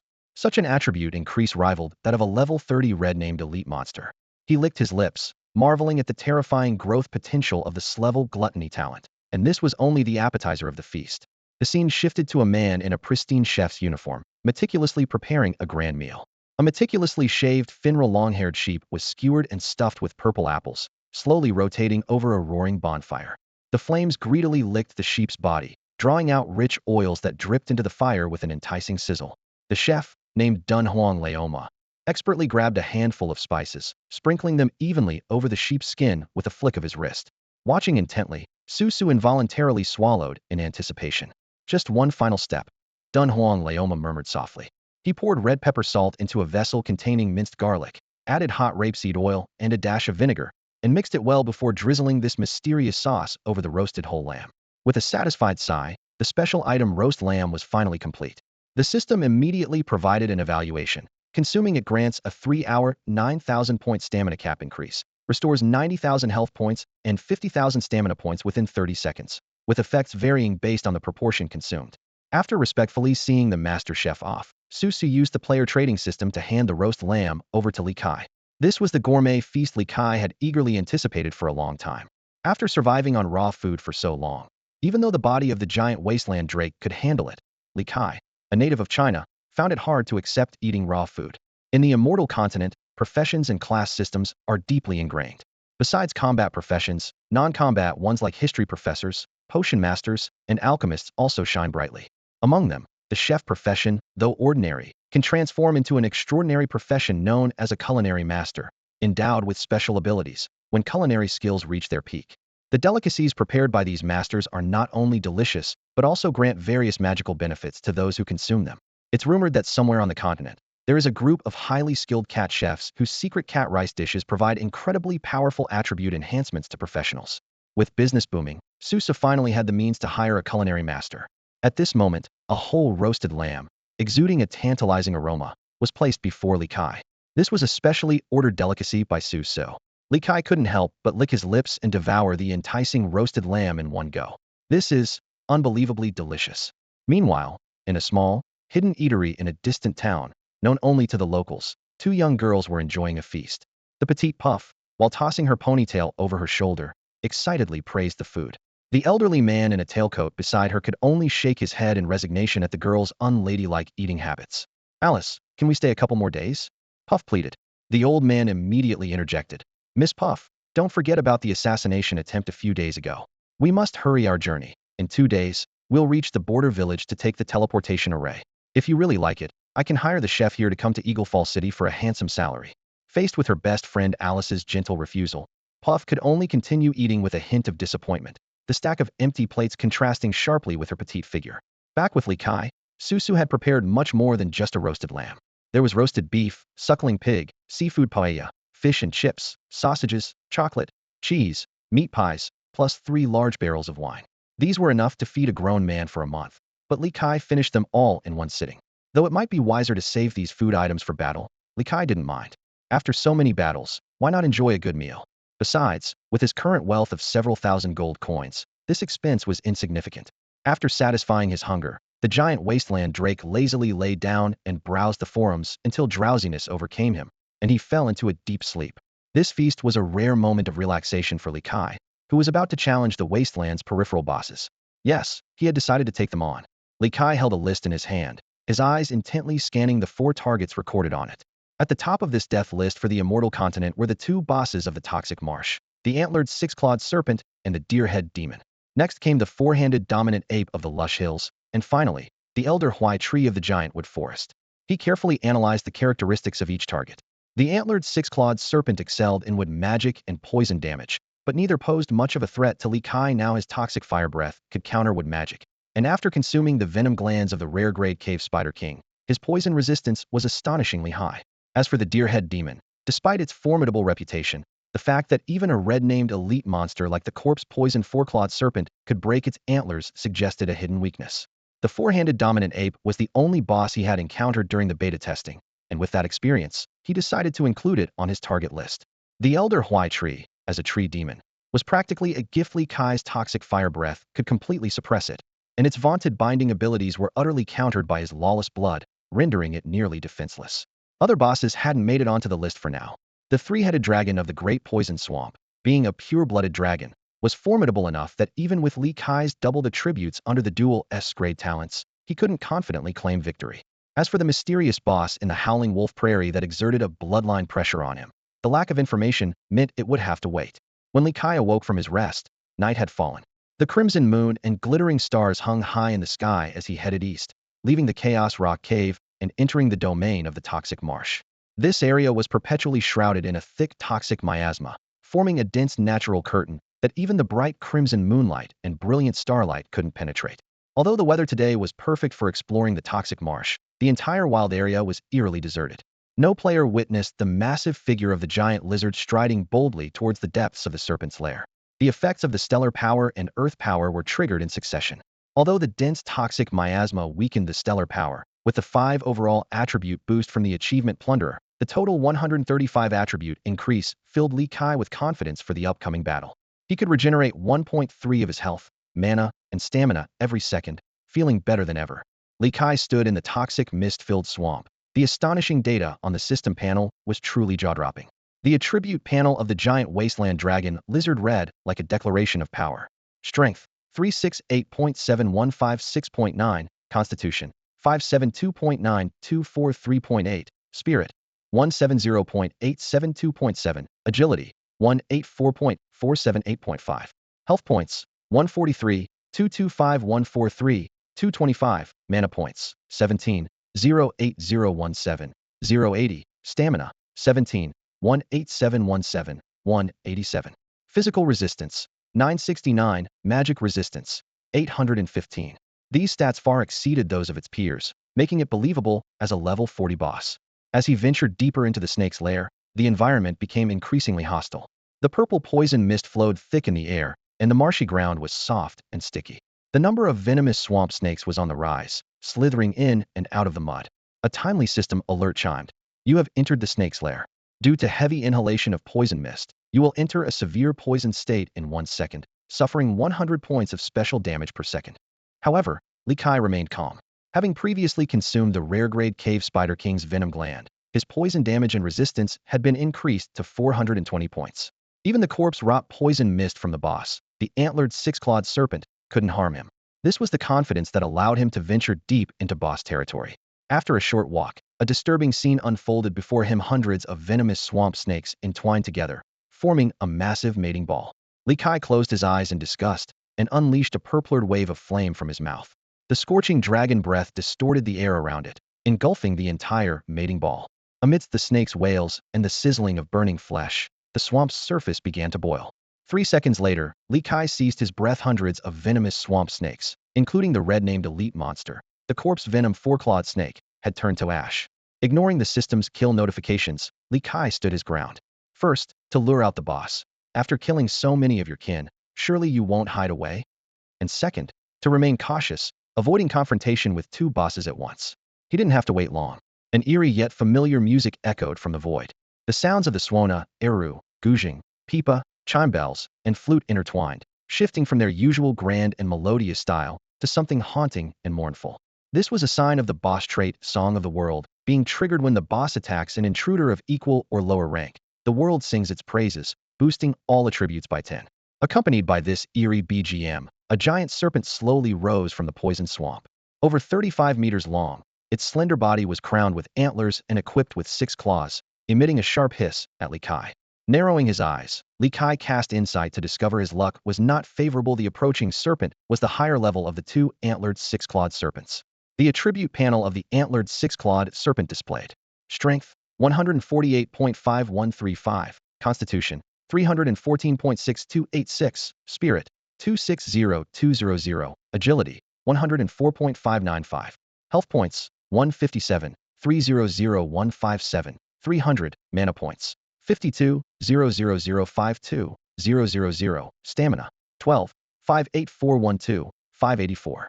Physical Resistance, 628, Magic Resistance, 617, Special Resistance, 400, Tenacity, 10. Facing this level 40 boss, Li Kai was unfazed. No matter the opponent, he was ready for battle. In the depths of a toxic swamp, two massive creatures were locked in a deadly battle. The colossal wasteland dragon lizard, Li Kai, shook its enormous body at the edge of the poisonous marsh and let out a thunderous roar, then launched itself like a cannonball towards the antlered 6-clawed serpent. Interesting, Li Kai thought with a sly smile. This red-named elite boss isn't fleeing, but charging in. Quite bold. As Li Kai was about to collide with his target, the serpent's grotesque mouth suddenly opened wide, spewing a murky green and puce yellow toxic mist. Faced with this unexpected grade skill, Corpse Plague Spray, Li Kai's eyes flashed with determination as he made a quick decision to take it heedin. The toxic mist enveloped him, causing spores to rapidly spread across his body surface. However, with a magic resistance of 815 points, the mere 1 maximum health magic damage was negligible. The poison damage from the innate Corpse Rot Plague skill was completely neutralized by his poison resistance. With a body measuring 27 meters long and weighing over 130 tons, Li Kai charged forward with unstoppable force, crashing heavily into the relatively slender boss. The antlered 6-clawed serpent was sent flying like a kite with a broken string, tumbling several times in the distant swamp before coming to a halt. The dull thud of the impact was amplified by Li Kai's immense strength, agility, and weight, along with the 10 damage bonus against bosses from his Conqueror achievement, instantly draining a third of the opponent's health. At the moment of impact, the previously chilling BGM turned oppressive. The boss characteristic, World's Roar, attempted to reduce Li Kai's attributes by 20, but it was perfectly negated by the Overlord's End achievement. The serpent's body was covered in bleeding wounds, from which vine-like maggots emerged, hungrily devouring the blood. Roar. The severely injured boss finally got serious. The antlers on its head glowed green, and the vines entwined around them suddenly expanded, transforming into 4 giant tentacles that lashed out at Li Kai. Li Kai smirked, clawing the ground with force, instantly unearthing mud and corpses to reach the swamp's bottom. In the next moment, his massive body vanished into thin air, leaving the tentacles to lash futilely at the swamp, stirring up a filthy spray. Toxic rain began to fall. This was Li Kai's pre-planned strategy. So long as his legs could touch the ground, the S-grade talent Child of the Earth allowed him to burrow underground effortlessly. This underhanded tactic rendered the boss's skills ineffective. He had deliberately taken the Corpse Plague Spray Hedon to avoid wasting this trump card on a low-damage skill. Li Kai maneuvered swiftly underground, waiting for his opponent to expose a weakness. However, to his surprise, the antlered 6-clawed serpent seemed capable of seeing through the earth, persistently tracking his position through meters of soil, no matter how he moved. What the hell? Are you seeing through everything now? He was utterly baffled, staring at the bizarre scene before him. Li Kai's burrowing tactics should have given him an advantage underground, but he overlooked a crucial detail: the antlered 6-clawed serpent was completely blind. The blood constantly oozing from the base of its antlers mixed with the snake's skin had formed scabs that completely covered its eyes. However, this wasn't a weakness. It had developed another deadly sense. Its forked tongue flicked out repeatedly, accurately capturing scent molecules and heat changes in the air, creating a unique thermal image. More terrifyingly, its body was covered in sensitive nerve endings that could pinpoint enemy locations through ground vibrations. These combined senses allowed it to easily lock onto Li Kai underground, as if it had X-ray vision. The antlered six-clawed serpent coiled its body tightly, staring intently at the giant wasteland dragon lizard beneath the surface. Li Kai searched in vain for a flaw, then decided to burst from the ground and confront it head-on. My stats are higher than yours. Li Kai activated his balanced body, channeling his physical attributes into his spirit and unleashed a stream of purplured poisonous flames. The intense heat distorted the air around him. Extremely sensitive to heat, the antlered six-clawed serpent realized it couldn't take this attack head-on and rapidly retreated. Simultaneously, its antlers glowed green, summoning a shower of withered leaves that rained down on Li Kai. With no way to dodge the barrage of leaves, the massive Li Kai twisted his neck, using his poisonous breath to incinerate the incoming leaves. As his breath ceased, he quickly retrieved water from his internal space to cool down, steam hissing from his mouth and nostrils. Seizing the moment, the antlered six-clawed serpent's antlers glowed again, and a green seed quietly burrowed underground. It let out a piercing screech and lunged forward. A green magic circle appeared beneath Li Kai's feet, signaling the prelude to the sky tree seed. He didn't dodge, but instead grinned menacingly. The antlered six-clawed serpent didn't know that his poisonous breath had no cooldown. In the next instant, a towering tree burst from the ground, crashing into Li Kai's abdomen. At the same time, the serpent's front claws, enveloped in dark green light, reached for Li Kai, who was about to be knocked away. But to the boss's surprise, Li Kai's Defy Heaven ability activated just in time. The seemingly unstoppable tree halted abruptly upon impact with his abdomen, splitting around him and rejoining overhead.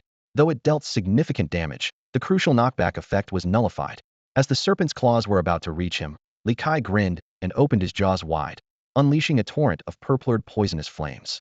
Amidst its shrill cries, the boss's claws were reduced to charcoal.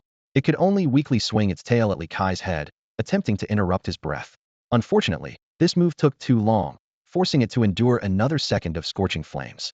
Although the tail strike eventually interrupted Li Kai's breath, it was too late. The antlered six-clawed serpent's body was already charred.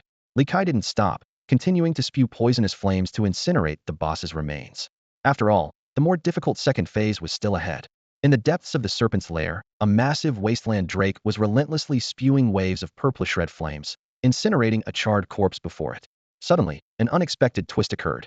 A sorrowful background music began to echo in the void, and the body that once belonged to the antlered six-clawed serpent became ethereal, like a mirage. Li Kai's venomous fire breath passed straight through its form. A system prompt immediately appeared. Boss trait, World's Reprieve. When the boss's health falls below 10, the world will sing a requiem, restoring its health to 100 and increasing all attributes by 40. Not this unattackable second phase CG animation setup again. Li Kai muttered, quickly stepping back and retrieving 2 basic health potions from his internal space. He used rushing stream water to cool his mouth, maintaining an optimal distance to unleash his venomous fire breath as soon as the boss's second phase started. With the dual augmentation of starlight and earth power, a health recovery rate of 1.3 per second, plus the effect of the potions, he should be able to restore full health before the cutscene ended. However, things began to take an unexpected turn. The background music grew even more sorrowful, and the charred body suddenly floated into the air, moving in a bizarre manner as if performing some ancient sacrificial ritual. More astonishingly, Li Kai noticed the antlered six-clawed serpent's mouth was moving, emitting a faint, ancient, and mysterious chant. This isn't right, Li Kai thought, alarm bells ringing in his mind. The boss's second phase was only supposed to change its attributes. Why is there such a spectacle? Suddenly, the music became intense, and countless faint green lights emerged from the surroundings, converging like streams toward the serpent's body. As these lights were absorbed, the boss erupted in a dazzling green glow, particularly its antlers entwined with vines, which actually ignited with a phosphorescent green flame. In a blink, the creature underwent a complete transformation. Its hind legs lifted off the ground, the blood scabs fell from its eyes, and a pair of eyes burning with phosphorescent green flames opened. The vines on its antlers turned entirely into green flames. The wounds and worm-like vines on its body transformed into green light, coalescing into a pair of phosphorescent green flame wings behind it. The system immediately updated its information. Pseudo-dragon of fantasy, formerly antlered six-clawed serpent. Temporary status, boss. Level, LV 40. Attributes, strength 236.2135. Constitution 500.5286. Spirit 350200. Agility 249.395 increased by 50 in flight. Health 250k 250k. Mana, 70k 70k. Stamina, 184, 801, 8480. Defense, physical 628, magical 617, special 400. Tenacity, 10. What a damn cheat. Li Kai cursed under his breath. Using the CG animation to trigger a natural fantasy, not even giving a chance to interrupt. Li Kai held off using his roaring attack for a simple reason: it was his trump card to interrupt the boss's transformation. At this moment, he watched the pseudo-dragon of fantasy with cold eyes, feeling no sympathy for a creature that evolved by devouring its kin and breaking others' antlers. As the last note of the second phase BGM faded, Li Kai immediately activated his balanced body, converting all 572.9 points of his constitution into mental attributes. In the next instant, a wave of purplured flames, capable of burning through space, erupted from his mouth.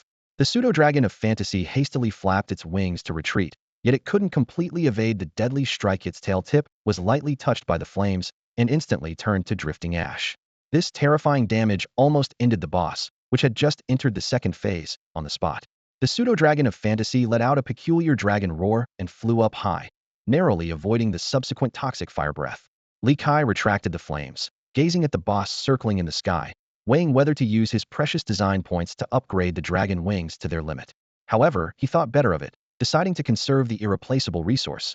Besides, he had prepared the Crimson Dragon's boiling blood potion for the dragon wings, and the news from Sun and Moon was promised it should arrive in 2 days. Moreover, the natural fantasy of the antlered six-clawed serpent would only last for 5 minutes, and once that time passed, defeating it would be as easy as reaching into a pocket. While he pondered, an unusual sound broke the silence of the serpent's rest, previously quiet from the fierce battle. A gentle breeze quickly escalated into a howling gale, transforming into a fierce storm that ravaged the entire area. Mud from the toxic marsh and decayed animal and plant remains were swept into the sky, while black poplars and reeds were uprooted and toppled. This was one of the 2 skills granted by the fantasy form wind summoning. With a wide range, impressive damage, and effects like slowing and knocking back, it was conservatively rated as a level skill. However, for Li Kai, it was merely a superficial threat. Before the storm hit, he had already burrowed deep underground, effortlessly avoiding the entire tempest.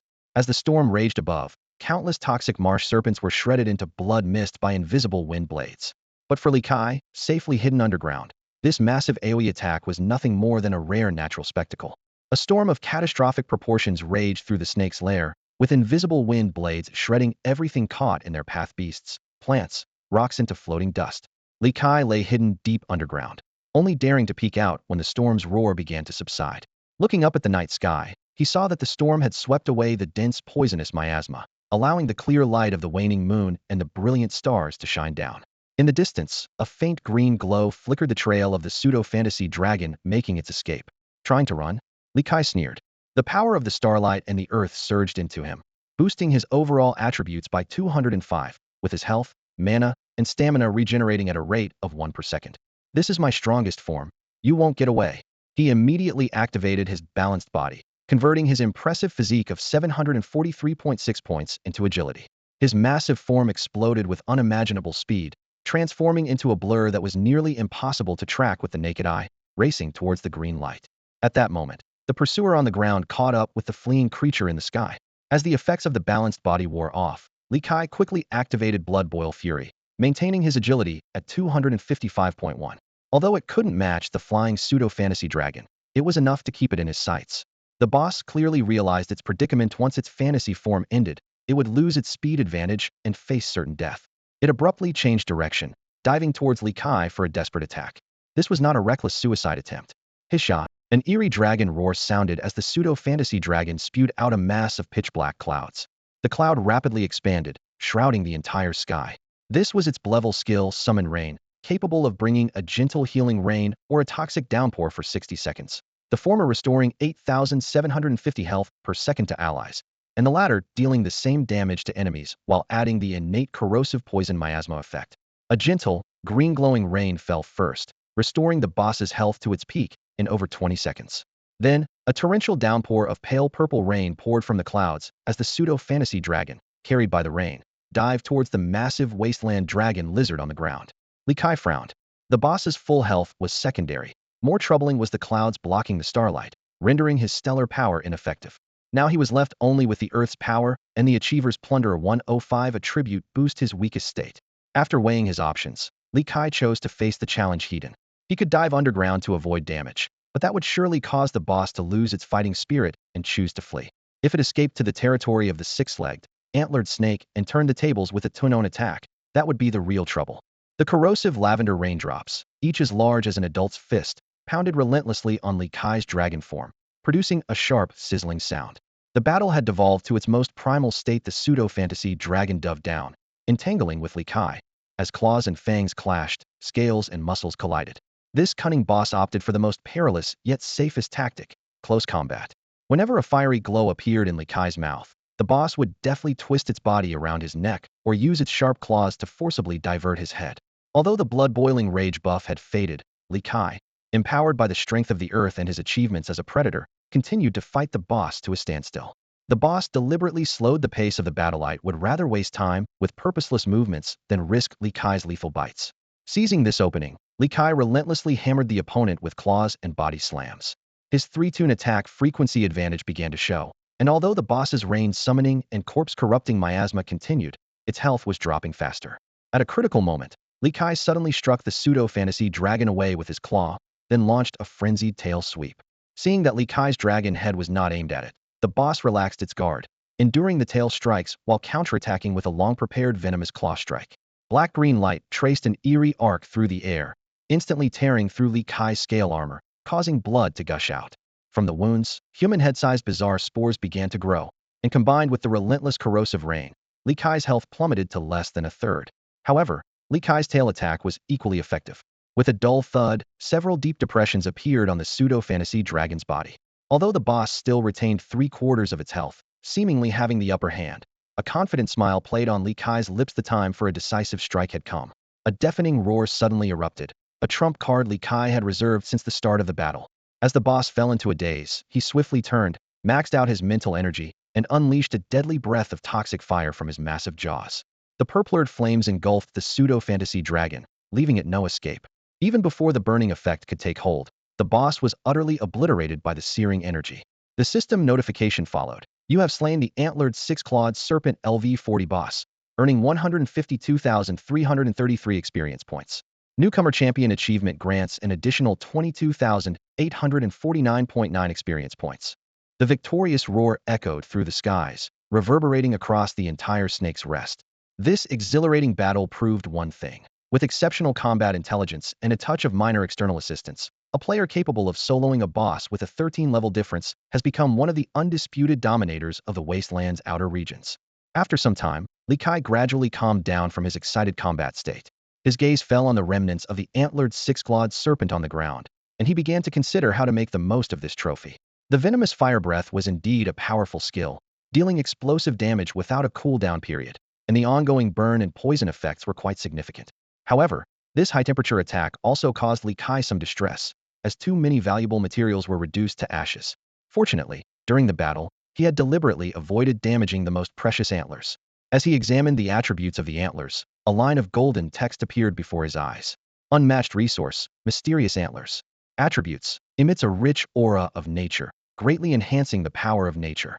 Special note, stolen and tainted by a beast. Returning them to their original place could earn the forest's friendship, while destroying them might incur the forest's wrath. Immediately following, a system notification sounded in his ear, announcing the trigger of a hidden quest. Hidden quest, the journey of the mysterious antlers.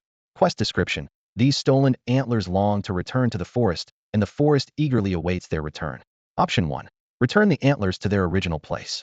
Reward, Friend of the Forest, title, 100,000 experience points. Unknown gifts from the forest and nature. Option 2. Destroy the antlers. Reward, Enemy of the Forest, title, 100,000 experience points. Unknown gifts from a mysterious entity. Li Kai carefully examined the antlers in his hand, which no longer emitted the previous eerie aura. What was the connection between these antlers and the deerhead demon? Would returning them yield greater rewards, or would destroying them bring better benefits? After weighing his options, he decided to temporarily put off the decision. He planned to first explore the terrifying forest, hoping to find a way to reap double rewards. He then began to process the remaining spoils. As each piece of material was consumed, system notifications of attribute enhancements came in quick succession. Rare material, antlered six-clawed serpent spine. Constitution 3, dual resistance 4. Rare material, antlered six-clawed serpent abandoned claw. Strength 1, Constitution 1, Agility 2, Dual Resistance 3. Uncommon material, antlered 6-clawed serpent scale. Constitution 0.3, Dual Resistance 0.5. His gluttony talent triggered, granting him an additional 38,083.2 experience points. The overflow of experience points allowed him to surpass the level cap, 337,682,300K, successfully advancing to level 28. He gained 280 design points. Additionally, the internal space of the antlered 6-clawed serpent yielded quite a few treasures, several classic grade loose items, a perfect grade piece of equipment, a dozen gold coins, several hundred silver and copper coins, and a rare grade resource. He consumed the classic equipment, gaining a total of 3.5 strength points, 5 constitution points, 1 agility point, and 120 dual resistance points. The damaged perfect grade bandage boots were handed over to his assistant, Su, to take to the blacksmith for repair. As for the rare grade resource, it was quite unusual.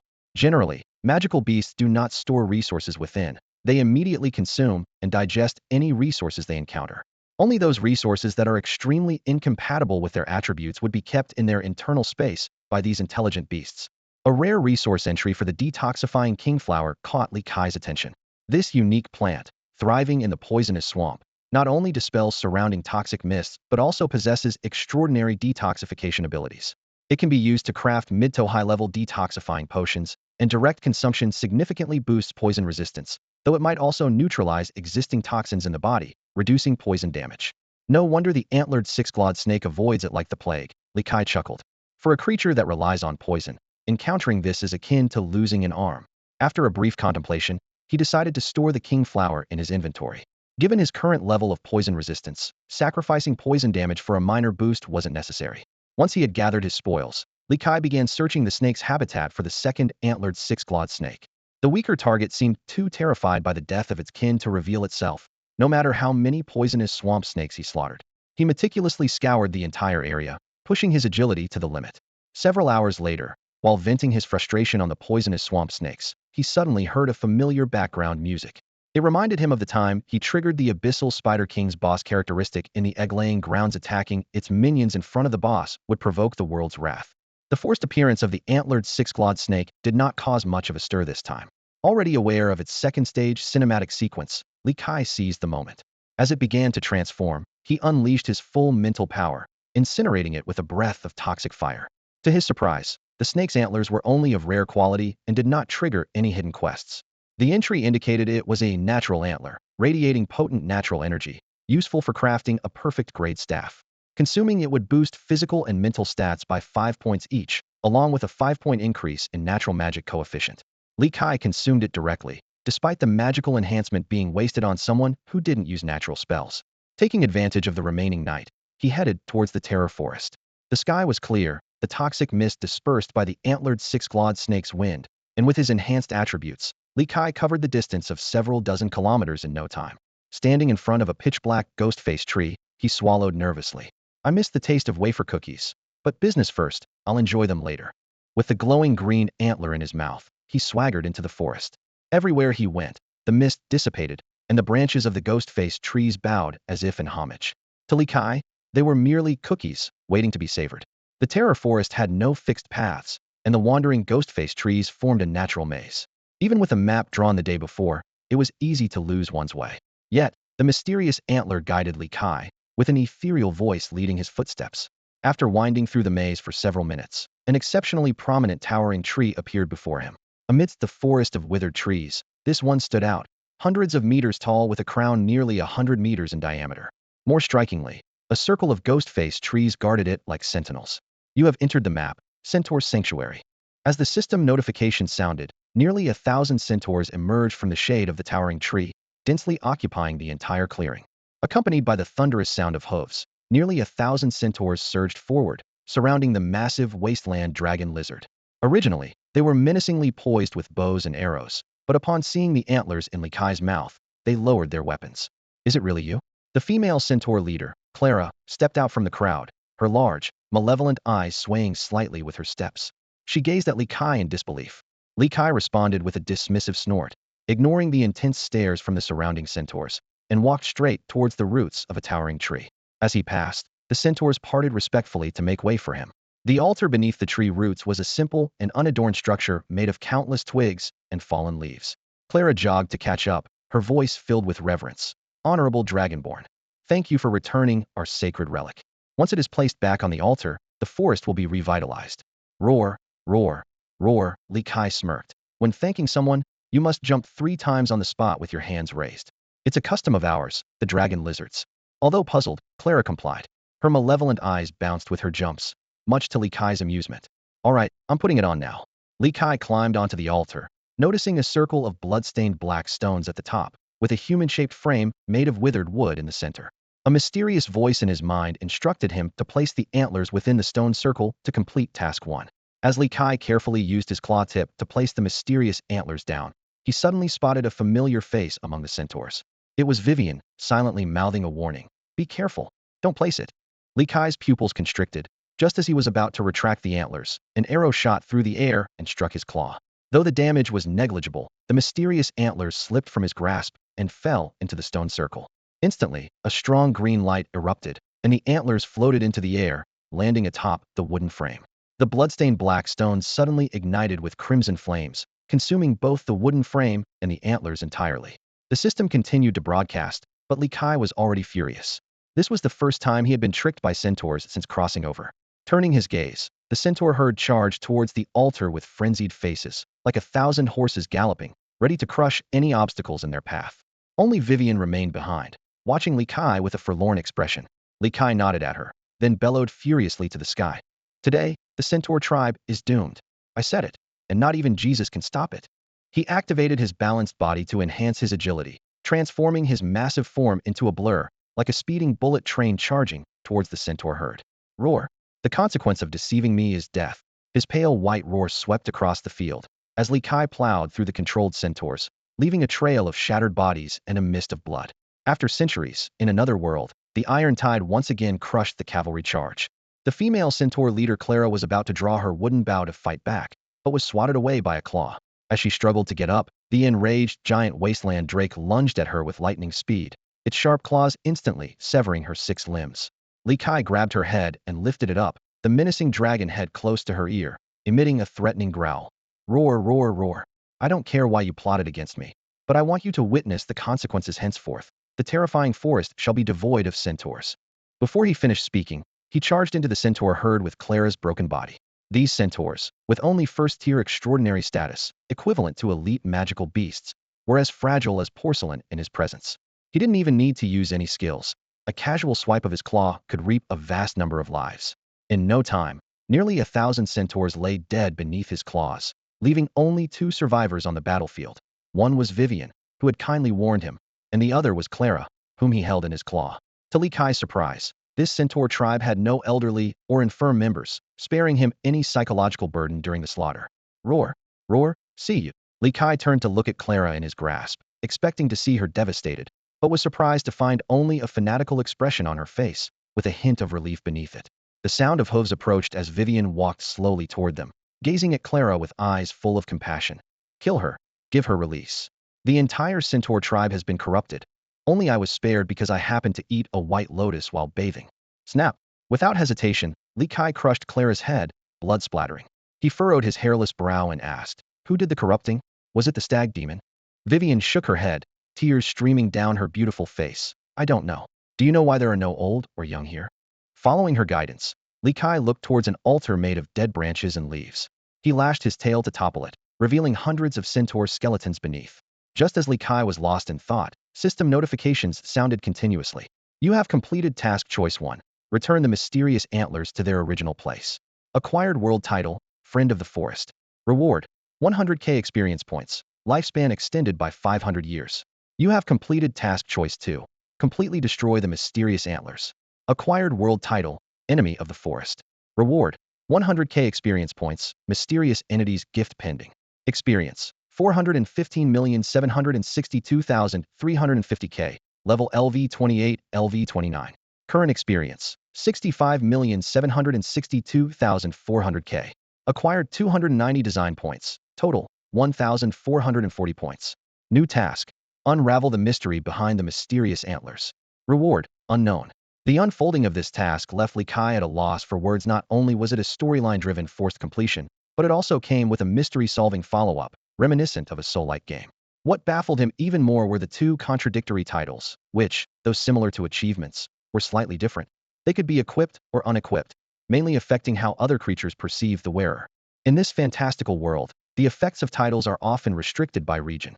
For instance, the titles of the Mashinluri Empire only have beneficial effects within the empire's borders, and in other countries, they might even turn into negative effects due to diplomatic relations. However, world-class titles are different. Their effects transcend borders and work globally. At this moment, Li Kai has acquired two completely opposite world-class titles, Friend of the Forest and Enemy of the Forest. Friend of the Forest increases the affinity of forest creatures worldwide by 50 points and grants a continuous recovery of 0.1 of health, mana, and stamina per second while in a forest. Conversely, Enemy of the Forest decreases the affinity by 50 points and removes the ability to naturally regenerate mana in forests. These contradictory titles created an intriguing chemical reaction that increase and decrease in affinity cancel each other out, and the debuff of restricted mana recovery from Enemy of the Forest inexplicably becomes ineffective. Meanwhile, the recovery effect of Friend of the Forest continues to work. Even more interestingly, this contradictory combination has awarded Li Kai a special achievement called Bearing Contradiction, which not only earned him 50 design points, bringing the total to 1490 points, but also unlocked a unique ability. Any creature below a mythical rank that perceives him for the first time will fall into a brief stupor. Li Kai decided to conduct an experiment with the centaur girl, Vivian, in front of him. First, he equipped Enemy of the Forest and immediately saw the girl's beautiful face scrunch up in discomfort. When he switched to Friend of the Forest, Vivian's reaction was the exact opposite. Her eyes widened, and a blush spread across her fair cheeks. The most spectacular reaction occurred when he wore both titles simultaneously. The poor centaur girl was left in a daze, her eyes swirling like spirals, with steam rising from her head. Observing these amusing experimental results, Li Kai kindly removed both titles, a smile playing at the corners of his mouth. This unexpectedly acquired achievement seems to be quite entertaining.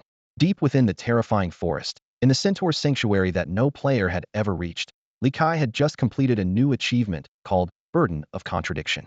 Suddenly, countless glowing green dots appeared in the surrounding forest, converging towards him like rivers flowing into the sea. An unprecedented wave of comfort swept through his body, as if every cell was being gently cleansed. The sensation was so delightful that Li Kai couldn't help but let out a satisfied moan. When he opened his eyes again, a sharp gleam flashed through his pale, golden vertical pupils. Being a dragonkind, he already had a long lifespan, and with the ability to continuously upgrade and design functions, achieving longevity or even immortality was not difficult.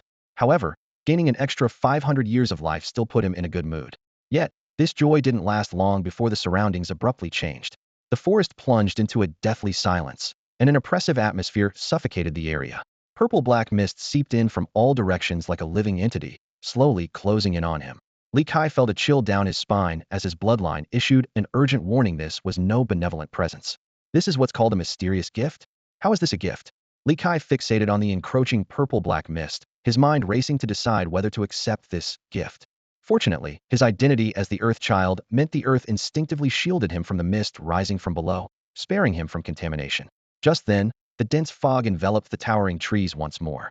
A bizarre soundtrack filled the air, monotonous flute notes, jarring xylophone chimes, and drums gradually replaced by the cawing of crows, forming a grotesque symphony. The air reeked of blood and decay. The forest boss, the deer-head demon, had arrived. Li Kai repeatedly used his insight skill on the purple-black mist, but could not glean any information. No choice left. Design points. Boost me up. He decisively consumed 490 design points to add the steer talent, True Insight Eye. This was the ultimate evolution of the insight skill, capable of seeing through any concealment effect below a steer and leaving a true mark lasting 30 days. When Li Kai opened his eyes again, silver-white runes flickered in his brilliant golden vertical pupils. Finally, the truth of the purple-black mist was revealed. It was the aura from the 44th layer of the abyss. The original demon eye of the 44th demon god was eyeing the fear authority left by the demon lord on the Immortal continent. It polluted the centaur tribe of the misty forest from across dimensions, turning them into accomplices, and in exchange for transforming them into abyssal servants, it offered this so-called gift. Genevas, they call this a gift? Are you demon gods out of your minds? Li Kai stared sharply at the writhing purple-black mist. Now that he understood the true nature of this abyssal aura, he wasn't going to sit idly by. Instantly, his body's equilibrium activated, and his physical attributes surged towards his mental capacity. In the next moment, a torrent of purplured flames, powerful enough to distort space, spewed from his mouth, evaporating the surrounding abyssal aura inch by inch like the sun melting snow. Although these abyssal auras were of a high level, their power was greatly diminished due to their cross-dimensional travel. Under Li Kai's relentless scorching, a vacuum zone finally appeared in the area ahead. Unable to speak due to the intense heat in his mouth, he grabbed the stunned Vivian and took the opportunity to break through. At that moment, a dissatisfied whisper from a demon god echoed through the void. Instantly, Li Fan felt as if his head had been struck by a meteor, causing blood to gush from his orifices. Fortunately, he had reached level 29, with a physique of 307.6, and his life points were bolstered to 157,645 due to the dual blessings of the Earth's power and the achievement of Plunderer, preventing an instant demise. Fighting through the pain, he quickly retrieved 5 bottles of basic life potion from his internal space and downed them, while glancing at the new entry in his status bar. Curse of the Primordial Demon Eye. The Primordial Demon Eye has glanced at you across dimensions, subjecting you to intense pollution and a curse, leaving you unable to use magical skills. The demon god's rank is too high, and your talent cannot grant immunity. Your mental attributes are reduced by 50, and you cannot use the equilibrium body to cover attribute values, lasting 7 days. Primordial Demon Eye, huh? Li Fan gritted his teeth. What goes around comes around. Don't underestimate a young Drake when he's down. One day, I'll storm the abyss and poke a hole in your eye to use as a hot weapon for a rutting rock-armored boar. Luckily, he didn't possess any magic skills, and while his toxic fire breath inflicted magical damage, it wasn't magic per se. Are you alright? Vivian asked worriedly, looking at the blood-covered giant lizard before her. Her concern wasn't out of affection but rather a natural kindness, feeling guilty for the trouble her race had caused him. Even though he had wiped out her entire tribe, it was seen as a release for them. Surely, they would understand her predicament after regaining their senses in the goddess of nature's divine realm. Right? A mere mortal wound is nothing, Li Kai replied nonchalantly. I could still take down an antlered demon. But first, I need to get you to safety. He indeed felt a fondness for this female centaur who had warned him twice, not because of her striking appearance, and certainly not because of her impressive attributes. Take me out? No need. Vivian closed her eyes, arms wide as she embraced the familiar air. Let me stay here and become part of the forest's nourishment with my people. Her resolve to die made her unintentionally evade the antlered demon's terrifying mist. Talent terrifying mist level. Within a 500-meter radius of the antlered demon, mist will spread, causing those within to lose their way and gradually succumb to fear. Once in a state of fear, 1,000 life points are deducted per second.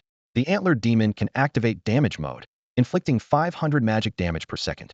Li Fan quickly retrieved a rare-grade detoxifying flower from his internal space, increasing his poison resistance by 500 points at the cost of losing his saliva's toxicity.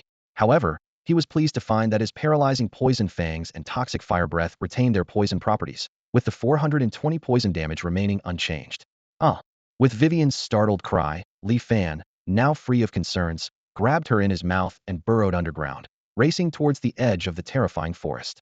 After a long while, the ground at the forest's edge suddenly rose, and a gigantic wasteland dragon lizard emerged, gently releasing the disoriented female centaur. Stay here and don't move. I'll be back after taking down a boss. To prevent Vivian from attempting suicide, he deliberately added in a harsh tone, Don't think I'll forgive you just because your centaur tribe was corrupted. As the tribe's survivor, you must stay by my side as a servant to atone, or I'll wipe out all centaurs on the Immortal continent. You know how fast I level up, and I mean what I say. Before the words even finished, he had already turned and charged towards the rapidly approaching black mist deep within the forest. In a shadowy corner of the haunted forest, a massive wasteland dragon lizard charged straight into the dense black mist. Li Kai had already consumed 5 bottles of basic constitution potions, and with the Earth's power restoring one of his maximum health per second, his health was fully replenished. Despite the ongoing curse from the primordial evil eye that suppressed 50 of his mental attributes, his resolve remained unshaken. It was just another BOS zone of many he had already slain. As he stepped into the range of the fearsome mist, a chilling background music began to play. The thick black fog obscured the starlight, immediately nullifying the starlight power buff. From above came the cawing and flapping of countless crows, their crimson eyes and decaying black bodies swirling ahead of him, gradually forming a humanoid creature over 5 meters tall. The creature's appearance was terrifying. Its head was that of a decaying deer, with ominous red eyes and enormous antlers entwined with vines. Its body was a mass of glossy black vines, draped with the fur of an unknown beast, and its limbs were composed of slender, withered branches. This was the dreaded legend of the forest, the Deerhead Demon. Li Kai stared at the smaller, yet imposing deer-head demon and immediately activated the insight of the true eye. Information flooded his mind. Species: deer-head demon projection. Rank: boss true form is of mythic rank. Level: LV40.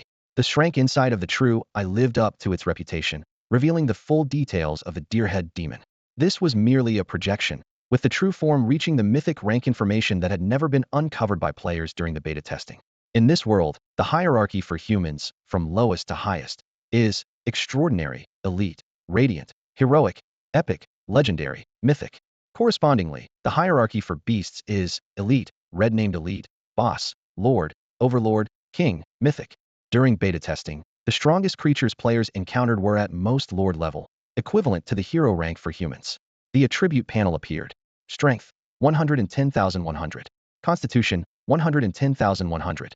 Spirit: 220,200. Agility: 110,100. Health points: 550,005, 5000. Magic points: 440,004, 4000. Stamina: 440,004, 400. Physical resistance: 500. Magical resistance: 500. Special resistance: 500. Tenacity: 10. These figures were unbelievable to Li Kai until he saw the demon's innate abilities and suddenly understood. Innate ability 1. Body of the urban legend SS rank. As a widely spread terrifying legend on the Immortal continent, as long as its story is told, the deer-head demon will never truly perish. Though spurned by the worlds will with all attributes being extremely low and unable to trigger the boss trait, world's retention, completely banishing it from the forest requires finding and destroying all totems made of antlers, bloodstained stones, dead branches, and withered vines. Upon realizing this, Li Kai finally understood the source of the antlers for the six-clawed snakehide was stolen from the deer-head demon's totem. Innate ability 2. Fear mist brank. Details omitted. Li Kai quickly skimmed through the talent information of the deer-head demon. Its level talent, dead vine body, meant the boss's entire body was made of dead vines, allowing it to endlessly regenerate, be immune to 80 of physical damage, and even increase its resistance by 30 when hit by fire magic. This ability rendered the magic damage from talent 2 almost negligible, not to mention it also possessed the fearless talent, making it immune to fear. Is that all you've got? Li Kai sneered, not even bothering to look at the subsequent skill information. His poison fire breath was the perfect counter to this boss. However, being cautious as always, he meticulously checked the remaining information to avoid any oversights. Suddenly, the deer-head demon swung its arm, and a black mist surged, releasing hundreds of decaying night crows with blood-red eyes into the air. This was the A-level skill, Night Crow Storm, which could summon 220 decaying night crows for 40 seconds.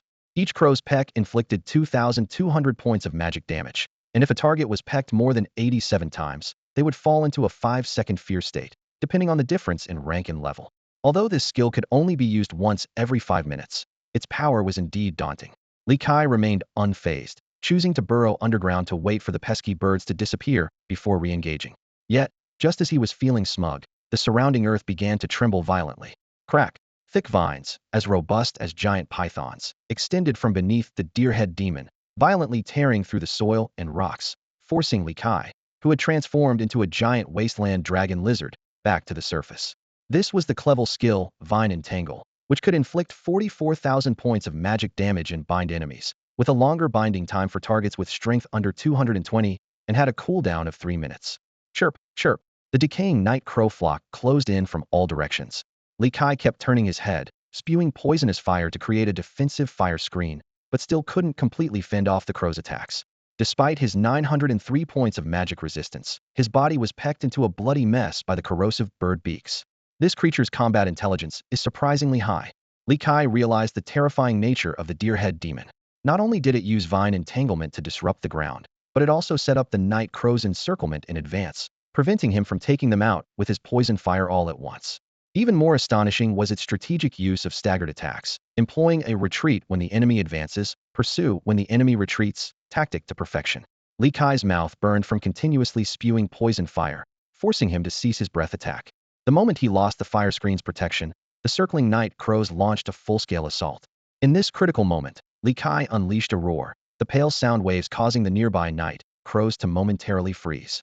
Seizing the moment, he activated Balanced Body to convert his constitution to agility, turning his massive form into a blur, breaking through the encirclement and diving underground, swiftly escaping in the direction away from the boss. Trapped by the Night Raven storm for just 5 or 6 seconds, Li Kai watched helplessly as his health dropped by nearly 100,000 points. At this moment, he was still in the cooldown period of the basic health potion, so he could only keep downing superior health potions. These potions restore 5,000 health points every 10 seconds. He consumed 5 in a row while activating 2 passive recovery skills, Earth Force, which restores 1 health per second, and the newly acquired Forest Friend title, providing a slight recovery of 0.1 per second. At this rate, he could fully restore his health by hiding underground for about 50 seconds. Just as Li Kai planned to continue with this defensive strategy, the Deerhead Demon suddenly emitted a thick black fog. Countless night ravens whistled out of the mist, and the boss's figure vanished instantly. Li Kai's golden vertical pupils contracted sharply. This was the Deerhead Demon's most powerful displacement skill, Mist Raven Shift. This level skill was ridiculously powerful. The Deerhead Demon could transform itself into a black mist carrying decaying night ravens, entering an untargetable state within 2 seconds and instantly moving to any location within the range of the terrifying mist. With a displacement distance of 500 meters and a cooldown of only 10 seconds, this skill seemed designed to toy with players. In the next moment, accompanied by the eerie black mist, the Deerhead Demon suddenly appeared on the ground above Li Kai. Its 10 fingers, resembling withered branches, quickly extended and transformed into ferocious dead trees, smashing down onto the ground. This was the level skill Withered would sweep, capable of dealing 11,000 physical damage, although it had a lengthy cooldown of 1 minute. The massive dead tree crashed down, shattering the solid ground into a web of cracks. Soil and rocks were violently upheaved, revealing the giant wasteland dragon lizard hidden beneath. Li Kai's health was now less than 50,000 points. The Deerhead Demon was quick and precise with its combo attacks, but it struggled against Li Kai, who possessed this great talent, Eye of True Insight. As the dirt and rocks around them were upheaved once again, Li Kai decisively donned the Enemy of the Forest title, creating a conflicting effect with the Friend of the Forest he originally wore. This clash of opposing perceptions caused the Deerhead Demon to hesitate momentarily. Seizing this fleeting opportunity, Li Kai transformed into a massive wildland dragon lizard, burrowing deep into the ground. By the time the Deerhead Demon directed its decaying night crows to pursue him, Li Kai had already delved deep underground. What a nightmare, Li Kai muttered to himself as he tunneled through the earth. I thought my burrowing tactics were unbeatable, but every boss I've encountered can track me down. Fortunately, the Deerhead Demon's explosive skills were all on cooldown, making it hard for it to break through the surface, allowing him a chance to catch his breath and recover. Above ground, a dense black mist enveloped the Deerhead Demon, eventually causing it to vanish. However, Li Kai's true insight saw through its ploy. It was lurking right above him, waiting to play whack-a-mole. It turned out the demon had a Fear Mist invisibility talent, a testament to its mythical status, adept at diversion tactics. Unfortunately for it, the real mark on its body meant that even retreating into another dimension couldn't escape Li Kai's gaze. The two remained in a stalemate, separated by the thick layers of earth. As time ticked by, the black mist that shrouded the area gradually dissipated, and the eerie sounds in the void returned to silence. In the distance, a ghost-faced tree affected by the battle slowly moved away, using the black mist produced by its fog leaf talent. Interesting, Li Kai thought, watching a spot in the black mist surrounding the ghost-faced tree. The Deerhead Demon was cunning, using the tree to mask its fog talent and stage an exit. But with the decaying night crow's duration expiring, the roles of hunter and prey were about to reverse. Emerging from the ground, Li Kai feigned caution as he scanned the surroundings, casually moving towards the ghost-faced tree. As he passed by the tree's black mist, he suddenly turned and unleashed a scorching wave of purplured flames. Ah, ah, ah. Amidst the cawing of crows, the Deerhead Demon used its Mist Raven teleport to appear behind Li Kai, its claw-like branches aimed at his back. Screech! Its sharp claws raked across the dragon lizard's tough scales, leaving only shallow scratches. Roar! Is that all? Trying to tickle me, huh? Li Kai shouted, channeling all his strength into his tail. The thick tail whipped upward like a cannonball, striking precisely at the weak spot between the legs of the Staghead Demon, sending it flying into the air. Oops, sorry about hitting your... Oh, you don't have any. Never mind. Li Kai grinned. Despite the ferocity of the blow, the demon's innate ability to reduce 80 of physical damage meant that the attack's impact was similar to the boss's previous hits. Nevertheless, it was enough. The boss was knocked into the air, and its movement abilities were on cooldown. The massive wasteland dragon lizard twisted its body, opening its jaws wide, and unleashed a torrent of searing purplured flames, engulfing the Staghead Demon midair. After upgrading and consuming the antlers of a second six-clawed snake, Li Kai's mental attributes had reached 83.4 points. However, The curse from the original demon I ignored his S-level innate Earthchild talent, having his original attribute value. Now, his mental strength was only 41.7 points, no different from an ordinary level 29 red-named elite monster. The damage from this toxic breath was so low that it reminded Li Kai of his weaker days. Fortunately, the stag-head demon, with no leverage in midair and its lightweight body, was pushed higher by the flames, forced to endure the toxic fire's burn.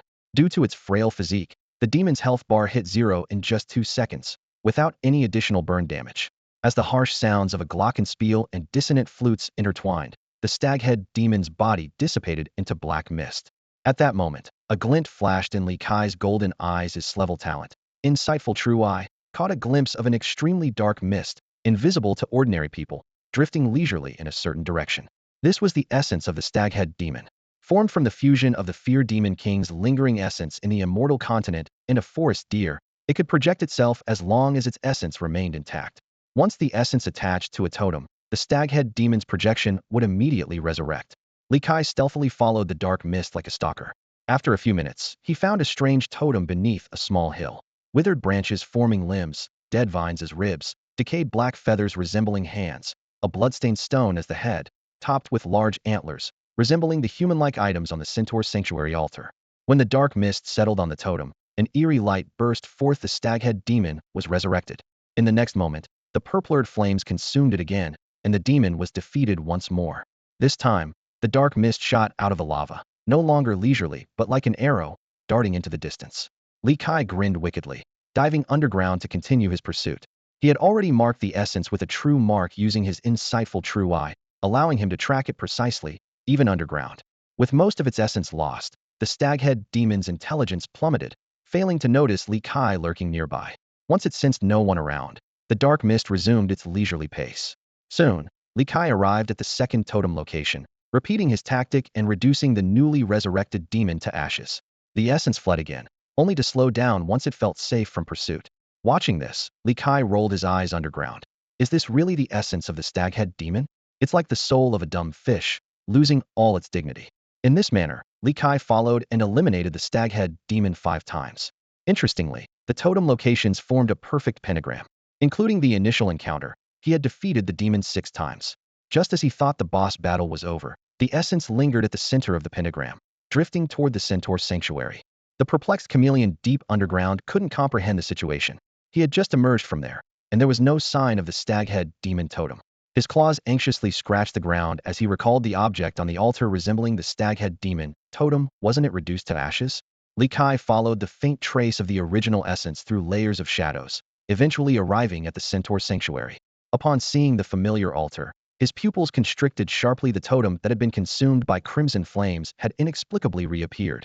His golden vertical pupils flickered as Li Kai quickly connected the dots from the information gathered by the Eye of True Insight. The records of the stag-head demon surfaced in his mind. The abyssal dreadlord, exiled from the Immortal continent, had once spread its essence across the land. Some of this essence took refuge within young deer in the forest, ultimately transforming into the fearsome stag-head demon. However, contrary to the dreadlord's expectations, the deer's will and nature's nurturing altered its nature, causing it to only punish those who harmed the forest. Li Kai's vertical pupils narrowed slightly. Could it be that the primeval demon I covets this very essence of fear? At that moment, the elusive essence hesitated as it drifted towards the altar. At the center of the Centaur Sanctuary, beneath the roots of a towering tree, stood an altar constructed from withered branches, leaves, and centaur remains. The essence approached the reappearing antler totem, hesitating at every step. Deep underground, Li Kai was about to intervene, but it was too late. As the dark mist merged into the antler totem, the world seemed to freeze. The terrifying forest within a 100-mile radius fell silent. Not a bird or beast stirred, and even the night wind was motionless. Distant ghost-faced trees stood still, fleeing colorful mushrooms withered instantly, and even the moonlight seemed frozen in the air. A piercing shriek erupted from the totem as the dark mist frantically surged out, as if trying to escape some terrifying presence, yet it was held fast by an invisible force. In the deepest part of the abyss's 44th layer, a massive eye, like a mountain, trembled slightly. Oh, the seeds planted decades ago are finally bearing fruit. Even if it grants only a small measure of power, every little bit helps. The eyelid, sewn from countless beast furs, slowly lifted, revealing the blood-red sclera and jet-black vertical pupil that pierced through dimensional barriers to gaze at the forest. Creatures around the wasteland were momentarily dazed as the crimson crescent moon in the sky transformed into a blood-red vertical pupil. As the gaze of the giant eye descended, the mist enveloping the forest dissipated instantly, and the black mist on the altar ceased its turmoil. The mist was stripped away, revealing an almost imperceptible black presence. It had no form and was not like a rune. Apart from its profound darkness, it defied description. Under the gaze of the primeval demon eye, this black speck slowly ascended, drifting upwards, and then it was swallowed whole by a suddenly appearing gaping maw. The primeval demon eye was stunned. Did interdimensional spatial turbulence cause me to see things? Where did this lizard come from? In the next moment, as the primal eye of magic directed its gaze towards the giant wasteland dragon lizard, a number appeared on Likai, who was frantically fleeing underground. What gives you the right to snatch my prey? If you take what's mine, you'll have to give it back. The roar of the primal eye echoed through the void. The repulsive force of the realm intensified, forcing the primal eye to expend more divine power to hasten the extraction of the fear authority. Unexpectedly, the little lizard's body suddenly turned into starlight and vanished, along with the coveted fear authority, leaving no trace. Sensing the increasing rejection from the realm, other entities from divine realms were alerted and cast their investigative gazes. The primal eye remained silent for a moment, cast one last glance along the starlight trail, and was then expelled by the realm's power. Meanwhile, on a small hill on the surface of the chaotic rock cave, two players were grinding monsters to level up. I heard the underground spider demons have been quiet lately. Maybe the beast riots are ending soon. We should grind more while the experience bonus is still on. Hey, look at the sky. The starry sky created by the Immortal is beautiful, one player said, smiling as they gazed upward. Wow, a shooting star. More than one. Suddenly, countless shooting stars streaked across the night sky, creating a breathtaking scene. But soon, their expressions turned to horror. Whoa, why are they heading this way? They watched as a streak of starlight crashed into a boulder not far behind them. Driven by curiosity, they climbed over the rock to investigate, only to let out earth-shattering screams. Roar! Li Kai swallowed the two unfortunate players whole and suddenly realized. So that's how the starlight mark revives me. I don't have to worry about making too much noise when I revive anymore.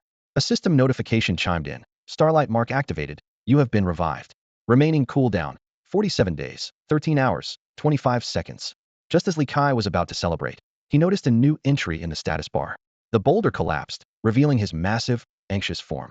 The system displayed, Primal Eye of Magic's full moon instant death curse. Due to intercepting the demon god's plan for the fear authority, you will die instantly at the next full moon. Only 13 days until the full moon, and I've already used my only revival chance. Li Kai was so anxious he started pacing in circles. He quickly asked the system if design points could remove the curse, only to find the required points were far beyond his expectations. When he inquired about using design points to shorten the Starlight Mark's cooldown or adding other revival talents to evade the curse, the system provided crucial information. Although the Primal Eye's death curse activates instantly, it won't affect the host after revival.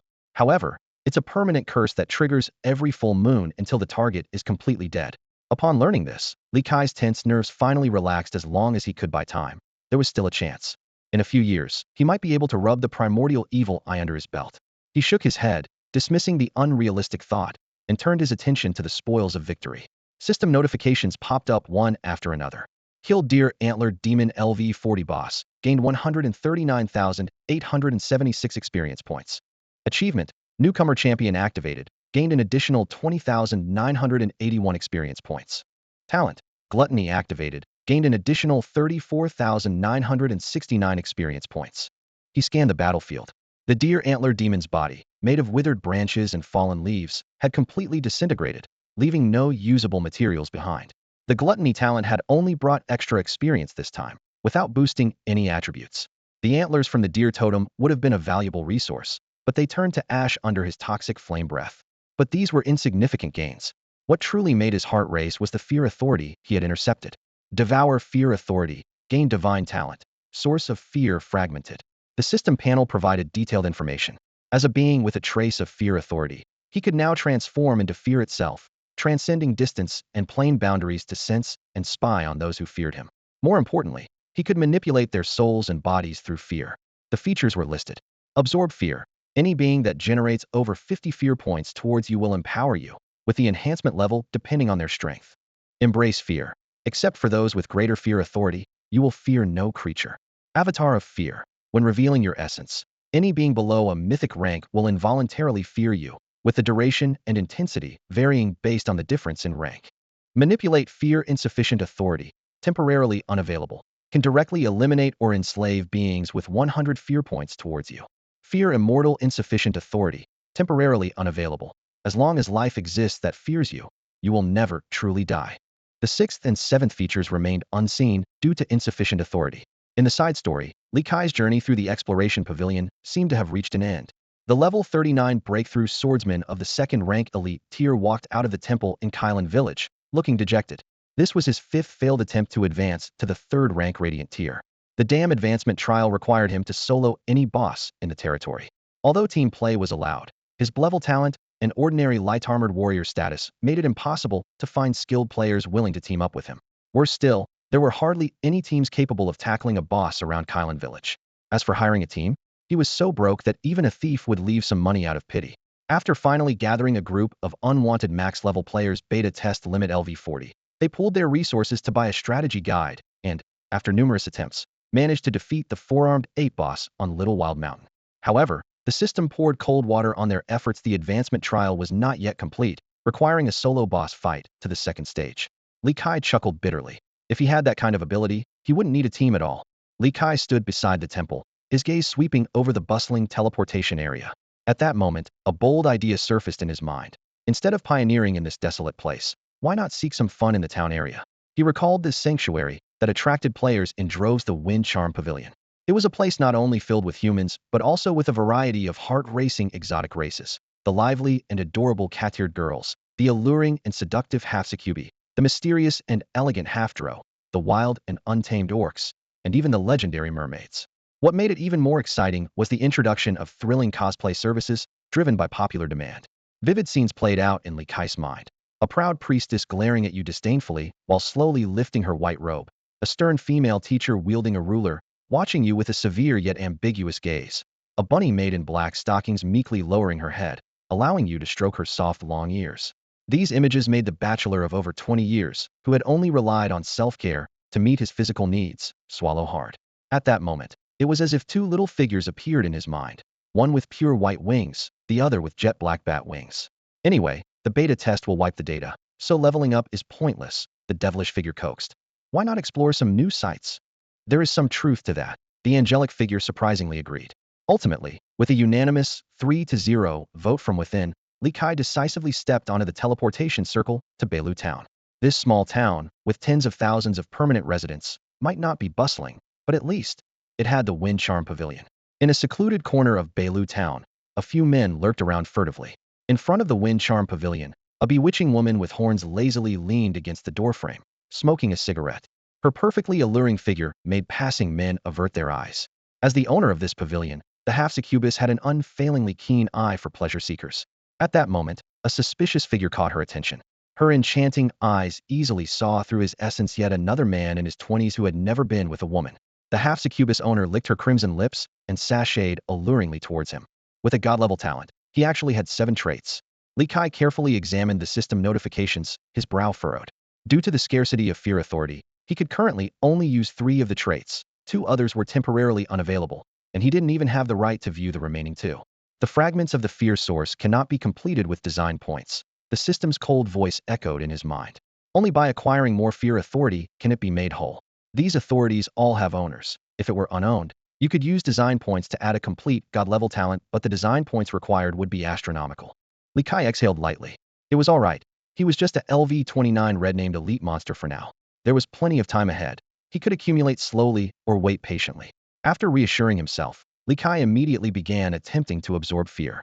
The system showed that only one target had a fear value exceeding the 50-point threshold, even reaching as high as 70 points. It's important to note that the upper limit for special values such as fear and favorability is 100 points. A 50-point fear value means trembling upon sight and fear at the thought. At 70 points, just seeing him might make someone too weak at the knees to walk. Li Kai closed his eyes, sensing the target located several hundred kilometers to the south. The image became clearer in his mind. In a hotel suite, 2 women were together. One was a petite, unremarkable girl, the other a stunning beauty with a voluptuous figure. Shengdan. Li Kai's eyes lit up, recognizing the beautiful woman as the famous streamer Shengdan. So I've left such a deep psychological shadow on you, he pondered, recalling that although she was now a male daughter, her orientation remained straight.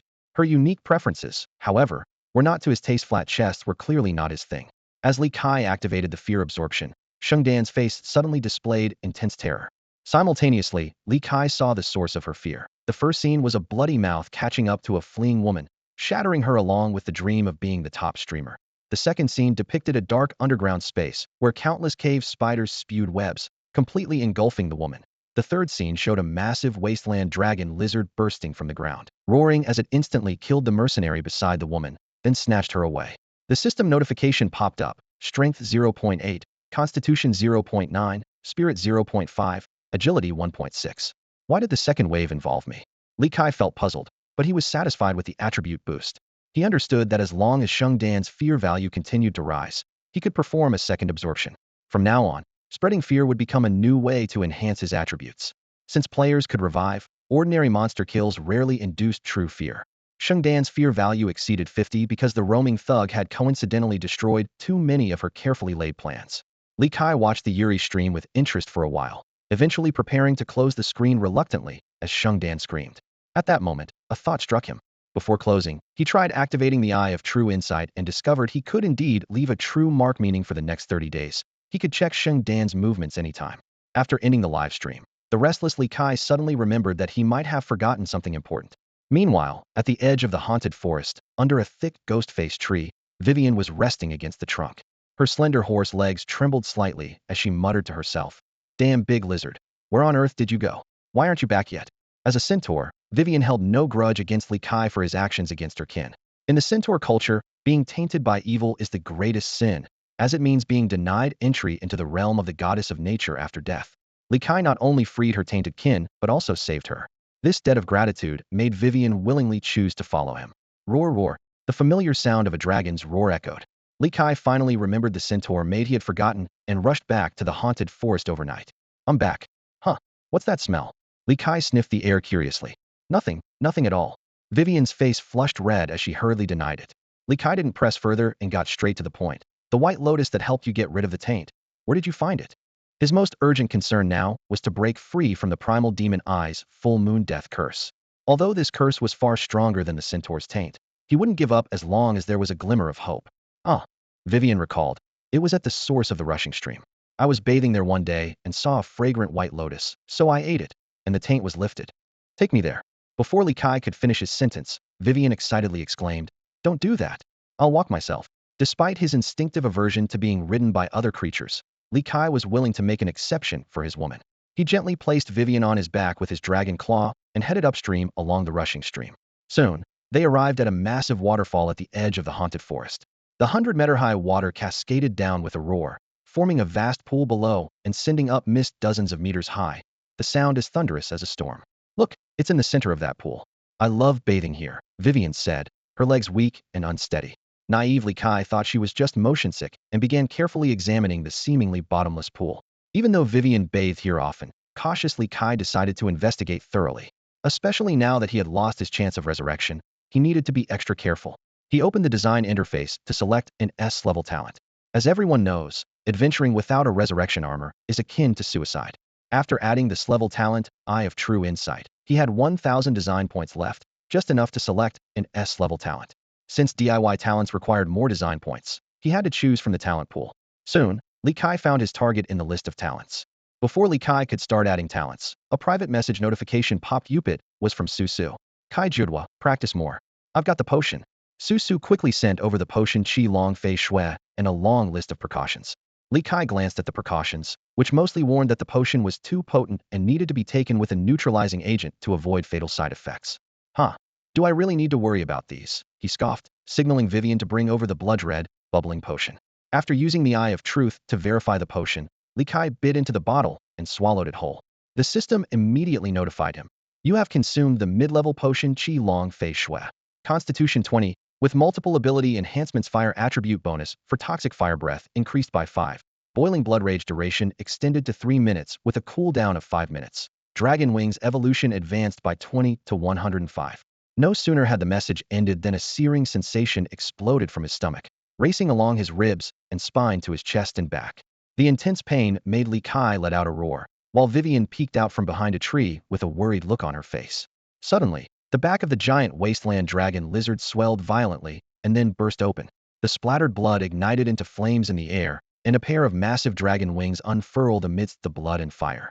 These dark brown wings were lined with dark silver membranes, with the wing bones covered in black spines. For lightning-shaped dark brown patterns stretched from the wing bones to the spiked tips. When fully extended, the wingspan reached nearly 70 meters, with a total area of over 200 square meters.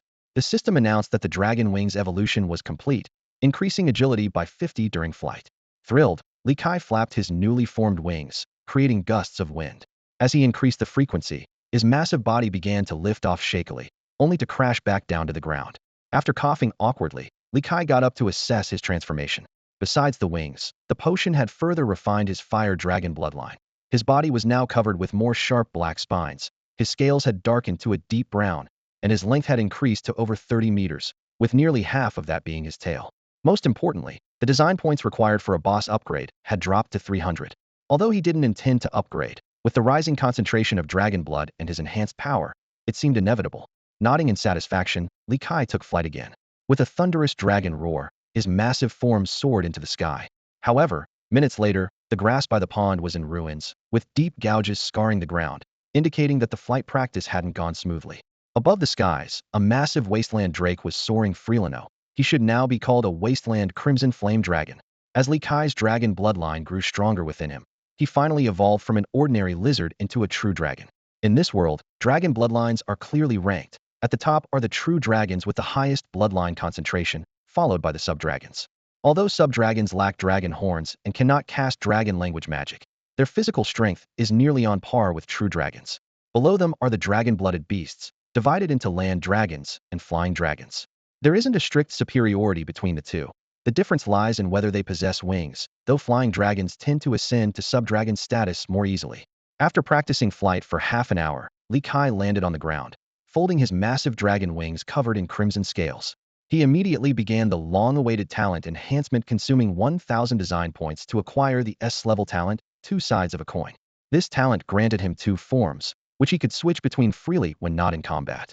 More impressively, if one form was near death, he could transform into the second form within 4.9 seconds to continue fighting, with the transformation time depending on his rank and level. A deceased form would take 7 days to recover.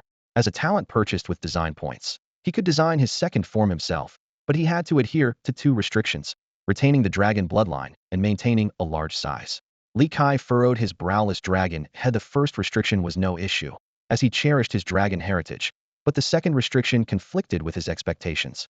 A massive form was certainly intimidating, but it also made him an easier target for skills. He closed his eyes and imagined, gradually forming the image of a dragon man in his mind. Due to the restrictions, this dragon man form still stood at an impressive 4.5 meters tall. Although its strength and physique were not as robust as his original form, his mental acuity slightly increased, and his agility improved significantly. More importantly, this form allowed him to wear human equipment. The true strength of Two Sides of a Coin lay in its unyielding trait. During the 4.9 seconds of form transformation, while near death, he would enter an invincible state. Although damage taken during this time would extend the recovery period of the deceased form, it effectively granted him nearly 5 seconds of invulnerability. Combined with his reckless abandon talent, it was as if he had acquired the ultimate abilities of Olaf and Tryndamere. Even more astonishing, this talent would not conflict with boss traits, meaning that when he became a boss, he would have 3 combat phases. Eagerly, Li Kai immediately activated the form transformation. Scorching flames erupted from beneath his scales, engulfing his body in an instant. As the flames gradually dissipated, a towering dragon man figure emerged. His head retained the fierce appearance of a flying dragon, but was more compact. His entire body was covered in smooth, reddish-brown scales. His fingers, though human-like, ended in sharp dragon claws. His feet fully retained the form of dragon claws. Behind him unfolded a pair of enormous crimson wings, with a wingspan exceeding 10 meters, and mysterious runes flickered across the wing membranes. A long tail ablaze with fire swayed behind him, reminiscent of a classic starter Pokemon. Initially awkward with bipedal movement, Li Kai's thick tail helped him maintain balance. Quickly adapting to his new form, he eagerly summoned the status panel to examine the attributes of his Dragon Man form. Li Kai carefully examined his attribute panel. As a red flame Dragon Man, he boasted impressive stats: an elite level of 29 and a strength of 261,995,400 In his primal form, his constitution was 58.5167.3, spirit was 113.4328.5, and agility was 96.583.9, reaching 146.6183.2 in flight. His physical resistance was 83.8, while his magic resistance was 527.1054 and 451903.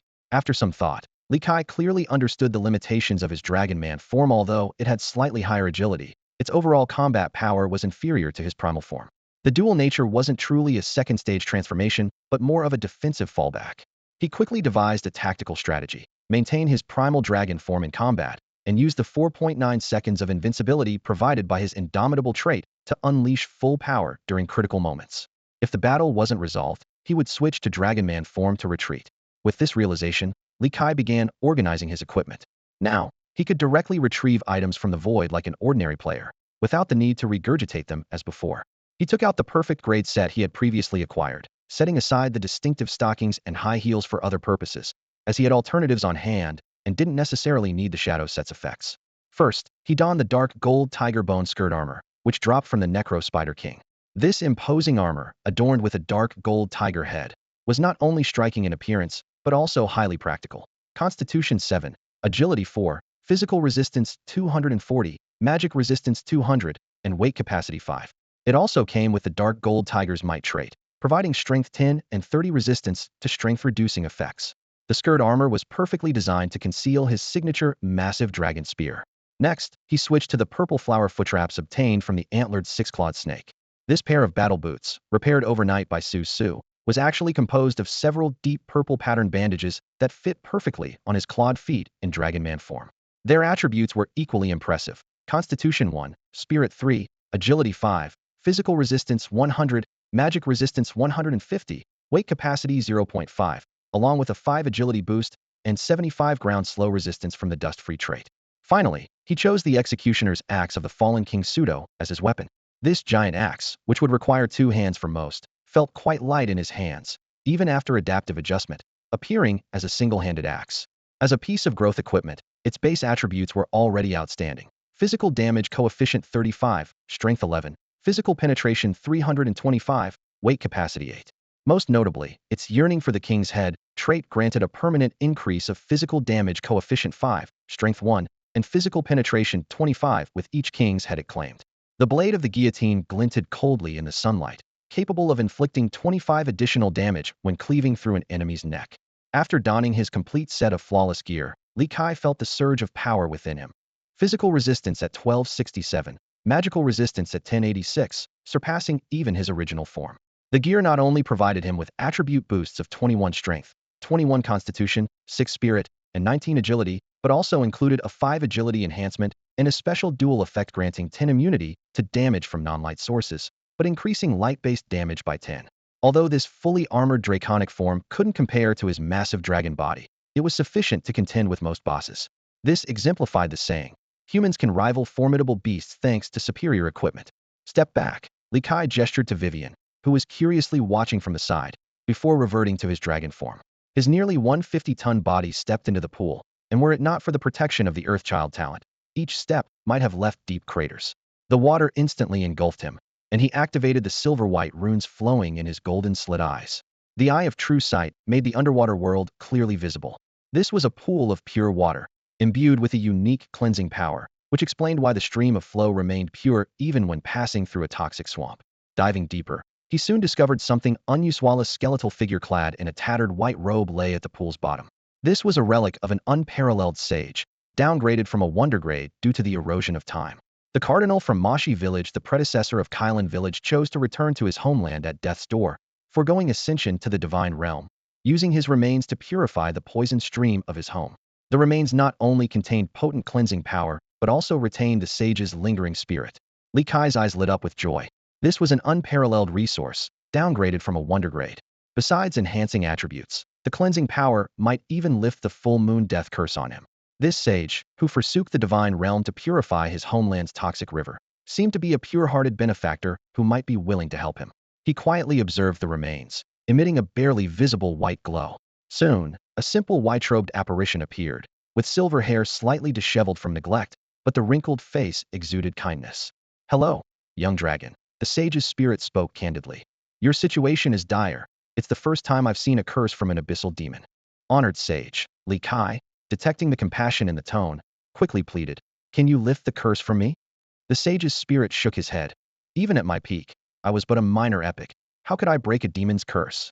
Just as Li Kai felt disappointed, the sage added, "However, I can ensure the curse won't manifest on the next full moon. What price must I pay?" The sage's spirit bowed slightly. "My remains have endured a millennium and cannot last much longer.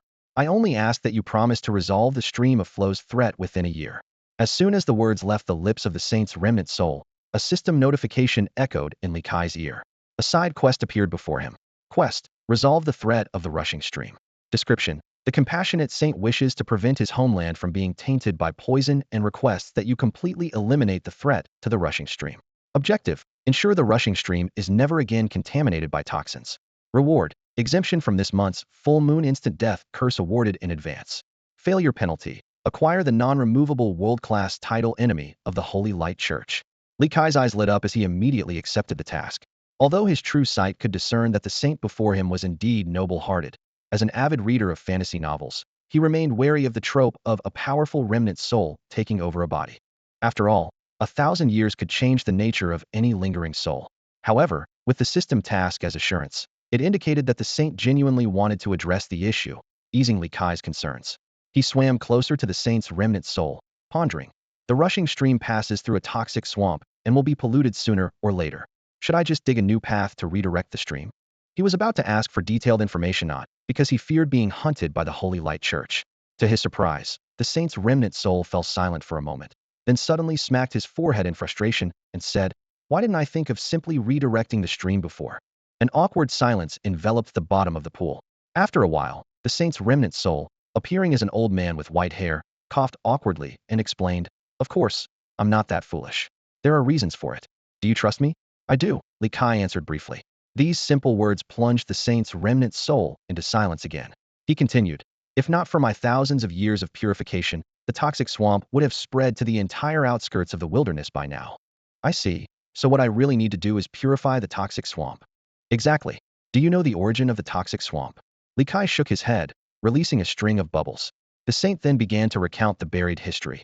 1,000 years ago, this place was known as the Duinbamea Kingdom, famous for its alchemy. The last king was foolish and tyrannical, inviting an invasion from the Mosin Kingdom. To fend off the invaders, the king detonated a mythical artifact that severely injured the enemy army and used the resulting forbidden power to create toxins. Although the forbidden power has long dissipated, the residual alchemical toxins created this toxic swamp. So, the current Mosin Empire doesn't do anything about this place? Li Kai asked, puzzled. The saint's remnant soul shook his head and sighed. They could intervene, but likely see no need. This area is near the wildlands, and at worst, they could relocate the civilians. Why bother purifying the alchemical toxins? But how am I, a mere elite monster with a red name, supposed to handle such toxins? Li Kai wondered, troubled. Rumor has it that just before the fall of the Duinbamea Kingdom, a mysterious Mayan treasury was established, possibly holding the key to solving the alchemical toxin. This news suddenly reminded Li Kai of something, a treasure map he received as a reward after breaking the gargoyle seal. Although the likelihood of a mere marquis family's treasure map being related to the kingdom's treasure seemed slim, Li Kai still took the map out and handed it to the spirit of the sage to examine. The white-haired elder accepted the map, his aged fingers gently caressing the surface of the parchment as he carefully studied each mark. Moments later, he slowly shook his head. "I can't confirm if this points to the Mayan treasure, but the Ged family had close ties with the Mayan royal family, so it's certainly possible." Li Kai nodded and put away the map. At least now he had a clear direction. The spirit of the sage gazed at the sky, deeply contemplating the land he was about to leave forever, then turned to Li Kai. "Let's begin. After helping you overcome this curse, my remaining power can protect Torrent Creek from the toxic swamp's pollution for a year. That should be enough time for you to find a solution, right?" "A year is more than enough," Li Kai chuckled, patting his chest. "But aren't you worried I might die on next month's full moon night?" The sage's spirit laughed heartily. "To survive the wrath of a demon god and force it to resort to a full moon death curse against you, you're worth the gamble." Before he finished speaking, the sage's spirit suddenly emitted a brilliant white light and directly entered Li Kai's body. A warm current instantly filled him, and a new suffix appeared in his status bar. "This month's instant death curse has been alleviated." Li Kai breathed a sigh of relief and bowed deeply to the sage's remains. Although his S-level talent, two sides of the same coin, could perfectly evade the original demon's full moon death curse, revival opportunities shouldn't be wasted lightly, especially if he encountered danger during the gap period. as he had no design points left. He did not touch the sage's remains, out of respect for the sage's noble character, and because the resource had downgraded to a common resource due to power depletion. After a brief moment of silence for the sage, Li Kai pushed off the ground and emerged from the water. He didn't notice that the splash from his movement scattered the sage's remains into fragments. With a splash, a massive dragon leaped from the water, drenching the stunned Vivian on the shore. Let's go back. We haven't finished that task yet. Li Kai had found a breakthrough in unraveling the mystery behind the antlers, just one step away. What task? Still bewildered, Vivian was grabbed by Li Kai and tossed onto his back. Before she could react, the dragon had already spread its wings and soared into the sky, heading towards the centaur's sanctuary. Despite Li Kai's nearly 150-ton weight, which should have made flight difficult even with broad dragon wings and developed chest muscles, the mysterious patterns on the wings seemed to have some levitating effect, allowing him to glide freely at high altitudes. Soon, a towering tree shrouded in mist appeared in view. The centaur's sanctuary, they had arrived. With a resounding roar and a woman's scream, a massive beast crashed to the ground. A strong gust of wind swept out, flipping over the colorful mushrooms dozens of meters away. Vivian slid off Li Kai and hit the ground with a thud, struggling to her feet while retching. Li Kai watched the scene and shrugged helplessly. His tail deftly wrapped around two ghost-faced trees trying to sneak away, stuffing them into his mouth to chew. A system prompt appeared. Killing LV-19 ghost-faced tree yielded no experience due to the level difference. Killing LV-20 ghost-faced tree granted 57 experience points, with an additional 8.5 points from the newcomer champion achievement and 14.2 points from the gluttony talent. Ouch! It hurts so much. Li Kai grimaced. As his level increased, his once favorite wafer cookies could no longer satisfy his hunger, forcing him to rely on these ghost-faced trees. Fortunately, the gluttony talent was still effective, providing him with some attribute points. While enjoying the snack, Li Kai cast the eye of true insight towards the collapsed altar. Information flooded his mind. This ancient altar, hundreds of years old, was originally used for sacrifices and was transformed into the core of a magic array decades ago. Now desecrated by centaurs corrupted by demon gods, using corpses of the young and old, it had completely lost its sanctity. Just as I suspected, Li Kai nodded in confirmation, turning to Vivian. Take me to the core of the centaur's sacred land. I can do that, Vivian said, struggling to stand steadily as she looked up at the wasteland's red flame dragon, towering over 6 meters tall, but not in your current form. Li Kai gestured for her to step back, then shifted into his dragon man form. Although the system hadn't mentioned that the transformation flames would harm anyone, he didn't want to risk roasting the female companion he had finally found who matched his size. He mused to himself. Male centaurs are generally 3.3 meters tall, females 3 meters. Vivian, though slightly shorter at just over 2.9 meters, should be a reasonable match for his dragon man form, right? His gaze lingered on Vivian, eventually focusing on that evil area. If it really doesn't work out, then he'll have to. Unaware of his thoughts, Vivian shakily led the way towards the towering trees. Li Kai furrowed his brow, which was formed of a keratinous layer, and quickly overtook her, deliberately walking backward. How am I supposed to lead the way if you're in front? Vivian asked, puzzled. It's a tradition among us dragonborn, Li Kai said, making up an excuse to walk backward when entering another race's sacred ground, as a sign of respect.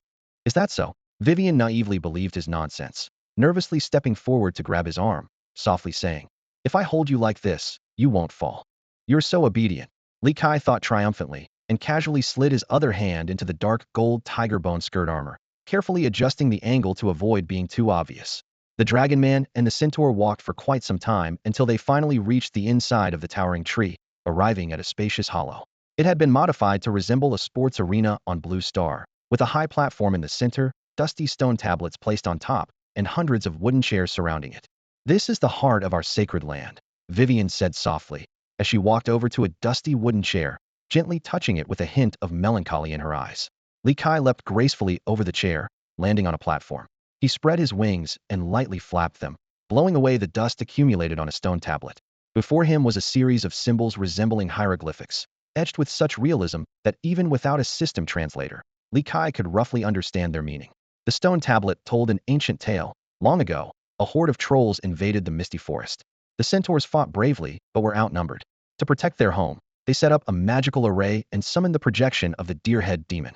Originally a contingency left by the abyssal fear demon king on the Immortal continent, the Deerhead demon, nourished by a fawn's will and nature's essence, would only attack creatures that threatened the forest, remaining relatively friendly to the nature-loving centaurs.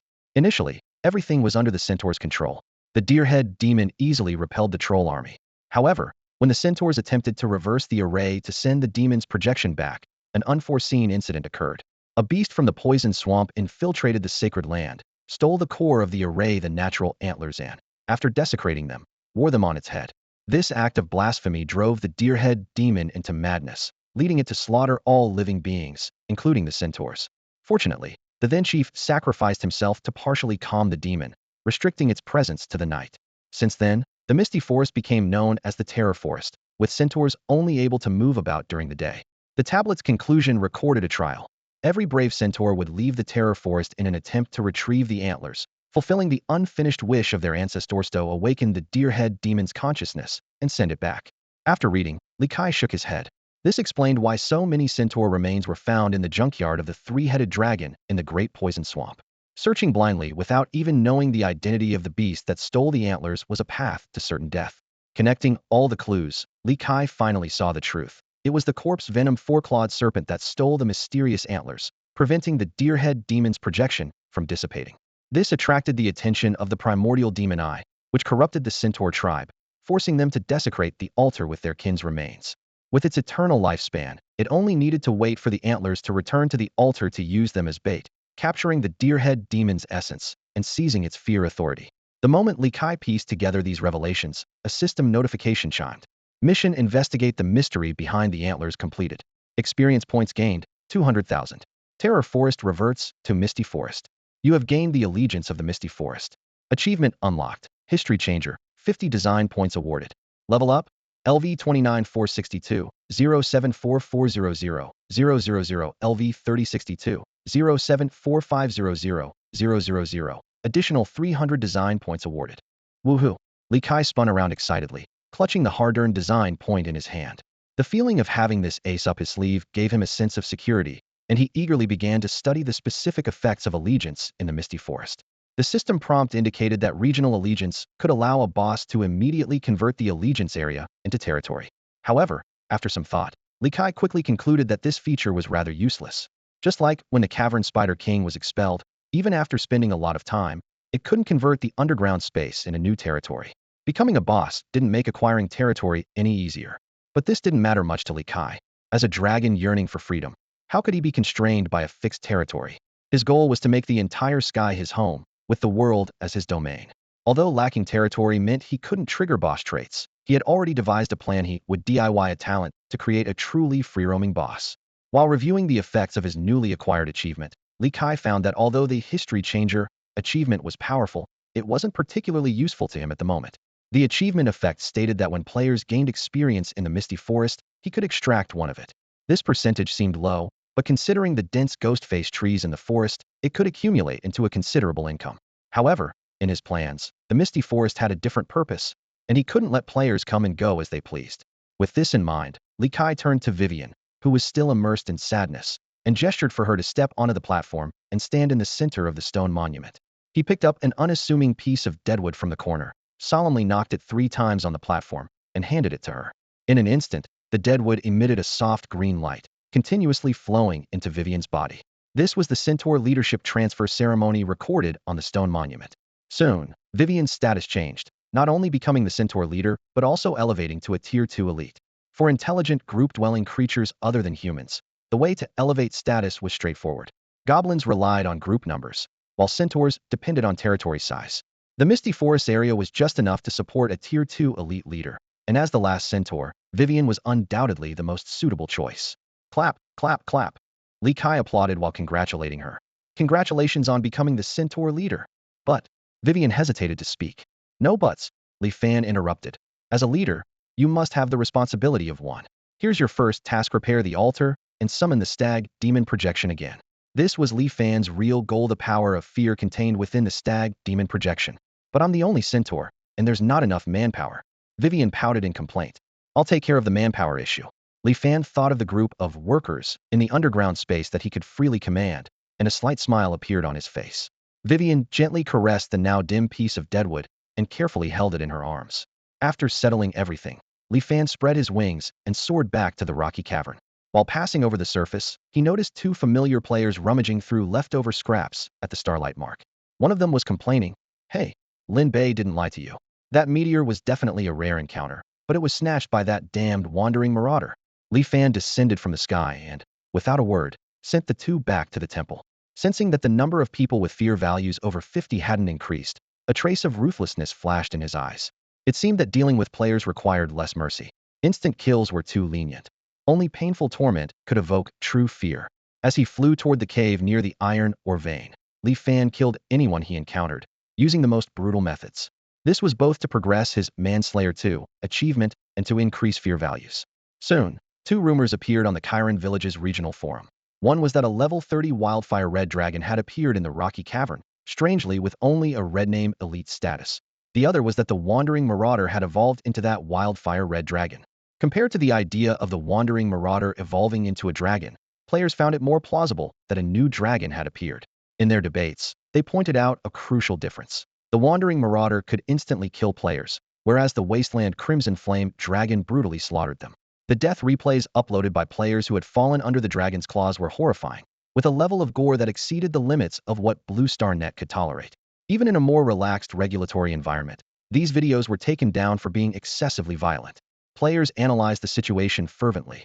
The wandering marauder has developed burrowing abilities. If it turned into a dragon, it would become a super monster that can fly and burrow.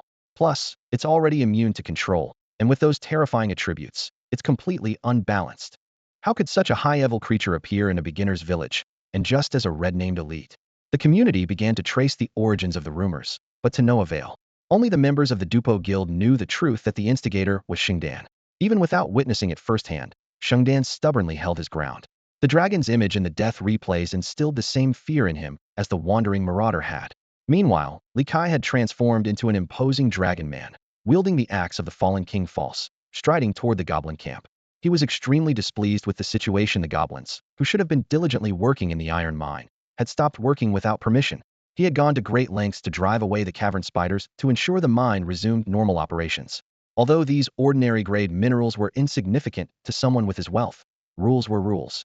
What surprised him even more was that the usually cautious goblins hadn't even set up a guard.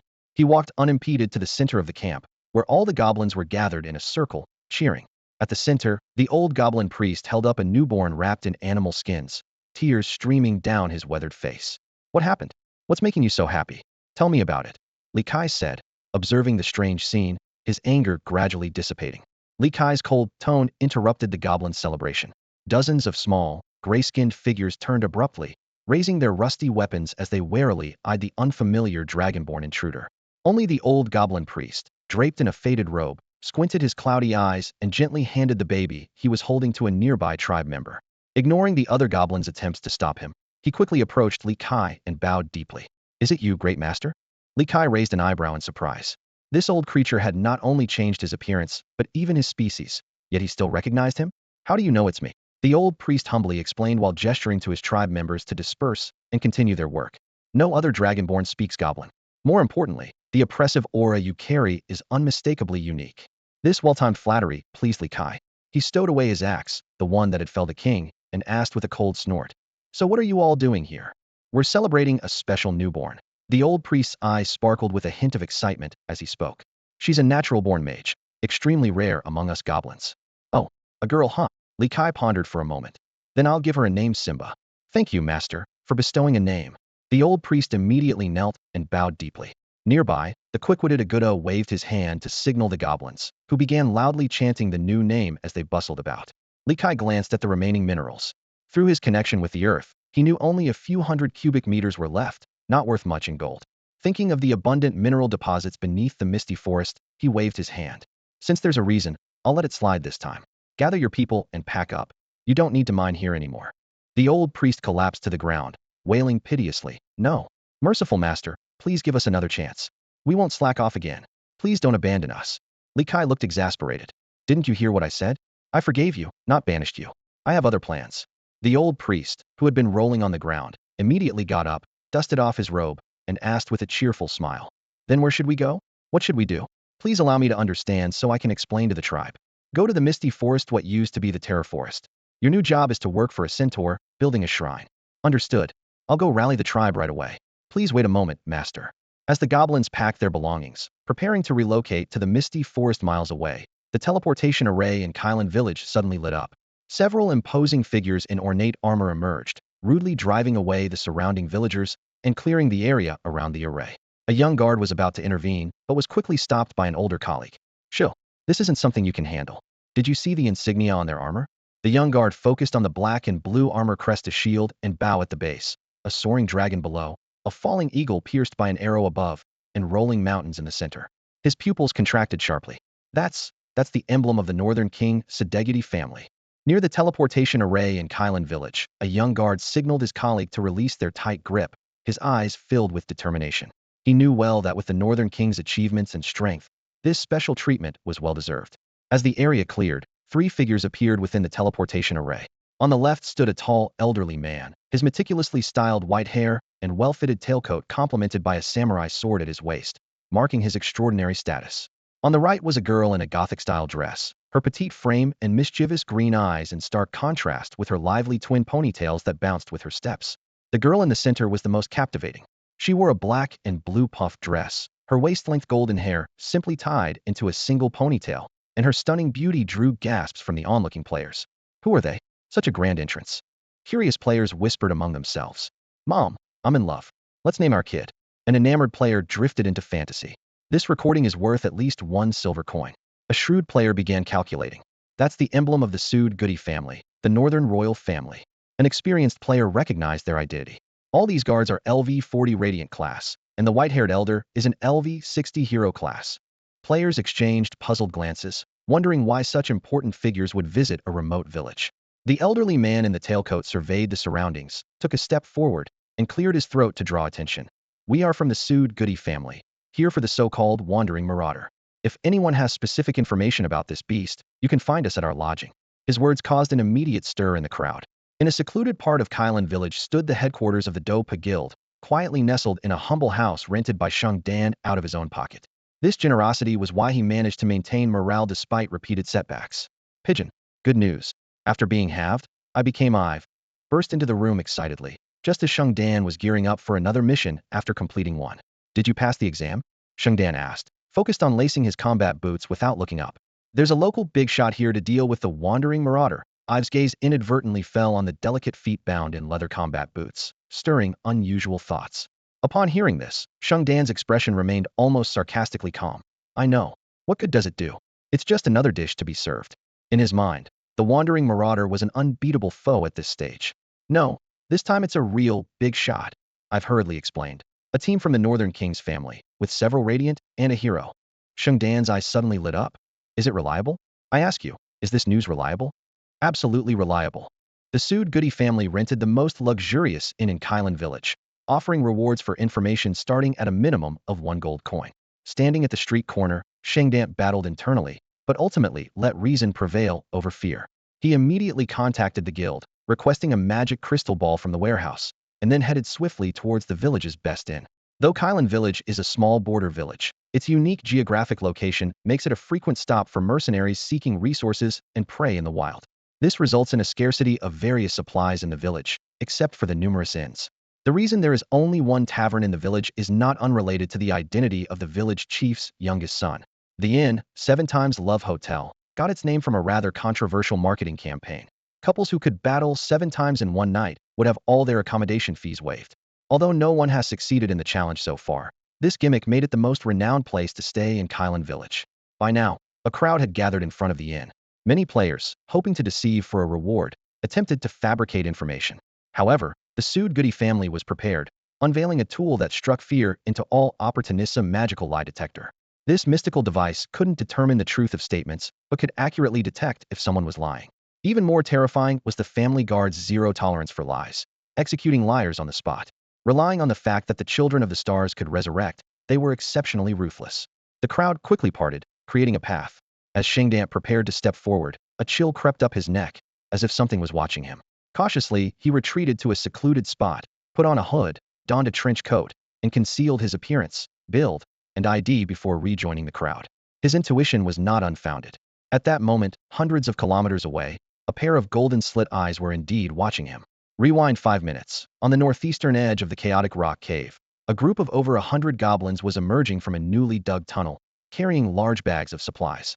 This tunnel was the work of Li Kai, whose excavation efficiency far surpassed the most advanced shield tunneling machines on Blue Star. He discovered that his S-level talent, Child of the Earth, had many unexplored functions beyond the displayed traits. For instance, by deeply communicating with the Earth, he could keep open passages from closing automatically after use.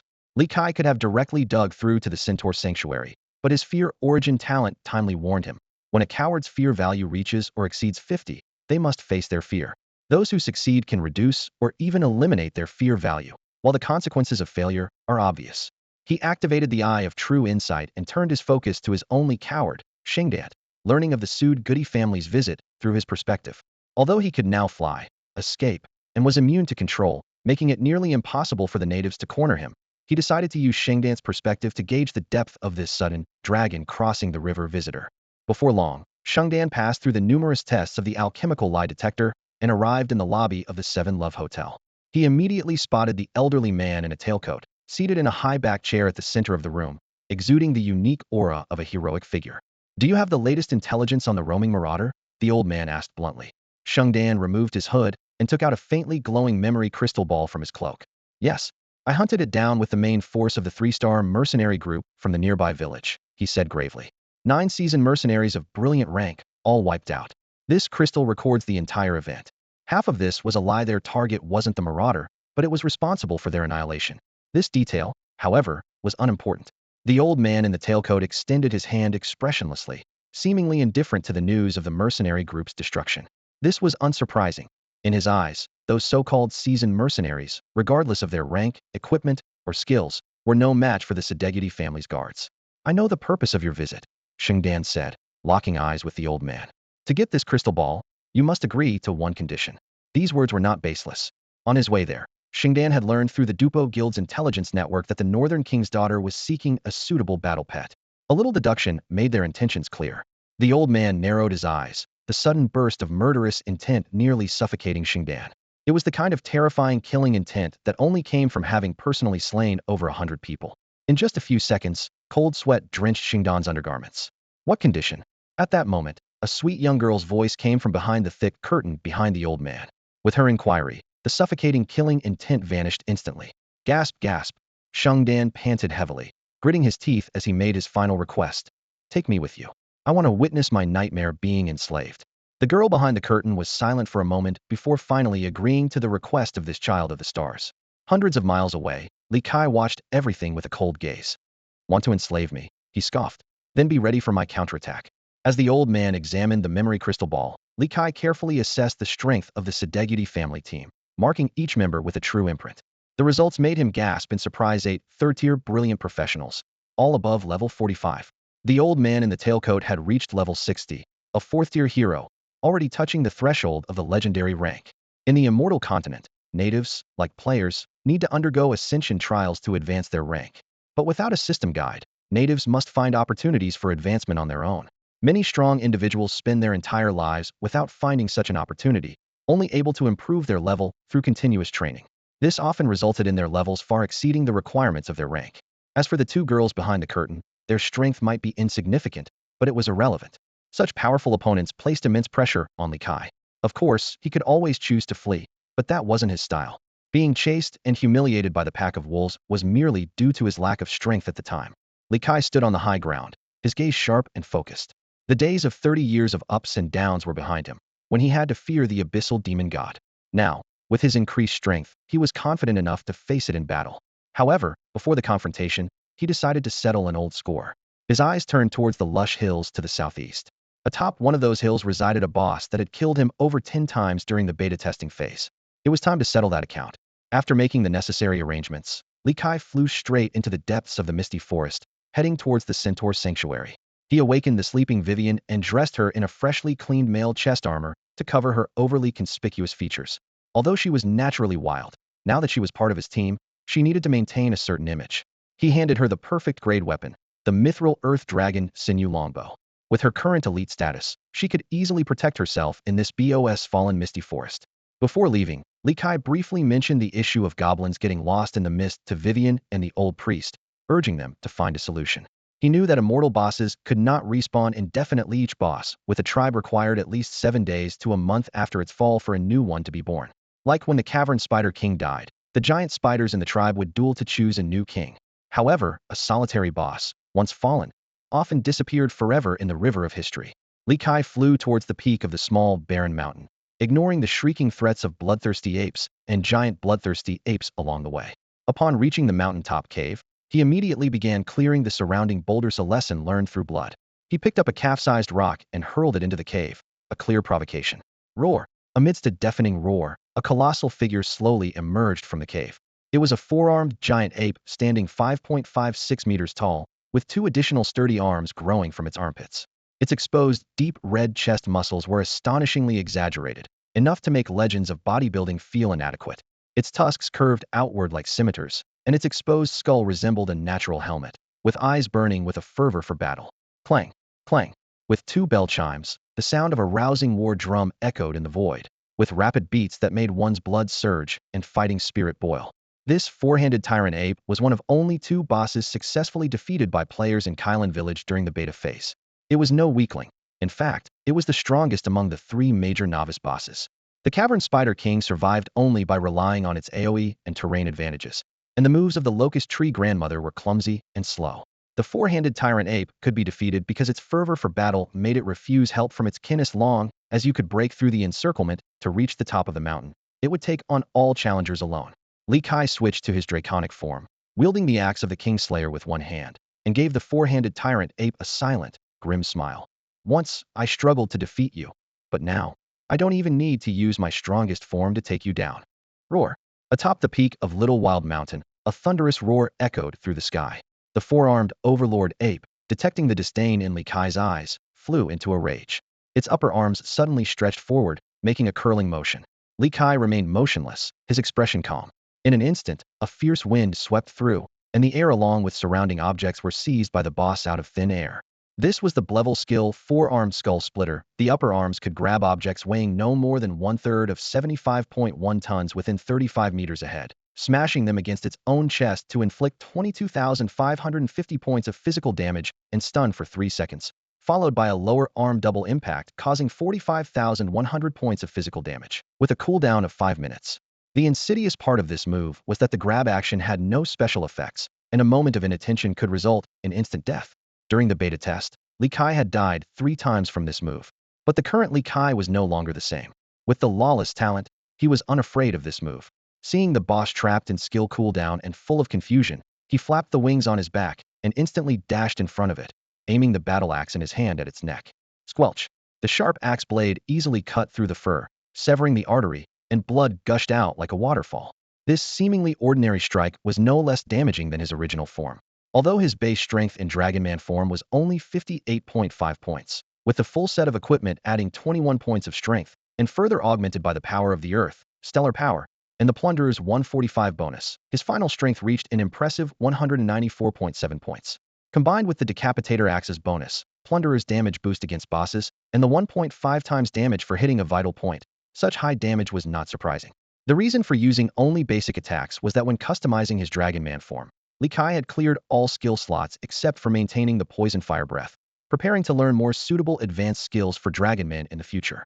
Currently, Susu was searching for appropriate skill scrolls for him, and he had already learned a new skill. Seeing the wound on the boss's neck quickly heal, Li Kai took a step back, easily dodging its punches while using the Eye of True Insight. Although he was well-versed in the four-armed Overlord ape stats, he wanted to confirm there were no differences between the beta and the official release. Species: four-armed Overlord ape. Rank: Boss. Level: LV 35. Strength: 225.5205. Constitution: 302.5275. Spirit: 37.434. Agility: 116.6106. Health points: 125, 541151, 250. Mana points: 7, 3807 for 80. Stamina: 11, 60012, 100. Physical resistance: 550. Magical resistance: 450. Special resistance: 300. Tenacity: 15.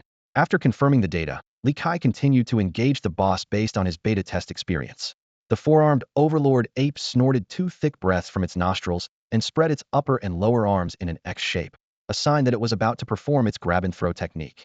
Li Kai flapped his wings and soared into the sky, skillfully dodging the boss's grappling attack. Like a bolt of lightning, he dove down from above, his axe precisely striking the back of the four-armed ape's neck. This scene reminded him of the iconic moment when the squad leader slayed the beast, although the size difference made the comparison somewhat amusing. The ape let out a deafening roar, pounding the ground with its four limbs. The solid rocky surface cracked instantly as its powerful arms began digging, hurling massive boulders continuously at Li Kai. This was the boss's clever skill, rock throw, each rock capable of inflicting 33,825 points of physical damage with a 3-minute cooldown. Enhanced by the ape's incredible arm strength, the speed of the rocks was almost impossible to track. Confidently, Li Kai sidestepped the incoming boulders, but made a fatal error, forgot that he was now a nearly 5-meter-tall dragon man, no longer the 1.75-meter human warrior he once was.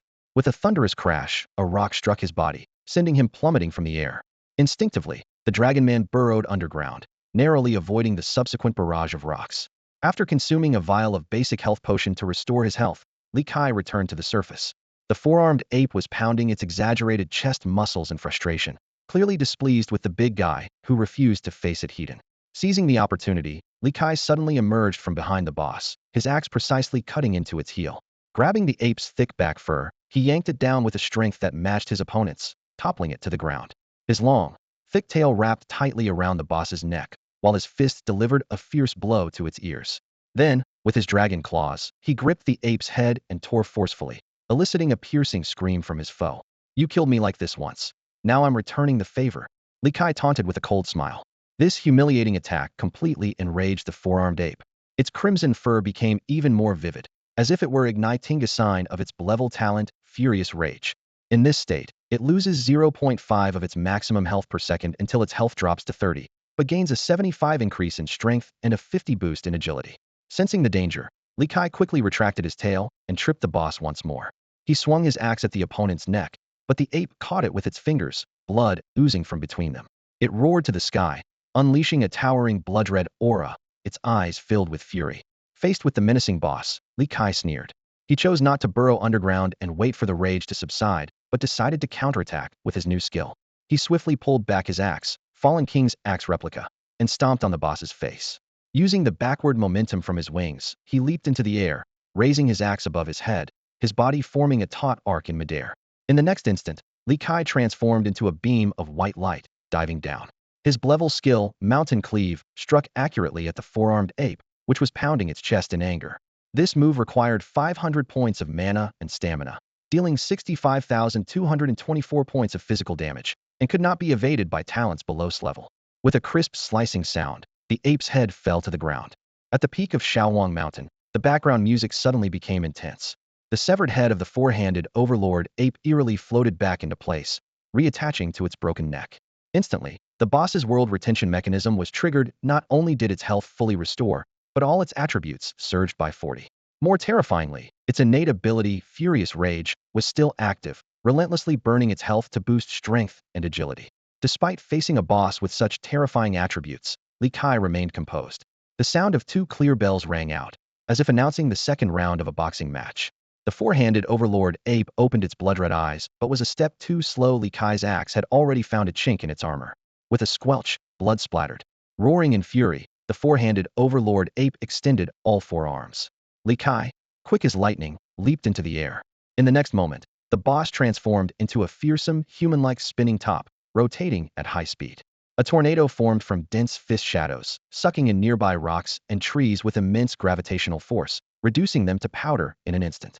This was the level skill Fist Shadow Tornado, capable of pulling in objects within a radius of several dozen meters weighing no more than 4.61 tons, with each fist shadow inflicting 461.2 points of damage. Stacked 200 times, it could cause a terrifying 92,240 points of physical damage. Though daunting, Li Kai, familiar with its characteristics, only needed to stabilize himself midair and wait for the 5-minute skill duration to end. At this moment, the boss had only one final and most threatening skill left. Li Kai descended from above, facing the four-handed overlord ape head-on. The axe blade collided with the oncoming fist, blood splattering. A powerful force transmitted through the axe of the fallen King Pseudo, sending Li Kai flying backward, his feet carving a deep trench in the ground. Spitting out a mouthful of blood, Li Kai's eyes shone brightly as he looked at the slightly worn axe in his hands. He realized he had inadvertently used a high-level technique typically mastered only by those of heroic stature, counter-nullify. This was an advanced skill requiring mastery over weapon handling and energy conduction, allowing a melee master to neutralize an enemy's force by channeling it into the weapon, letting the weapon absorb the damage instead.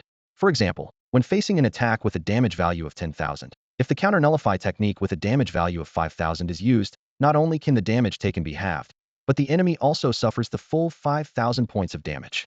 This physics-defying mechanism is key for melee fighters of heroic rank and above to contend with powerful beasts. After all, even a level 60 hero-ranked elder's total attributes pale compared to this level 35 four-handed Overlord Ape boss. Again, Li Kai tightened his grip on the axe, eyes blazing with determination. Li Kai swung his axe to meet the incoming fist, but this time he couldn't completely deflect the attack. Although the axe blade broke through the four-armed Overlord Ape's punch, the terrifying force was unstoppable, sending him flying. With a loud crash, Li Kai slammed into the rock wall like a cannonball, creating a human-shaped crater amidst flying debris and dust. Ignoring the intense pain throughout his body, he quickly retrieved 4 vials of basic life potion from his chest, biting through the bottles to swallow them whole. As soon as the potion's effects kicked in, he burst from the dust cloud to continue battling the enraged boss, vowing to himself to sever its head today. The battle at the summit of Little Wild Mountain was intense, with blood splattering, rocks shattering, and the sound of fists striking flesh echoing continuously. After being slammed into the rock wall once more, Li Kai struggled to his feet, glancing at his dwindling health points with a frown. Forget it, better not to break the resurrection armor, he thought, changing his strategy.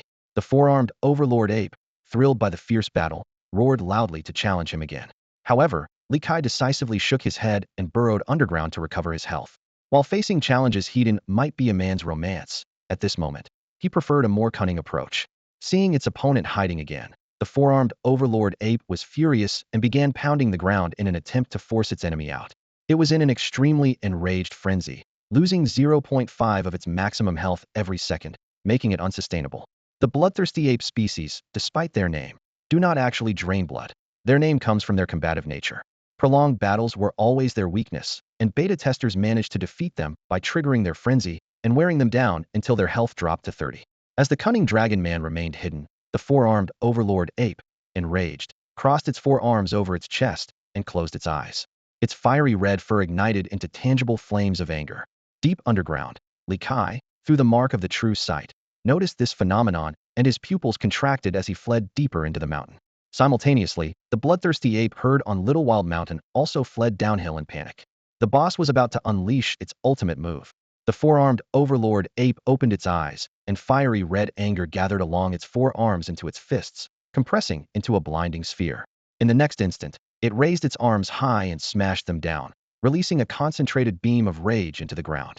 This was the A-level skill Rage-Powered Punch, dealing 138,360 physical damage and an additional 73,700 true damage, with a cooldown of 10 minutes. With a thunderous boom that echoed across the lush hills, a massive cloud of dust rose, engulfing the entire Little Wild Mountain. Long after, the dust cleared, revealing a deep, bottomless pit at the summit.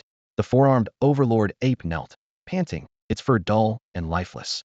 Just when the boss thought it was over, the ground behind it suddenly exploded, and a crimson figure leaped out. Accompanied by the Dragonman's whisper, the axe of the fallen King Pseudo descended as a beam of white light, once again severing the four-armed Overlord Ape's head. In full burst mode of the balanced body, the damage from this axe was astounding. The axe of the fallen King Pseudo received a bonus from its trait: 5 to physical damage coefficient, 1 to strength, and 25 to physical penetration. Killing this level 35 boss not only granted Li Kai 120,786 experience points, but also an additional 18,117.9 experience points for the Newcomer Champion achievement. Li Kai examined the increasingly ominous axe in his hand for a moment and then handed it to Su Su for repairs. He then switched to his primal form, the dragon body, and began to devour the remains of the four-armed Overlord Ape. At the peak of Little Desolate Mountain, beside a bottomless chasm, a massive crimson dragon was feasting on its prize. Its prey was a formidable four-armed tyrant ape, and each bite provided the dragon with significant enhancements. As the blood-soaked fur was consumed, the dragon's physique immediately strengthened. Constitution increased by 0.5, and dual resistances each rose by 0.5 to 0.6. Next came the hardened fist bones, a rare material offering even greater benefits. Strength 2, Constitution 1.5, and dual resistances each increased by 4 points. The robust chest muscle was even more precious, granting the dragon Strength 1, Constitution 3, and dual resistances each increased by 5 points. At this moment, the Gluttony talent activated, yielding an additional 30,196.5 experience points.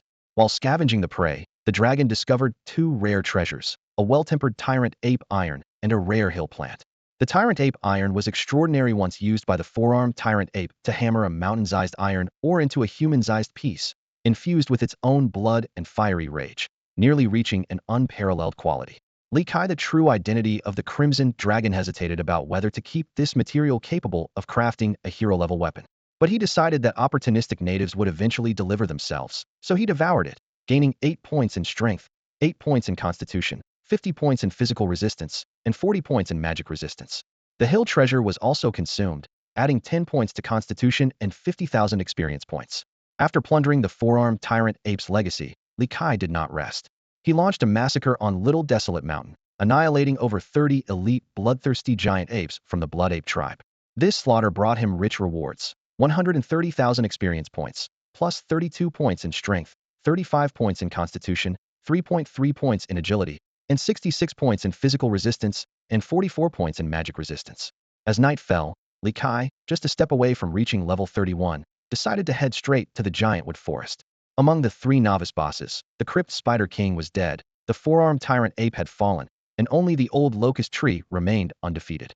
After he left, the massive hole on the mountain peak, which almost penetrated the entire mountain, began to heal at a visible rate, eventually returning to its original state. Under the cover of the night sky, filled with clouds, the crimson figure had already vanished above the clouds. With the full power of starlight, Li Kai's agility soared to an astonishing 267.8 during flight. His speed had broken the sound barrier. In fact, agility reaching 250 allows one to break the sound barrier, but previously, the 3-second boost provided by the balanced body was insufficient to reach maximum speed. Now, a massive figure raced above the clouds, accompanied by the cone-shaped cloud formed by shockwaves, a hallmark of breaking the sound barrier. If he chose low-altitude flight, the shockwave from the sonic boom could damage ground structures. As his speed continued to climb, the sonic cone gradually dissipated into nothingness. In just a few dozen minutes, this formidable being, transformed into a crimson flame dragon, crossed hundreds of kilometers to reach the crystalline lake at the heart of the southern Giantwood Forest. In the middle of the crystal-clear lake stood an island, and on the island towered a gigantic tree, reaching up to the clouds. This was the domain of the Elder Huai tree, under the massive wild tree. Surprisingly, in this magical, immortal world, such a tall tree was just the most ordinary plant. Li Kai dove down like a purple lightning bolt, pulling up just before impact and unleashing a wave of fiery, purpler flames. He knew well that with the world's boss feature of restoration, the Elder Huai tree's body would eventually heal completely, meaning he didn't have to worry about the poisonous fire damaging the boss's materials. Among the towering trees, the Elder Huai tree's true form was rather inconspicuous, only 25 meters tall, no different from an ordinary locust tree on Blue Star. But its dark bark was entwined with silver glowing blue vines, making it particularly enchanting against the night. This cunning boss always used its natural mimicry talent to disguise itself as a red-named elite, blending in with its kind. It not only avoided players' insight skills, but also deliberately suppressed its attack and defense stats to elite monster levels, preventing players from judging it by damage. It loved to strike when players gathered, using AoE skills to wipe them out. During beta testing, players had to sacrifice lives to identify the boss's true form. However, in front of Li Kai, who possessed the eye of true insight, these disguises were futile. He immediately locked onto the target among the similar trees and unleashed the poisonous fire without hesitation. Forced into battle, the Elder Huai tree had to extend its branches and vines to fend off the flames. Its prized tree demon form became a burden here. While it could avoid half of the physical damage, it suffered a 30 fire damage increase, turning to charcoal if touched by the flames. Li Kai calmly ascended into the air, cooling his mouth with rushing stream water. Since the poisonous fire breath had no cooldown, he could slowly deplete the opponent's skills. The Elder Huai tree was caught in a dilemma. Not fighting back meant being burned alive, while fighting back would lead to slow exhaustion. Its kin were helpless against the dragon in the sky.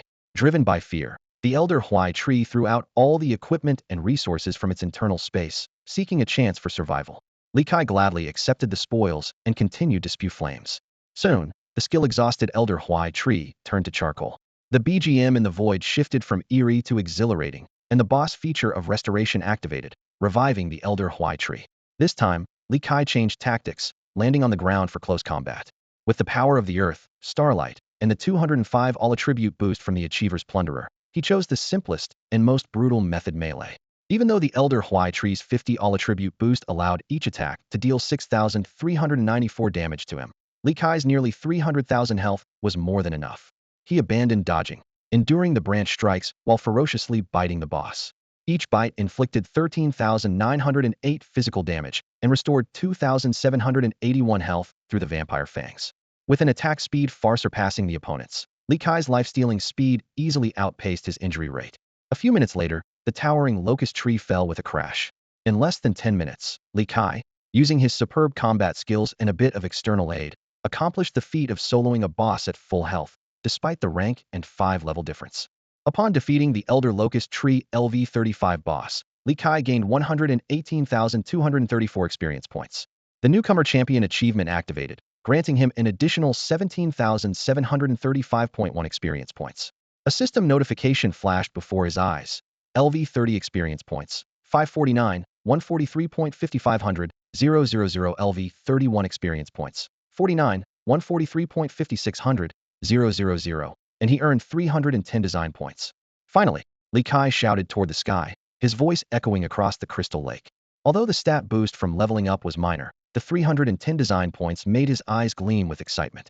Now, with a total of 610 design points, he could finally add in level talent or skill. However, this crucial decision could wait. His focus was currently on the feast before him. Seated cross-legged on the island in the middle of the lake, Li Kai indulged in the remains of the Elder Locust Tree in his bowl, occasionally glancing at a nearby trembling red named elite monster with a predatory hunger. Under his gaze, the surrounding eerie locust trees were terrified, uprooting themselves and stumbling away in a desperate attempt to flee. Li Kai leisurely chewed the delicious bark, unconcerned about their escape. Although situated on the island, the surrounding waters belonged to the realm of the devouring fish. These ordinary tier magical beasts, while individually weak, dominated Crystal Lake due to their sheer numbers and relentless feeding habits. Their level talent, Devourer Fangs, inflicted 100 true damage with each bite, overwhelming even the most armored beasts with their relentless assault. Despite their low strength attribute, their numbers ensured they were always satiated. The eerie locust trees, despite any swimming ability, stood no chance against the relentless pursuit of the devouring fish. With each bite, system notifications appeared. Devoured rare material, the Elder Locust Tree's dark bark, gaining 0.6 constitution, 0.7 physical resistance, 0.7 magic resistance. Devoured uncommon material, the Elder Locust Tree's accompanying blue-silver vines, gaining 1.5 strength, 1.5 constitution, 3 physical resistance, 3 magic resistance. Devoured uncommon material, the Elder Locust Tree's deformed knot, gaining 1 constitution, 1 spirit, for physical resistance, for magic resistance. Devoured precious material, the Elder Locust Tree's centennial heartwood, gaining 4 constitution, for spirit, 8 physical resistance, 8 magic resistance. The gluttony talent activated, granting an additional 29,558.5 experience points. Now that the main course is done, it's time for dessert. Li Kai licked his lips and turned his gaze to the shivering, eerie locust trees on the shore, an unsettling grin spreading across his face. At that moment, the crimson moon in the sky vanished, replaced by a warm orange sun. The sudden change in light was jarring, but it didn't distract Li Fan from his benevolent act. To spare the eerie locust trees from fighting each other for evolution, he decided to relieve them of that burden himself. Burp, Li Fan let out a loud belch and soared into the sky, leaving chaos in his wake and a lone shivering eerie locust tree on the shore, having witnessed the feast. Out of the 65 level 30 demonic locust trees, only one remained after Li Kai's fierce assault. This battle brought him a substantial gain, 249,344 experience points, along with attribute boosts of 27.5 in strength, 53.7 in constitution, 6.8 in spirit, and 5.3 in agility, plus enhancements of 147 in physical resistance and 138 in magical resistance. As a hunter who understands sustainable development, Li Kai's consistent strategy when clearing boss groups is to leave one red named elite monster as a seed. Just like when he dealt with the bloodthirsty giant ape, he spared the last demonic locust tree this time as well. To his surprise, this tree also had a fear value setting, which had already climbed to 80 points. While maintaining his flight, Li Kai activated the fear absorption skill. Although the attribute gains were not significant, this skill allowed him to monitor the demonic locust tree's status in real time, preparing for when it evolves into a boss and he can harvest it. Recalling the previous encounter with the bloodthirsty giant ape, Li Kai shook his head. Even when severely injured and near death, that creature never experienced any fear. However, with the true mark in place, he could monitor it for 30 days, enough time for it to evolve. After 2 rounds of clearing boss groups, Li Kai's attributes saw a significant boost. Species: Wasteland Scarlet Flame Dragon. Rank: Red named Elite. Level: 31. Strength: 242.1. Constitution: 453.6. Spirit: 95.7. Agility: 92.1. Health: 113. 400113, 400. Mana: 9, 5709, 570. Stamina: 13, 60813, 608. Physical resistance: 1344. Magical resistance: 1233. Currently, there were no suitable hunting targets for him on the outskirts of the wasteland. The respawn rate of Immortal level wild monsters here was extremely slow, and elite or higher ranks could only be produced through the evolution of lower-ranked kin. The only exception was the area formerly known as the Egg-laying Grounds, now renamed to Gargoyle Cavern. But it was rumored that the Gargoyle Lord had completely broken free from its seal, and Li Kai was not ready to take that risk. It was time to plan the next steps. After dealing with the Sedegudi family and the Centaur altar matters, he intended to fly over the Ire Mountains and delve into the heart of the wasteland. Checking on the Sedegudi family, he found the 2 young ladies still in bed with no sign of departing. Li Kai decided to detour to the Misty Forest to check the altar's repair progress. When he landed beneath the towering trees of the Centaur Sanctuary, the gust from his massive crimson dragon form scattered the neatly piled dry branches and leaves on the ground. Vivian turned around, her eyes red as she looked at the culprit, pouting, "You're back." Li Kai immediately transformed back into his dragon-human form, wrapped his arm around the waist of the pouting centaur girl, and softly said, "You've worked hard. Look at those dark circles. Did you stay up all night?" Vivian's face turned red as she weakly pushed against his chest. "Stop it. So many people are watching." "It doesn't matter. I don't consider them people," Li Kai said nonchalantly, leaving the goblins who had spent the night gathering dry branches and leaves aside. As he led Vivian towards the treehouse, he inquired about the work progress. "How's the repair going? Can the goblins find their way?" "It might take another month to complete," Vivian explained. "I've been teaching them to recognize our centaur road markers through the night." "Why so long?" Li Kai frowned and asked. "It's just, building the altar requires the local dry branches and fallen leaves, the ghost-faced trees, they—" "No need to explain. I get it," Li Kai interrupted. "The leaves of the ghost-faced trees turn into mist when they mature, making them difficult to collect. Wake up, the sun's already up." On the soft bed, Alice in her silk robe lay with her curves perfectly outlined. She gently nudged her companion, Puff, who had grown up with her like a sister. "Is it really shining on me? Let me see." Puff pretended to be half asleep, suddenly flipping over to pin Alice beneath her, playfully slapping her behind, causing a ripple. "You." The two playfully tussled on the bed for a while before Alice finally managed to drag the reluctant Puff off to wash up. By the time the 2 young ladies were ready, the warm orange sun had turned into a blazing white light outside the window.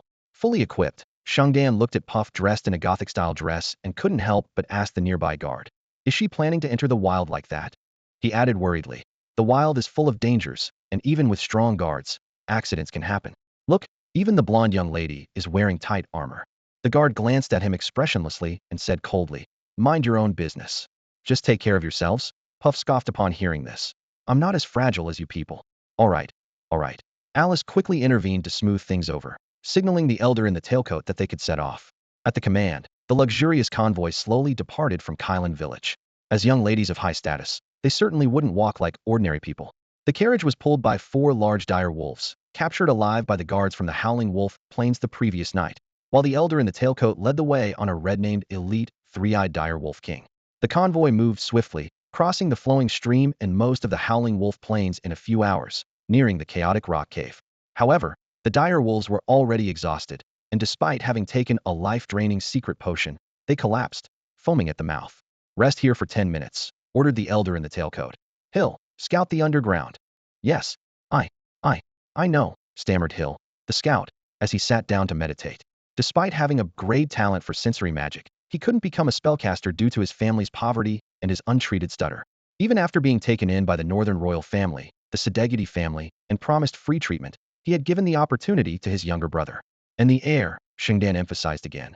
"I'm serious, that dragon absolutely evolved from a wandering marauder." Seeing his determined expression, the elder in the tailcoat took him seriously.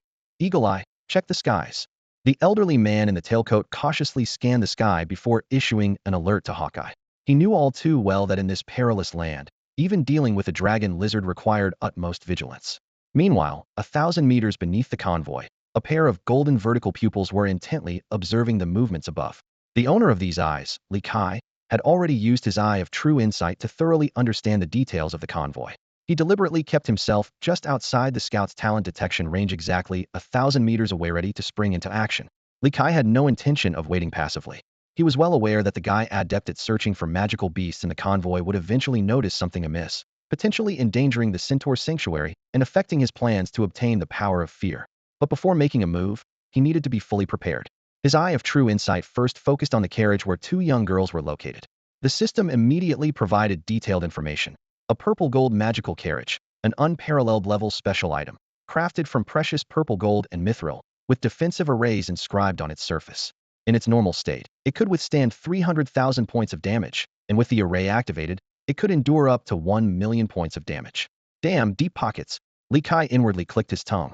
This level of defense was indeed troublesome, and breaking through it instantly would require using his equilibrium body. However, he had other plans for that ability, intended to use it to escape after taking hostages. Yes, taking hostages, not killing. These two noble young ladies, with their cultivation levels at most being level 35, were not worth much if killed, and would only earn him the enmity of the Northern Kingdom's royalty. But if he ransomed them? Li Kai's gaze fell on the forbidden spell, enslavement scroll, which he had obtained from the Spider King in the underground lair, a cold smile playing on his lips. This Agrade scroll wasn't insurmountable for the Northern Kingdom's royalty. Once they returned to the human world, there were countless ways to break it. But who said he would release them? He could take the ransom and keep the hostages. What of the Northern King? If need be, he could always leave the empire of Mosenrear, as he had always been a wanderer. At that moment, an invisible ripple emanated from the scout, expanding outwards and then retracting after sweeping a kilometer around. Li Kai narrowed his eyes. The scout's talent was now in a 3-minute cooldown, the perfect time to act. He quickly opened the design interface to check the remaining 610 design points, just enough to add in steer displacement skill to cover his weakness. Instantly, 500 design points were consumed, acquiring the powerful skill Dimensional Assault, allowing him to slip into another dimension to evade damage, become untargetable, and move over long distances with control, dealing true damage. With a 60-second cooldown, it was nearly perfect, the only limitation being it couldn't be used frequently, and the mana cost was a bit steep for Li Kai's current reserves. However, the higher the mana cost, the greater the damage-worthy trade-off. At the border between the Howling Wolf Plains and the Chaos Rock Cavern, a luxurious carriage stood still in the wilderness. 3 heavily armored shield guards surrounded the carriage in a triangular formation, their eyes vigilant as they scanned their surroundings. Nearby, a scout sat cross-legged with eyes closed, faint magical waves emanating from him as he accelerated the cooldown of his abilities to detect any anomaly above or below ground. On a slope, an archer with hawk-like sharp eyes kept watch for any threats from the sky. Beside the carriage, a tall elder in an elegant tailcoat was whispering with a mage, the paper map in his hands fluttering gently in the breeze. This 7-member team comprised powerful individuals, each at least at the 3rd tier of brilliance, with one hero-level member at LV 60 overseeing them. Although there was no dedicated healer, one of the shield guards was a renowned paladin, embodying healing, defense, and offense, all an Oni-perfect teammate coveted by players. Sheng Dan observed this heavily guarded opulent convoy, and couldn't help but think. If only the team hunting the cave demon Spider King had such strength and vigilance, perhaps they wouldn't have fallen prey to the marauding bandits. Before he could finish his thought, chaos erupted. The ground suddenly exploded as a menacing dragon head burst forth, almost indistinguishable from a true dragon except for the lack of horns. Its massive maw spewed a wave of purplured flames toward the golden carriage, the searing heat seemingly capable of burning through space itself. Enemy attack. The 3 shield guards reacted instantly, shouting in unison as they activated their shield skills. This deadly breath, enhanced by earth and starlight forces, with a 245 boost from the Ravager, and further amplified by the balanced body converting constitution to spirit, was Li Kai's strongest move, unleashing a terrifying 330,000 points of damage. The luxurious golden carriage was instantly melted through, revealing 2 panic-stricken girls inside. In the nick of time, the automatic defense artifacts on the girls flared brilliantly, working with the shield guard skills to barely withstand the lethal strike. Li Kai had already calculated everyone's skills and equipment with precision using an alchemical calculator. This was all within his expectations. These calculators, once a source of pride for the Immortal continent, were now tools for a beast-hunting nobles. Of course, calculations never err, but if any guard momentarily lost focus and failed to cast a skill in time, then those 2 young ladies would simply have to rely on their luck. Damn lizard! The elder in the tailcoat roared. unsheathing his katana to slash a blazing white arc. This strike, swift as lightning, easily pierced the tough dragon scales, unleashing a rain of blood. Even under such sudden circumstances, this LV-60 hero native could consistently deliver 120,000 points of devastating damage, showcasing true prowess. Li Kai stood firm against the oncoming blade light and the attacks from the guards, using his red flame dragon form to withstand them. He opened his massive jaws and spewed poisonous fire, which narrowly passed over the bodies of two young girls. The green-haired girl with twin tails, possessing the bloodline of a magical beast, was particularly resilient, forcing Li Kai to strike with an additional claw to subdue her. The warriors of the Sadegudi family swarmed around him, their concentrated attacks pouring down like a torrential rain, instantly depleting Li Kai's 270,000 health points. Some persistent guards continued to cast control skills at the dragon, despite knowing it was futile. These guards, unable to reach the dragon hovering above, did so to avoid future repercussions, finding some solace in their efforts. In this critical moment, a golden light suddenly radiated from the battered red flame dragon, triggering the strongest trait of his S-level ability, Indomitable. For the next 5.1 seconds, Li Kai entered a state of bloodlock, allowing him to remain in combat regardless of the damage sustained. Clutching the two young girls in his claws, Li Kai spread his wings and soared upwards. A sharp blade light slashed towards his forearm, which he managed to block with his tail. The blade easily severed the dragon's tail, but unexpectedly, the severed part did not completely detach, instead adhering in a bizarre manner. This was evidently a hidden effect of Indomitable, ensuring Li Kai did not suffer a loss in agility due to amputation.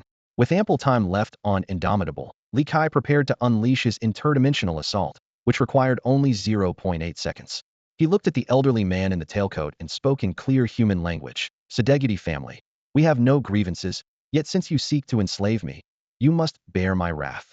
His evolved dragon form granted him a flexible tongue, allowing him to articulate human speech clearly, as evidenced by Vivian. The man in the tailcoat, Isin, noticed the dragon had entered some special state and, worried about harming his masters, signaled everyone to halt. He shouted angrily, "Vile lizard, if you dare harm the princess of the Northern Realm, prepare to enter the realm of the undead. Don't think you can escape just because you can fly. The master once shot down the legendary Sky Hawk, and can certainly bring you down too." As Li Kai prepared his interdimensional assault, he sneered and said, "I'll be waiting for you. Oh, and throw over your weapon, or I'll crush them right now, Isin." This name was given by the king of the Northern Realm when the Tailcoat Elder's family was destroyed, signifying a focus on gaining strength rather than feudal revenge. Seeing the space around the red flame dragon begin to distort and shatter, the experienced Isin immediately recognized the signs of a spatial displacement skill. Knowing he could not stop the opponent, he threw his hero-grade katana. Li Kai swallowed the katana whole, aware of the tracking mark on it, but with his devouring talent, it was merely another stepping stone. Moments later, in a secluded hillside area of the Chaos Rock Cavern, a strange deep purple ripple appeared in the air. A fissure tore open, and Li Kai, transformed into a dragon man, emerged holding the two young girls.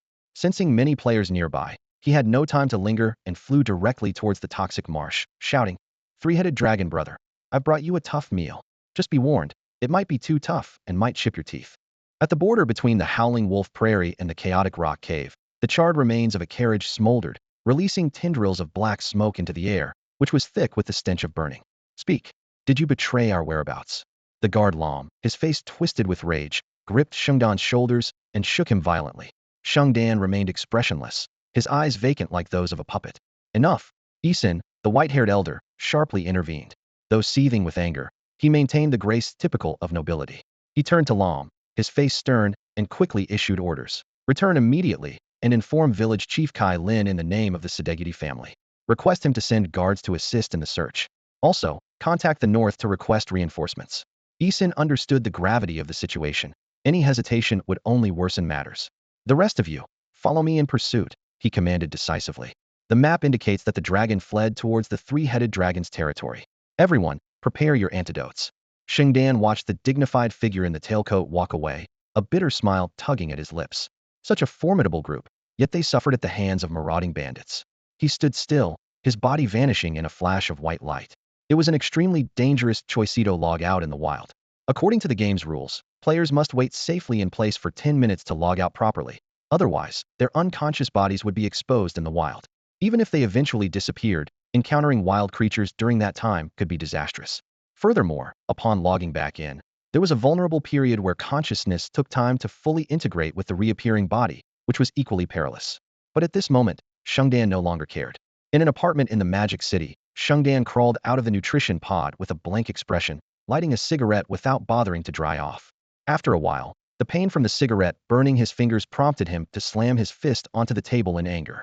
The last look from the marauding bandit, with those golden vertical pupils, conveyed a complex mix of emotions: contempt, disdain, pity, and a barely noticeable gratitude. Rubbing his reddened hand, Shengdan dialed a number. "Hello, Secretary Dai? Please arrange an appointment with the best psychologist for me. And also, I'll need to take a break from streaming for the next couple of days. Help me file for leave." After hanging up, he headed towards the bathroom, unaware that his seemingly ordinary punch had left a noticeable dent in the solid wood table. Meanwhile, deep beneath the lush hills, a burly dragon man was reviewing a system notification. Beside him, two unconscious girls lay sprawled. He had cleverly created a diversion, pretending to flee towards the toxic marsh while actually burrowing beneath the lush hills, thus throwing the Sadegiti family off his trail. Devour heroic weapon Ketsumu. Dejigiri, strength 15, constitution 10, agility 5, physical resistance 100, magic resistance 100. Although directly consuming a heroic weapon was not the most cost-effective choice, Li Kai decided to go through with it. The Eye of Insight detected Ishin's spiritual imprint on Xie Wando Jijiri. Li Kai furrowed his brow, knowing that if he didn't use gluttony to directly devour and destroy the imprint, they'd inevitably be tracked. He quickly checked the attribute panel. The cooldown for the original form of two sides of the same coin showed 12 days, 12 hours, 37 minutes, and 50 seconds. Thanks to Ishin's consideration for the princess, he hadn't continued his attack, or the cooldown would have been even longer. At this moment, Li Kai was uneasy. Both resurrection talents were on cooldown, and he had no resurrection armor. As a player, he wasn't even sure if he had any other resurrection mechanisms, and the system remained silent on the matter. Is there any way to shorten the cooldown of two sides of the same coin? Li Kai urgently asked the system. The system responded that it only required the consumption of a large amount of life essence. Will this affect gluttony's attribute bonus? No. With this reassuring answer, Li Kai felt somewhat relieved. He immediately opened the private chat interface, urging Su Su to expedite the acquisition of resources containing Starlight. Such resources could shorten the cooldown of the Starlight imprint, but they needed to be at least rare grade and were extremely scarce on the market. Su Su replied that he had found some leads, but needed more time. Just then, the girls who had been given health potions began to murmur softly, about to awaken. Li Kai retrieved a magic oil lamp from his internal space to illuminate the surroundings, leisurely sitting on a large throne naturally formed by earth and rock, playing with the space rings taken from the girls, and waiting for them to wake up. Puff, run. The sturdier Pafu was the first to awaken and felt relieved to see her friend lying unharmed beside her. It hurts. Where are we? Alice woke up next and, with Pafu's help, managed to sit up. After surveying the area, she quickly focused on the dragon man seated on the throne. In her memory, a dragon had captured her. Was this dragon man its master? You're awake? I have good news for you. Li Kai took out the Forbidden Arts enslavement scroll and displayed it to the two under the lamp's glow. Can you see what's written here? Pafu squinted and admitted honestly. I see it, but I don't understand it. Li Kai remembered the scroll was an ancient script and cleared his throat, speaking ominously. This is an enslavement scroll. The good news is, only one of you needs to die, the other can become my slave. You choose. Pafu's pupils shrank, her round face wrinkled. Baring her little tiger teeth, she retorted. How dare you treat us like this? Do you know who she is? Do you know who I am? Smack. Li Kai's dragon tail whipped across the girl's face, leaving it instantly swollen. He turned to Alice and asked, is she always this brave? Of course. I know who you are. You are my captives. Alice held back her furious friend, calmly saying, Noble dragonborn, with your exalted lineage, why would you lack female slaves? Release us, and the Sadegiti family and the Ace family will surely reward you handsomely. Money, slaves, resources, just name it. Here's a problem, the dragon man said, his golden slit pupils gleaming with amusement. I want the money, but I don't want to release you. What do you propose? Perhaps you don't fully understand our status. Alice offered her last bargaining chip. My grandfather is the king of the north, and her second uncle is the vice-captain of the legendary mercenary group 7 Deadly Sins Arrogance. The more you say, the more excited I get. Li Kai stood up, unfurling the enslavement scroll. Have you decided? Who will be the slave, and who will die? Alice was silent for a moment, exchanged a glance with Pafu, took a deep breath, and stood up. I Pafu, run. In an instant, an invisible wave surged from her body. An invisible wave hit Li Kai, and a system notification sounded in his ear. Talent Defy All Rules activated, exempting the forced dual effect of the enemy's Beast Space talent. This Beast Space was Alice's level talent, characterized by forcibly pulling magical beasts into a dual space if their rank was not higher than hers. In this special space, the inside and outside worlds did not interfere with each other, nor could they observe each other. More importantly, if a magical beast lost to Alice's battle pet in the duel, it would be forcibly contracted by her. However, there was a limitation: the beast's health had to be above 50, meaning her teammates could only weaken the target to half health at most to complete the contract. But this level control effect had no impact on Li Fan. He glanced at the creature outside, Puffs, which, after much struggle, chose to remain in place, causing a smile to play on his lips. The bond between you two is touching. This way my plan won't fail. At this moment, Alice was unaware that Puffs hadn't fled, and she wore a confident smile. Emotions are the most precious human treasure, something a cold-blooded, brutal dragonkin like you will never understand. Before she finished speaking, two magic arrays appeared beside her, revealing a large and a small magical beast. Li Kai, using his eye of true insight, had already grasped the attributes of these battle pets. Facing the impending attack, he showed no fear and even mocked. Whether I'm cold-blooded or passionate, you'll find out once you're turned into a puff. With a roar and a howl, Alice's battle pets charged at the dragonkin. This beast space lived up to its name, extending the battlefield. What was originally a 10-meter long, 5-meter wide and high underground space had expanded into a cylindrical arena with a radius of 500 meters and a height of 100 meters, allowing the golden griffin with a wingspan of nearly 20 meters to move freely. The girl quickly leaped onto the back of the purple lightning demon wolf and retreated to the back of the arena, instructing the golden griffin to avoid direct confrontation and focus on stalling for time. She knew well that the dragon who had captured her in front of her grandfather and the guards must possess unfathomable strength. Since this dragonkin was associated with that dragon, he was likely beyond her ability to handle. Li Kai retrieved the newly repaired axe of the fallen King Pseudo from his internal space and soared towards the golden griffin in the sky, taunting, "Princess, let me teach you a lesson. When you want to buy time, fighting desperately with your back against the wall is far better than fleeing in disgrace." In the next moment, the axe flashed, and the golden griffin's mournful cry tore through the space. Its majestic lion body was severed in half, its golden feathers soaked in blood. Seeing this, Alice's pupils contracted sharply. This was the dominant magical beast cub her grandfather had captured for her in the wild, possessing the potential of a ruler. Upon reaching level 35 and achieving the status of a red-named elite, the golden griffin should have been invincible. Its innate ability, the golden body, allows it to avoid 30 of physical damage, and its health and physical resistance are far superior to those of ordinary beings. Yet, at this moment, a glint of cold light flashed, and the dragonman's axe traced a deadly arc. Despite activating an 11 displacement evasion skill, the golden griffin failed to dodge the fatal blow. As it crashed to the ground, a white light erupted from its body and then vanished. This was the second protective mechanism of the Beastmaster's space, pulling a pet into a frozen state within the space at the brink of death, lasting for 7 days. It is well known that the greatest weakness of a Beastmaster lies in the binding of their pets, as the contract cannot be dissolved. If a pet dies, the contract slot is lost permanently. This feature perfectly circumvents that critical flaw. "Puff, you must escape." Alice clasped her hands together, praying softly. "I'm sorry, but you're going to be disappointed." A deep, hoarse voice echoed in her ear. In the next moment, Alice felt her world spin as a dragon's claw clamped tightly around her. In her peripheral vision, she saw her second pet, the purple lightning demon wolf, already decapitated. "Goodbye, little purple." Tears glistened as they rolled down her cheeks. Although the purple lightning demon wolf was temporarily saved by being drawn into the Beastmaster's space, in this situation, the malevolent dragon man would never agree to heal it. As the dual space dissipated, a figure broke into Alice's view. "Puff, why are you here? Didn't I tell you to leave?" With the appearance of the dragon man and the girl, Puff's form suddenly changed. Her green hair turned purple, her eyes shone with a purple-gold light, her cute little fangs became sharp and menacing, and her ears transformed into furry round ones. "Don't be silly. How could I leave you and run away alone?" This was the manifestation of this level talent. The Behemoth King's blood. A girl with the purple-gold Behemoth bloodline not only permanently enhances her physique by 80, but activating the Behemoth King's blood can transfer her physical attributes to her strength for 5 minutes, with a cooldown of 10 minutes. With a roar, Puff shot out like a cannonball, aiming a headbutt directly at the dragonman's abdomen. Li Kai frowned slightly, catching Puff with one hand and slamming her into the ground, creating a huge crater with her small head. The girl instantly lost her ability to fight.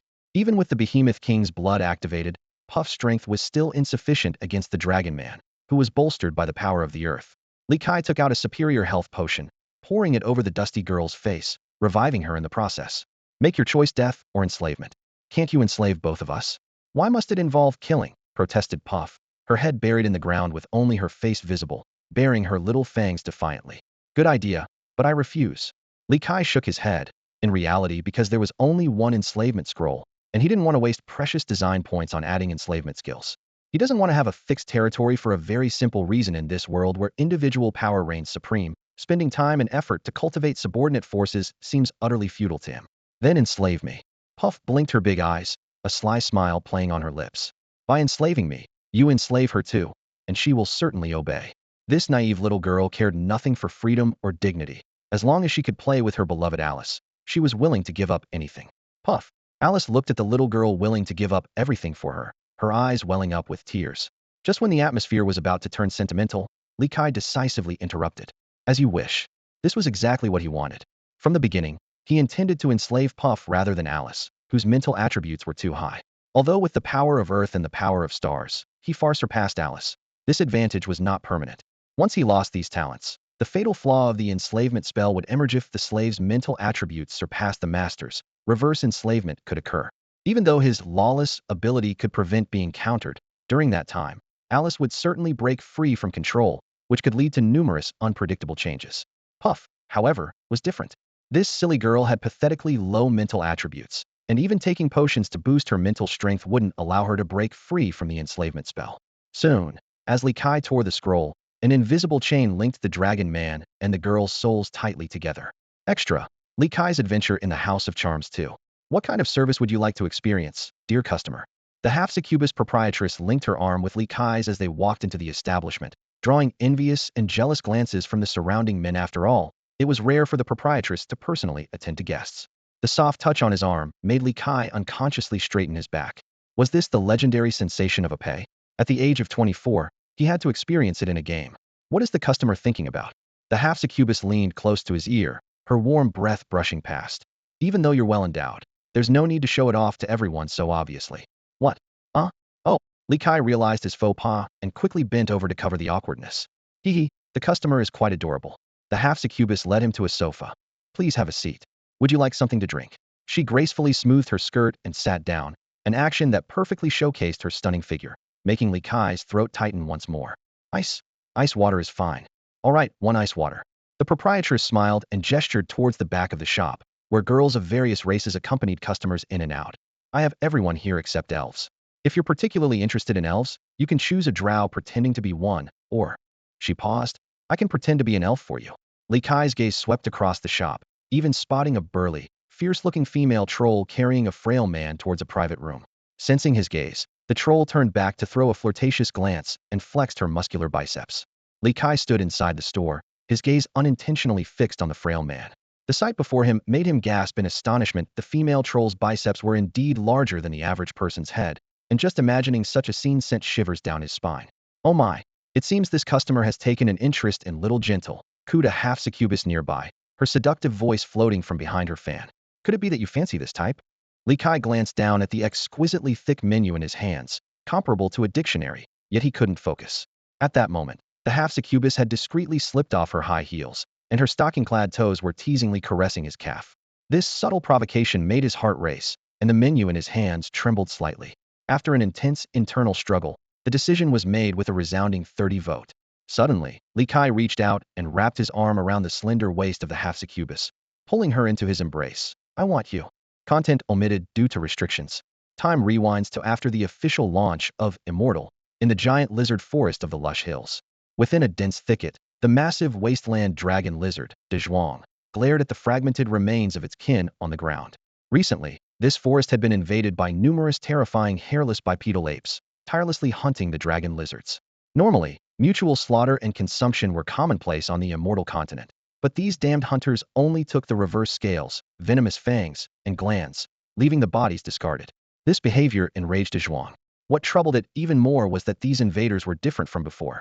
In the past, the hairless bipedal apes would flee in panic after a few attacks, but now these creatures grew more courageous with each encounter, their strength increasing by the day. Dezhuang felt a creeping fear at this rate. It would inevitably become prey itself. As it howled at the sky, venting its anger and fear, it heard a faint rustling from the bushes behind. A thought crossed its mind: if it couldn't defeat the marauding invaders, perhaps venting its frustration on this giant wasteland dragon lizard would suffice. The soul, mysterious and profound, remains an enigma even to the wisest of deities, echoed the words of the current dean of the Arcane Empire's Wiseden Academy in Li Kai's mind. As the soul contract was completed, an unusual sensation surged through him. At that moment, Pofu's life and death were entirely under his control. A mere thought could obliterate her soul. Even more astonishing was the fact that all of Pofu's thoughts and memories lay open to him like an open book, ready for him to peruse. Li Kai immediately attempted to read Pofu's thoughts. I'm a bit hungry, didn't eat enough in the morning. Not enough at lunch either.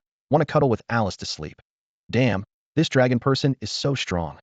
Hearing these childish thoughts, Li Kai couldn't help but think with a grimace. Could this contract actually be lowering my intelligence? You stay here and don't move, he instructed Alice briefly before pulling Pofu underground. With the bond of sisterly friendship and the monitoring of the true mark, he wasn't worried about Alice acting rashly. As they sped through the underground, Pofu began to struggle due to a lack of oxygen. It suddenly occurred to Li Kai that young girls didn't have the breathing abilities of a child of the earth, so he periodically brought her to the surface for air. Soon, they reached the bottom of the rushing stream. Li Kai instructed the mud-covered Pofu to wash in the swift stream and then returned her space ring, now containing only her feminine clothing, had confiscated all valuable items. If it weren't for needing her to use the ring to carry ransom, he would have considered replacing it with a basic model. In the underground hollow, Pofu dried herself with the flame at the tip of Li Kai's tail and changed into a dress. Observing the surprisingly voluptuous figure of the seemingly ordinary-looking girl, Li Kai felt a slight stir but quickly shifted his attention to the more alluring Alice. Upon returning to the underground space, Alice immediately inquired about Pofu's condition with concern. This scene sparked a mischievous thought in Li Kai's mind. Not long after, Pofu's complaint echoed through the underground space. Pofu is hungry. Can't you open your eyes? Meanwhile, deep within the eastern part of the poisonous swamp, 3 thunderous dragon roars shook the ground. Who dares trespass on the great Swopeman's territory? So much delicious food, Adu wants to eat. Finally, some ants that aren't so weak. A Valsis will tear them all apart. Facing this formidable 3-headed dragon boss, the white-haired elder reluctantly donned his crimson armor, shedding his iconic tailcoat. Just as he began inquiring about the dragon's situation, he was interrupted repeatedly and had to draw his backup katana to fight. Sigh, the elder lamented. I had hoped to resolve this peacefully out of respect for that gentleman, but it seems I'll have to fight to extract information. And so, a fierce battle between man and dragon erupted in the swamp. This is a spacious and bright office, with understated luxury in its decor. The light-colored walls and furniture fill the space with a warm atmosphere. In the corner, an electromagnetic shield operates silently, protecting the privacy of patients. This is one of the top private psychological clinics in the bustling city, where hourly consultation fees can easily reach tens of thousands. You mean to say that you were traumatized by a boss in the game? The doctor adjusted his gold-rimmed glasses. Not a boss, just a red-named elite monster. The patient corrected quietly. Got it, an immortal, right? The doctor nodded. Recently, I've had several cases like this, where the monsters in the game have caused psychological issues. That red-named elite monster, was it particularly brutal? It's not about brutality. The patient clenched his fists. It's an extremely rare, overpowered monster, immune to control and capable of flying and phasing through the ground, with exceptionally high stats. Unfortunately, the insight skill didn't work on it, so I couldn't see its stats. The doctor suddenly chuckled. What's so funny? I just remembered something amusing. Enough. The patient suddenly stood up. I paid 30,000 to be here, not to hear you use cliched movie lines. Mr. Chun, please trust me, the doctor said seriously. I am professionally trained. No matter how funny, I won't laugh unless. You're going too far. I've had enough of you. Mr. Chun turned angrily to leave. Wait. The doctor quickly called after him. How about this, Mr. Chun? I understand your situation. With medication, I promise you can quickly overcome this psychological shadow. How does that sound? Fine, so what should I do? First, focus on enjoying life. The doctor advised patiently. Remember, the game is virtual, and no matter how powerful you are in the game, it's not real. Meanwhile, deep underground in a lush hill area, Li Kai stood up feeling refreshed and used his earth-escaping technique to leave the underground space. He had left Alice and the others with ample food and water, enough to last until his return. With the enslaved Puff acting as a lookout, the Sedeguti family would be warned if they found this place. And Alice, for Puff's sake, would not act rashly. With no worries, Li Kai decided to cross the air mountains to search for the treasure marked on the Ged family map. He first tunneled to the vicinity of the mountains, then under the cover of night, broke through the surface and soared into the sky. This majestic mountain range was once a natural barrier during the beta phase, preventing players from entering the wasteland. Even the lowest parts of the endless mountains are over 2,000 meters high, with mirror-smooth rock faces polished by relentless winds, leaving not a blade of grass.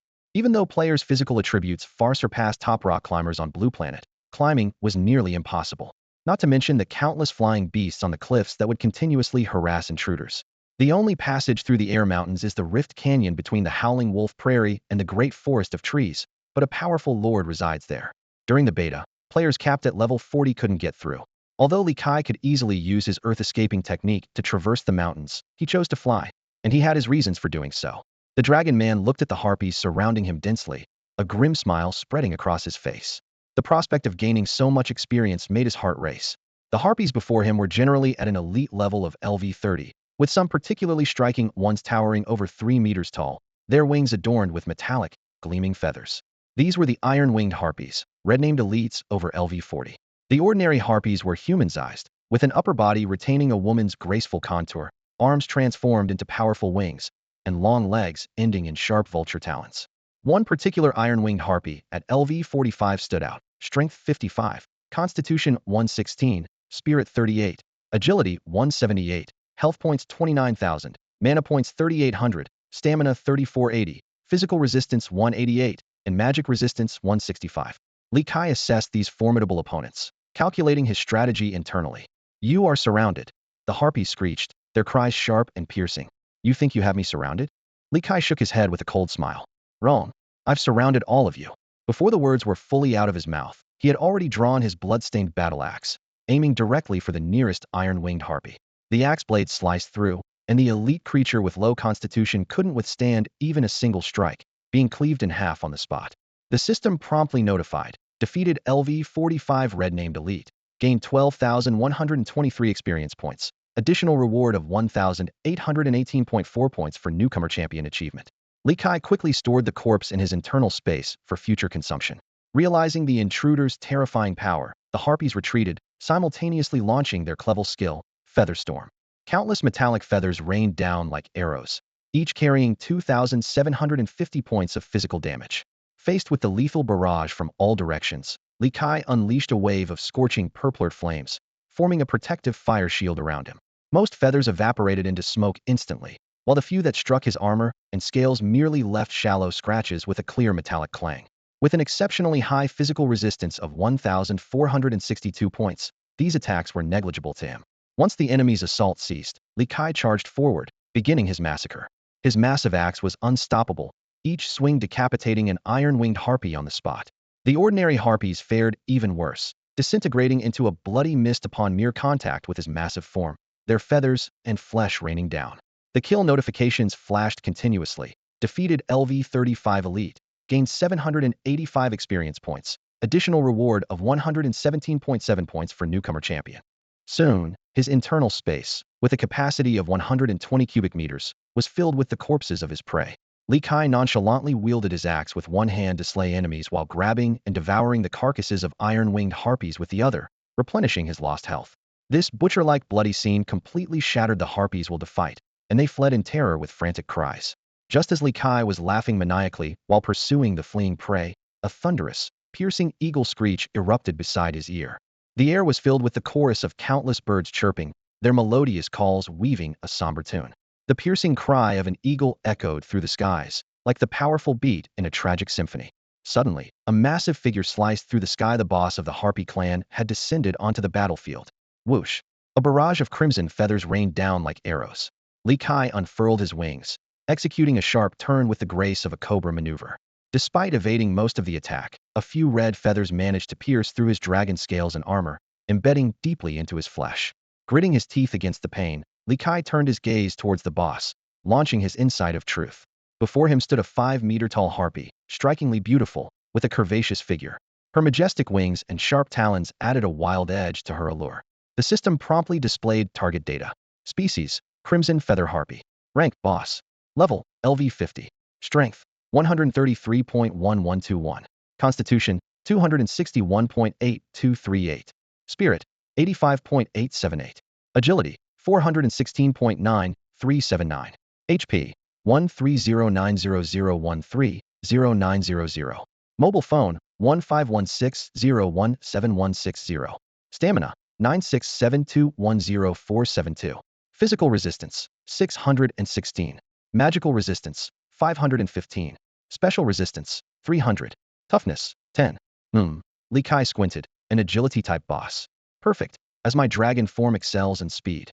He immediately activated Equilibrium Body to maximize agility, his wings powering him to break the sound barrier. A vapor cone formed behind him as he became a streak of light, charging precisely at the Crimson Feather Harpy. In the collision, Li Kai's sharp dragon claws tore through her protective feathers, latching onto her wings. His claws interlocked with her talons, and his tail wrapped deftly around her waist, immobilizing the boss. A wicked grin spread across Li Kai's face as he opened his dragon maw, unleashing a searing wave of purplish red flames. The intense heat charred the harpy's face to a crisp. Although she screeched with soul-piercing intensity and struggled frantically, the intimidating effect was nullified by his invincible trait. With a vast disparity in strength, she could only endure the scorching poison fire. As the boss turned to ash and began to rise, the music swelled dramatically. The world's resilience feature triggered. Li Kai calmly drew the decapitator axe fake, waiting for the pseudo-second stage CG to conclude. As expected, the harpy's body soon regenerated. Seizing the moment, Li Kai swung a fierce axe strike at her neck. The boss, with her enhanced attributes, dodged her head just in time, her feathers bursting into a dazzling glow. Level skill, Ruo Ing Feather Garb. The harpy spun, her feathers in the wind weaving a protective cloak, instantly gaining 35,100 shield points and reducing the next damage by 35. However, this did not alter the outcome. The Mountain Crasher, being an unavoidable skill, could only be evaded by S-level or higher innate skills. The fierce axe light carved a graceful arc through the air, ultimately striking her shoulder with precision. The sharp axe nearly split her body in two, causing blood to gush out like a fountain. The red-feathered harpy let out an ear-piercing screech, spread her wings wide, and sped away into the distance. She actually ran away? Li Kai raised an eyebrow, recalling the more cowardly antlered six-legged snake from the serpent's rest, and couldn't help but smile. The world's retention mechanism was triggered, and the red-feathered harpy activated her Sky Gap Shriek skill, boosting her agility to 682.2 points. Li Kai immediately engaged the triple amplifiers of Star Power, Plunderer, and Boiling Blood Rage, raising his own agility to 522.7 points. Although he was still slower than his opponent, he knew that once his equilibrium body cooled down, he'd have a chance to catch up with the fleeing boss. In the night sky over the Ire Mountains, two meteor-like figures streaked across the heavens. Sonic booms echoed continuously, startling the beasts below into terrified roars. Li Kai felt the presence of a heat barrier, realizing his speed had surpassed Mach 2. 5 seconds passed in a flash, and the Dragonman's speed surged again. A tail cloud reformed behind him. If it weren't for his red flame Dragonman heat resistance, the high temperatures from air friction alone would have scorched him. Li Kai, like a blazing meteor, slammed into the red-feathered harpy ahead, locking his arms around her and beginning to bite ferociously. Faced with the threat of death, the boss struggled desperately, her sharp talons tearing at his armored scales. Yet he ignored the damage, relying on the vampiric traits of his fangs to continue draining her blood. This reckless fighting style completely shattered the red-feathered harpy's will to fight, leaving her with no choice but to desperately fly towards the Fission Canyon, hoping the Lord there might save her. However, just as she reached her destination, Li Kai ruthlessly tore open her throat and summoned the axe of the fallen king, decapitating the boss with a single strike.